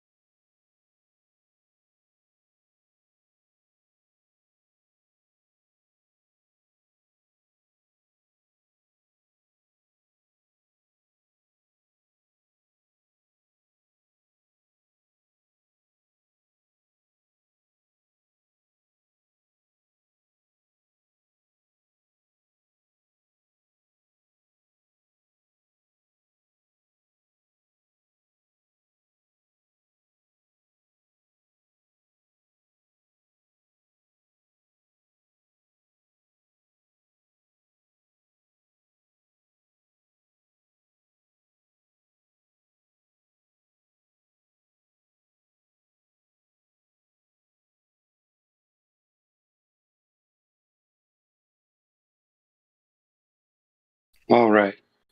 Well, since we're so bored and untalkative, I'll have to just pick on the damn YouTube chat then, won't I?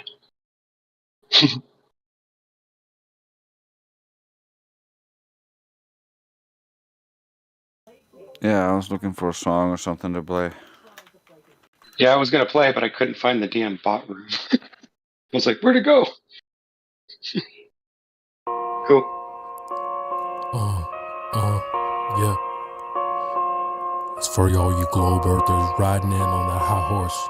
But to knock it down, better knock it off. Yeah. Shout out to the lobby, y'all. Catch me on the live stream. Daddy. 24/7. It's that new shit, the earth ain't moving. Globers talking all that shit, but they ain't really doing it. Betty say that it's a globe, he ain't trying to prove it. Heard him say the earth is moving, he's clueless. Got him asking what had happened, the globe's on backspin. Globers came into the trench and we fucking trapped them. That's the flatter than a napkin, flat smacked them. My bullets stay unrefracted, get back, bitch. In the globe, getting smoked, Elon Musk on Rogan's, cultivating all the fat relax while I'm fucking talking. Start to throw, we take his rolls, throw him in the mo quick. Put your bitch right on the flat earth, yeah, we told him. Cause bitch, I'm a globe earth killer, yeah, it's flat. Nigga, smoked all the globers, extort the feelings you can't front with us. I can't fuck with your wig split. Pillum, cock this, hillum, globe, I'm a stump, curve dumped in my trunk, bitch. Shadows in them sticks, that shit's weak. I can't get a fuck. Make sure you shut the screen door. At the beach, Black Swan, he put his face in the dirt, yeah, with that Nikon B. Hey, Black Swan, Nikon B at the beach. Down in the rabbit hole, to go deep. Like with the glipper, yeah, now you can't sleep. Some of them lurk, yeah, some of them creep. Said he measured out just like a dolphin in a dip. Got a Nerf gun, no bullets on his hip. Wilbur proof, but the trigger goes click. Shadows in the dirt, popped up a couple sticks. Brought up black holes, now I'm cheesing. Talking about gravity to please him. Now he's talking about seasons. Head on my forehead like she's about proofs. In a book, your grandma turned FE on Facebook. I want that proof, no Captain Hook. Hey, play it, let me hear it, let me hear it. You were hot micing, Rookie, so I muted you during the song.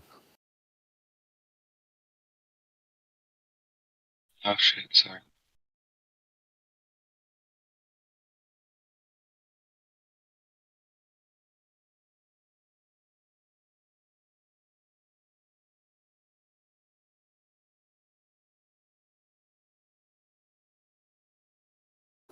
Yeah, if you can find something to do after I play a little bit of music, because I got stuff to do around the house.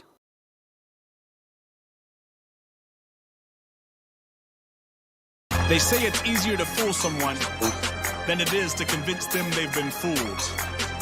And egos cause us to have too much pride, to believe you've gone through life living a lie. You've fallen in deep with no reason to leave. You believe in the media immediately, and it seems like a whole lot of evil to me. You think everything you see on TV is a fact? Well, that's a matter of opinion. If you could fathom what's happening in entertainment, it wouldn't matter because they would label you crazy. That way nobody would even believe what you say. True. And that's a touchy topic. Let me get into your mind like electroshocking. 1955, an experimental project. MK Ultra was developing in progress. Ran by the CIA, was experimentation with sensory deprivation. Monarch mind control, testing on the patients. LSD, mescaline, keeping you awake. For days, hoping you would disassociate. To break your personality down is when they would change your memories and manipulate your brain with the trigger that you see and what they say. And these are the tactics used, distributed through the media and news, music and movies that we view, created to alter and affect our moods. Yeah, and for the price of fame, you'll be selling your soul to live the life you dreamed of. Always having in the mansion with the diamond rings. You'll be dancing with the devil to spend your life as slave. Yo, it's like I've been living under a rock, cause I don't wanna listen to symbolism. I am not schizophrenic or sick in the head. Open your mind to watch, because all they wanna do is keep you thinking in the box. It's hidden, hidden, hidden in plain sight. It's hidden, hidden, hidden in plain sight. It's hidden, hidden, hidden in plain sight. It's hidden, hidden in plain sight. Pay attention to the symbolism in front of your eyes. Politicians and celebrities are throwing up the signs. Our entire life we have been living within this lie. Illuminati's got the whole world hypnotized. From the eye of providence, 666 to the devil horns and to the pyramids. You tried to say it's a coincidence, then research Operation Paperclip. It's hidden, hidden, hidden in plain sight. It's hidden, hidden, hidden in plain sight. It's hidden, hidden, hidden in plain sight. It's hidden, hidden in plain sight. It's hidden, hidden, hidden in plain sight. It's hidden, hidden, hidden in plain sight.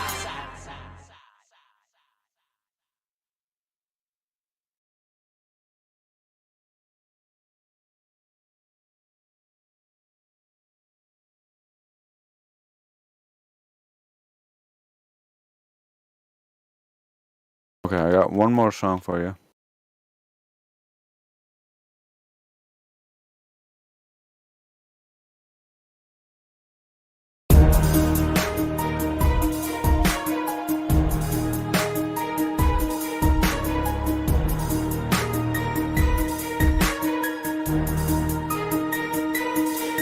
Turn all the lights on, got my bright song. Got a tight grip on me like a python. I remember there's a reason that I write songs. Cutting through the darkness, trying to right wrongs. I got a world to save, I got a job to do. You gotta like mine, wanna talk to you. Don't just wanna talk, wanna walk the truth. And all that I do, put my heart into. I'm risking my neck out of love and respect. On another level, wanna take it to the next. Putting all the so-called kings in check. With all of my soldiers on deck. I'll be on the front line like I'm Joan of Arc. Bright sparks that I'm known to start. Taking charge and I'm leaving a mark. They're bumping this shit up in Mars. Taking it far, speaking from planet Earth. She's being hurt and I'm fighting for her. Light warrior, I will not desert. I be out here putting in work, speaking the truth, reaching the youth. Speaking to them and I'm speaking to you. Whole lot of work that we all need to do. Time that we all come through and make moves. No more days of doing nothing, no more watching from the side. There's a war between good and evil. It's time that you decide. When they got you in that crowd, do you bow or do you rise? Are you one of those who resists or who complies?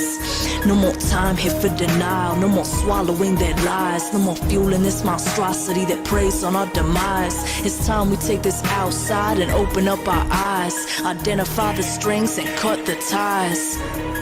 I'm out here every day, going hard cause it's all I know. Ghost Rider, ask about me, been around for a minute, still letting them know that I go hard. I'm in beast mode, ain't no other way for me. Been in these streets, still fighting for peace, hoping and praying that we could be free. Corruption and lies, a clever disguise, spraying us daily, look in the skies, injecting our crops. When will it stop? Country is broken, no trust in the cops. Protect the serves, a thing of the past. Militant minds corrupting the badge, setting the stage for violence and rage, making it harder for us to get paid. There's no jobs, they cutting back, economy's all out of whack. Middle class almost don't exist. You either rich or you poor as piss. Pump my fist and go ape shit. Crack the code to this matrix. No fear in me, this tyranny won't catch me being complacent. No more days of doing nothing, no more watching from the side. There's a war between good and evil. It's time that you decide. When they got you in that crowd, do you bow or do you rise? Are you one of those who resists or who complies?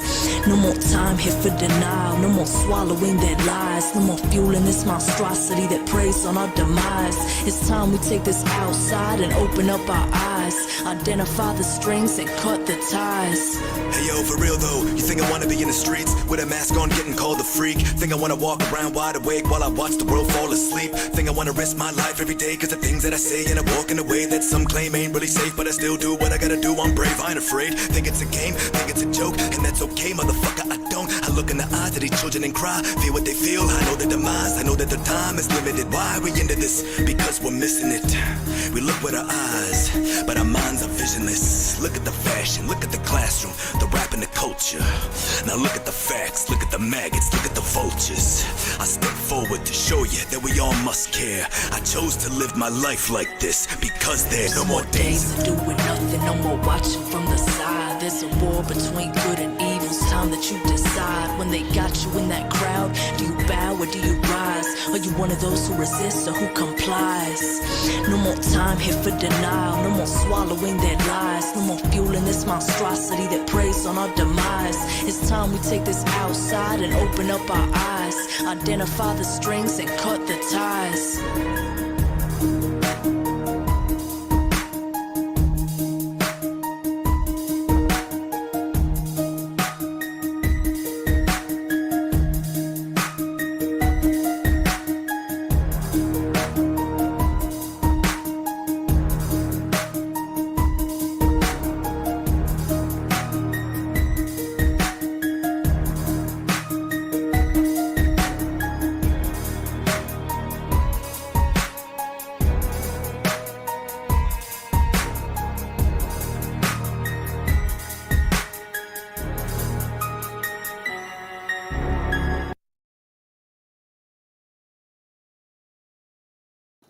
That was Allies Clay, Ghost Rider, and Steve Grant with Cut the Ties. I got one more song in me if you want it.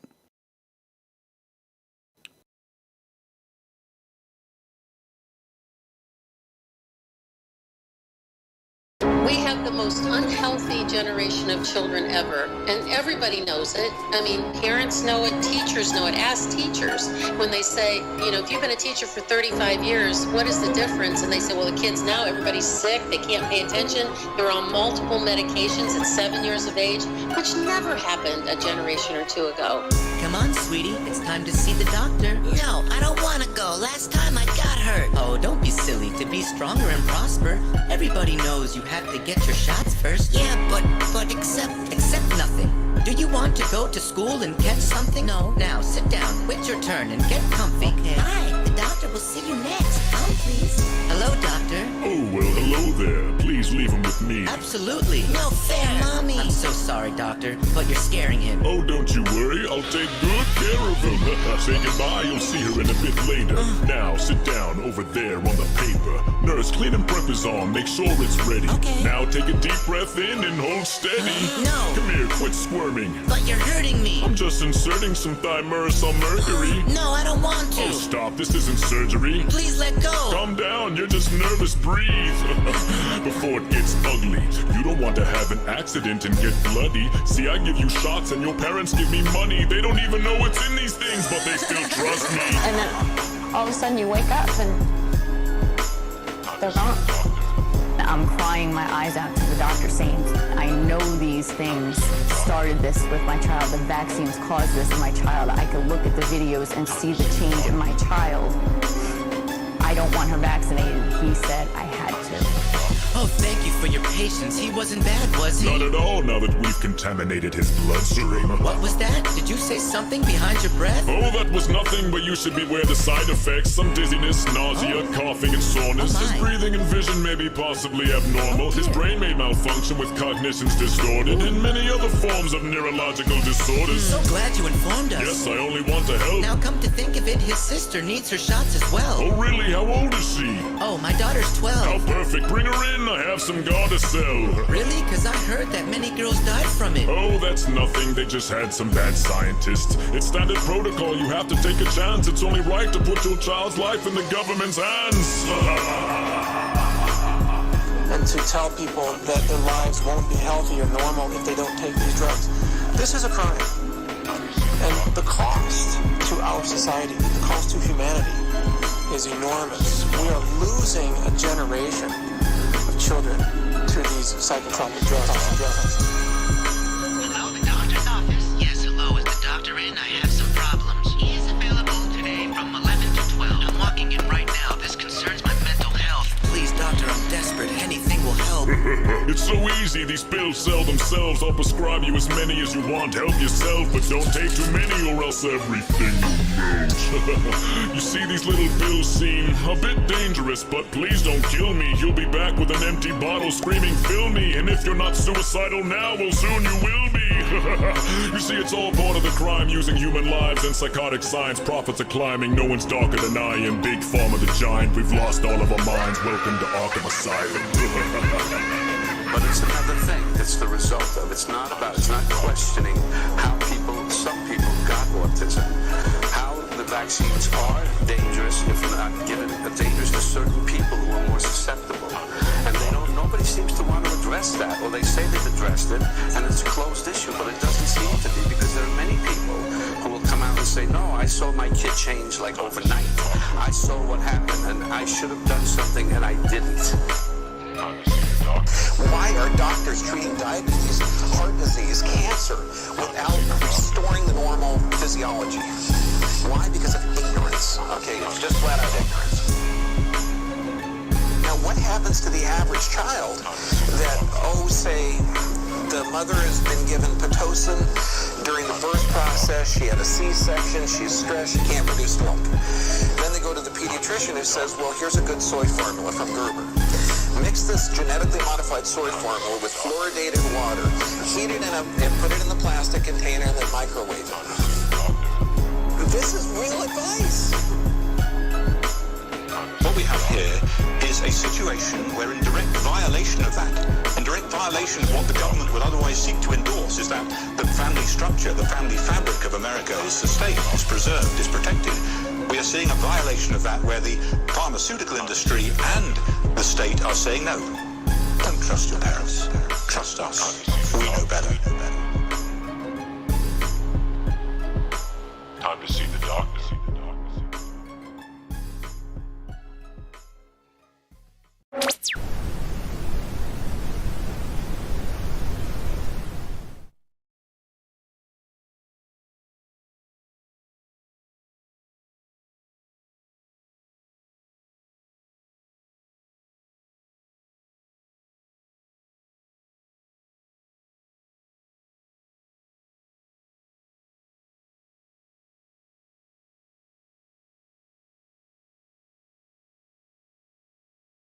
I like that. I don't know which group that is. What is it? It's Steve Grant. That's some pretty good stuff. I like how it sounds like professional and everything. Well done. I like it.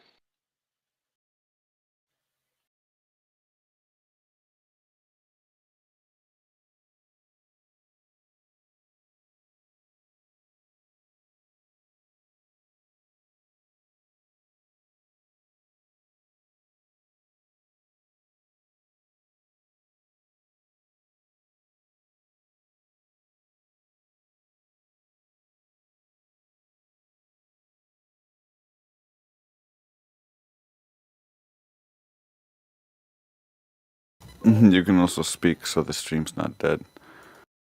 I just didn't have my mic handy. Speak. I was going to go after the YouTube chat if it got too boring, or even pop out that book and read some more. But I don't even know where I put the book right now. I've been tearing it all around reading it. Number 10 by Joshua, Mercury and Venus visible at night, impossible. Why is that?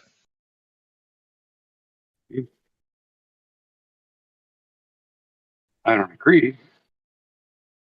That would be because Mercury and Venus both have supposedly an orbit that's circling closer to the sun, so they would never enter into the night sky of the Earth. They would never go that far out. Oh, interesting. Thank you.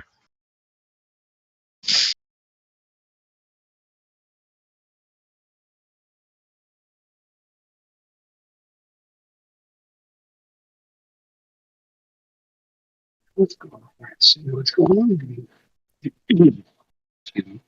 Glober's trying to explain all this by saying everything you look in the sky is not actually there. It's just apparent. It's bent into place through refraction. So the only thing that you see that's actually there is the star that's directly above your head. That's the one that's not refracted. But that in itself just destroys heliocentrism, because you can be at the equator and look up and see a star directly above your head. But another person on the other side of the imagined globe, during the same night, which is later for him, will look straight up and not see the same star the other guy saw, because they're not on a rotating sphere being rotated past the same reference point. But he will see a completely different night sky and different star above his head at the middle of the night. So you can see most of the night sky, or almost all of it, except the parts that are above the large parts of the ocean. And you can see all the stars above the Earth. That's not possible in a heliocentric model. The stars should be behind the sun and hidden behind the sun. So they tell us, the stars behind the sun are being bent around the sun by gravity. Even though gravity can't bend light, we think that gravity might be strong enough once it gets to the sun that it might be able to bend light. And so they think that light is being bent to the Earth and then refracted to the backside to create the illusion that the sky is geocentric, but we actually live in a heliocentric world. It's so retarded. This essentially, trying to picture this and model this, is what broke the astrophysicist. Yeah, it breaks me too a little bit when I try to. This is like kind of going deeper into the every 6 months we should be on the opposite side, seeing opposite stars. It's right. not even that. It's just every night, as the globe should rotate in place, everyone on the equator should be watching the exact same stars going just above their head, because they're supposed to be all looking in the same patch of the sky. Let me show you. I have something for this.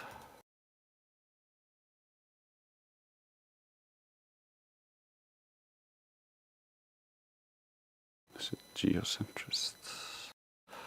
Here we go. Yeah, it's like this.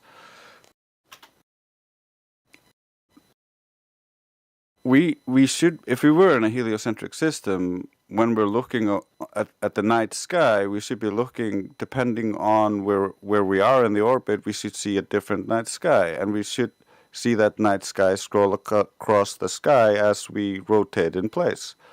They claim we can see everything. We can just, all the light is bent to the back side of the globe into the darkness. It's so retarded.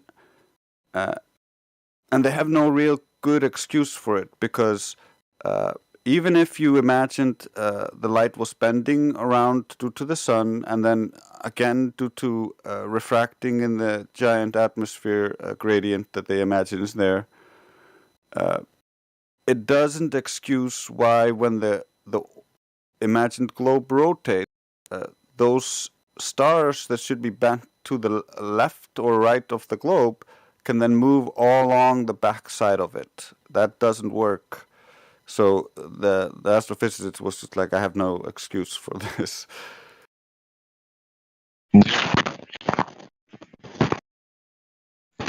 Yeah, that's a better model you sent. Yeah. Because people can see the stars that are supposed to be directly behind the sun, going directly above their heads. That means they're not supposed to be reflected, and that just destroys their whole idea. Hard to imagine, like you're saying, like so, like the Earth. Is that me? There's somebody else. It's no that. My mic's bad. Dude, please unplug that thing. Oh my god. It's horrible. Yeah, I had Thank to you. mute you. No, Thank you, thanks. dude. It sounds like your mic is either broken or you're outside. It's hanging on the outside of your clothes as you're running. That's what it sounds like.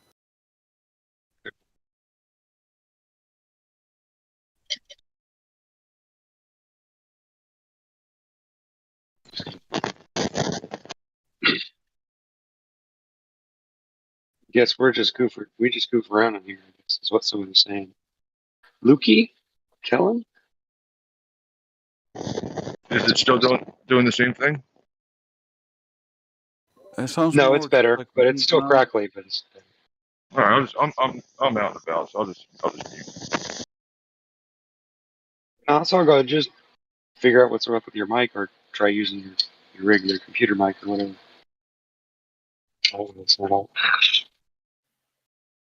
If he's out and about, the wind could really mess up the mic.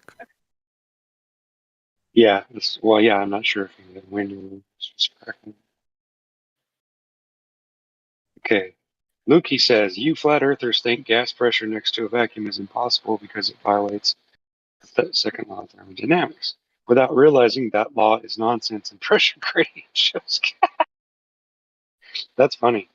You know, we've been talking about this extensively on here. In the last 3 days, we've probably mentioned it 8 different times. And we've talked about it, we've explained it, we've shown you the references, we've shown you the evidence, and you guys still just sit there and say, oh, why don't you read it yourself and look into it yourself and think about it instead of just saying that we're all full of crap, even though you won't research any of the stuff we tell you. It's really simple. If you think we're full of it, then go and find the evidence. But until you can bring us curvature or spin or gas pressure without a container, we're not going to be convinced. I'm sorry. You're just barking up the wrong tree and being an ass as far as I'm concerned. Denying entropy is like not the smartest thing you could do. Like Arthur Eddington, for instance, is quoted as saying, if your theory is found to be against the second law of thermodynamics, I give you no hope. There's nothing for it but to collapse in the deepest humiliation. That's a good way of putting it. I like that word.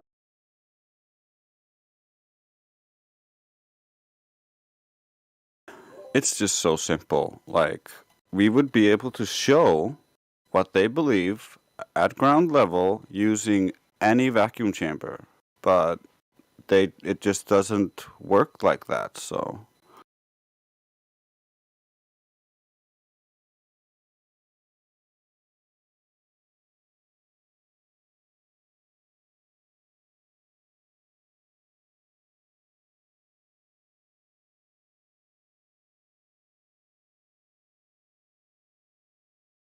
It's essentially just denial.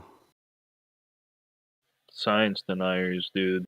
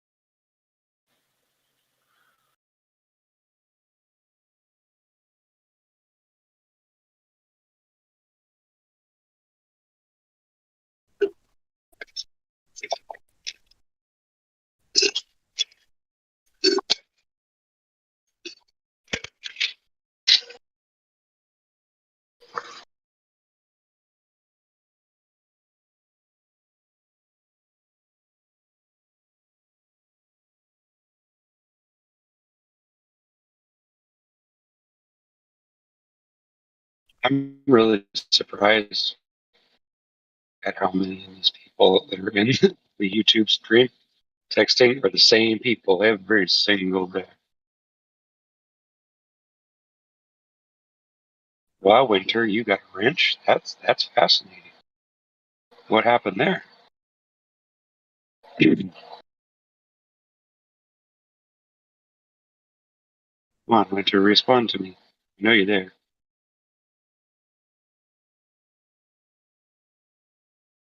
Maybe he's not. It's a she. Oh. She's there. She's talking Okay. in the chat. That's why I'm here. No, I talk to her all the time, and I give her a hard time, so I thought I'd call her out a little bit. She's ignoring me, though. Obviously.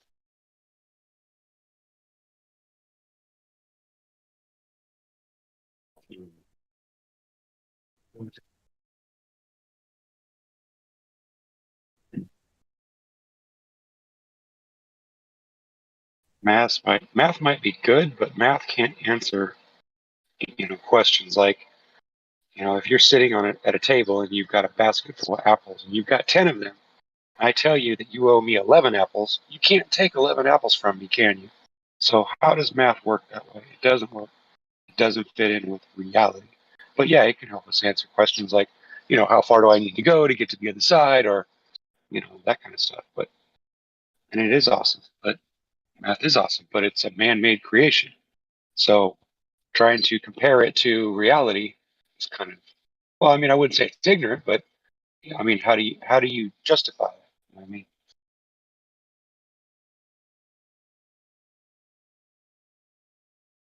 I'm sorry, I ran away. I had to help my mom.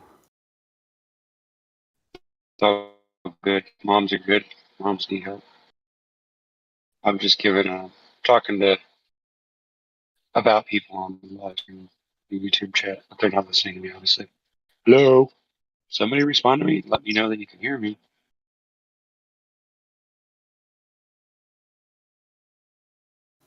Yeah, I don't think they really care about anything that happens actually in the stream. Yeah, I honestly think they come in there just to chat with each other rather than. I don't know why they chose a flat Earth YouTube channel in order to do that, but okay. It's the white knighting for the globe. It's they think they are helping people by trying to push people away from listening to us. Yeah. Well, maybe some of them are just in here because they're bored. But yeah, I think you're right. Why would we need to talk with someone who's experienced in the subject of thermodynamics? Why would that be necessary? You and me and anybody else in this world could literally get online, pick up a book about it and read it. It does, I don't think it takes a scientist or a graduate of college in order to understand what a book's telling you. Yeah, you can look up all the books and you can read more books. You can read more books than the guys that finished the degree. Like there's no limitation on teaching yourself on self-education.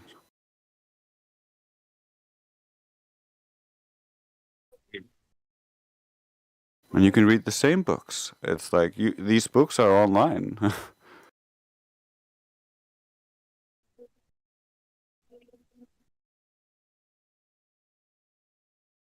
And the ones that aren't online, we buy. Because those who are interested in their own education continue to educate themselves.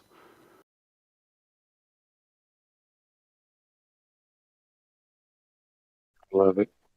Lukey, the one I was talking to a minute ago, said, by the way, I mute the live stream anyway. Now using headphones. What does that mean? So you come in here just to chat with your buddies, but you don't come in here for any other reason. That makes sense.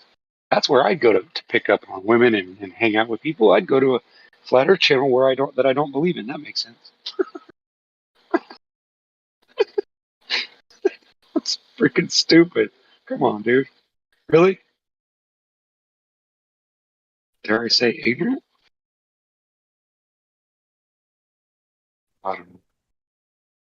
There to make sure that the so-called opposing viewpoint is represented, because they don't get a fair shake in the world. Yeah, it's not like the globe is underrepresented. Yeah, it's so underrepresented, and you never heard of the globe, man.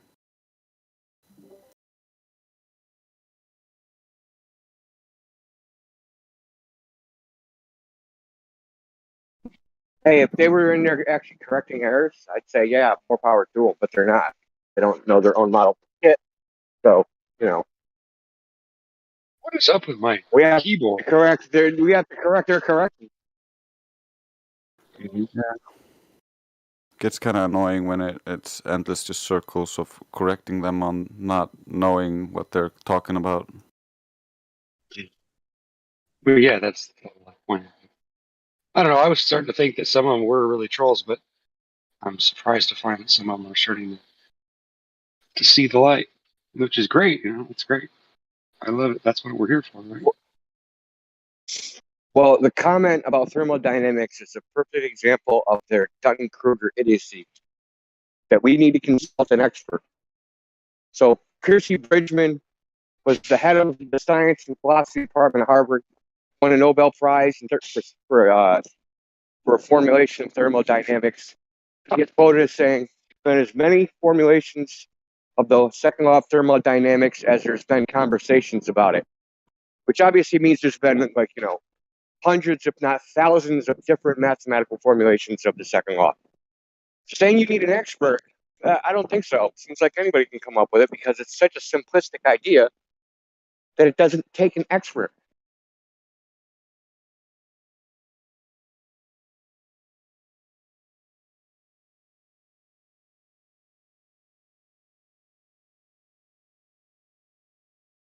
I mean, how difficult of a concept is it that the state of the universe wants to reach equilibrium? Wants, in quotations. You have to believe that, the universe is conscious for that, but to reach a state of equilibrium, it doesn't come up with any mathematical model to describe. Not complicated.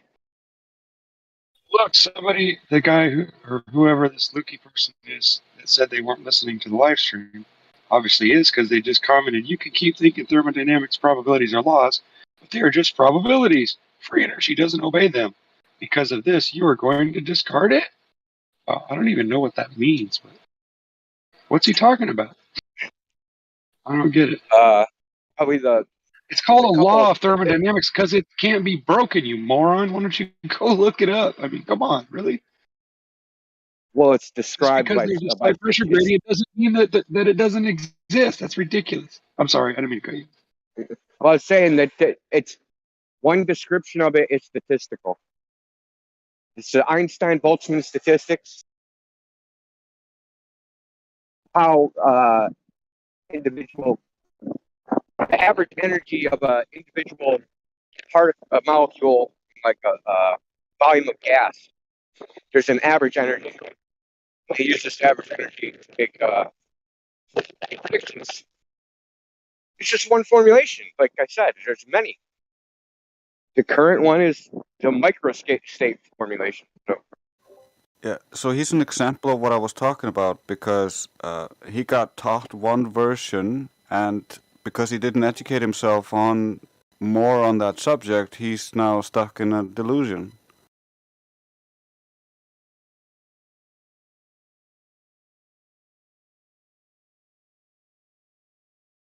Second law is almost like it's like the formulation you pick is almost as like preferring like units, right? I like the metric system. I like the, I use degrees, I use radians, I use grads. It's literally like an arbitrary choice because they all give the same result.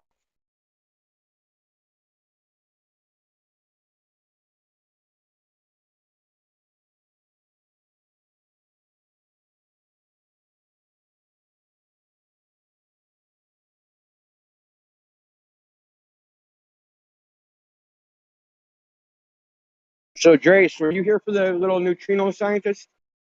Shouldn't call him little. Less Last night? Something. I heard you. Quantum not or quanternaut, whatever. I think I missed that one. It was last night. It was pretty cool. Yeah, I went early to bed. Got it all recorded. I think Helio's going to separate it out. It lasted a couple hours. But it's so funny, man.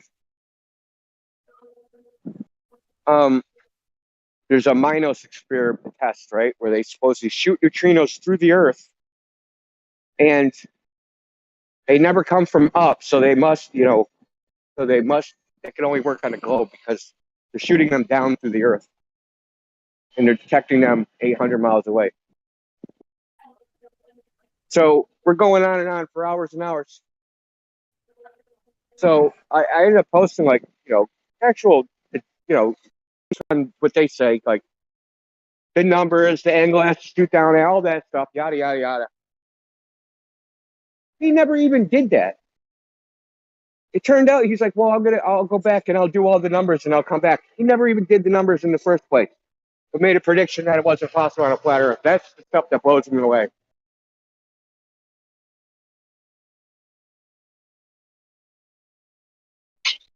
Because the receiver is at a higher elevation than the sender. So the sender's Furby Lab.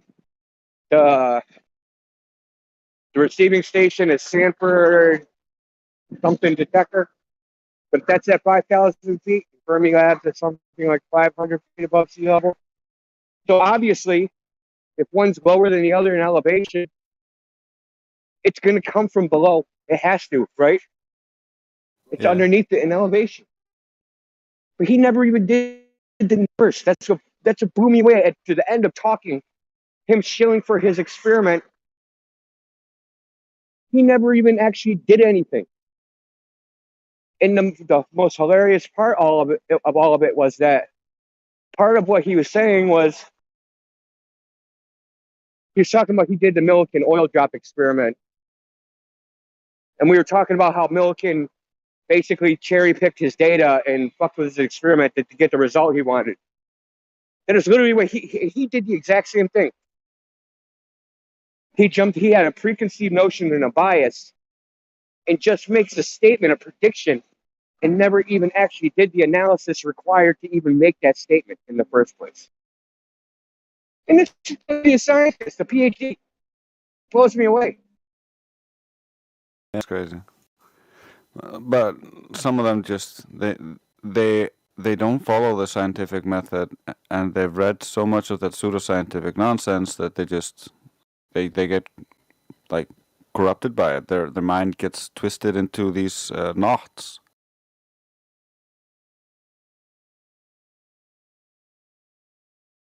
No, his brain is just corrupted by the Earth's a globe. He's been there. The machine is slanted down, according to him. How he can tell that from nine stories underground, their relative orientations, I don't know. That was like a bone of contention.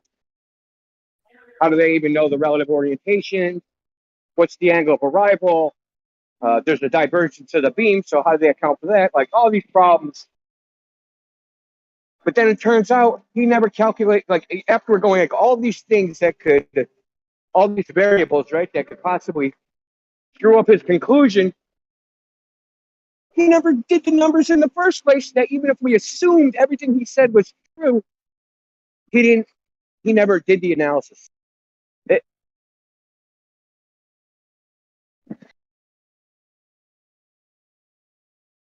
Yeah, it's just sloppy.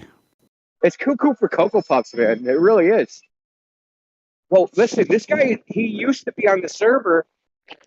He used to be on the server, Retch Fandom. This is back like in 2019, maybe. He's been hanging around Gem Pandas, hangs around Science versus Pseudoscience. So he's been around for a couple years saying this. Never crunched the numbers. Never did it after saying it for 2 years. Well, that's a classic Glober. Now imagine, yeah, exactly, dude. Like imagine Flat Earth, you're doing something like that. We would get ripped a new one. We need by one of each other. Exactly. There'd be videos on YouTube vilifying us, Simon, Dan, Professor Dave, freaking Pint the Flat Earth, be making, look at this dumb Flat Earther, he did all this stuff, and these are the numbers, and he didn't even crunch them. That's basically what this guy did.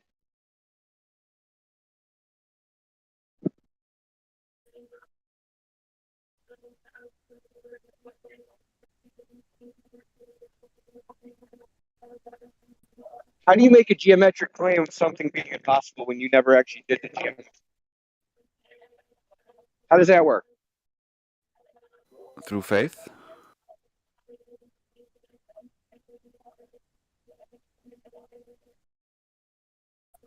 It's all recorded, so yeah. Yeah, I look forward to listening to that one. Julio's supposed to separate it out. I actually recorded it with that Craig record spot, so I can actually have each individual voice separated. I didn't even know this thing existed. I did know it existed. I forgot about it. So I'm gonna probably put something together.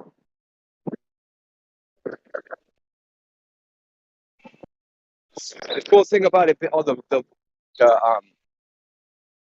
each individual vocal being on a separate track is that, like, when there's always a clown that tries to come in and save some sinking globe or destroys the audio. So it's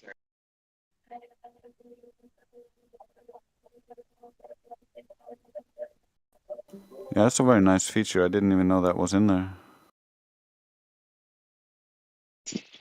It's called Craig Records or something.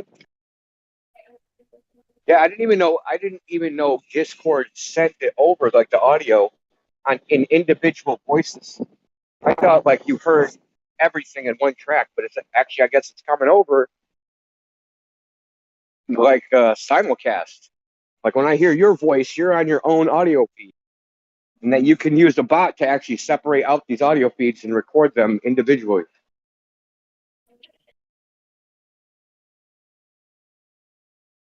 Yeah, that's really nice for getting some real good clips.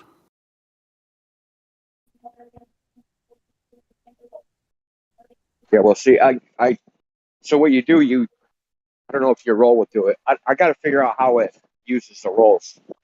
So as of now, only mods can use it the way it's set up.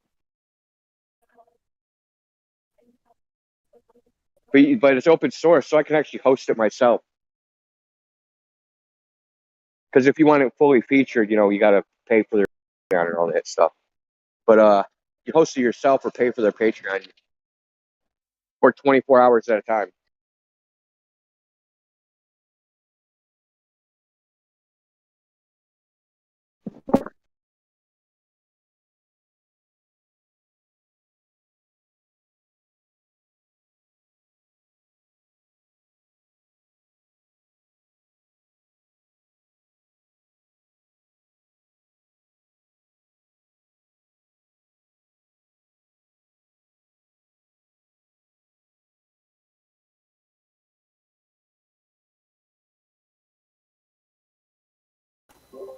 That's really interesting, Joshua. I should try to use something like Teletype or something to get transcripts for instance, when Hank does his opening move, because I want to document a little bit down some of the ways that he breaks down resistance and helps people be less trolly, because he's really good at that. Look, I can do that. I've already done it. I have Adobe Premiere, and you can it has a transcription service. You can pump any audio for it, and it'll automatically transcribe it. And you can use it for closed caption. Yeah, I'm definitely gonna look into this kind of stuff now. I was thinking about like just typing it out myself, so this like sounds much better. Yeah, exactly. Let the AI do it. Let the AI do all the tedious work.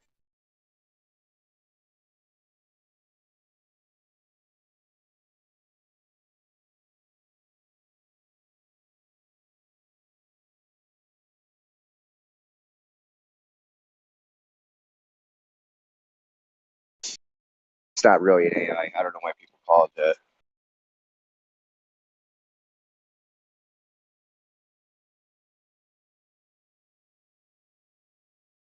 I don't know, to give people a little bit of better feeling when they realize that they're getting replaced by something that's not even artificially intelligent.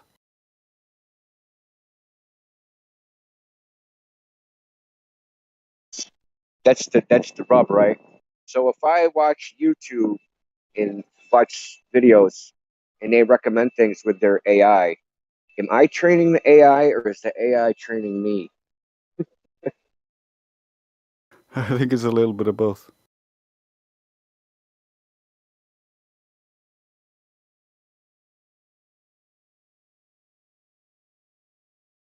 I think it swings depending on how resistant you are to that manipulation. This is cool. This is hilarious. We got a guy in here that's saying that second law of thermodynamics isn't a law. This is hilarious. It's a suggestion, a strongly worded suggestion. Gravity is what caused the Earth to become a globe. Are you kidding? Okay, if you had nothing, right? You have Did he really say absolutely that? nothing. No light, no sound, no matter, no nothing.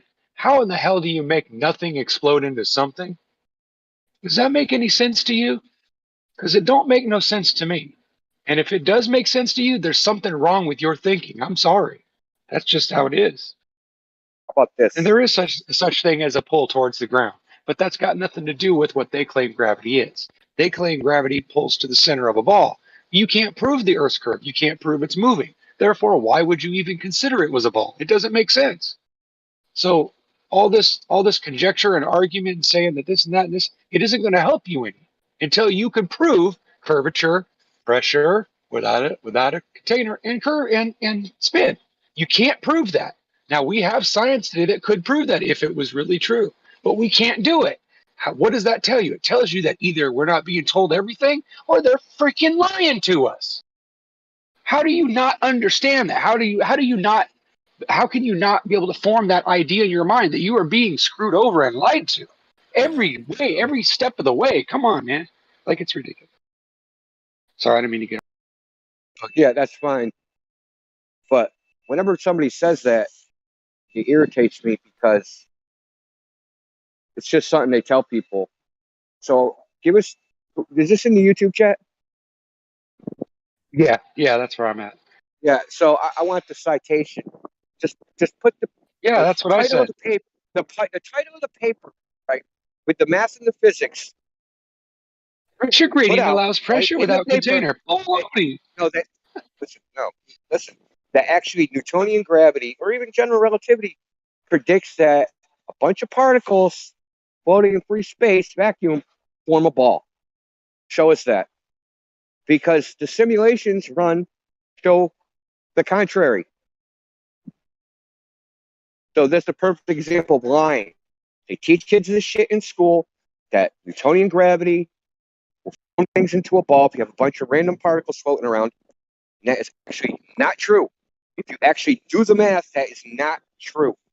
The math does not predict that.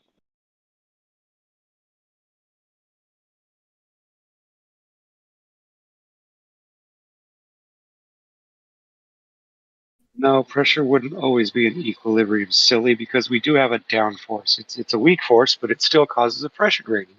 Because, if you have, even air has a weight, correct? Like we understand that whatever you want to call gravity or the pull down, right? We know that things have weight, right? We know that masses and dense things have more weight and they sink and fall, right? Well, if that was all being controlled by gravity, explain to me why when I fill a balloon with helium, it flies up in the air. So not everything falls to the bottom, right? So there are some differences. There are some things that you're not considering when it comes to pressure gradient. You know what I'm saying?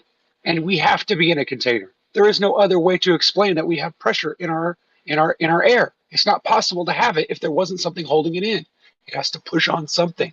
Now, if that doesn't set into your mind as reality, then you might want to go back to science class or at least, refresh yourself, because I think you're just not considering all the different details that are involved in all this. You know what I'm saying? I'm not attacking you personally. I'm just saying that maybe you should do a little more research on it before you come in here and tell us that we're all wrong. I mean, seriously. Yeah, I know he's in the YouTube chat. You can see what Drace posted. So go check that out. I actually have another paper. I have to dig it up. That shows the exact same thing as that asteroid one. And if you actually search really hard, you'll find physicists, I think it's on Quora, say that formation of a sphere, if you take the model, it's a special case that you have to start with a completely homogeneous distribution of particles.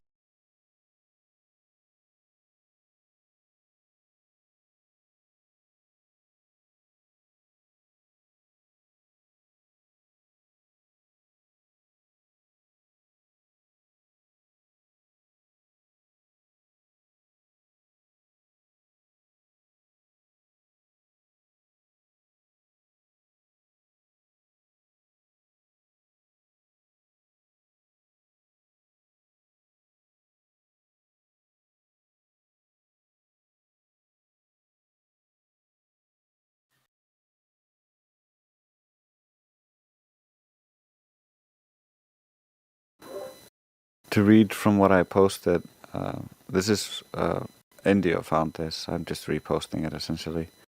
The first one is Newtonian gravity works on flat Earth. The abstract of this is we discussed the flat and hollow models of the Earth as a I can't say that word, pedagogical example of the application of Gauss' law to the gravitational field. It also works with general relativity, where the citation predicts it to not be a sphere, and they admit to having to cheat just to get it to become a sphere by adding a non-physical stickiness factor to the simulation.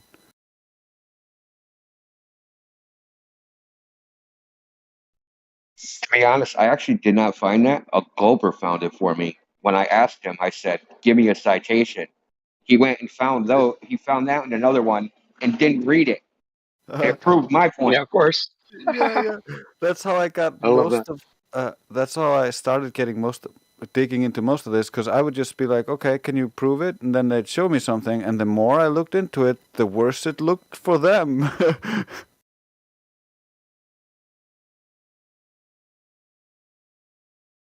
Because it generally was like they read the headline, and the headline seemed to support something they believed, but then when you read into the actual thing, it just contradicted their beliefs. That happens so much.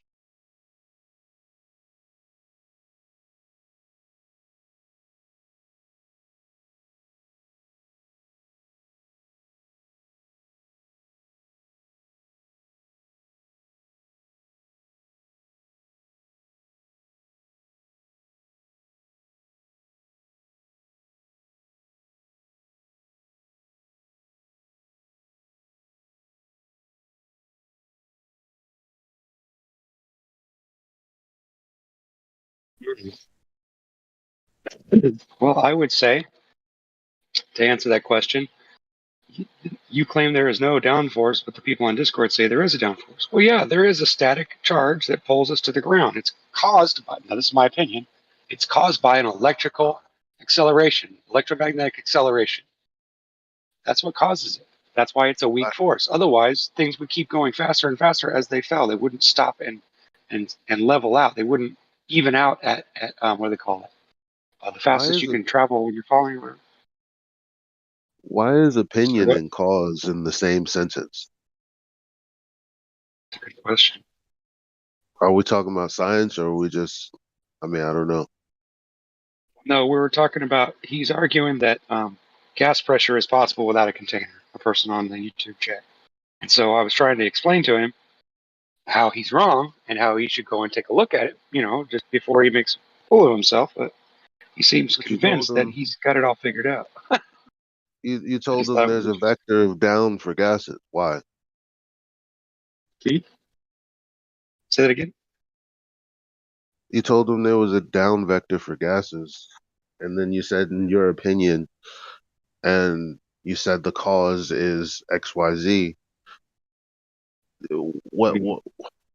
What's your method for establishing this aside from someone's opinion or someone's bias?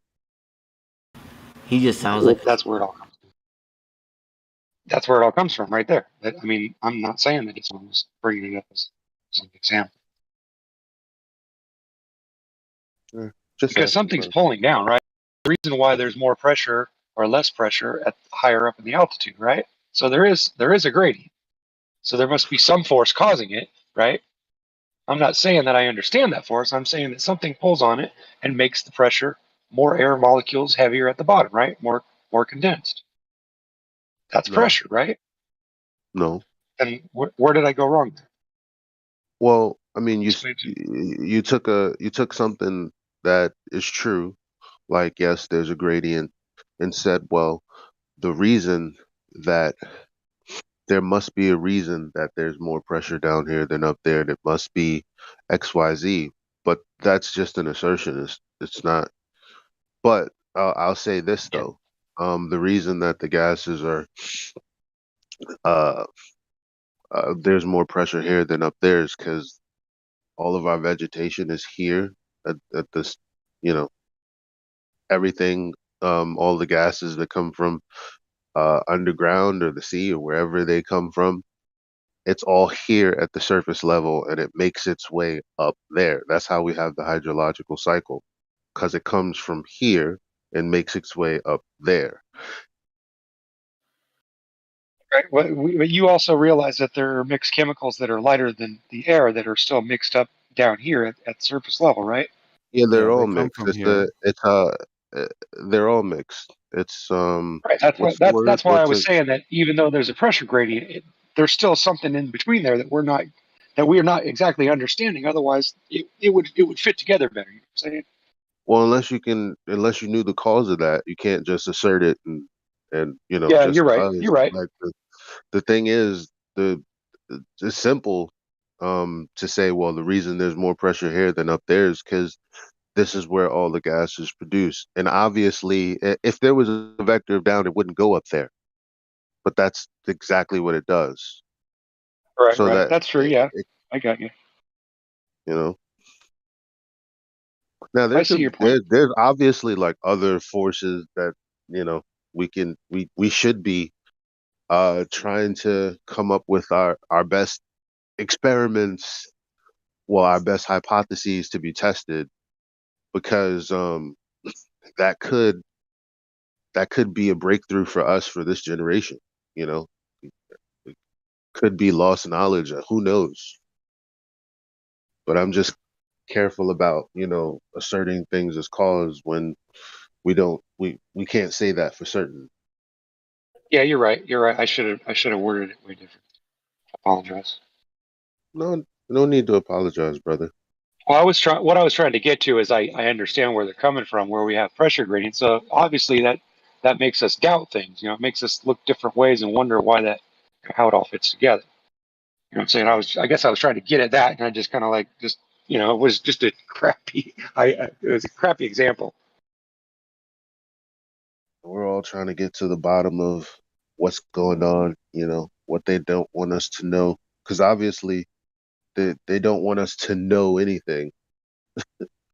because they don't want Right. us Yeah. to think in ways that will lead us down the path of knowing things. You know, they want us to stay in this limbo state of, well, the only things that can be known are things that are validated by consensus or validated by the people who are in authority. Those that's basically what they're saying in a nutshell. Well, what's really counts is, you know, what academia and all the people with credentials actually spent their lives working on. When it's like, you know, that's all good and well, you know, people putting their energy into whatever their life's work is, but the bottom line is we do have methods for certain things, certain ways to knowledge, and you know that that's what science is when it removes bias. You know, it's outside of yourself. The only thing you are is the observer and the experimenter. You know. Absolutely true. Yeah.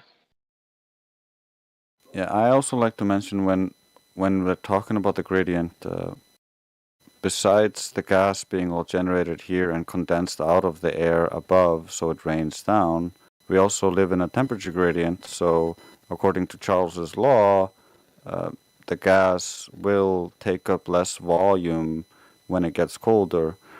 So that would lower the pressure as well.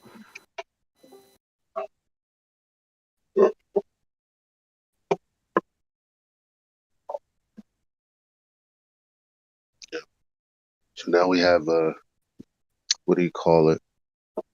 It's something that seems to be intrinsically linked. We can't unlink it, so it's hard to tell what's, you know, what's what sometimes. Yeah. But we know we know how we experience it. That's all we can do as far as that's, you know. Yeah, it's a confounding variables to the effect they want to attribute to gravity. I have yet to see any evidence that it's caused by gravity.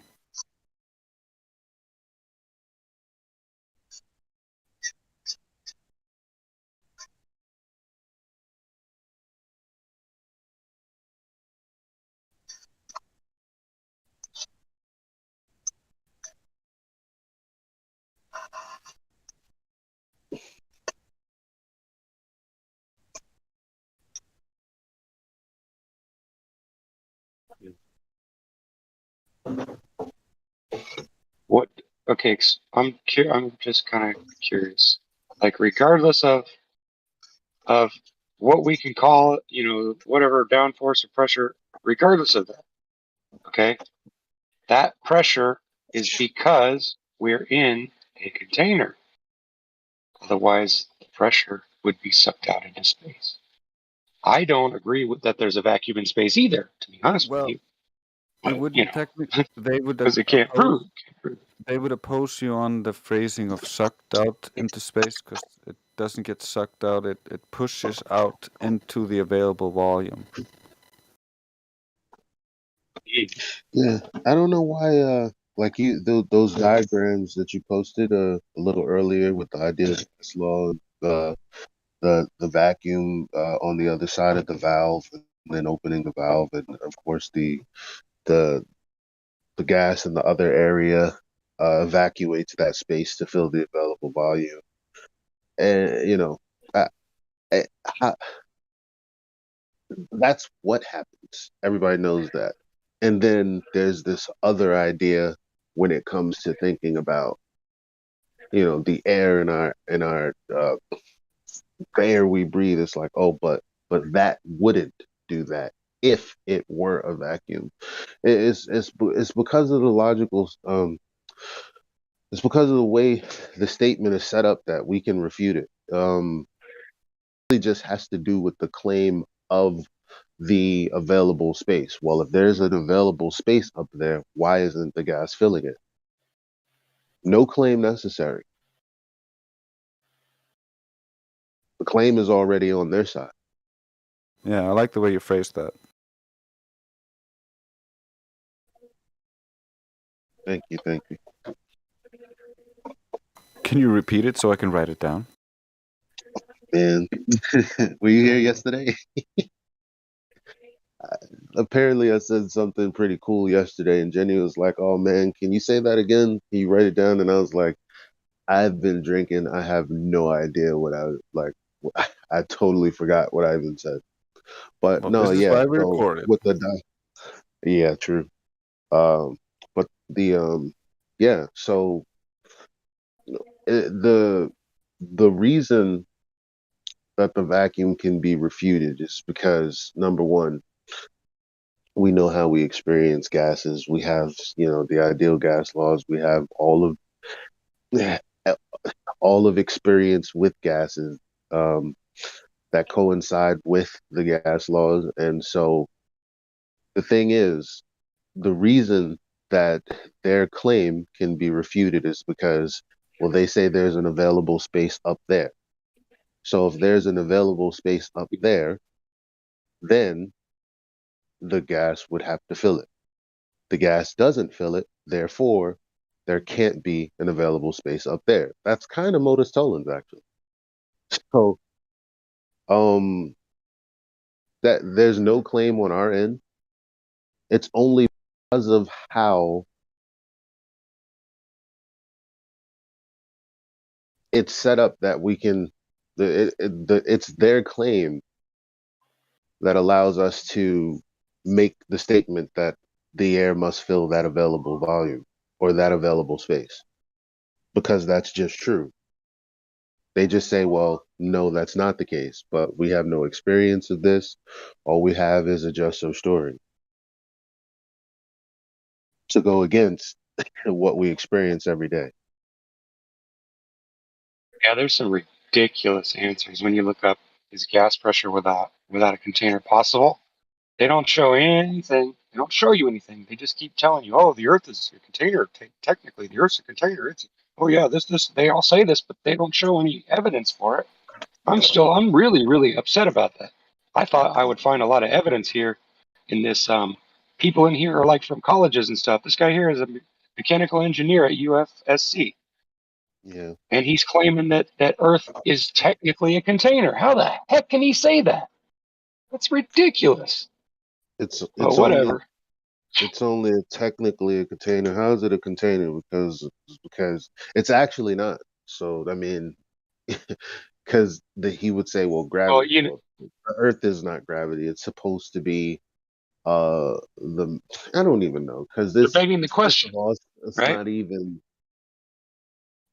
Yeah, pretty much. It's a begging the Yeah. question because we don't have any evidence to prove exactly that there is a vacuum or any of that. So I mean, in reality, arguing about it is kind of like a waste of time. But I mean, when people come with that question, I want to be able to give them some answer that leads them to the truth. I don't want to just say, oh, well, that's just dumb, because then they're just, Well, they're not going to believe that. You know what I'm saying? well, they kind of see what I always try to tell people is my experience, and my experience has been that so the gas pressure without containment, that's not one of the things that I thought about at first. But what I did think about at first is, if there are no pictures, then how do we know it is what it is? Who measured it? Now I know what a measurement is. I know what direct evidence is. And so I looked for that. Like, okay, who measured it? Eratosthenes had an assumption already. Actually had a couple of assumptions, or maybe, well, I know at least a couple. And when you're trying to get down to the bottom of a story, you can't accept assumptions, like in any sense, in any way. Like, because once you do, you may as well just accept the whole story. Like, it's like saying, well, someone was murdered. Well, if George has killed before, and if he's a murderer, then he killed Jen. Then it's like, if I accept those first two statements, and then it doesn't even. It's like they get you to accept certain premises first, and then they're like, well, then stands to logically follow XYZ, and there's nothing. You're now unarmed. When you've accepted these premises that you don't even have proof for in the first place. So why accept one? Why accept two? Like they kind of, in a magician's way, kind of leave the gumbo for last, but they let you it's hard to explain. I'm not describing it in a decent way, but the bottom line is we don't have to answer all of these questions that just happen to be here when we got into this arena. Again, let me start over, but let me make it quick. I looked for direct evidence of the measurement because everywhere I turned, that assumption was already there. It's like, oh well, Aristotle knew it was a sphere because of lunar eclipses. Christian Huygens knew that the sun was 93 million miles away because Venus is the same size as Earth in parallax, which is also the assumption of a trip around the sun. So I'm like, okay, so then at least tell me that there's like some direct measurement or something that makes sense without too many presuppositions that would tell me how exactly they came to the size of the Earth. And that didn't exist. So that's when I myself, as an individual, without talking to anyone, realized either I'm poor researched or the answer doesn't exist, which means, oh shit, somebody lied. And that's how I came to it. Then I got into this space where people replaced my they tried to replace my experience with what I've researched and what I couldn't find with things that I should accept as reasonable evidence. And this is where all of the arguing began. And somewhere along the way, they also threw a model on me that I didn't claim, that I don't have. And now I'm supposed to answer questions to things that I don't know, when the reason I got here in the first place is I was chasing down an answer to a question that didn't have an answer, aka I didn't know. So now, on top of that, I come into an arena having to answer multiple questions about things that I don't know. That makes no sense.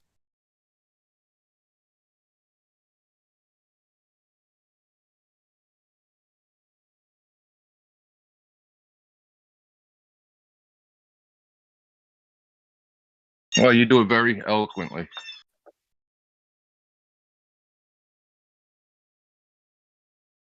Thank you. I can listen. I can listen to you for hours. That's how nice it is. I try very hard. I don't always have the right words, but sometimes they come together. I was just about to say I could listen to it for hours as well. Thank you, guys. I mean, yeah, that's why I'm here, because I love listening to you guys too, Like, we're very fortunate to have a space where, as soon as you question something, someone comes out and ridicules you for asking the question, which seems to be what happens in most other spaces. Like and it doesn't even have to do with the shape of the earth. It could have to do with a certain narrative that's out there at whatever current time, where you may have, for whatever reason, began paying attention to a story, a thread of information, whatever it is. And for me, it began with politics. And all I did was have differences to try to collaborate with the main narrative, because it's like, well, I can't just listen to one source. Second of all, like, the source is hearsay. Like, I wasn't there to experience what you're saying happened. So I'm going to need a few people, at least in my mind, to corroborate the main narrative. And when you start paying attention, to detail, you realize things are missing. You realize people exchange certain bits of knowledge for other bits of knowledge that are contradictory to what they had previously said. Now, on its face, most people don't pay attention. They miss these things, or they kind of, you know, they see it and they go, yeah, whatever, and they move on. But when you as an individual begin to pay attention, that's when you begin to see the inconsistency, and they're pretty much everywhere. That's what's scary to me.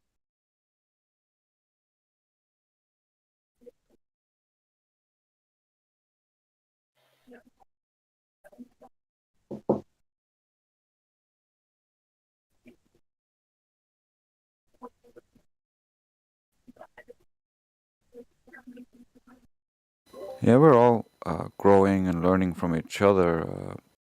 Listening to Elijah, for instance, talk to someone really helps me remember that I should have more control over my tonality when I'm talking to people, because I sometimes let that go way out of hand. Yeah, you mentioned that earlier about your tone when you were talking to Crack, I think. Yeah, if you Yeah. listen to Elijah, you can hear he's always, especially the last few months, he's been so calm and collected, and it just helps his point get across instead of them hooking them, like getting hooked on the emotion and then reacting to that. Yeah, I agree. It's like he's got this like beautiful kind of tone that's just, I don't know, not hypnotizing, but because that would make it seem disingenuous. But it's just like he can guide you through quite nicely what he's saying, and you understand, and there's no like peaks and valleys to it.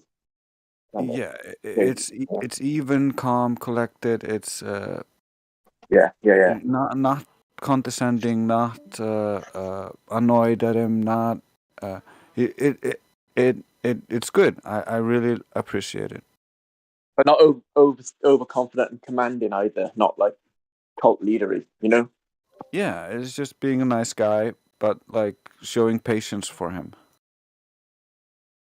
Now, maybe I did, maybe I am good at that sometimes, but there are also times that I'm not so good. Like yesterday, I was talking to a guy. I don't feel like I don't feel like I was the guy you guys are describing right now with that guy. I was very short and very impatient. Not that I was rude to him, but I felt like my tone still was kind of bitter, and because one of my pet peeves is if I ask a direct question more than 2 or 3 times and you don't answer it directly, I kind of get annoyed, because you want to go on this whole story and rant about something that I didn't say, or some other red herring, and it's like I just if we're gonna be communicating, then we need to, like, could you imagine phone numbers where you call someone but you don't get the person that you're trying to call?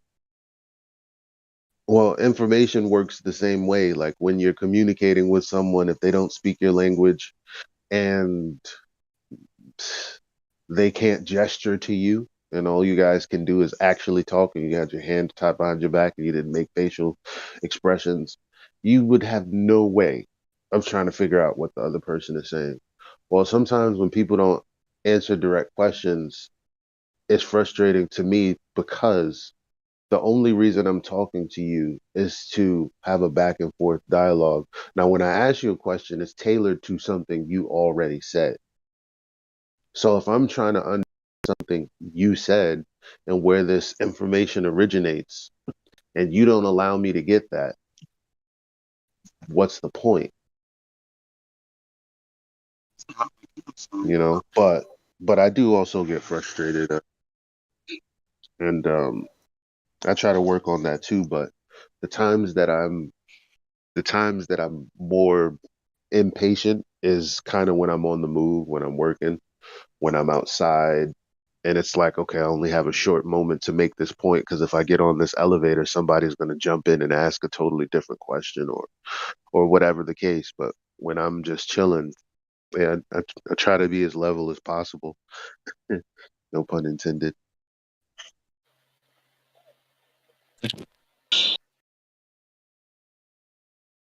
I think we were talking yesterday, and there's another thing that people do where they don't listen to the conversation when they've got a point that they want to bring across. They kind of shut off and just wait for the opening.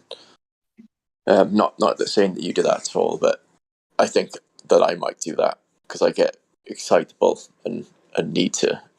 You seem to be controlled. That's what I like. Yeah, that's where small qualifiers, showing that you heard and allowing them to finish their point, even if you know exactly what they're gonna say, can help because then people get that out and don't have that hanging in the background. Yeah, that's the best way to do it. Like I always listen initially because it's the quickest way to, because my only purpose is to get the information out, is to get the truth out. So in order for me to make this an open and shut case, I need you to say exactly what it is you're trying to say, because then when I push you on it fairly, either you're going to have an answer or you're not. Then the conversation is going to be about you not giving that answer or you giving that answer. Those are the only two responses that I want. I don't want to force someone into uh this this this this conversational stalemate. Really, it's more about well, I want people to know that you're either answering the question or not answering the question. And if you're not answering the question, it's up to people to wonder why it is you're not answering the question. But if I let you move on, which is why I'll stick to a topic, then that kind of feeling will get lost on whoever's listening. But that's the thing that I want highlighted, that you're either answering the question or you're not.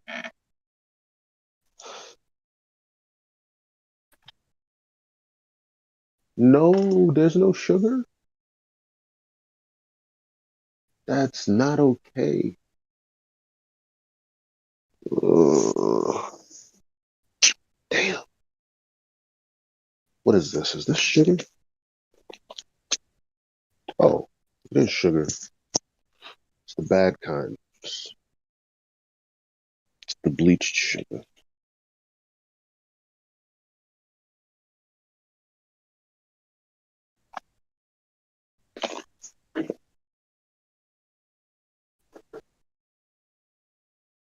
Yeah, I was gonna say something, but then Indio just blew my mind away with some Globers.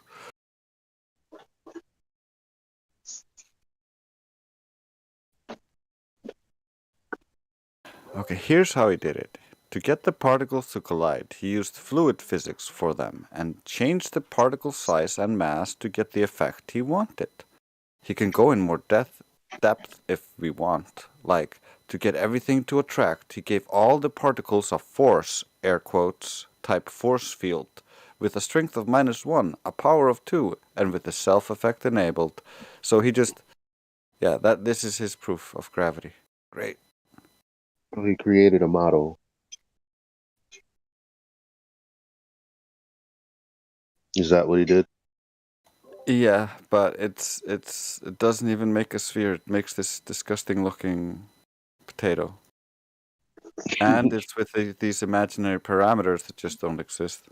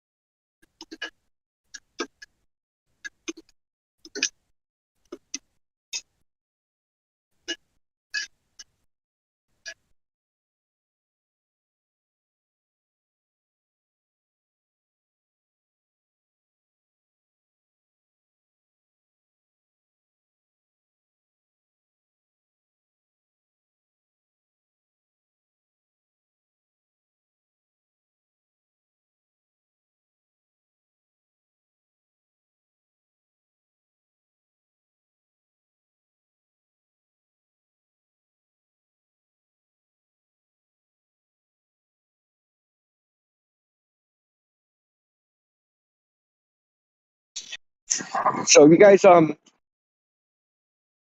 just want to make. I'm just curious. You guys are you guys aware of this little this propaganda tactic? It's personal anecdote, right?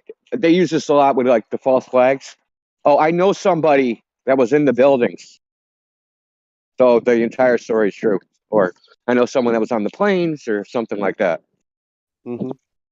So, like saying they lied. They're lying about it. Yeah. yeah, well, yeah, of course. But I mean, it's one of the like the most. I shouldn't say the most difficult ones to defeat because you basically have to call them a liar, and most people are hesitant to just call someone a liar. So we had there was a guy in lobby, man. He has kept trying different ones after different ones. Oh, my brother was was a was a what was it? A technician in the control room during Apollo. This is what he says. So I post a thing from the guy that was the mission director that says no controller could tell the difference between the simulation and the real mission. So then he goes, I've been to near Earth orbit and I saw the curvature of the Earth. So it's just crazy. I just didn't know people are aware of the like personal anecdote one. A lot of people don't know how to deal with that. You just have to just straight up call them a liar. You just gotta go for it. There's too much emotional investment there to deal with. That's it. Yeah, it's part of it. The appeal to emotion fallacy. That's what it is. They're trying to appeal the emotion to people. Well, especially with the low Earth thing. What was the first thing he said before the low Earth orbit? Oh, that his brother works. You know, he was in the control room during the Apollo missions.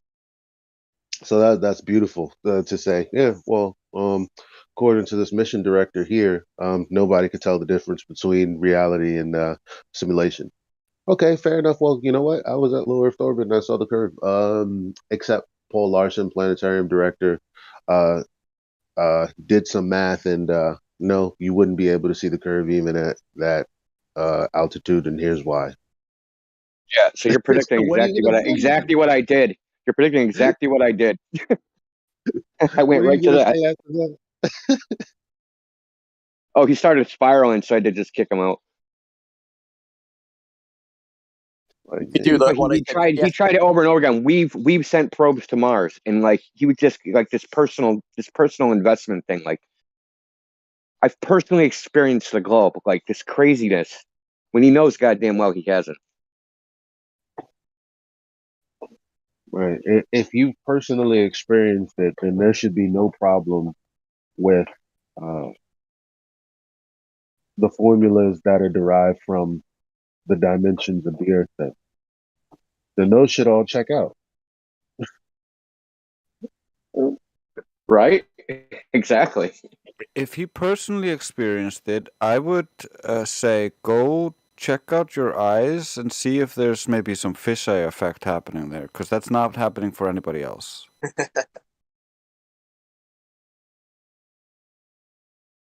His contact lenses are like 3mm curved fisheye.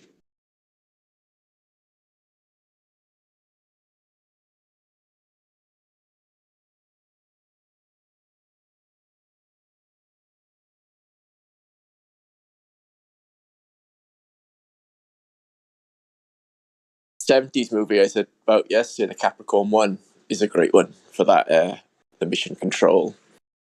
Because in that movie, they just give them the test data, and they don't know. I know it's a Hollywood movie, but kind of to see it played out like that kind of give you that perspective.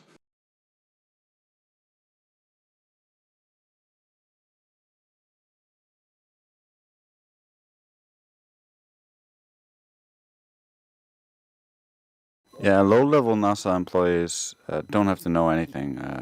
We've had plenty of low-level people who used to work for NASA or contractors for who've come through here and have become flat earthers. So they don't have to know anything. They're just looking at screens or working on building stuff.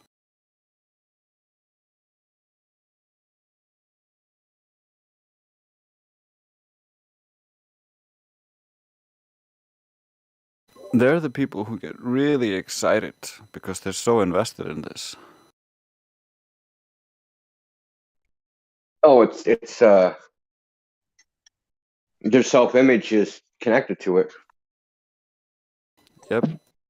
It's a position in the social hierarchy. Kind of difficult to brag about working for NASA when the Earth is flat. Yeah, I'm sure that, I mean, Bro, they were nerds anyway. Like, and now you have this whole cool factor around, all the kids are wearing, the hoodies, and you got Vsauce and Neil deGrasse Tyson, and now it's just the age of the nerd. No, I'm still a nerd. You're still a loser. I'm still an outcast. You're still a person who goes along to get along. They had a badge though that gives them access to NASA base. Yo, so guys, you want to hear my plan Hell yeah, to get man. flat Earth? What? Of Look, course. check this. I'm gonna get the What's flat up, bro? Earth in federal court. Okay, this is my plan. Okay, so I have the federal court cases. Hmm. I'm gonna just absolutely demolish them. It's all good. But so in Rushmore, I was talking about the Earth. In Yellowstone, I was talking about this is one of the most beautiful places in the world. It's okay to let your children breathe and enjoy it. I promise. But in Rushmore, I was talking about the Earth, right? So I'm sending in an affidavit of fact, like a notice of claim, affidavit of status, and affidavit of fact. And in my affidavit of fact, you just list factual things that can't be refuted. They have 30 days to rebut them point by point. Whatever point they don't admit is true by tacit agreement, meaning since they don't respond, they agree by default. So in the Rushmore one, I'm going to put something to the effect of the Earth being provably flat, as in like because it's actually relevant Wait, to could you? the you know. Would you mind saying provably level so that they don't wiggle their way out of, that dumb? Of course, it's not flat. There's hills and valleys and blah blah blah. Yeah, sure. I'm gonna have to. I mean, yeah, it's a legal document, so I'm gonna have to be like hella tactical and very specific about how I word it. But I'm just saying that is on the court record. I could even go in detail because I could just be saying, I said, and then I can just list proofs one by one. This is good timing Saying because don't make a federal case Brian out is. of it. Yeah, dude, it's so funny. Dude, it's Don't like make a. they're gonna dismiss it, but it's still on the court record, bro. What are they gonna do? I'm gonna sue them after that. They'll never let that court record go to public domain because if it goes through, it's public information. Everyone in the server and everyone in the world can go find it. Well, they could just drop the charges and then nothing goes anywhere. Until I file the lawsuit, bro. Like, that's what I'm saying. The court case right now, I know they're going to throw it out. I'm just putting stuff on the record. You see what I'm saying? I'm just getting everything on the court record for the lawsuit. And I'm filing federal criminal complaints. They This have is to good. hear the criminal complaint. Like, they're in a corner. They're screwed. They're going to settle, right? We can't let this court go to public document, and not just because of flat Earth, because of everything that's in it. And they're going to try to settle. And like, dude, just for flat Earth, I might turn down like millions, bro. I'm not joking. I'm that crazy. Yo, this is good timing because Brian is also trying to, the guy that you was in that debate with, he's going about it through the flights. So Wolfie, whatever his name is, Wolfie 20, whatever the fuck. All of them are saying, well, you do actually to some degree dip the nose. And he's like, well, you know what? Can I get like the black box? Can I get the data for what is it called? The is it the is oh the pitch data? Since you're saying that you're making pitch corrections, can we see that data? Where can I go to actually get that data? And if it's a slam dunk, and it will be, because we don't fly over a ball, we can also take that to court. So I'm all There's a for lot of this. plain. They can There's report, man. so the NTSB, like when they get out the black box from plane crashes, I think they make some of that data public information. But the resolution that they recorded at, I'm not exactly sure. You know what I mean? They might not record like micro corrections. They might record like, you know, an input every 5 seconds or something. That's why he took Kobe's black box out of his helicopter, because they were trying to fly on a ball, and that's why he died.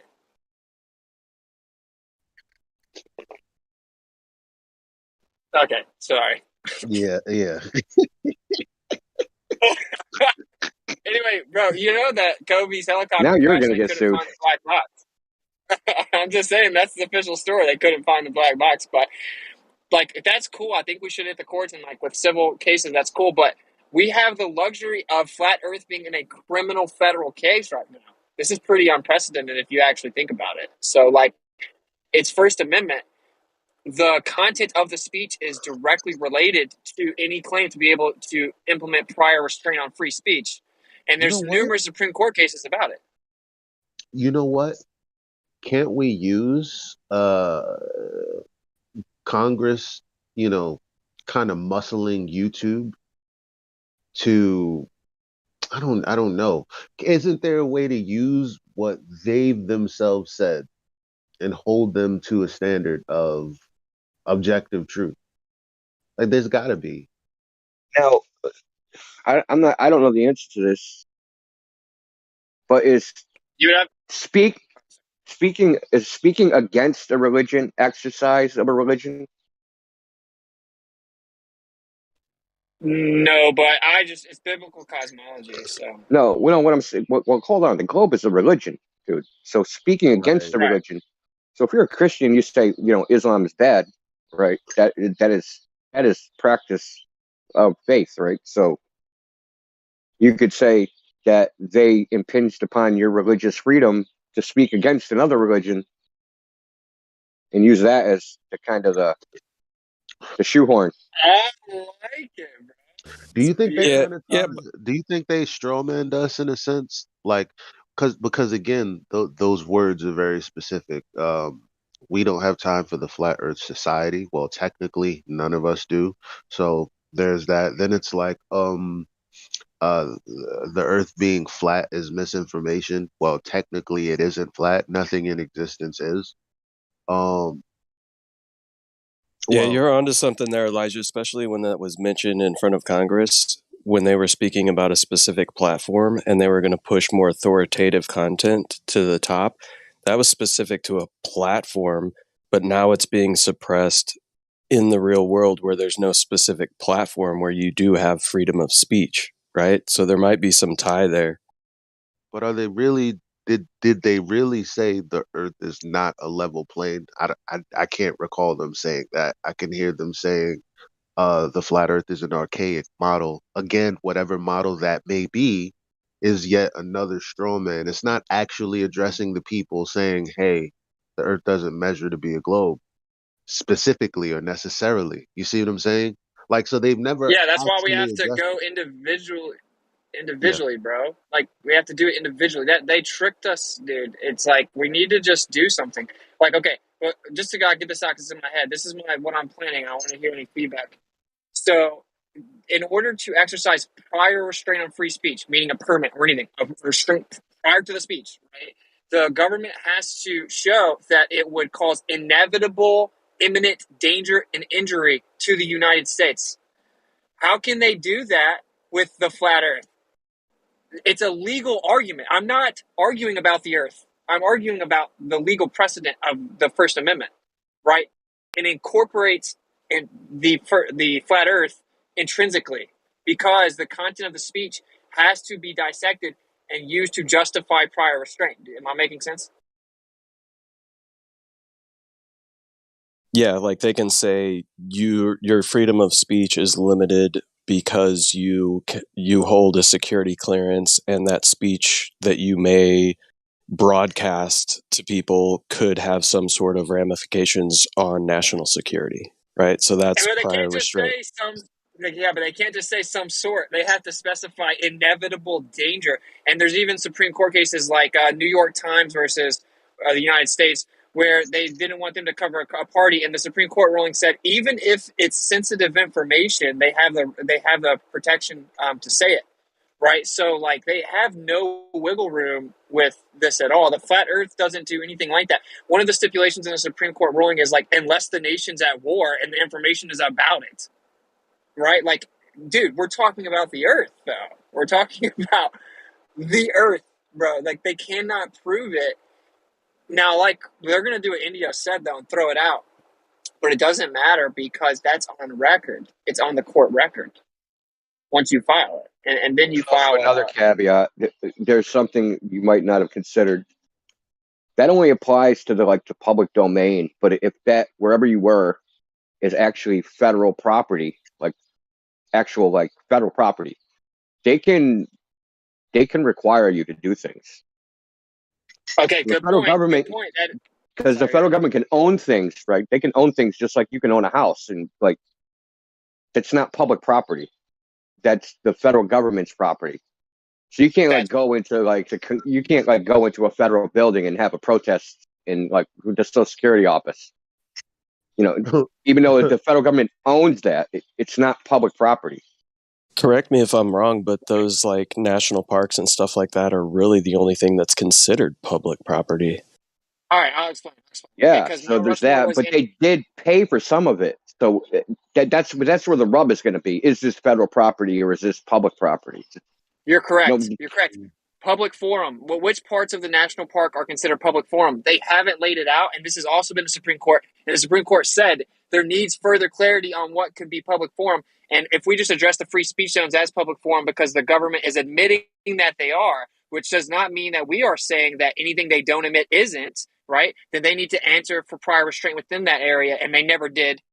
And they were ruled against. Mount Rushmore was, and they had to specify their rules more, but the guy brought the wrong lawsuit. So what it comes down to is what's public forum, which means there's a historical precedent of people debating or exercising free speech there. I was in front of the founding fathers, bro.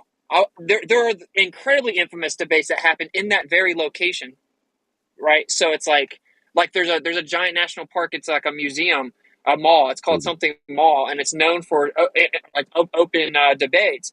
That's public forum. So just because something's federal property, that's public forum and not public forum. Dude, just make the declaration in your affidavit of fact, and if they don't dispute it, then they can't dispute it later. That's right. And if there's there's also something else you can do called a request for declaratory judgment, meaning you need clarity on something, right? So here's a contradiction within your jurisdiction. We need clarity, and they have to rule on it. And it's a kind of a new thing that's been added, so attorneys don't even know about it. So they respond to it like you're bringing a suit against them, and they dismiss for failure to state a cause of action, which is not what this is. This is asking for clarity. So you can do that. That's really the move, right? But same thing you said. If you just state an affidavit of fact and they don't rebut it, it's tacit agreement. But if it's opinion, if you're interpreting the law, right, then they won't consider that substantial fact for the affidavit of fact. It has to be a point blank. I know fact. that. So yeah, what you need to do is so you use an example, right? So if it has been used as a public forum, and that's been, say, published in a newspaper or something like that, you can get that fact in by judicial notice. So certain facts don't need to be proven. So things of well-known events that have been published in newspapers. This is the federal rules of civil procedure, or federal rules of evidence. Some rules of criminal procedure are basically the same thing. So you could say you want the court to this event happened on such and such a day. The government didn't protest, so it caused me to assume that this was public property, and I acted based upon what they did, right? Their behavior. I mean, that's a statement of fact, right? All right, I misunderstood you. Yeah, that's perfect. That statement of fact that it's been used for that purpose as public forum before. Okay, because Rushmore didn't do that, and the actual ruling when they reviewed it said that he failed to specify any supporting evidence that this has been used for public forum. So we're actually limited to not being able to even roll on it, although we do see a problem there. And it's still, no one has done anything since then. And it's the same location I got arrested. So it's just like sitting there. It's almost like it was created by the creator, dude. It's just sitting there. There's a precedent that needs clarity in this very subject all the way up to Supreme Court. Like, it's insane, you know, and they may dismiss it, but that doesn't make it go away.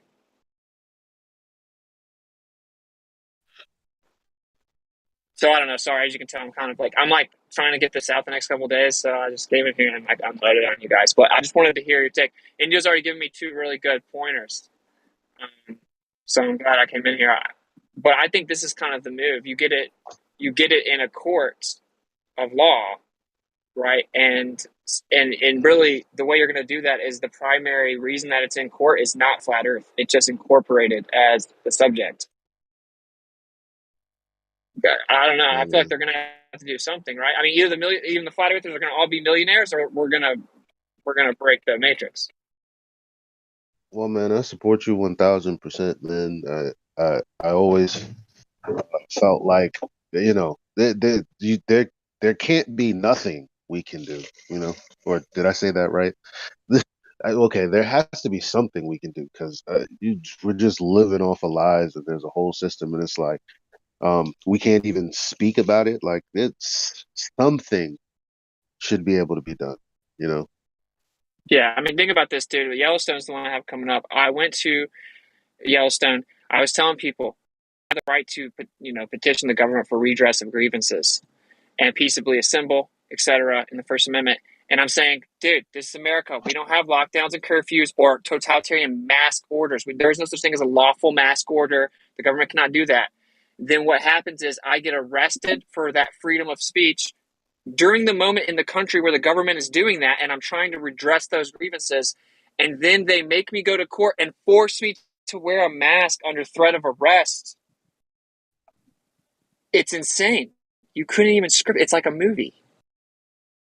If you're following what I'm saying, the whole point of First Amendment is the government's doing something, you have the right to go petition them to redress those grievances, to make it right, and to peacefully assemble.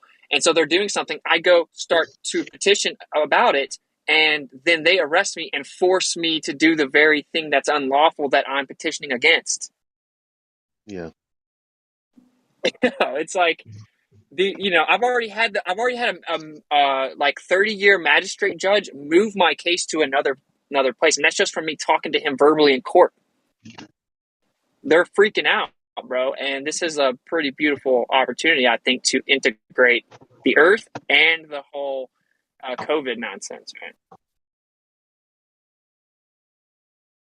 Anyway, sorry, I'll stop. I'll let you guys know what happens. Yeah, I'll pray for your success, man. It's awesome.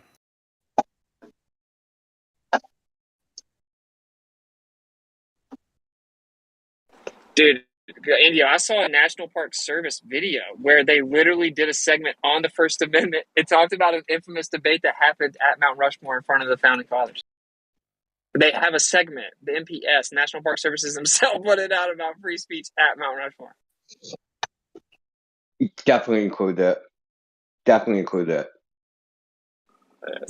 Listen, you can say they led you to believe that was a place to go, that was an appropriate place.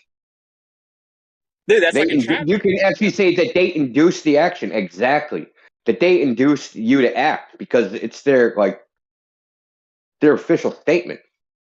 They're promoting it. Not only did they say you think it was okay, they tried to get you to do it there by having a promotional video for it. Crazy, bro. You know, I think this is big. I think this is awesome. Awesome. Dude, I guarantee you, man, that it's big. Like the way I see it, all of these grunts run around with a limited understanding of like they're supposed to be word Jedis, right? That's the whole point. But the people at the bottom are making mistakes, and I think the judge is there to clean it up if he can. So if you can outwit a judge, it's over. Because he has to clean up someone else's mistake. the people that arrested you, and then the people that pushed for you to actually be in court. Now he has to clean it up. And this is the problem they have. They're not supposed to do that. That's illegal. That's why we have different branches of government, bro. Like the judge is supposed to hold the executive branch accountable, right? Like, are they supposed to like regulate the interpretation of something that comes up under a law? Like, they don't work together. That he's supposed to rule without bias between me and them. But I see what you're saying. You're right. Yeah, but that's why one's already switched my case over, and I haven't even filed one piece of paperwork yet. Because without bias while he's wearing. Dude, the fact that he was kind of cool. You can tell he's like actually pretty big on the Constitution relative to other judges. He's been there for a long time. It's freaking, a really conservative place. But then he makes me wear a mask. I'm like, I'm sorry, you're now my mortal enemy. I am going to now have to file judicial complaints and bar grievances against you. That's something else no one knows. Everyone here can file a bar grievance on any attorney or a judicial complaint on any judge that doesn't adhere to. They have certain rules of ethical behavior they have to adhere to, right? And so what happens is the bar, like you send it to the bar, they'll just throw it out. They'll rip it up. They're like, cool story, bro. They'll send it back. We got your thing. We ignored it. It doesn't matter because they have to report it to the insurance, and every attorney or judge has to be insured. And as that happens and they start to get these complaints, the insurance will mark them up for how much it costs to have the insurance and eventually drop them, which means they can't practice anymore. So they hate it. If you file these things, they'll just throw your case out immediately. You'd probably be able to knock COVID out too. It's like because because a lie is a lie. And if a person is good enough with language, they can expose a lie anywhere. Because it's just an inconsistency. All you gotta do is find it. So like say you push that angle, it's like, oh, you made me wear a mask and blah blah blah blah blah. They're gonna have to on paper give some kind of to try to be right in the situation. They're gonna have to give some sort of statement as to why it was essential or necessary, and they're gonna put some piece of propaganda as fact in there that says, well, obviously it's it's the condition of this and blah blah blah blah blah, and then you say, oh, well, what's the evidence? Are we talking about scientific evidence, or what is it we're talking about here that allowed you to act in the way that you did against me and my civil liberties? And that's where it all breaks down if you can push hard enough. Because where is the evidence going to come from when we all know it's a lie?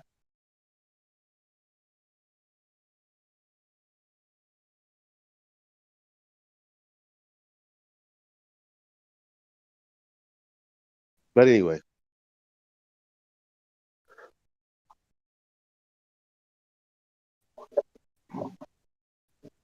I wish I was better. I wish I was like, I wish I had stayed in my 7th grade class, and wish I'd listened to my teacher say, you should be a lawyer. I said, hell no, man, that's too much work. No thanks.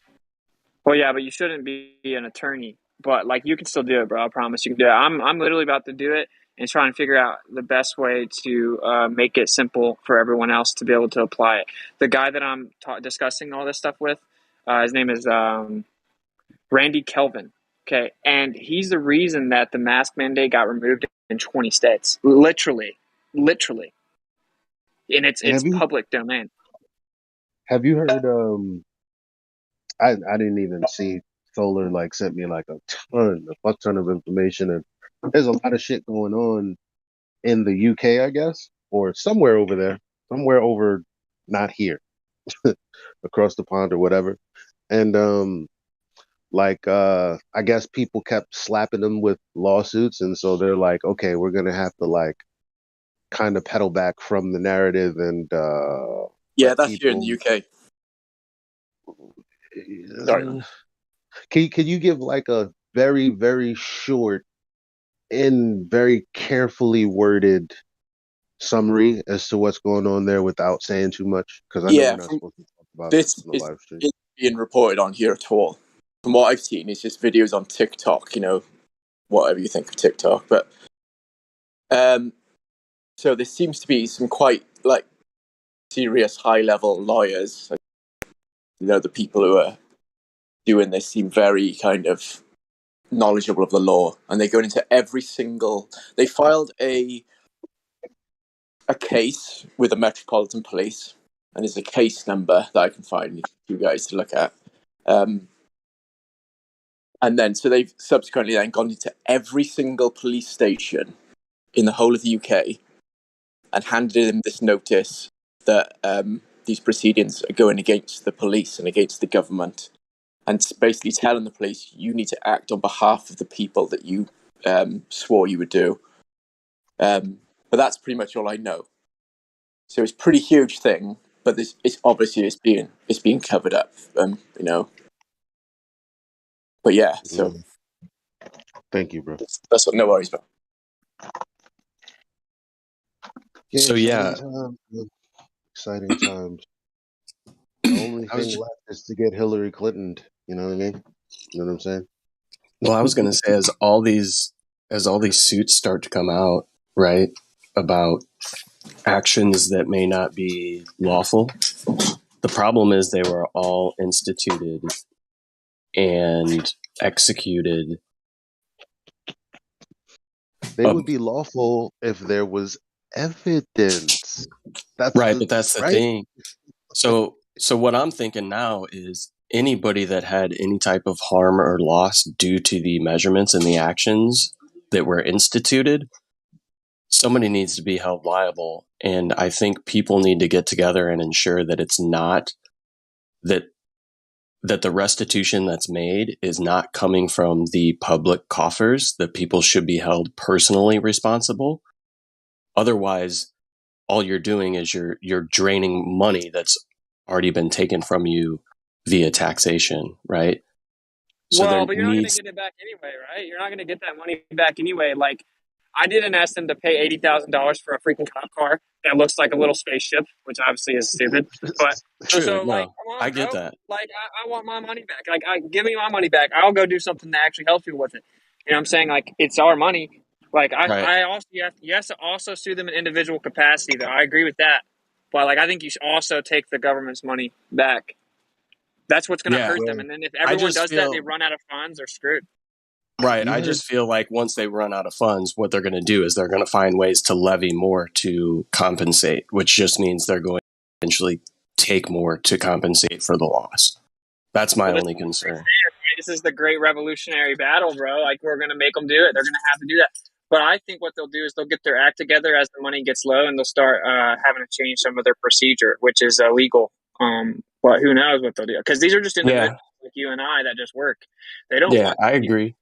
But I think more change would be affected when people start being held personally responsible for the actions that they take, even in a public capacity.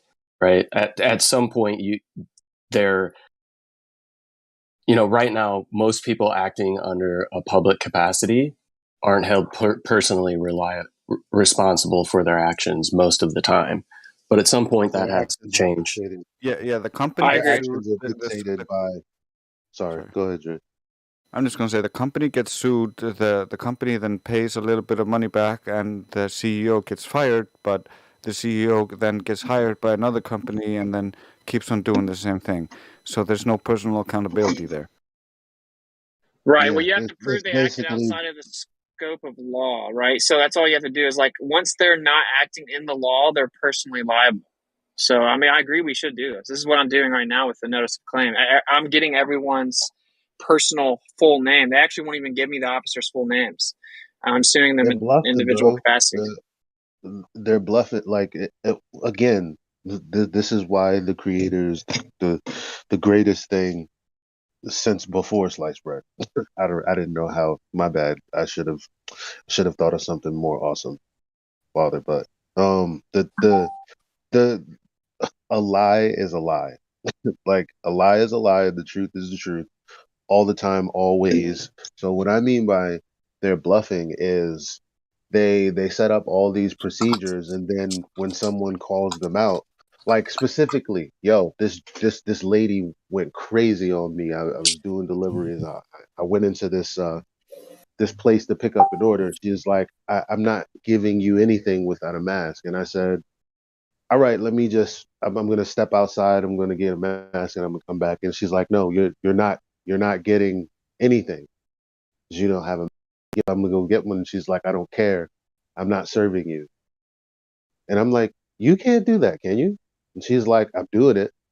I'm like, yo. She can't. She couldn't do the whole thing, dude. Under the American Disabilities Act, they have to accommodate you, so you can sue So the them. thing, so that's the thing, like they're flexing based on their fear and the comfort that the people who have put these procedures in place, that like that's what they're riding on, that they're doing the right thing. So again, I think you guys are right when you say people have to be personally responsible, because then they'll learn, wait a minute, why am I publicly why am I responsible for something, for doing the right thing? Because I wouldn't be in trouble if I were doing the right thing. Maybe they would then actually do some research. Maybe they would actually be doing what we're doing if they were held responsible. Yeah, everybody has a personal responsibility to do their own due diligence when it comes to all of this. But what you're talking about, kind of like what you laid out there, Elijah, the funny thing is that person, if it was that company's policy, could technically discriminate against you on any other grounds other than a medical disability, which is the funny part. Like, she could literally look at you and be like, oh, you're black, I'm not going to serve you. And that would be okay, because you technically, a private company can discriminate in any way that they feel fit, with the exception of somebody's medical condition. That's the one thing that is expressly written. That's rough, bro. I don't know, because Civil Rights Act of 1964 says you can't exclude entire groups of people based on religion, race, Oh, that's etc. true.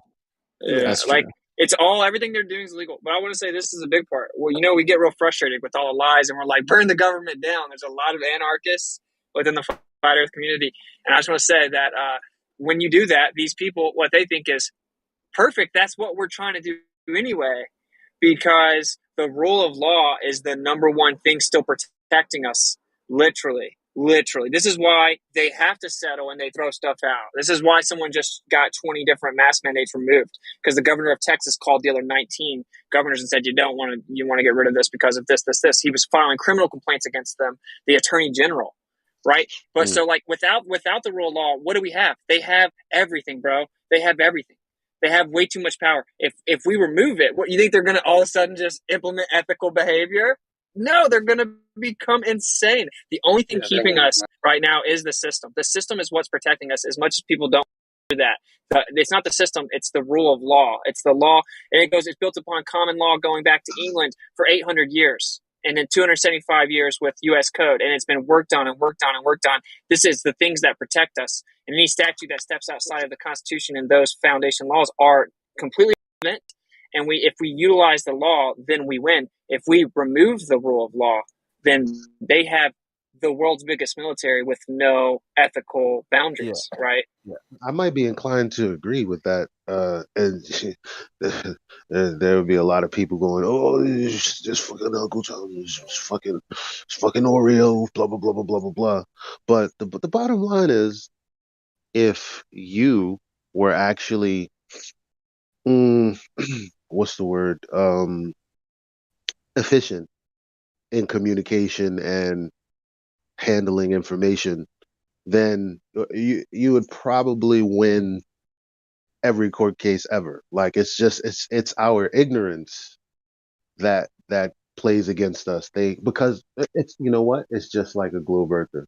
Because a globe earther will come and they'll, before they have a conversation, they'll try to say, I just want to understand how you think. I want to get on the same terms when we're talking about information. I want to have this epistemological conversation and make sure that we're both on the same page before we move forward. And then every step that you take with them is a step towards basically you just agreeing with them.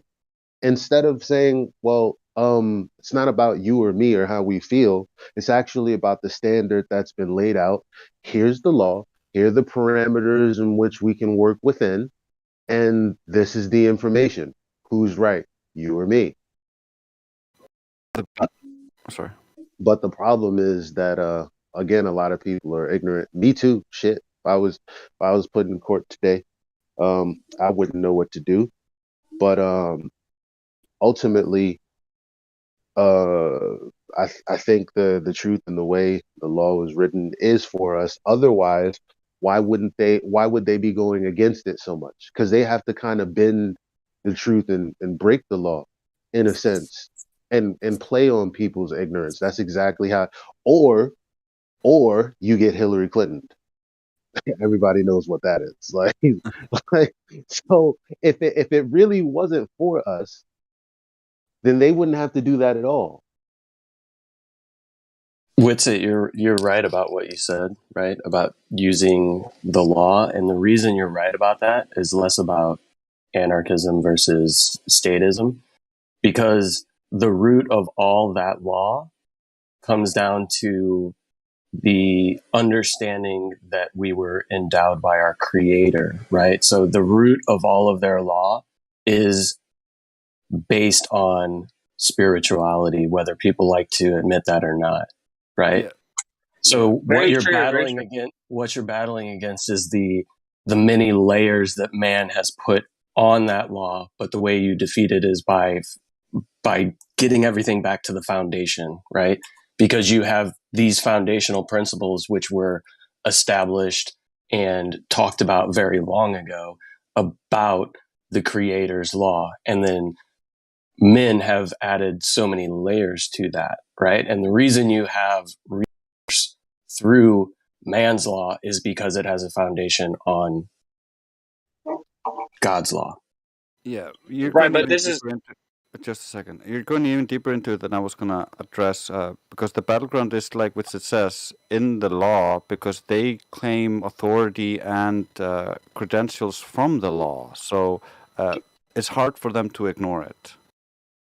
here's the part that's interesting, right? So you're right; they've added a lot of stuff to it, but there are the reason it was all founded very brilliantly. So, like the reason you need a judicial branch is because there are some nuances, right? Like there are nuances that need to be addressed. And so that's the idea. It's like, well, you can't predict every little thing. So here are the laws, and then here's the branch that's going to divvy out the application of those laws. And like, I don't think it's bad to have that. I like, also, we should use the rule of law against them. They have all these laws in place built upon the parameters of the Constitution where they can only act a certain way as that judicial branch, right? And so they don't follow any of them in 2022. None of them. The judicial branch is the prosecution. They are the same. The judge is prosecuting you. That is blatantly illegal and antithetical to the very beginning of the Constitution, Section 2 and 3, right? So it's like, okay, we're going to use that against them, right? If we don't have anything to use against them other than us saying that we're endowed by the Creator, which we are, but if we don't have any tool to use against them, we are not in a good situation. And in 1700, we would have been fine, okay? Because we had a bunch of men that were still men and knew how to use guns. And guess what they were fighting against? Guns. It's not like that anymore. It's if we're going to be realistic, we need to use the law against them. And these people are used to being protected by their official capacity. They don't realize that they step outside that scope, that they have an individual capacity. And so that's where you hit them from both sides. They're wrong within their official capacity and they're acting outside of it. Now they're federally liable for crimes, right? And you use the law against them. I think that but I agree with your philosophical premise, like, right, it's all built upon common law of rights from the Creator. That's true, but there are some nuances, right? Like there are situations that arise and they're like, okay, we know this is under the First Amendment category. How's this work? Like if you literally go around screaming, let's inciting violence and murder, like should we allow that in a society where everyone runs around? I mean, yeah, the well, I First think Amendment would say yes. I think that's just a common misconception about the term anarchy, and it gets painted with a broad brush, right? There's the term that the black flag comes in many colors, meaning there's many different flavors of anarchy, right? So anybody who would claim that they're an anarchist isn't necessarily going to have the same beliefs as everybody who claims that they're an anarchist, right?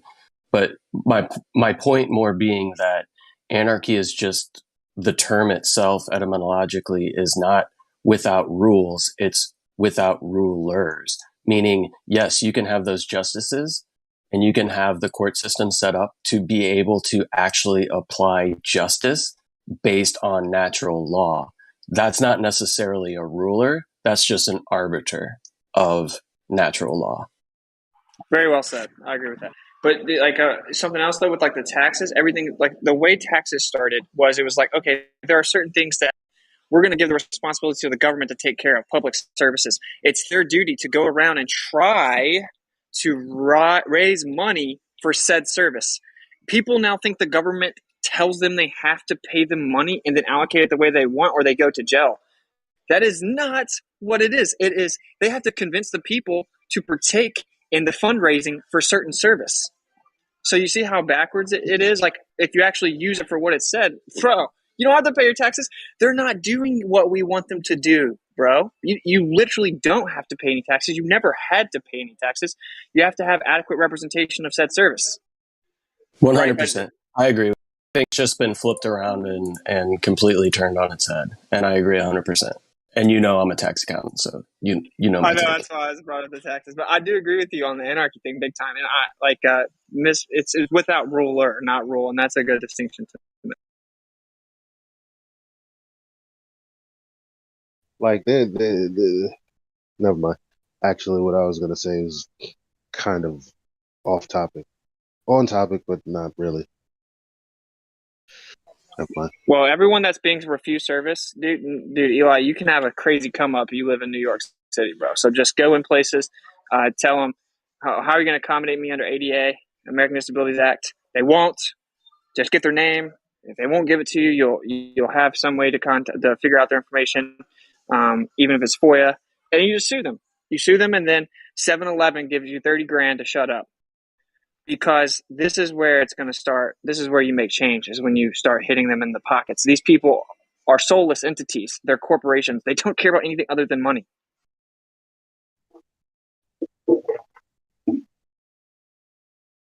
So that's kind of my take. I will say filing federal complaints of conspiracy under color of law for pretending to be protected in official capacity is also like the primary way that Randy Kelton says that you do it, right? Like, because all of a sudden they're like, damn, this dude has a $200 speeding ticket, and now he's trying to hit me with a $4 million lawsuit for acting outside of my official capacity. And what? Like, a $200 speeding ticket, dude, get this out of here.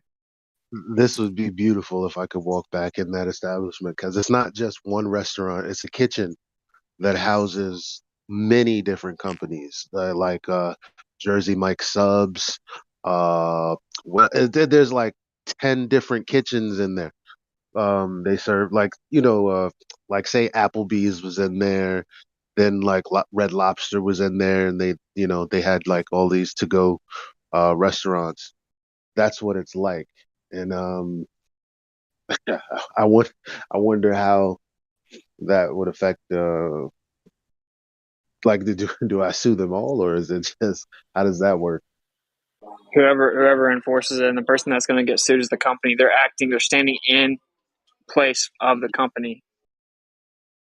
Yeah, and Whitsitt threw out a Get with phrase me. there that everybody should become familiar with, which is operating under the color of law. People should really figure out what that means. Doesn't mean Get with me later, because I really I was very annoyed by that chicken. So if I can go back up in there and take some action, that would be great. Yeah, I got you, bro. I have to get this stuff for Yellowstone out and Rushmore out and Florida out, but then I'm gonna, I'm trying to help everyone else out, because that's like. Also, I will say this disclaimer for everyone: I do not in any way advocate people doing this with monetary incentive. You probably will get money, but like that should not be why you do it. I don't feel right about that. I think that everyone here probably does have the pure motivation, which is we need to fix where we live, and we have children growing up here, and it's becoming tyrannical, where there is no checks and balances, there is no insurance of freedoms or rights, and we have a right to stand up and correct the system. And if that costs Yeah, them money, then oh well. yeah, she tried. She flexed really hard on me, and then called the police. Like, and I was like, I'm not equipped for this battle. I should probably just leave. And yeah, that hurt my pride because I did want to make a stand and I did want to do something about it, but I felt powerless. Right. Well, So like, the yeah, money dude, would be great, but really we'll equip you getting with pissed the off at that knowledge. same moment. Hmm. Right. We'll equip you with the knowledge. Next time and then the next time they bring the cops, you'll get excited. You'll be like, "Wow, this makes." Yeah, I get to add to the lawsuit with people acting under color of law. This is incredible. Yeah, like it becomes fun almost. I have probably 30 lawsuits from the last year traveling the U.S. It's like, dude, there's nothing to be scared of, bro. Like, but that's the thing. Just like the Globers, they're scared of not being accepted. People are scared of going to jail, and so they just comply, right? Like, you just mentally comply, and shut down. And so that's how they got us all. If I get kicked out of this Office Max, this Office Depot right now, while I'm trying to buy some paper, and then they call the cops, I'm going to wait for them to get here because that's awesome. That's great because now if that cop enforces that, I now have bigger pockets and bigger concerns behind getting it resolved. Does that make sense? Like beautiful, bro. Like the cops came, they kicked me out of Dollar Tree for not wearing a mask after I was in there for 20 minutes standing in line to check out. Called the cops, cop enforced it. I have it all on tape. I have this little 4-foot little loser cop in New Orleans telling me I had to leave. So it's like, perfect. Now he's in a personal lawsuit for depriving me of my inherent creator given unalienable rights. I don't know. It's like, I'm not gonna lie. Like, it's quite a bit of stuff you have to look into. But I want to create this thing that's just like, say, a website you go to. You just click on your state and you click on the form you need. You click on the heading of your experience. Now you just replace your Please name, do that. print it off. I don't know if that exists, but it sounds like a hell of an idea. This is how you win, bro. Because if you do that in your city or your county, I do that in my county, Indio does it in his county, dude, it just takes a few people, bro. Like, the ripples are huge. Like, people start retiring early, start switching where they're their departments. People, it's insane what they do. But it's insane. Like, Randy, he was going against this guy. He had just got a magistrate judge, a federal magistrate judge, or not a federal, but a magistrate judge. He had just gotten a 4-year contract renewal for sitting judge, and he was a year into it when he started bringing these complaints against him. He retired. He retired 1 year into a 4-year renewal of a magistrate judge, bro. But what does that have? Does it save him from legal repercussion or something, or what? What does No, of course not. do? Well, it makes him where he doesn't dig his hole any deeper, basically. Oh, so he puts himself out of the spotlight. Yeah, but he's still gonna get a criminal complaint filed against him. But and that's how he got the mask orders removed. Texas didn't do that because there's some freedom-loving state. You got people running, and I'm sure everyone doesn't know the behind-the-scenes stories. Everyone runs on here. Texas doing this and that. No, they're not. Texas was forced to do that by someone that I've spoken with personally. They were literally forced to do that via criminal complaints all the way to the attorney general. Dude, they were forced, and he pinned politics against each other. And there was a leftist there. And he's like, I know the leftist is going to be salivating to get this guy out. He used politics against them, and he's like, we got to get out of this because the person that's going to push this forward, he will push it forward, even though they normally don't because they're all on the same team but pretend to be on different teams, but they're all buddies.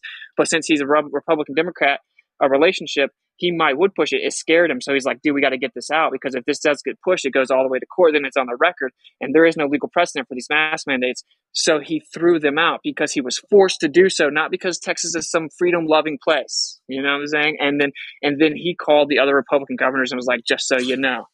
And then they removed him right after that, like a domino effect. But in the mainstream, you hear, Texas is so badass, all the other states followed them. No. They were forced to, bro. And that's one person forced 20 different repeals So imagine what we could do if we worked together doing this. So it's more important to learn the color of the law than the whole systematic of terms, how to talk to these politics and school systems as well, right? Well, the color of law has to deal more with law enforcement. Right. But But in general, you put it on the. Go ahead. You can't put it towards the school system. No, well, anyone that uses any type of force or coercion or intimidation and conspire together to remove someone's unalienable rights can be tried, but not under color of law. That's a different federal statute. Specifically, one who has the authority of law, presumably, and abuses it. So an education system wouldn't necessarily have that. They would call the law, right? Like if you wouldn't leave, they couldn't remove you. They'd have to call a cop. So I heard some schools, they take out the mask mandate from the school system because they use the law. Oh yeah, for sure. Yeah, that's what I mean. That's true. I mean, there are laws for okay. There's the federal regulations for civil procedure, and then there's the federal regulations of criminal procedure, and there are educational subsections. So yeah, like anyone public educator has to adhere to the lawful parameters as well. So mask mandates are illegal, right? So I mean, but the funny part is it's never been fought in court. It'll never be fought in court. They dismiss it and settle it. They literally can't fight it. Well, we still have people in Florida wearing a mask inside. Sorry, someone was beside me wearing it. Well, it just becomes voluntary now. It's insane at this point. But think about it, dude. Don't do this with ill intent, right? Like a lot of the people that work in education, they actually are good people, man. And like even some people that work at the courts, like in the lower parts, like that aren't so jaded to like, oh man, I'm going to ruin this person's life every day, so it means nothing to me. I'm like heartless. It's like just some nice girl that works at the front. Like I think the key here is that we do this and we set a lawful precedent, but we have the moral, ethical high ground, and we're nice and we have good intention, and we're just trying to be left alone and have our children grow up free. And it's for me, and everyone does know I am spiritual, of course, which I think everyone here should be at this point if they know where they live. It's like that is what will ensure success, is the actual intention. So there's my spill on that. Like, no, don't have to really be vindictive or mean or trying to make money off of it, right? Because like this one guy in Florida, I mean, he didn't pay his property taxes. They came and got him, and then he won a $38 million lawsuit. He's won over $50 million in lawsuits total. But he wasn't doing it for the money. He was doing it for the principle that you can't come into my house because it's something I own. You claim jurisdiction over all of a sudden and say I have to pay you money for it. And he won $38 million settled out in court in Florida, but they made him sign an NDA. That was a stipulation of the $38 million settlement. Sign an NDA, a non-disclosure agreement, right? So they don't want this information out there. They are in a corner. It's insane how well they've done this, but everyone thinks that we're back into a corner. Literally, it's the opposite. We have all the freaking power right now. Everything they're doing is unlawful. But what if we don't agree to sign the NDA and you just tell people? Well, then you wouldn't get the $38 million, right? So it's a settlement offer. So they came to him with settlement offers because he probably asked for something like $500 million. And they're like, okay, well, I'll give you $38 million, but you have to agree to this NDA. Now, he could have turned down the $38 million, but he took it. I mean, that's a large amount of money. I don't know how many people would turn down $38 million, but, it's whatever. Yeah, you could, out of principle, say no. You have to accept any reasonable offer of settlement, period. Oh, okay. I didn't know that. You have to. You're actually supposed to settle before you even go to court. You're supposed to try to. Court is supposed to be your last resort. Yeah, most all of this legal stuff is offer and acceptance, back and forth. Yeah, because that's what adults do, right? Hey, you caused me an injury. Okay, this is how you injured me. How are you going to rectify it? Make an offer. They ignore you. Blah, blah, blah, right? So that's also evidence against them, like their action. So when you tell somebody they have an injury, so there's a standard called the reasonably prudent man standard. So if you get a notice that says, hey, from somebody that says, hey, you injured me, if you're a reasonably prudent man that's responsible, a responsible adult, you address it. You don't ignore it. You don't rip it up and throw it in your trash can. You address it. So that's what they're supposed to do. Or anybody else supposed to try to settle before court. Court is supposed to be last resort. You don't go, oh, I'm going to sue you. You just go, hey, you caused me an injury. That's why you always see like lawyers send notices. Hey, you're doing this thing. Please cease and desist letter. They say, hey, you're causing an injury. Please stop doing that. That is evidence, and that's evidence that will give you, because they're on notice, right, that what they're doing is an injury. So then you start getting into things like now it's malice, right? Now you knew you were doing an injury, you were informed, now you have no excuse, right? You have no excuse, like, you know what I mean? Yeah. Yes. I guess it's the same thing with insurance, car insurance. It's like, yo, bro, this is just a little fender bender. Why don't you just give me a few bucks and we'll call it even? Because nobody But you wants need a insurance to go up. Nobody wants it to but go then left. but you need a document to defend yourself, because then he can still go back and call your insurance and he still hit me. But you gave those $500. So a perfect example of what Indio was just talking about is like within homeowners associations. If somebody is in violation of one of the bylaws within a homeowners association, they're first going to receive a warning. That is always the first step, is a notice of violation of a bylaw. That always gets sent out first. It's every government agency does this. They always send you a notice first. Hey, you did this. This is what we're going to do. And most people just rip the letter up and throw it in the trash. And then when they end up in the court, they're like, oh, I didn't know, or they come up with some excuse and they're like, well, you got this notice. They sent you these notices, and it's presumed to have received. Like, they don't assume that you didn't get it. So you actually have to prove that you didn't get it, which is extremely difficult. Prove you didn't get something. Yeah, like within my HOA, right? So we send out letters that say you're in violation of XYZ bylaw. You have 30 days to rectify the situation.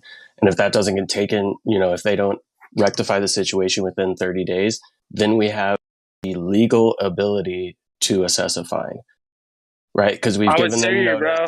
I would sue you, Nathan, bro. I would sue you, bro. Don't make me come at you, bro. No. If you look up the legal definition of due process, it literally means notice and opportunity to be heard. Yeah, that's what due process means. When someone gives you notice and they give you but they're giving you notice and they're saying, hey, this is what I think happened. What do you have to say about it?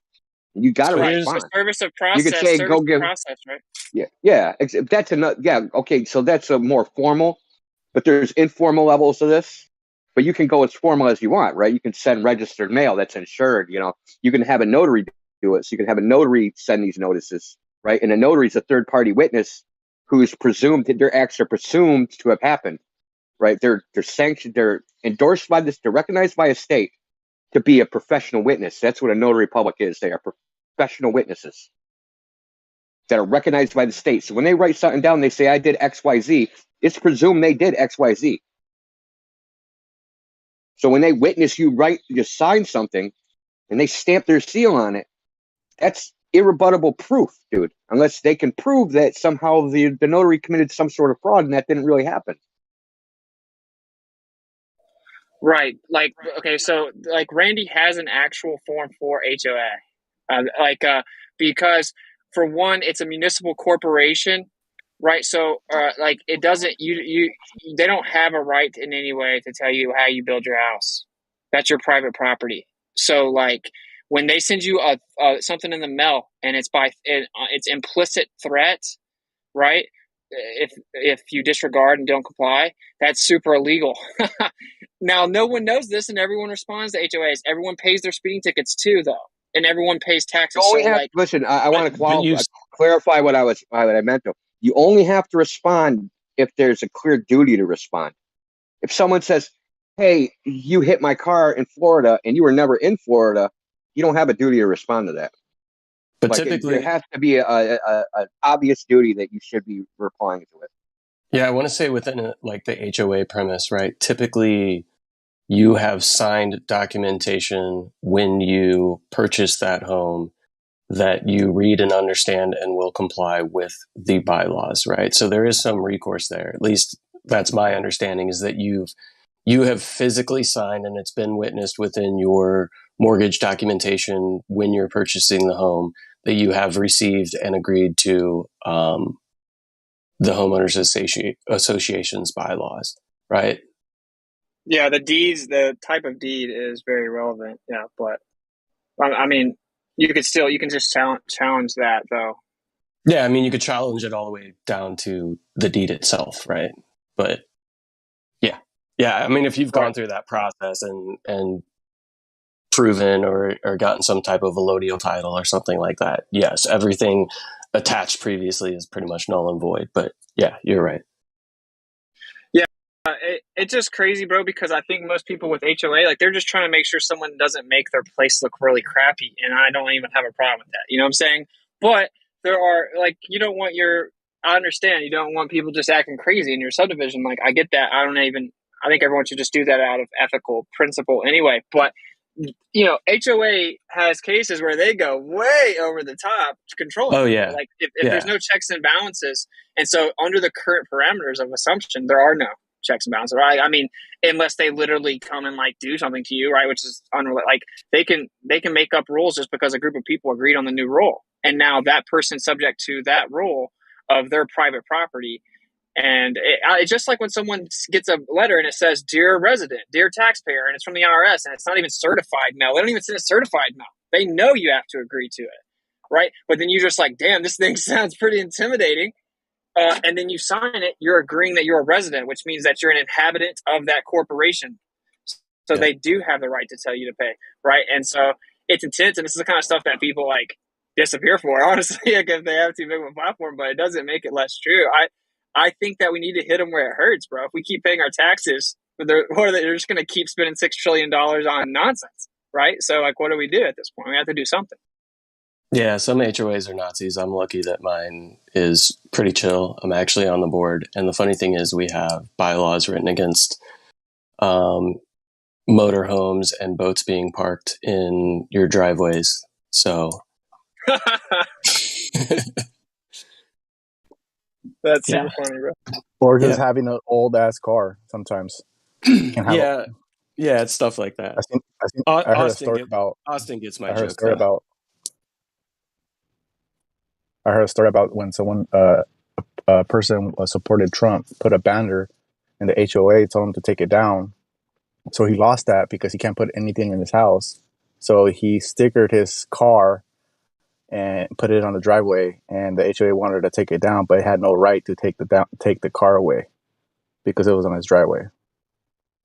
But See, that's exactly why it should be illegal for them to instill rules, right? Like, there will be some collateral damage, but if there's no checks and balances for the abuse, then it should just not be there at all. That's my honest take. Like, it's like, you're not allowed to do that, bro. I'm so and I don't like politics, but dude, that's a perfect example of the premise that Randy Kelton presents with his document, which has 100% success rate, by the way.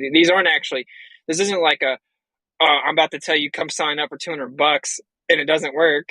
And then whenever you get arrested, the people are like, "Oh, well, you didn't do it right." Like, no, it doesn't not work. It doesn't not work. It's about having the balls to do it. No one does, bro. Like, no one has the balls to do it. So it works. The illusory power stays because no one does anything. This dude never loses, bro. Tell me why he never loses. Like, how come Alphonse never loses either? And he just affidavit. You send me like a speeding ticket, affidavit status. I don't have a contract with you. You have no legal precedent at all whatsoever. How come he never loses? Because they don't, dude. They don't. It was set up in such a way where they changed it to instead of the Constitution for the United States, it's now the Constitution of the United States, right? And the District of Columbia decided to just name itself the United States in all caps, and now they have basically corporation with rules within their corporation. They call it the Constitution, and now they can run around making all kinds of stuff up because it's their corporation's rules. It's that's why they can make all these statutes that are clearly contradictory to the actual Constitution. Well, it's just their company rules. That's an in-house dispute that needs to be figured out how to fix the rules. But And that's you not what it really is. Yeah, you tacitly consent to being a member of that corporation. That's right.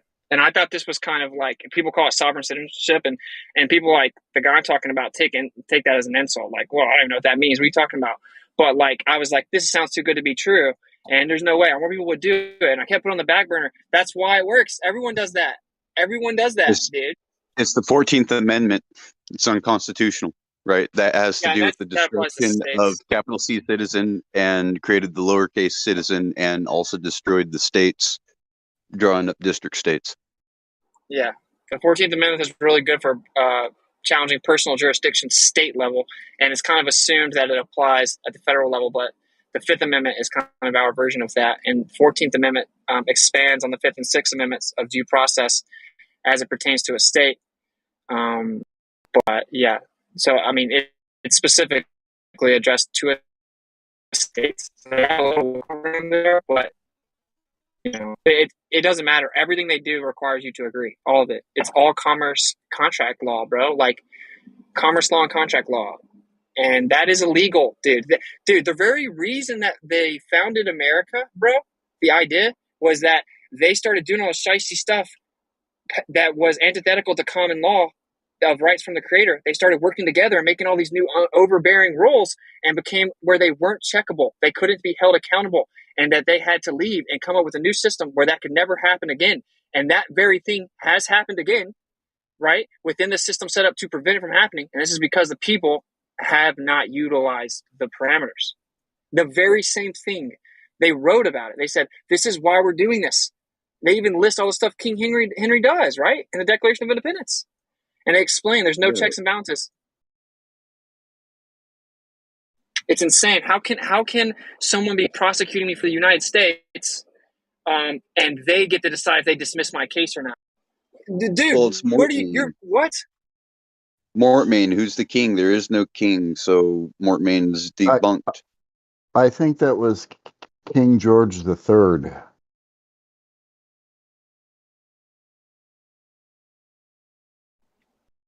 My point is just that the very founding principle was that the unalienable rights we know we get from the Creator are in severe jeopardy and will undoubtedly be infringed upon if there isn't some type of accountability within any system that implements enforcing the protection of those rights. And what sucks about like these conversations is it's hard to make your specific point without being kind of wordy, and so that's why people check out. And that's why people say when I debate flat Earth that it's word salad too. But it's just the way that it is. I'm hoping that I'm making sense. It seems it's a very simple principle. You're given rights from the Creator. All laws built upon this principle, including common law going all the way back 800 years in England, or right, all the way to Europe in England. So if we have this common law foundation and people started to abuse it because they made all these courts and these systems and these different little municipal corporations that started ruling people, they're like, we got to get out of here. We can't even protect our rights anymore. There's no balances to hold these people accountable. So we're literally stuck. We can do nothing. We cannot do anything. So they went and created a new system. And that system has evolved into the very thing that they said that they were going to remove themselves from. Literally, because the judicial branch works with the executive branch and prosecution as if the judicial branch is prosecuting. That is the very thing that made everyone leave. It's insane, bro. That's why if you challenge them on this principle, they will dismiss the case and settle out of any civil lawsuit because there is no legal precedent. There's no lawful precedent at all. Or not even precedent. There's just no lawful standing for them. The trick is like, oh, I'm going to fight this statute. No, I think I didn't break the statute. The statute isn't real, though. The thing is, right? What they did is they inverted the law. They took the law of the land. Oh, sorry. I was just going to ask, what if you're a transhuman after you take the shot? Does that change your status? Yeah, you're definitely That's funny, having a dude. corporation. Apparently, trans can change their identities like crazy, but why can't I change my identity to vaxxed? I'm vaxxed by Can I ask one question? So going back to the law stuff, what Austin's talking about is basically a bench trial, right? Where you're not in a trial by jury, but you have. Kill the vax shit, dude. Kill it. Yep, I'm trying to. Yeah. Yeah, but was crazy, Nathan, dude. That's what they're doing to me, right? Like, because since it's a quote unquote petty offense and the maximum penalty is under 6 months, they think they made up a rule where you don't get grand jury. You don't get the right to be heard in front of your peers in front of a jury, which is due process. It's in the freaking Bill of Rights, bro. You don't get to because it's under 6 months. They're Since when are you the arbitrator? Since when are you the arbitrator of what's too long? What if I had 6 months to live? What are you talking about? That's a deprivation of due process, and any type of bench trial is doing exactly that because you have the right to a trial by jury. It's dismissible on those grounds alone. Yep. Yeah, so it's pretty crazy because this is a federal district court, bro. This is normal procedure for a federal district court, dude. This is not like it just slipped through the cracks. You know, this is the top. It's the top. The system is corrupt. It has been corrupted. Dude, if I can't, because you know what, dude? People in South Dakota will never, ever convict me of a crime for the First Amendment in front of the founding fathers at Mount Rushmore. Never. 0% chance. And so I have the right to be heard in front of them. It's that simple. It's like, it's to prevent the abuse of power. It's like the people have the power, so the people are the ones that are going to choose. It's so simple. Which is exactly why it was instituted, so that you have a trial of, jury of your peers, because your peers is supposed to be a group of people that would understand how everybody within that society would not be operating. Instead, if you're eliminating the trial of, by your peers, then you're just having somebody prosecuting from the bench, which is exactly outside of all of the founding documents. Yes, I went to court for the Mount Rushmore thing, and I tell her I want a little bit more time to fully decide regarding counsel, make a informed decision regarding counsel. She's like, "Oh, I'm sorry." Well, she didn't say sorry. She said, "Well, that's not going to happen," and chuckled, and then said, "I'm going to set the trial date for such and such." Trial of what? You aren't in. You don't get to determine a trial, bro. What are you talking about? It's insane. No, you don't get to try to obtain adequate representation. Here's the trial date where I'm going to decide whether or not you go to jail. You better not make me mad. No, that's not real life. That's not how it works at all. That's a whole fictitious reality. That's space. That's outer space. It's literally not real. You have to agree that you're going to outer space and then get MK Ultra'd and go on a rocket and fall down the little chute and think you went to space. You have to agree to go. Don't those higher courts have to appeal to the supreme law of the land, which is the Constitution? Yes, that's in my motion to dismiss based on lack of subject matter jurisdiction. Subject matter jurisdiction is that the district court has to adhere to the Constitution, and this very complaint itself is fundamentally unconstitutional. Plus, this court does not have the jurisdiction to rule on this matter. It's because it's not within the constitutional parameters. And even within the way, like you were just talking about, Austin, she was giving you an offer hoping that you would accept it, which is typically why they ask if you're available on a specific date, because that's an offer and acceptance, meaning they're giving you an offer, and if you accept it, then you accept to the terms of the agreement. Right. Of course, any agreement or contract, though, it requires certain things. Like it requires a meeting of the minds, meaning both people are fully informed as to what it means. It requires consideration, right? And it cannot be under duress. These are just the fundamental elements of a contract. This is the only way they can be lawfully binding. So where was that when I was forced to wear a mask and told if I didn't sign this piece of paper that was called a signature bond, I literally would be taken to jail and not allowed to leave and forced to continue to wear the mask? How is that How is that the lawful elements of a contract? I signed the paper and articulated it was under duress, but like I don't even have to do that actually. Like it's just illegal. Did you write under duress or anything like that on the documentation as well? Yes. Yeah, that's good because at least you're establishing that, and it's being put in the record, and it will be evident. Oh, it was this was me talking to a judge, talking to the federal magistrate anyway. So like it was on court record, right? Like I also invoked Nunes versus New York Supreme Court decision 8 versus 1 that permits cannot be used as prior restraint on free speech to the judge. That means it's already on record that the judge heard that. And guess what the judge did? Because it's on record that the judge has already been, like before, I'm just off the top of my head because I've dealt with cops for a year. I just quote Supreme Court cases now just to be left alone. And I just did that to the judge. And literally, he moved the case away from him, right? Like he moved the case. So it's like, dude, it's a house of cards. It's a house of cards. This is one of the most like respected magistrate judges in the country.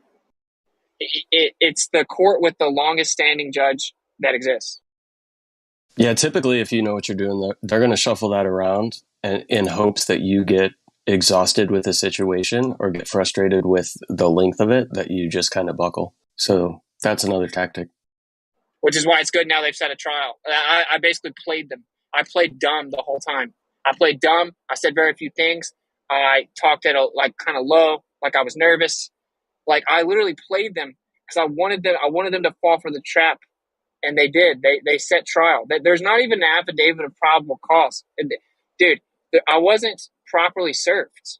So there's a million things they've done wrong. But at this point, all I'm doing is setting traps for them so that whenever they dismiss it and I file my criminal complaints and I file my civil lawsuit upon such criminal complaints, it's like they fell for all the traps and they did it on record, right? So I let them set the trial. I'm glad she set a trial date because now it's too late. They can't just shuffle around anymore. They have until March 7th, and then they have until April 14th, my birthday. So like, perfect. I wanted them to do that, if that makes sense, because now what are they going to do? Now it's on the judge. The judge is going to start acting on behalf of the prosecutory attorney. He's going to act on behalf of the state, even though he's not supposed to be, and he's going to start pushing it back to help them out. That's so illegal. Don't be surprised if they do try to set another date and continue to do that. Well, that's why you can file a judicial complaint against the judge, because they have something called judicial canons, which are ethical guidelines. There's like 6 or 7 of them. And then there's also a bar grievance against the attorney representing the United States, right? Because they all work for the bar, and they have a certain stipulation of behavior. It's like professional something, I forgot what it's called, where they also have to adhere to it. You just go there, pick out what they did wrong, and then you just send in a bar grievance. And they'll rip it up. It doesn't matter, though, because it's still on the record, and the judge is insured as well. So, like, this is how you win. They don't even know what to do. They're like, oh, the little, like Alphonse says, like, oh, the little monkey is all of a sudden not just running from us. I don't even know what to do. Why is this guy on the offense all of a sudden? This is insane. They're going to get mad. They're going to try to come at you. You want them to come at you, bro. You want them to start trying to intimidate you and start trying to coerce you and start threatening you because of your complaints, because that's just builds the lawsuit. And the idea is that you break their pockets or you make them take it to trial, and then it's open court record, and it'll go all the way to the Supreme Court. And that's the last thing they want. So as a country, we now need to step in and either break the pockets of the government for acting unlawfully, or we need to force them to go to Supreme Court on record and hear cases that they do not want in the public eye, right? And that's the power that we have. We literally have the power to force them to make one of those 2 decisions. That's how you win. That's how they get rid of vaccine mandates. That's how they don't even talk about a passport. That's how we win.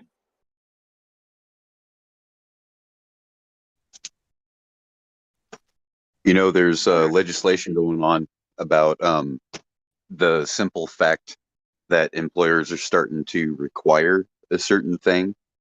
The act of them asking for that is a violation of code. So they're going to enforce that, I believe, in Connecticut. Perfect. That means everyone in Connecticut what? just has a layup lawsuit. Enforcing asking people, or enforcing like the prohibiting of asking? It's felony to ask. Oh, that's really good. It's like they can't ask if you're on antidepressants and other medical things that Yeah, they have don't medical require. privacy, dude. Same thing. I'm pretty sure there's rights for medical privacy in America. Yeah, HIPAA laws, but I mean, there's all kinds of things that they can't do. Now this No, that's for legislation is on the insurance. books, so it's at the House right now, and they're on hiatus. So Hold on. They're requiring That's all they you to do, dude. They take run away. an experimental medical procedure. Officially, it's an experimental medical procedure. An Go to the emergency NIH's experimental website. medical procedure. There's Pfizer's Officially, done this is what it clinical is. trials I mean, until this 2023. isn't my opinion. This is officially what it is. Experimental medical procedure. They're requiring that to do certain things. That's insane, dude. First of all, it's a violation of the Nuremberg Code, because you're not allowed to experiment on human beings without their consent. Exactly. That goes back to the Nazis, World War II. Technically, you there's do. no opting out. Hold on. Technically, you do consent to it because you're the one voluntarily going there to get the jab. What I'm saying is they're if you requiring it. threaten to fire someone, coercion, and intimidation and threats it nullifies compliance. You have to prove it, but I mean, okay, cool. That's pretty easy. You probably sent me an email doing it, saying if I don't take a jab, then I'm going to be fired. And if you walked to there and got it, but you were coerced to do it. You were threatened to do it. That's illegal. That's not consent. So also, it's not informed. And here's also the other thing: do they have legal liability for injuries? And I'm pretty sure that who was it? It might have been OSHA ruled that corporations are liable for injuries workers acquire complying with their medical guidelines. Let's put it that way. So if a company requires you to do something and you're injured because of it, you're entitled to workers' compensation. Oh yeah, I love it too. Because they're probably so there's probably 10 million of those waiting to be filed. Because the 1984 Vaccine Injury Trust Fund, that only covers medical practitioners. It doesn't cover businesses.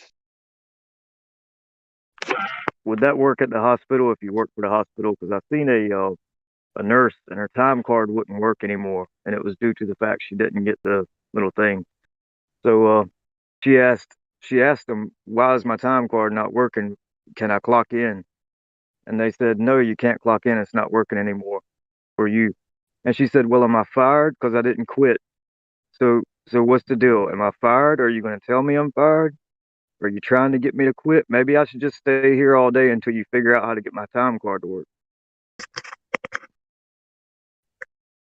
So in that case, you know what I would do? I would just write down my hours and start working. And I know in Massachusetts that if you work and they don't pay you for your labor, it's triple damages and it's a felony. Oh yeah, that's a good point. Yeah. But you're not firing me. That means I'm here to work. Your time card's broken. The time clock's broken. That's your problem. I was here from this time to this time. Prove me wrong. Yeah, they didn't want to let her clock in, and they said, "Just do the right thing. Just do the right thing." And you know what they meant by that? It's funny. Wow.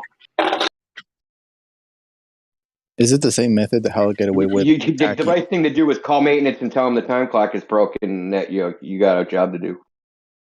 So wait, my question is, what's going on with that? Is that still ongoing right now? That was the last video I seen. It's probably been about, I don't know, 2 or 3 weeks ago. That individual probably doesn't know how to push further within her legal rights. That's probably the I know issue. it sucks. It sucks because I was about to say I thought it was someone you knew. I was like, dude, I'll send you a freaking medical intervention affidavit right now to give to the employer, and I guarantee you they will never say another word to her about it. But the whole fact that something like that is taking place, especially within an establishment like that, just goes to show the illegality of everything that's taking place. Yeah, that's right. No, Because the messed up thing. Listen, the messed up thing is that the fucking thing doesn't even do what they say it does. That's the messed up thing. It literally does absolutely nothing but the potential to make you sick. It doesn't prevent transmission, doesn't prevent you catching it, it doesn't stop anything. It doesn't do anything except for make Pfizer rich. It literally does nothing other than that.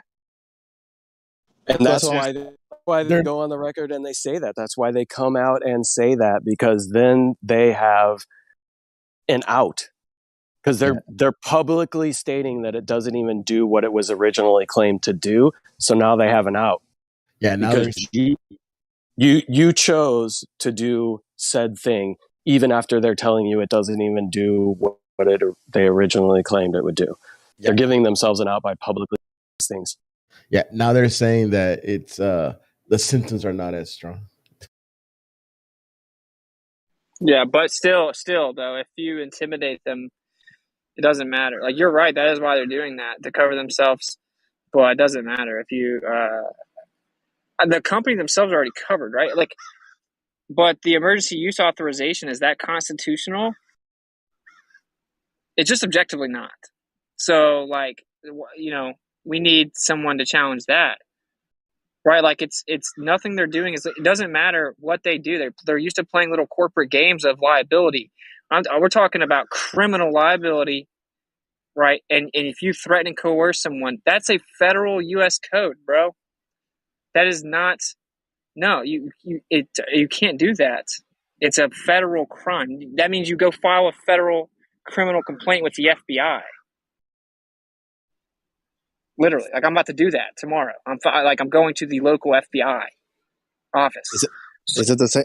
Is it the same thing that get away with funding the NASA by lying and all this public to? They need more money for fake spaceship, but they can't prove it, and they're actually saying that, we can't get out of space.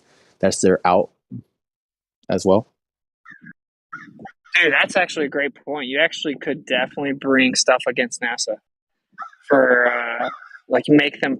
I don't know how that. You have to think about it. It's kind of like fraud. They're using taxpayer money for something that they're claiming, but they're not actually doing. Right, you don't even have to prove it. They have to prove that they're not. They have to prove they are doing what they claim. Like, you show the probable cause of the crime, right? And then now they have a responsibility to prove it, that they actually are doing what they're saying. But even all of this falls on having the proper judge there to disseminate the evidence, right? Because as we know, most people will just take Robert Simmons' CGI picture as proof, right? So, right. Well, you'll never get the judge to be legit 99% of the time. So you just have to file the judicial grievance. You have to file for them to recuse themselves, stuff like that. Like, that's all you can do. Like, but and the composite image is not physical evidence in court. So, and we're not going to say prove the Earth's a ball, dude. We're going to say prove you went to space. NASA, you get our money, okay? Your official capacity, making claims. They're only claims. So I'll do it. I'll just do it. I'm going to bring a criminal complaint against NASA for fraud, which is a crime, a federal crime, and then they have to substantiate otherwise. Now they won't. They'll just throw the affidavit. They'll just ignore the complaint, but that's what's expected. It's actually a good thing anyway, because anyone that does that, in the process of them ignoring it, they acted outside of their ability to do something. So then now they're liable. And you bring NASA down by the individuals covering each other up. So this is actually pretty brilliant. But it's also probably why they publicly stated that they lost all of the telemetry data and all of that. They publicly stated that any evidence of their claim has been lost. Yeah, it's crazy. Which is what also, like, someone should have done at the time of the moon landing. They should have done something similar to this. And there's actually motions you can file to notify them. It's called like a tort, I believe. And it's like you're now informed of this ongoing complaints. So you now have a lawful obligation to retain any discovery that would be requested relevant to this case. If someone had to file that before they claimed they lost it or destroyed it, right, then they'd be screwed because they've tampered with evidence. So then, Spoliation Yep. of discovery, right? It just, so it's then, endless. 100%. You have document retention that you have to do when something's under litigation. I deal with clients all the time where if they're being sued in any way, shape, or form, we have to retain all of our documentation. Meaning anything that I do personally for that client, I have to retain all of that documentation on my company laptop. Like there's Exactly. rules and regulations around all of that. Which is So why is the there rules not are a your way best to friends, stick bro. that? The rules are your best friends, bro. I'm telling you. Is there not a way to also, since we're talking about getting pitch data from planes, could we not just try to force them to give us pitch data for the ISS? Because it obvious, I mean, they can't say that, well, it's not really changing its pitch. It's then how do we have the videos then? Right? Of it supposedly circling the earth. Like, couldn't we just demand the pitch data from that? Yeah. They already publicly said they lost all of that telemetry data, Well, not which the would be the ISS. only. Oh, the Dude, ISS. Okay. yeah. Well, this is where this is actually very interesting to me because a lot of people at NASA, they just do the job and they think there's probably they know that there's something going on. Like there's some shiesty stuff within it. They don't even know the extent maybe, but they know, right? But it doesn't matter. It's just NASA. I work for freaking NASA. I'm like a hero. Well, when they start having to individually be involved, all of a sudden it gets real. And then they start talking to everyone else in the office and they start coming up with plans to cover up having to answer certain discovery requests or whatever. Those are criminal conspiracy complaints, right? Those are federal conspiracy crimes. As soon as they start working together, and that's what they would do. And dude, you can just make NASA crumble like dominoes because we know everything they're saying is a lie. We know it, like not literally everything. But. Then you're literally exposing the conspiracy to no longer be a theory. Exactly. This is what I'm doing. I'm doing it. What are they going to do? Everyone knows, by the way, I don't do drugs, and my heart works perfectly fine. So when Austin randomly ODs or has a heart attack, that didn't really happen. Oh, but aren't you depressed? Are you sure you're not depressed? I'm super happy, bro. That's just what Austin do. Just have like hours recorded of me talking about how much I love life. Yeah, no, because like suicide's a sin. How about that one? And you don't want to burn in hell forever. Yeah, there we go.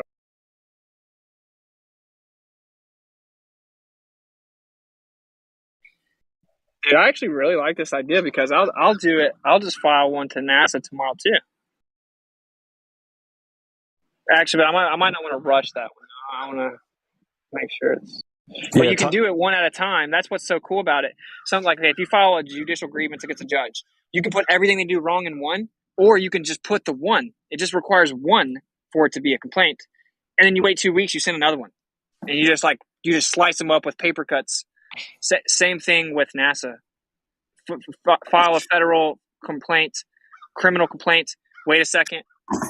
A week later, bow, there's another one. Why is this other person in Tennessee doing this as well? Now, you have to be somewhat tactful. You can't have like 50,000 people all send stuff in at the same place at the same time. That's harassment, right? So I would talk to your lawyer about what it takes to figure out a case that would be the people versus, right? What is the establishment of what needs to be done so that it's the people versus this entity, right? And then the proper steps that need to be taken. And then once you can file that case, then you can file for discovery, right? Meaning they have to release. I love it. I'm going to ask him now. I think he has a show tonight. ruleoflawradio.com. Which I got started with other people in Rose 777, and like Alphonse and stuff like this, because I just wanted to find an affidavit of status and talk to people that have done it to see what works and doesn't work and stuff like that. And then it found my way here, and this is the jackpot. If anyone wants, to learn some more about this stuff, like, I have no idea what I'm talking about. You know what I'm saying? Like, relatively at all. Like, but you can just go listen to Rule of Law Radio. They also have files and a Telegram group.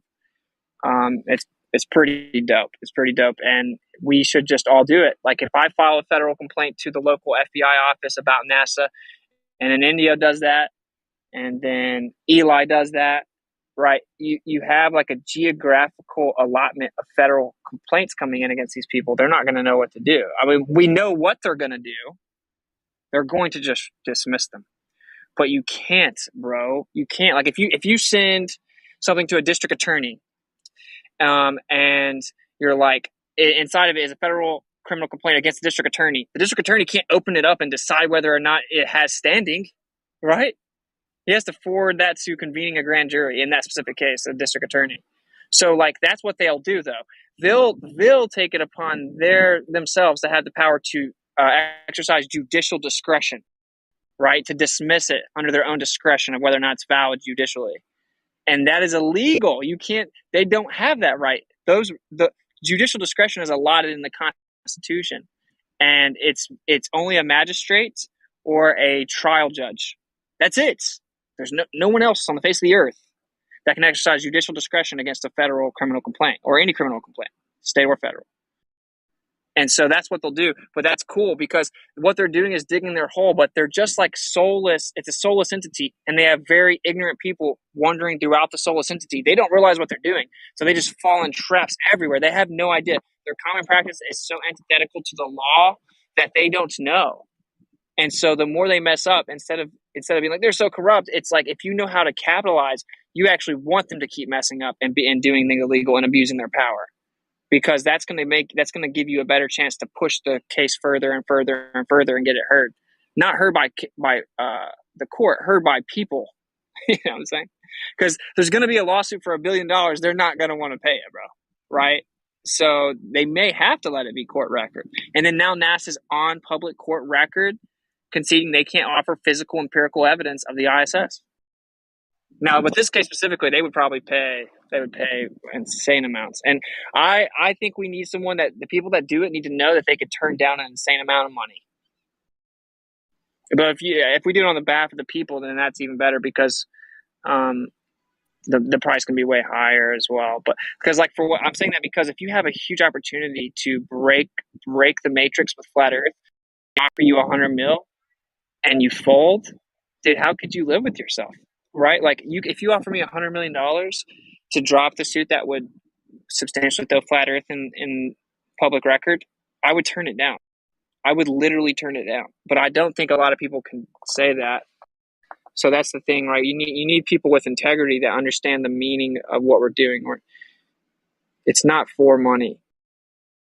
Either turn it down or agree to hold it in trust for some other. Well, reason. I mean, okay, like if it takes me like, for like the last 3 days, I've been literally doing this for like hours and hours, like consecutive 10, 12 hours, like making all these court documents specific to my case. I should get paid money for it, dude. You know what I'm saying? But like, and if I can do it 10 times faster than another person, like, okay, then I should still get paid for like, I don't think that the money itself is the problem, but it's like, if you would fold your integrity, as in, if your ultimatum was get the truth out there about NASA or get the money, if you would take the money, that's super bad, bro. Then we don't want you to be a part of this, right? Because like, now, yeah, that's true. That's true. Like I won't even. I'm saying don't even accept the settlement at all. Now the money itself, yeah, I would take the $100 million. In general, like I would take money. I wouldn't put it in a trust because I think I could do. That's a lot of land that you can purchase to help establish a community of like-minded individuals. That's correct. And put flat earth billboards all over the country or whatever I want to do. Right. And so like, yeah, like I would take the money, but that shouldn't be the motivation. And if ever forced with getting the truth out there or the money, you know, you should not take the money. I think a lot of people maybe would. Like I know people that would take the money for 50 grand, for 20 grand. So we don't need that, because that way you're gonna actually allow them to start burying stuff. It's better than nothing though. They're still losing money, I guess, but it's really our money and it's pretty infinite, right? So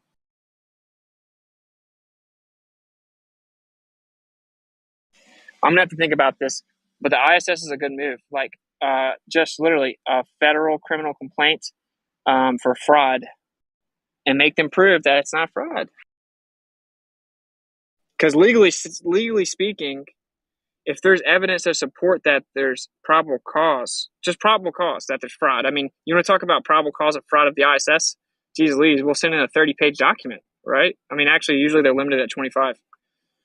Yeah, that's why I was saying try to talk to the lawyer and see how you can bring a case where it's the people versus, right? Because it's the people's money that's being used, right? Right. That's a lawsuit. But what you do first is you just file these criminal complaints. That's what builds the foundation for your lawsuit, because they'll never not want to settle, because that means they'd have to then have a hearing on all these criminal complaints, like a trial. They'd have to have a trial on it. So that's what really solidifies the lawsuit, right? Is that if they don't get rid of this, there are literally crimes that have to be heard in front of trial, gone to trial. And they can't have that happen, right? Because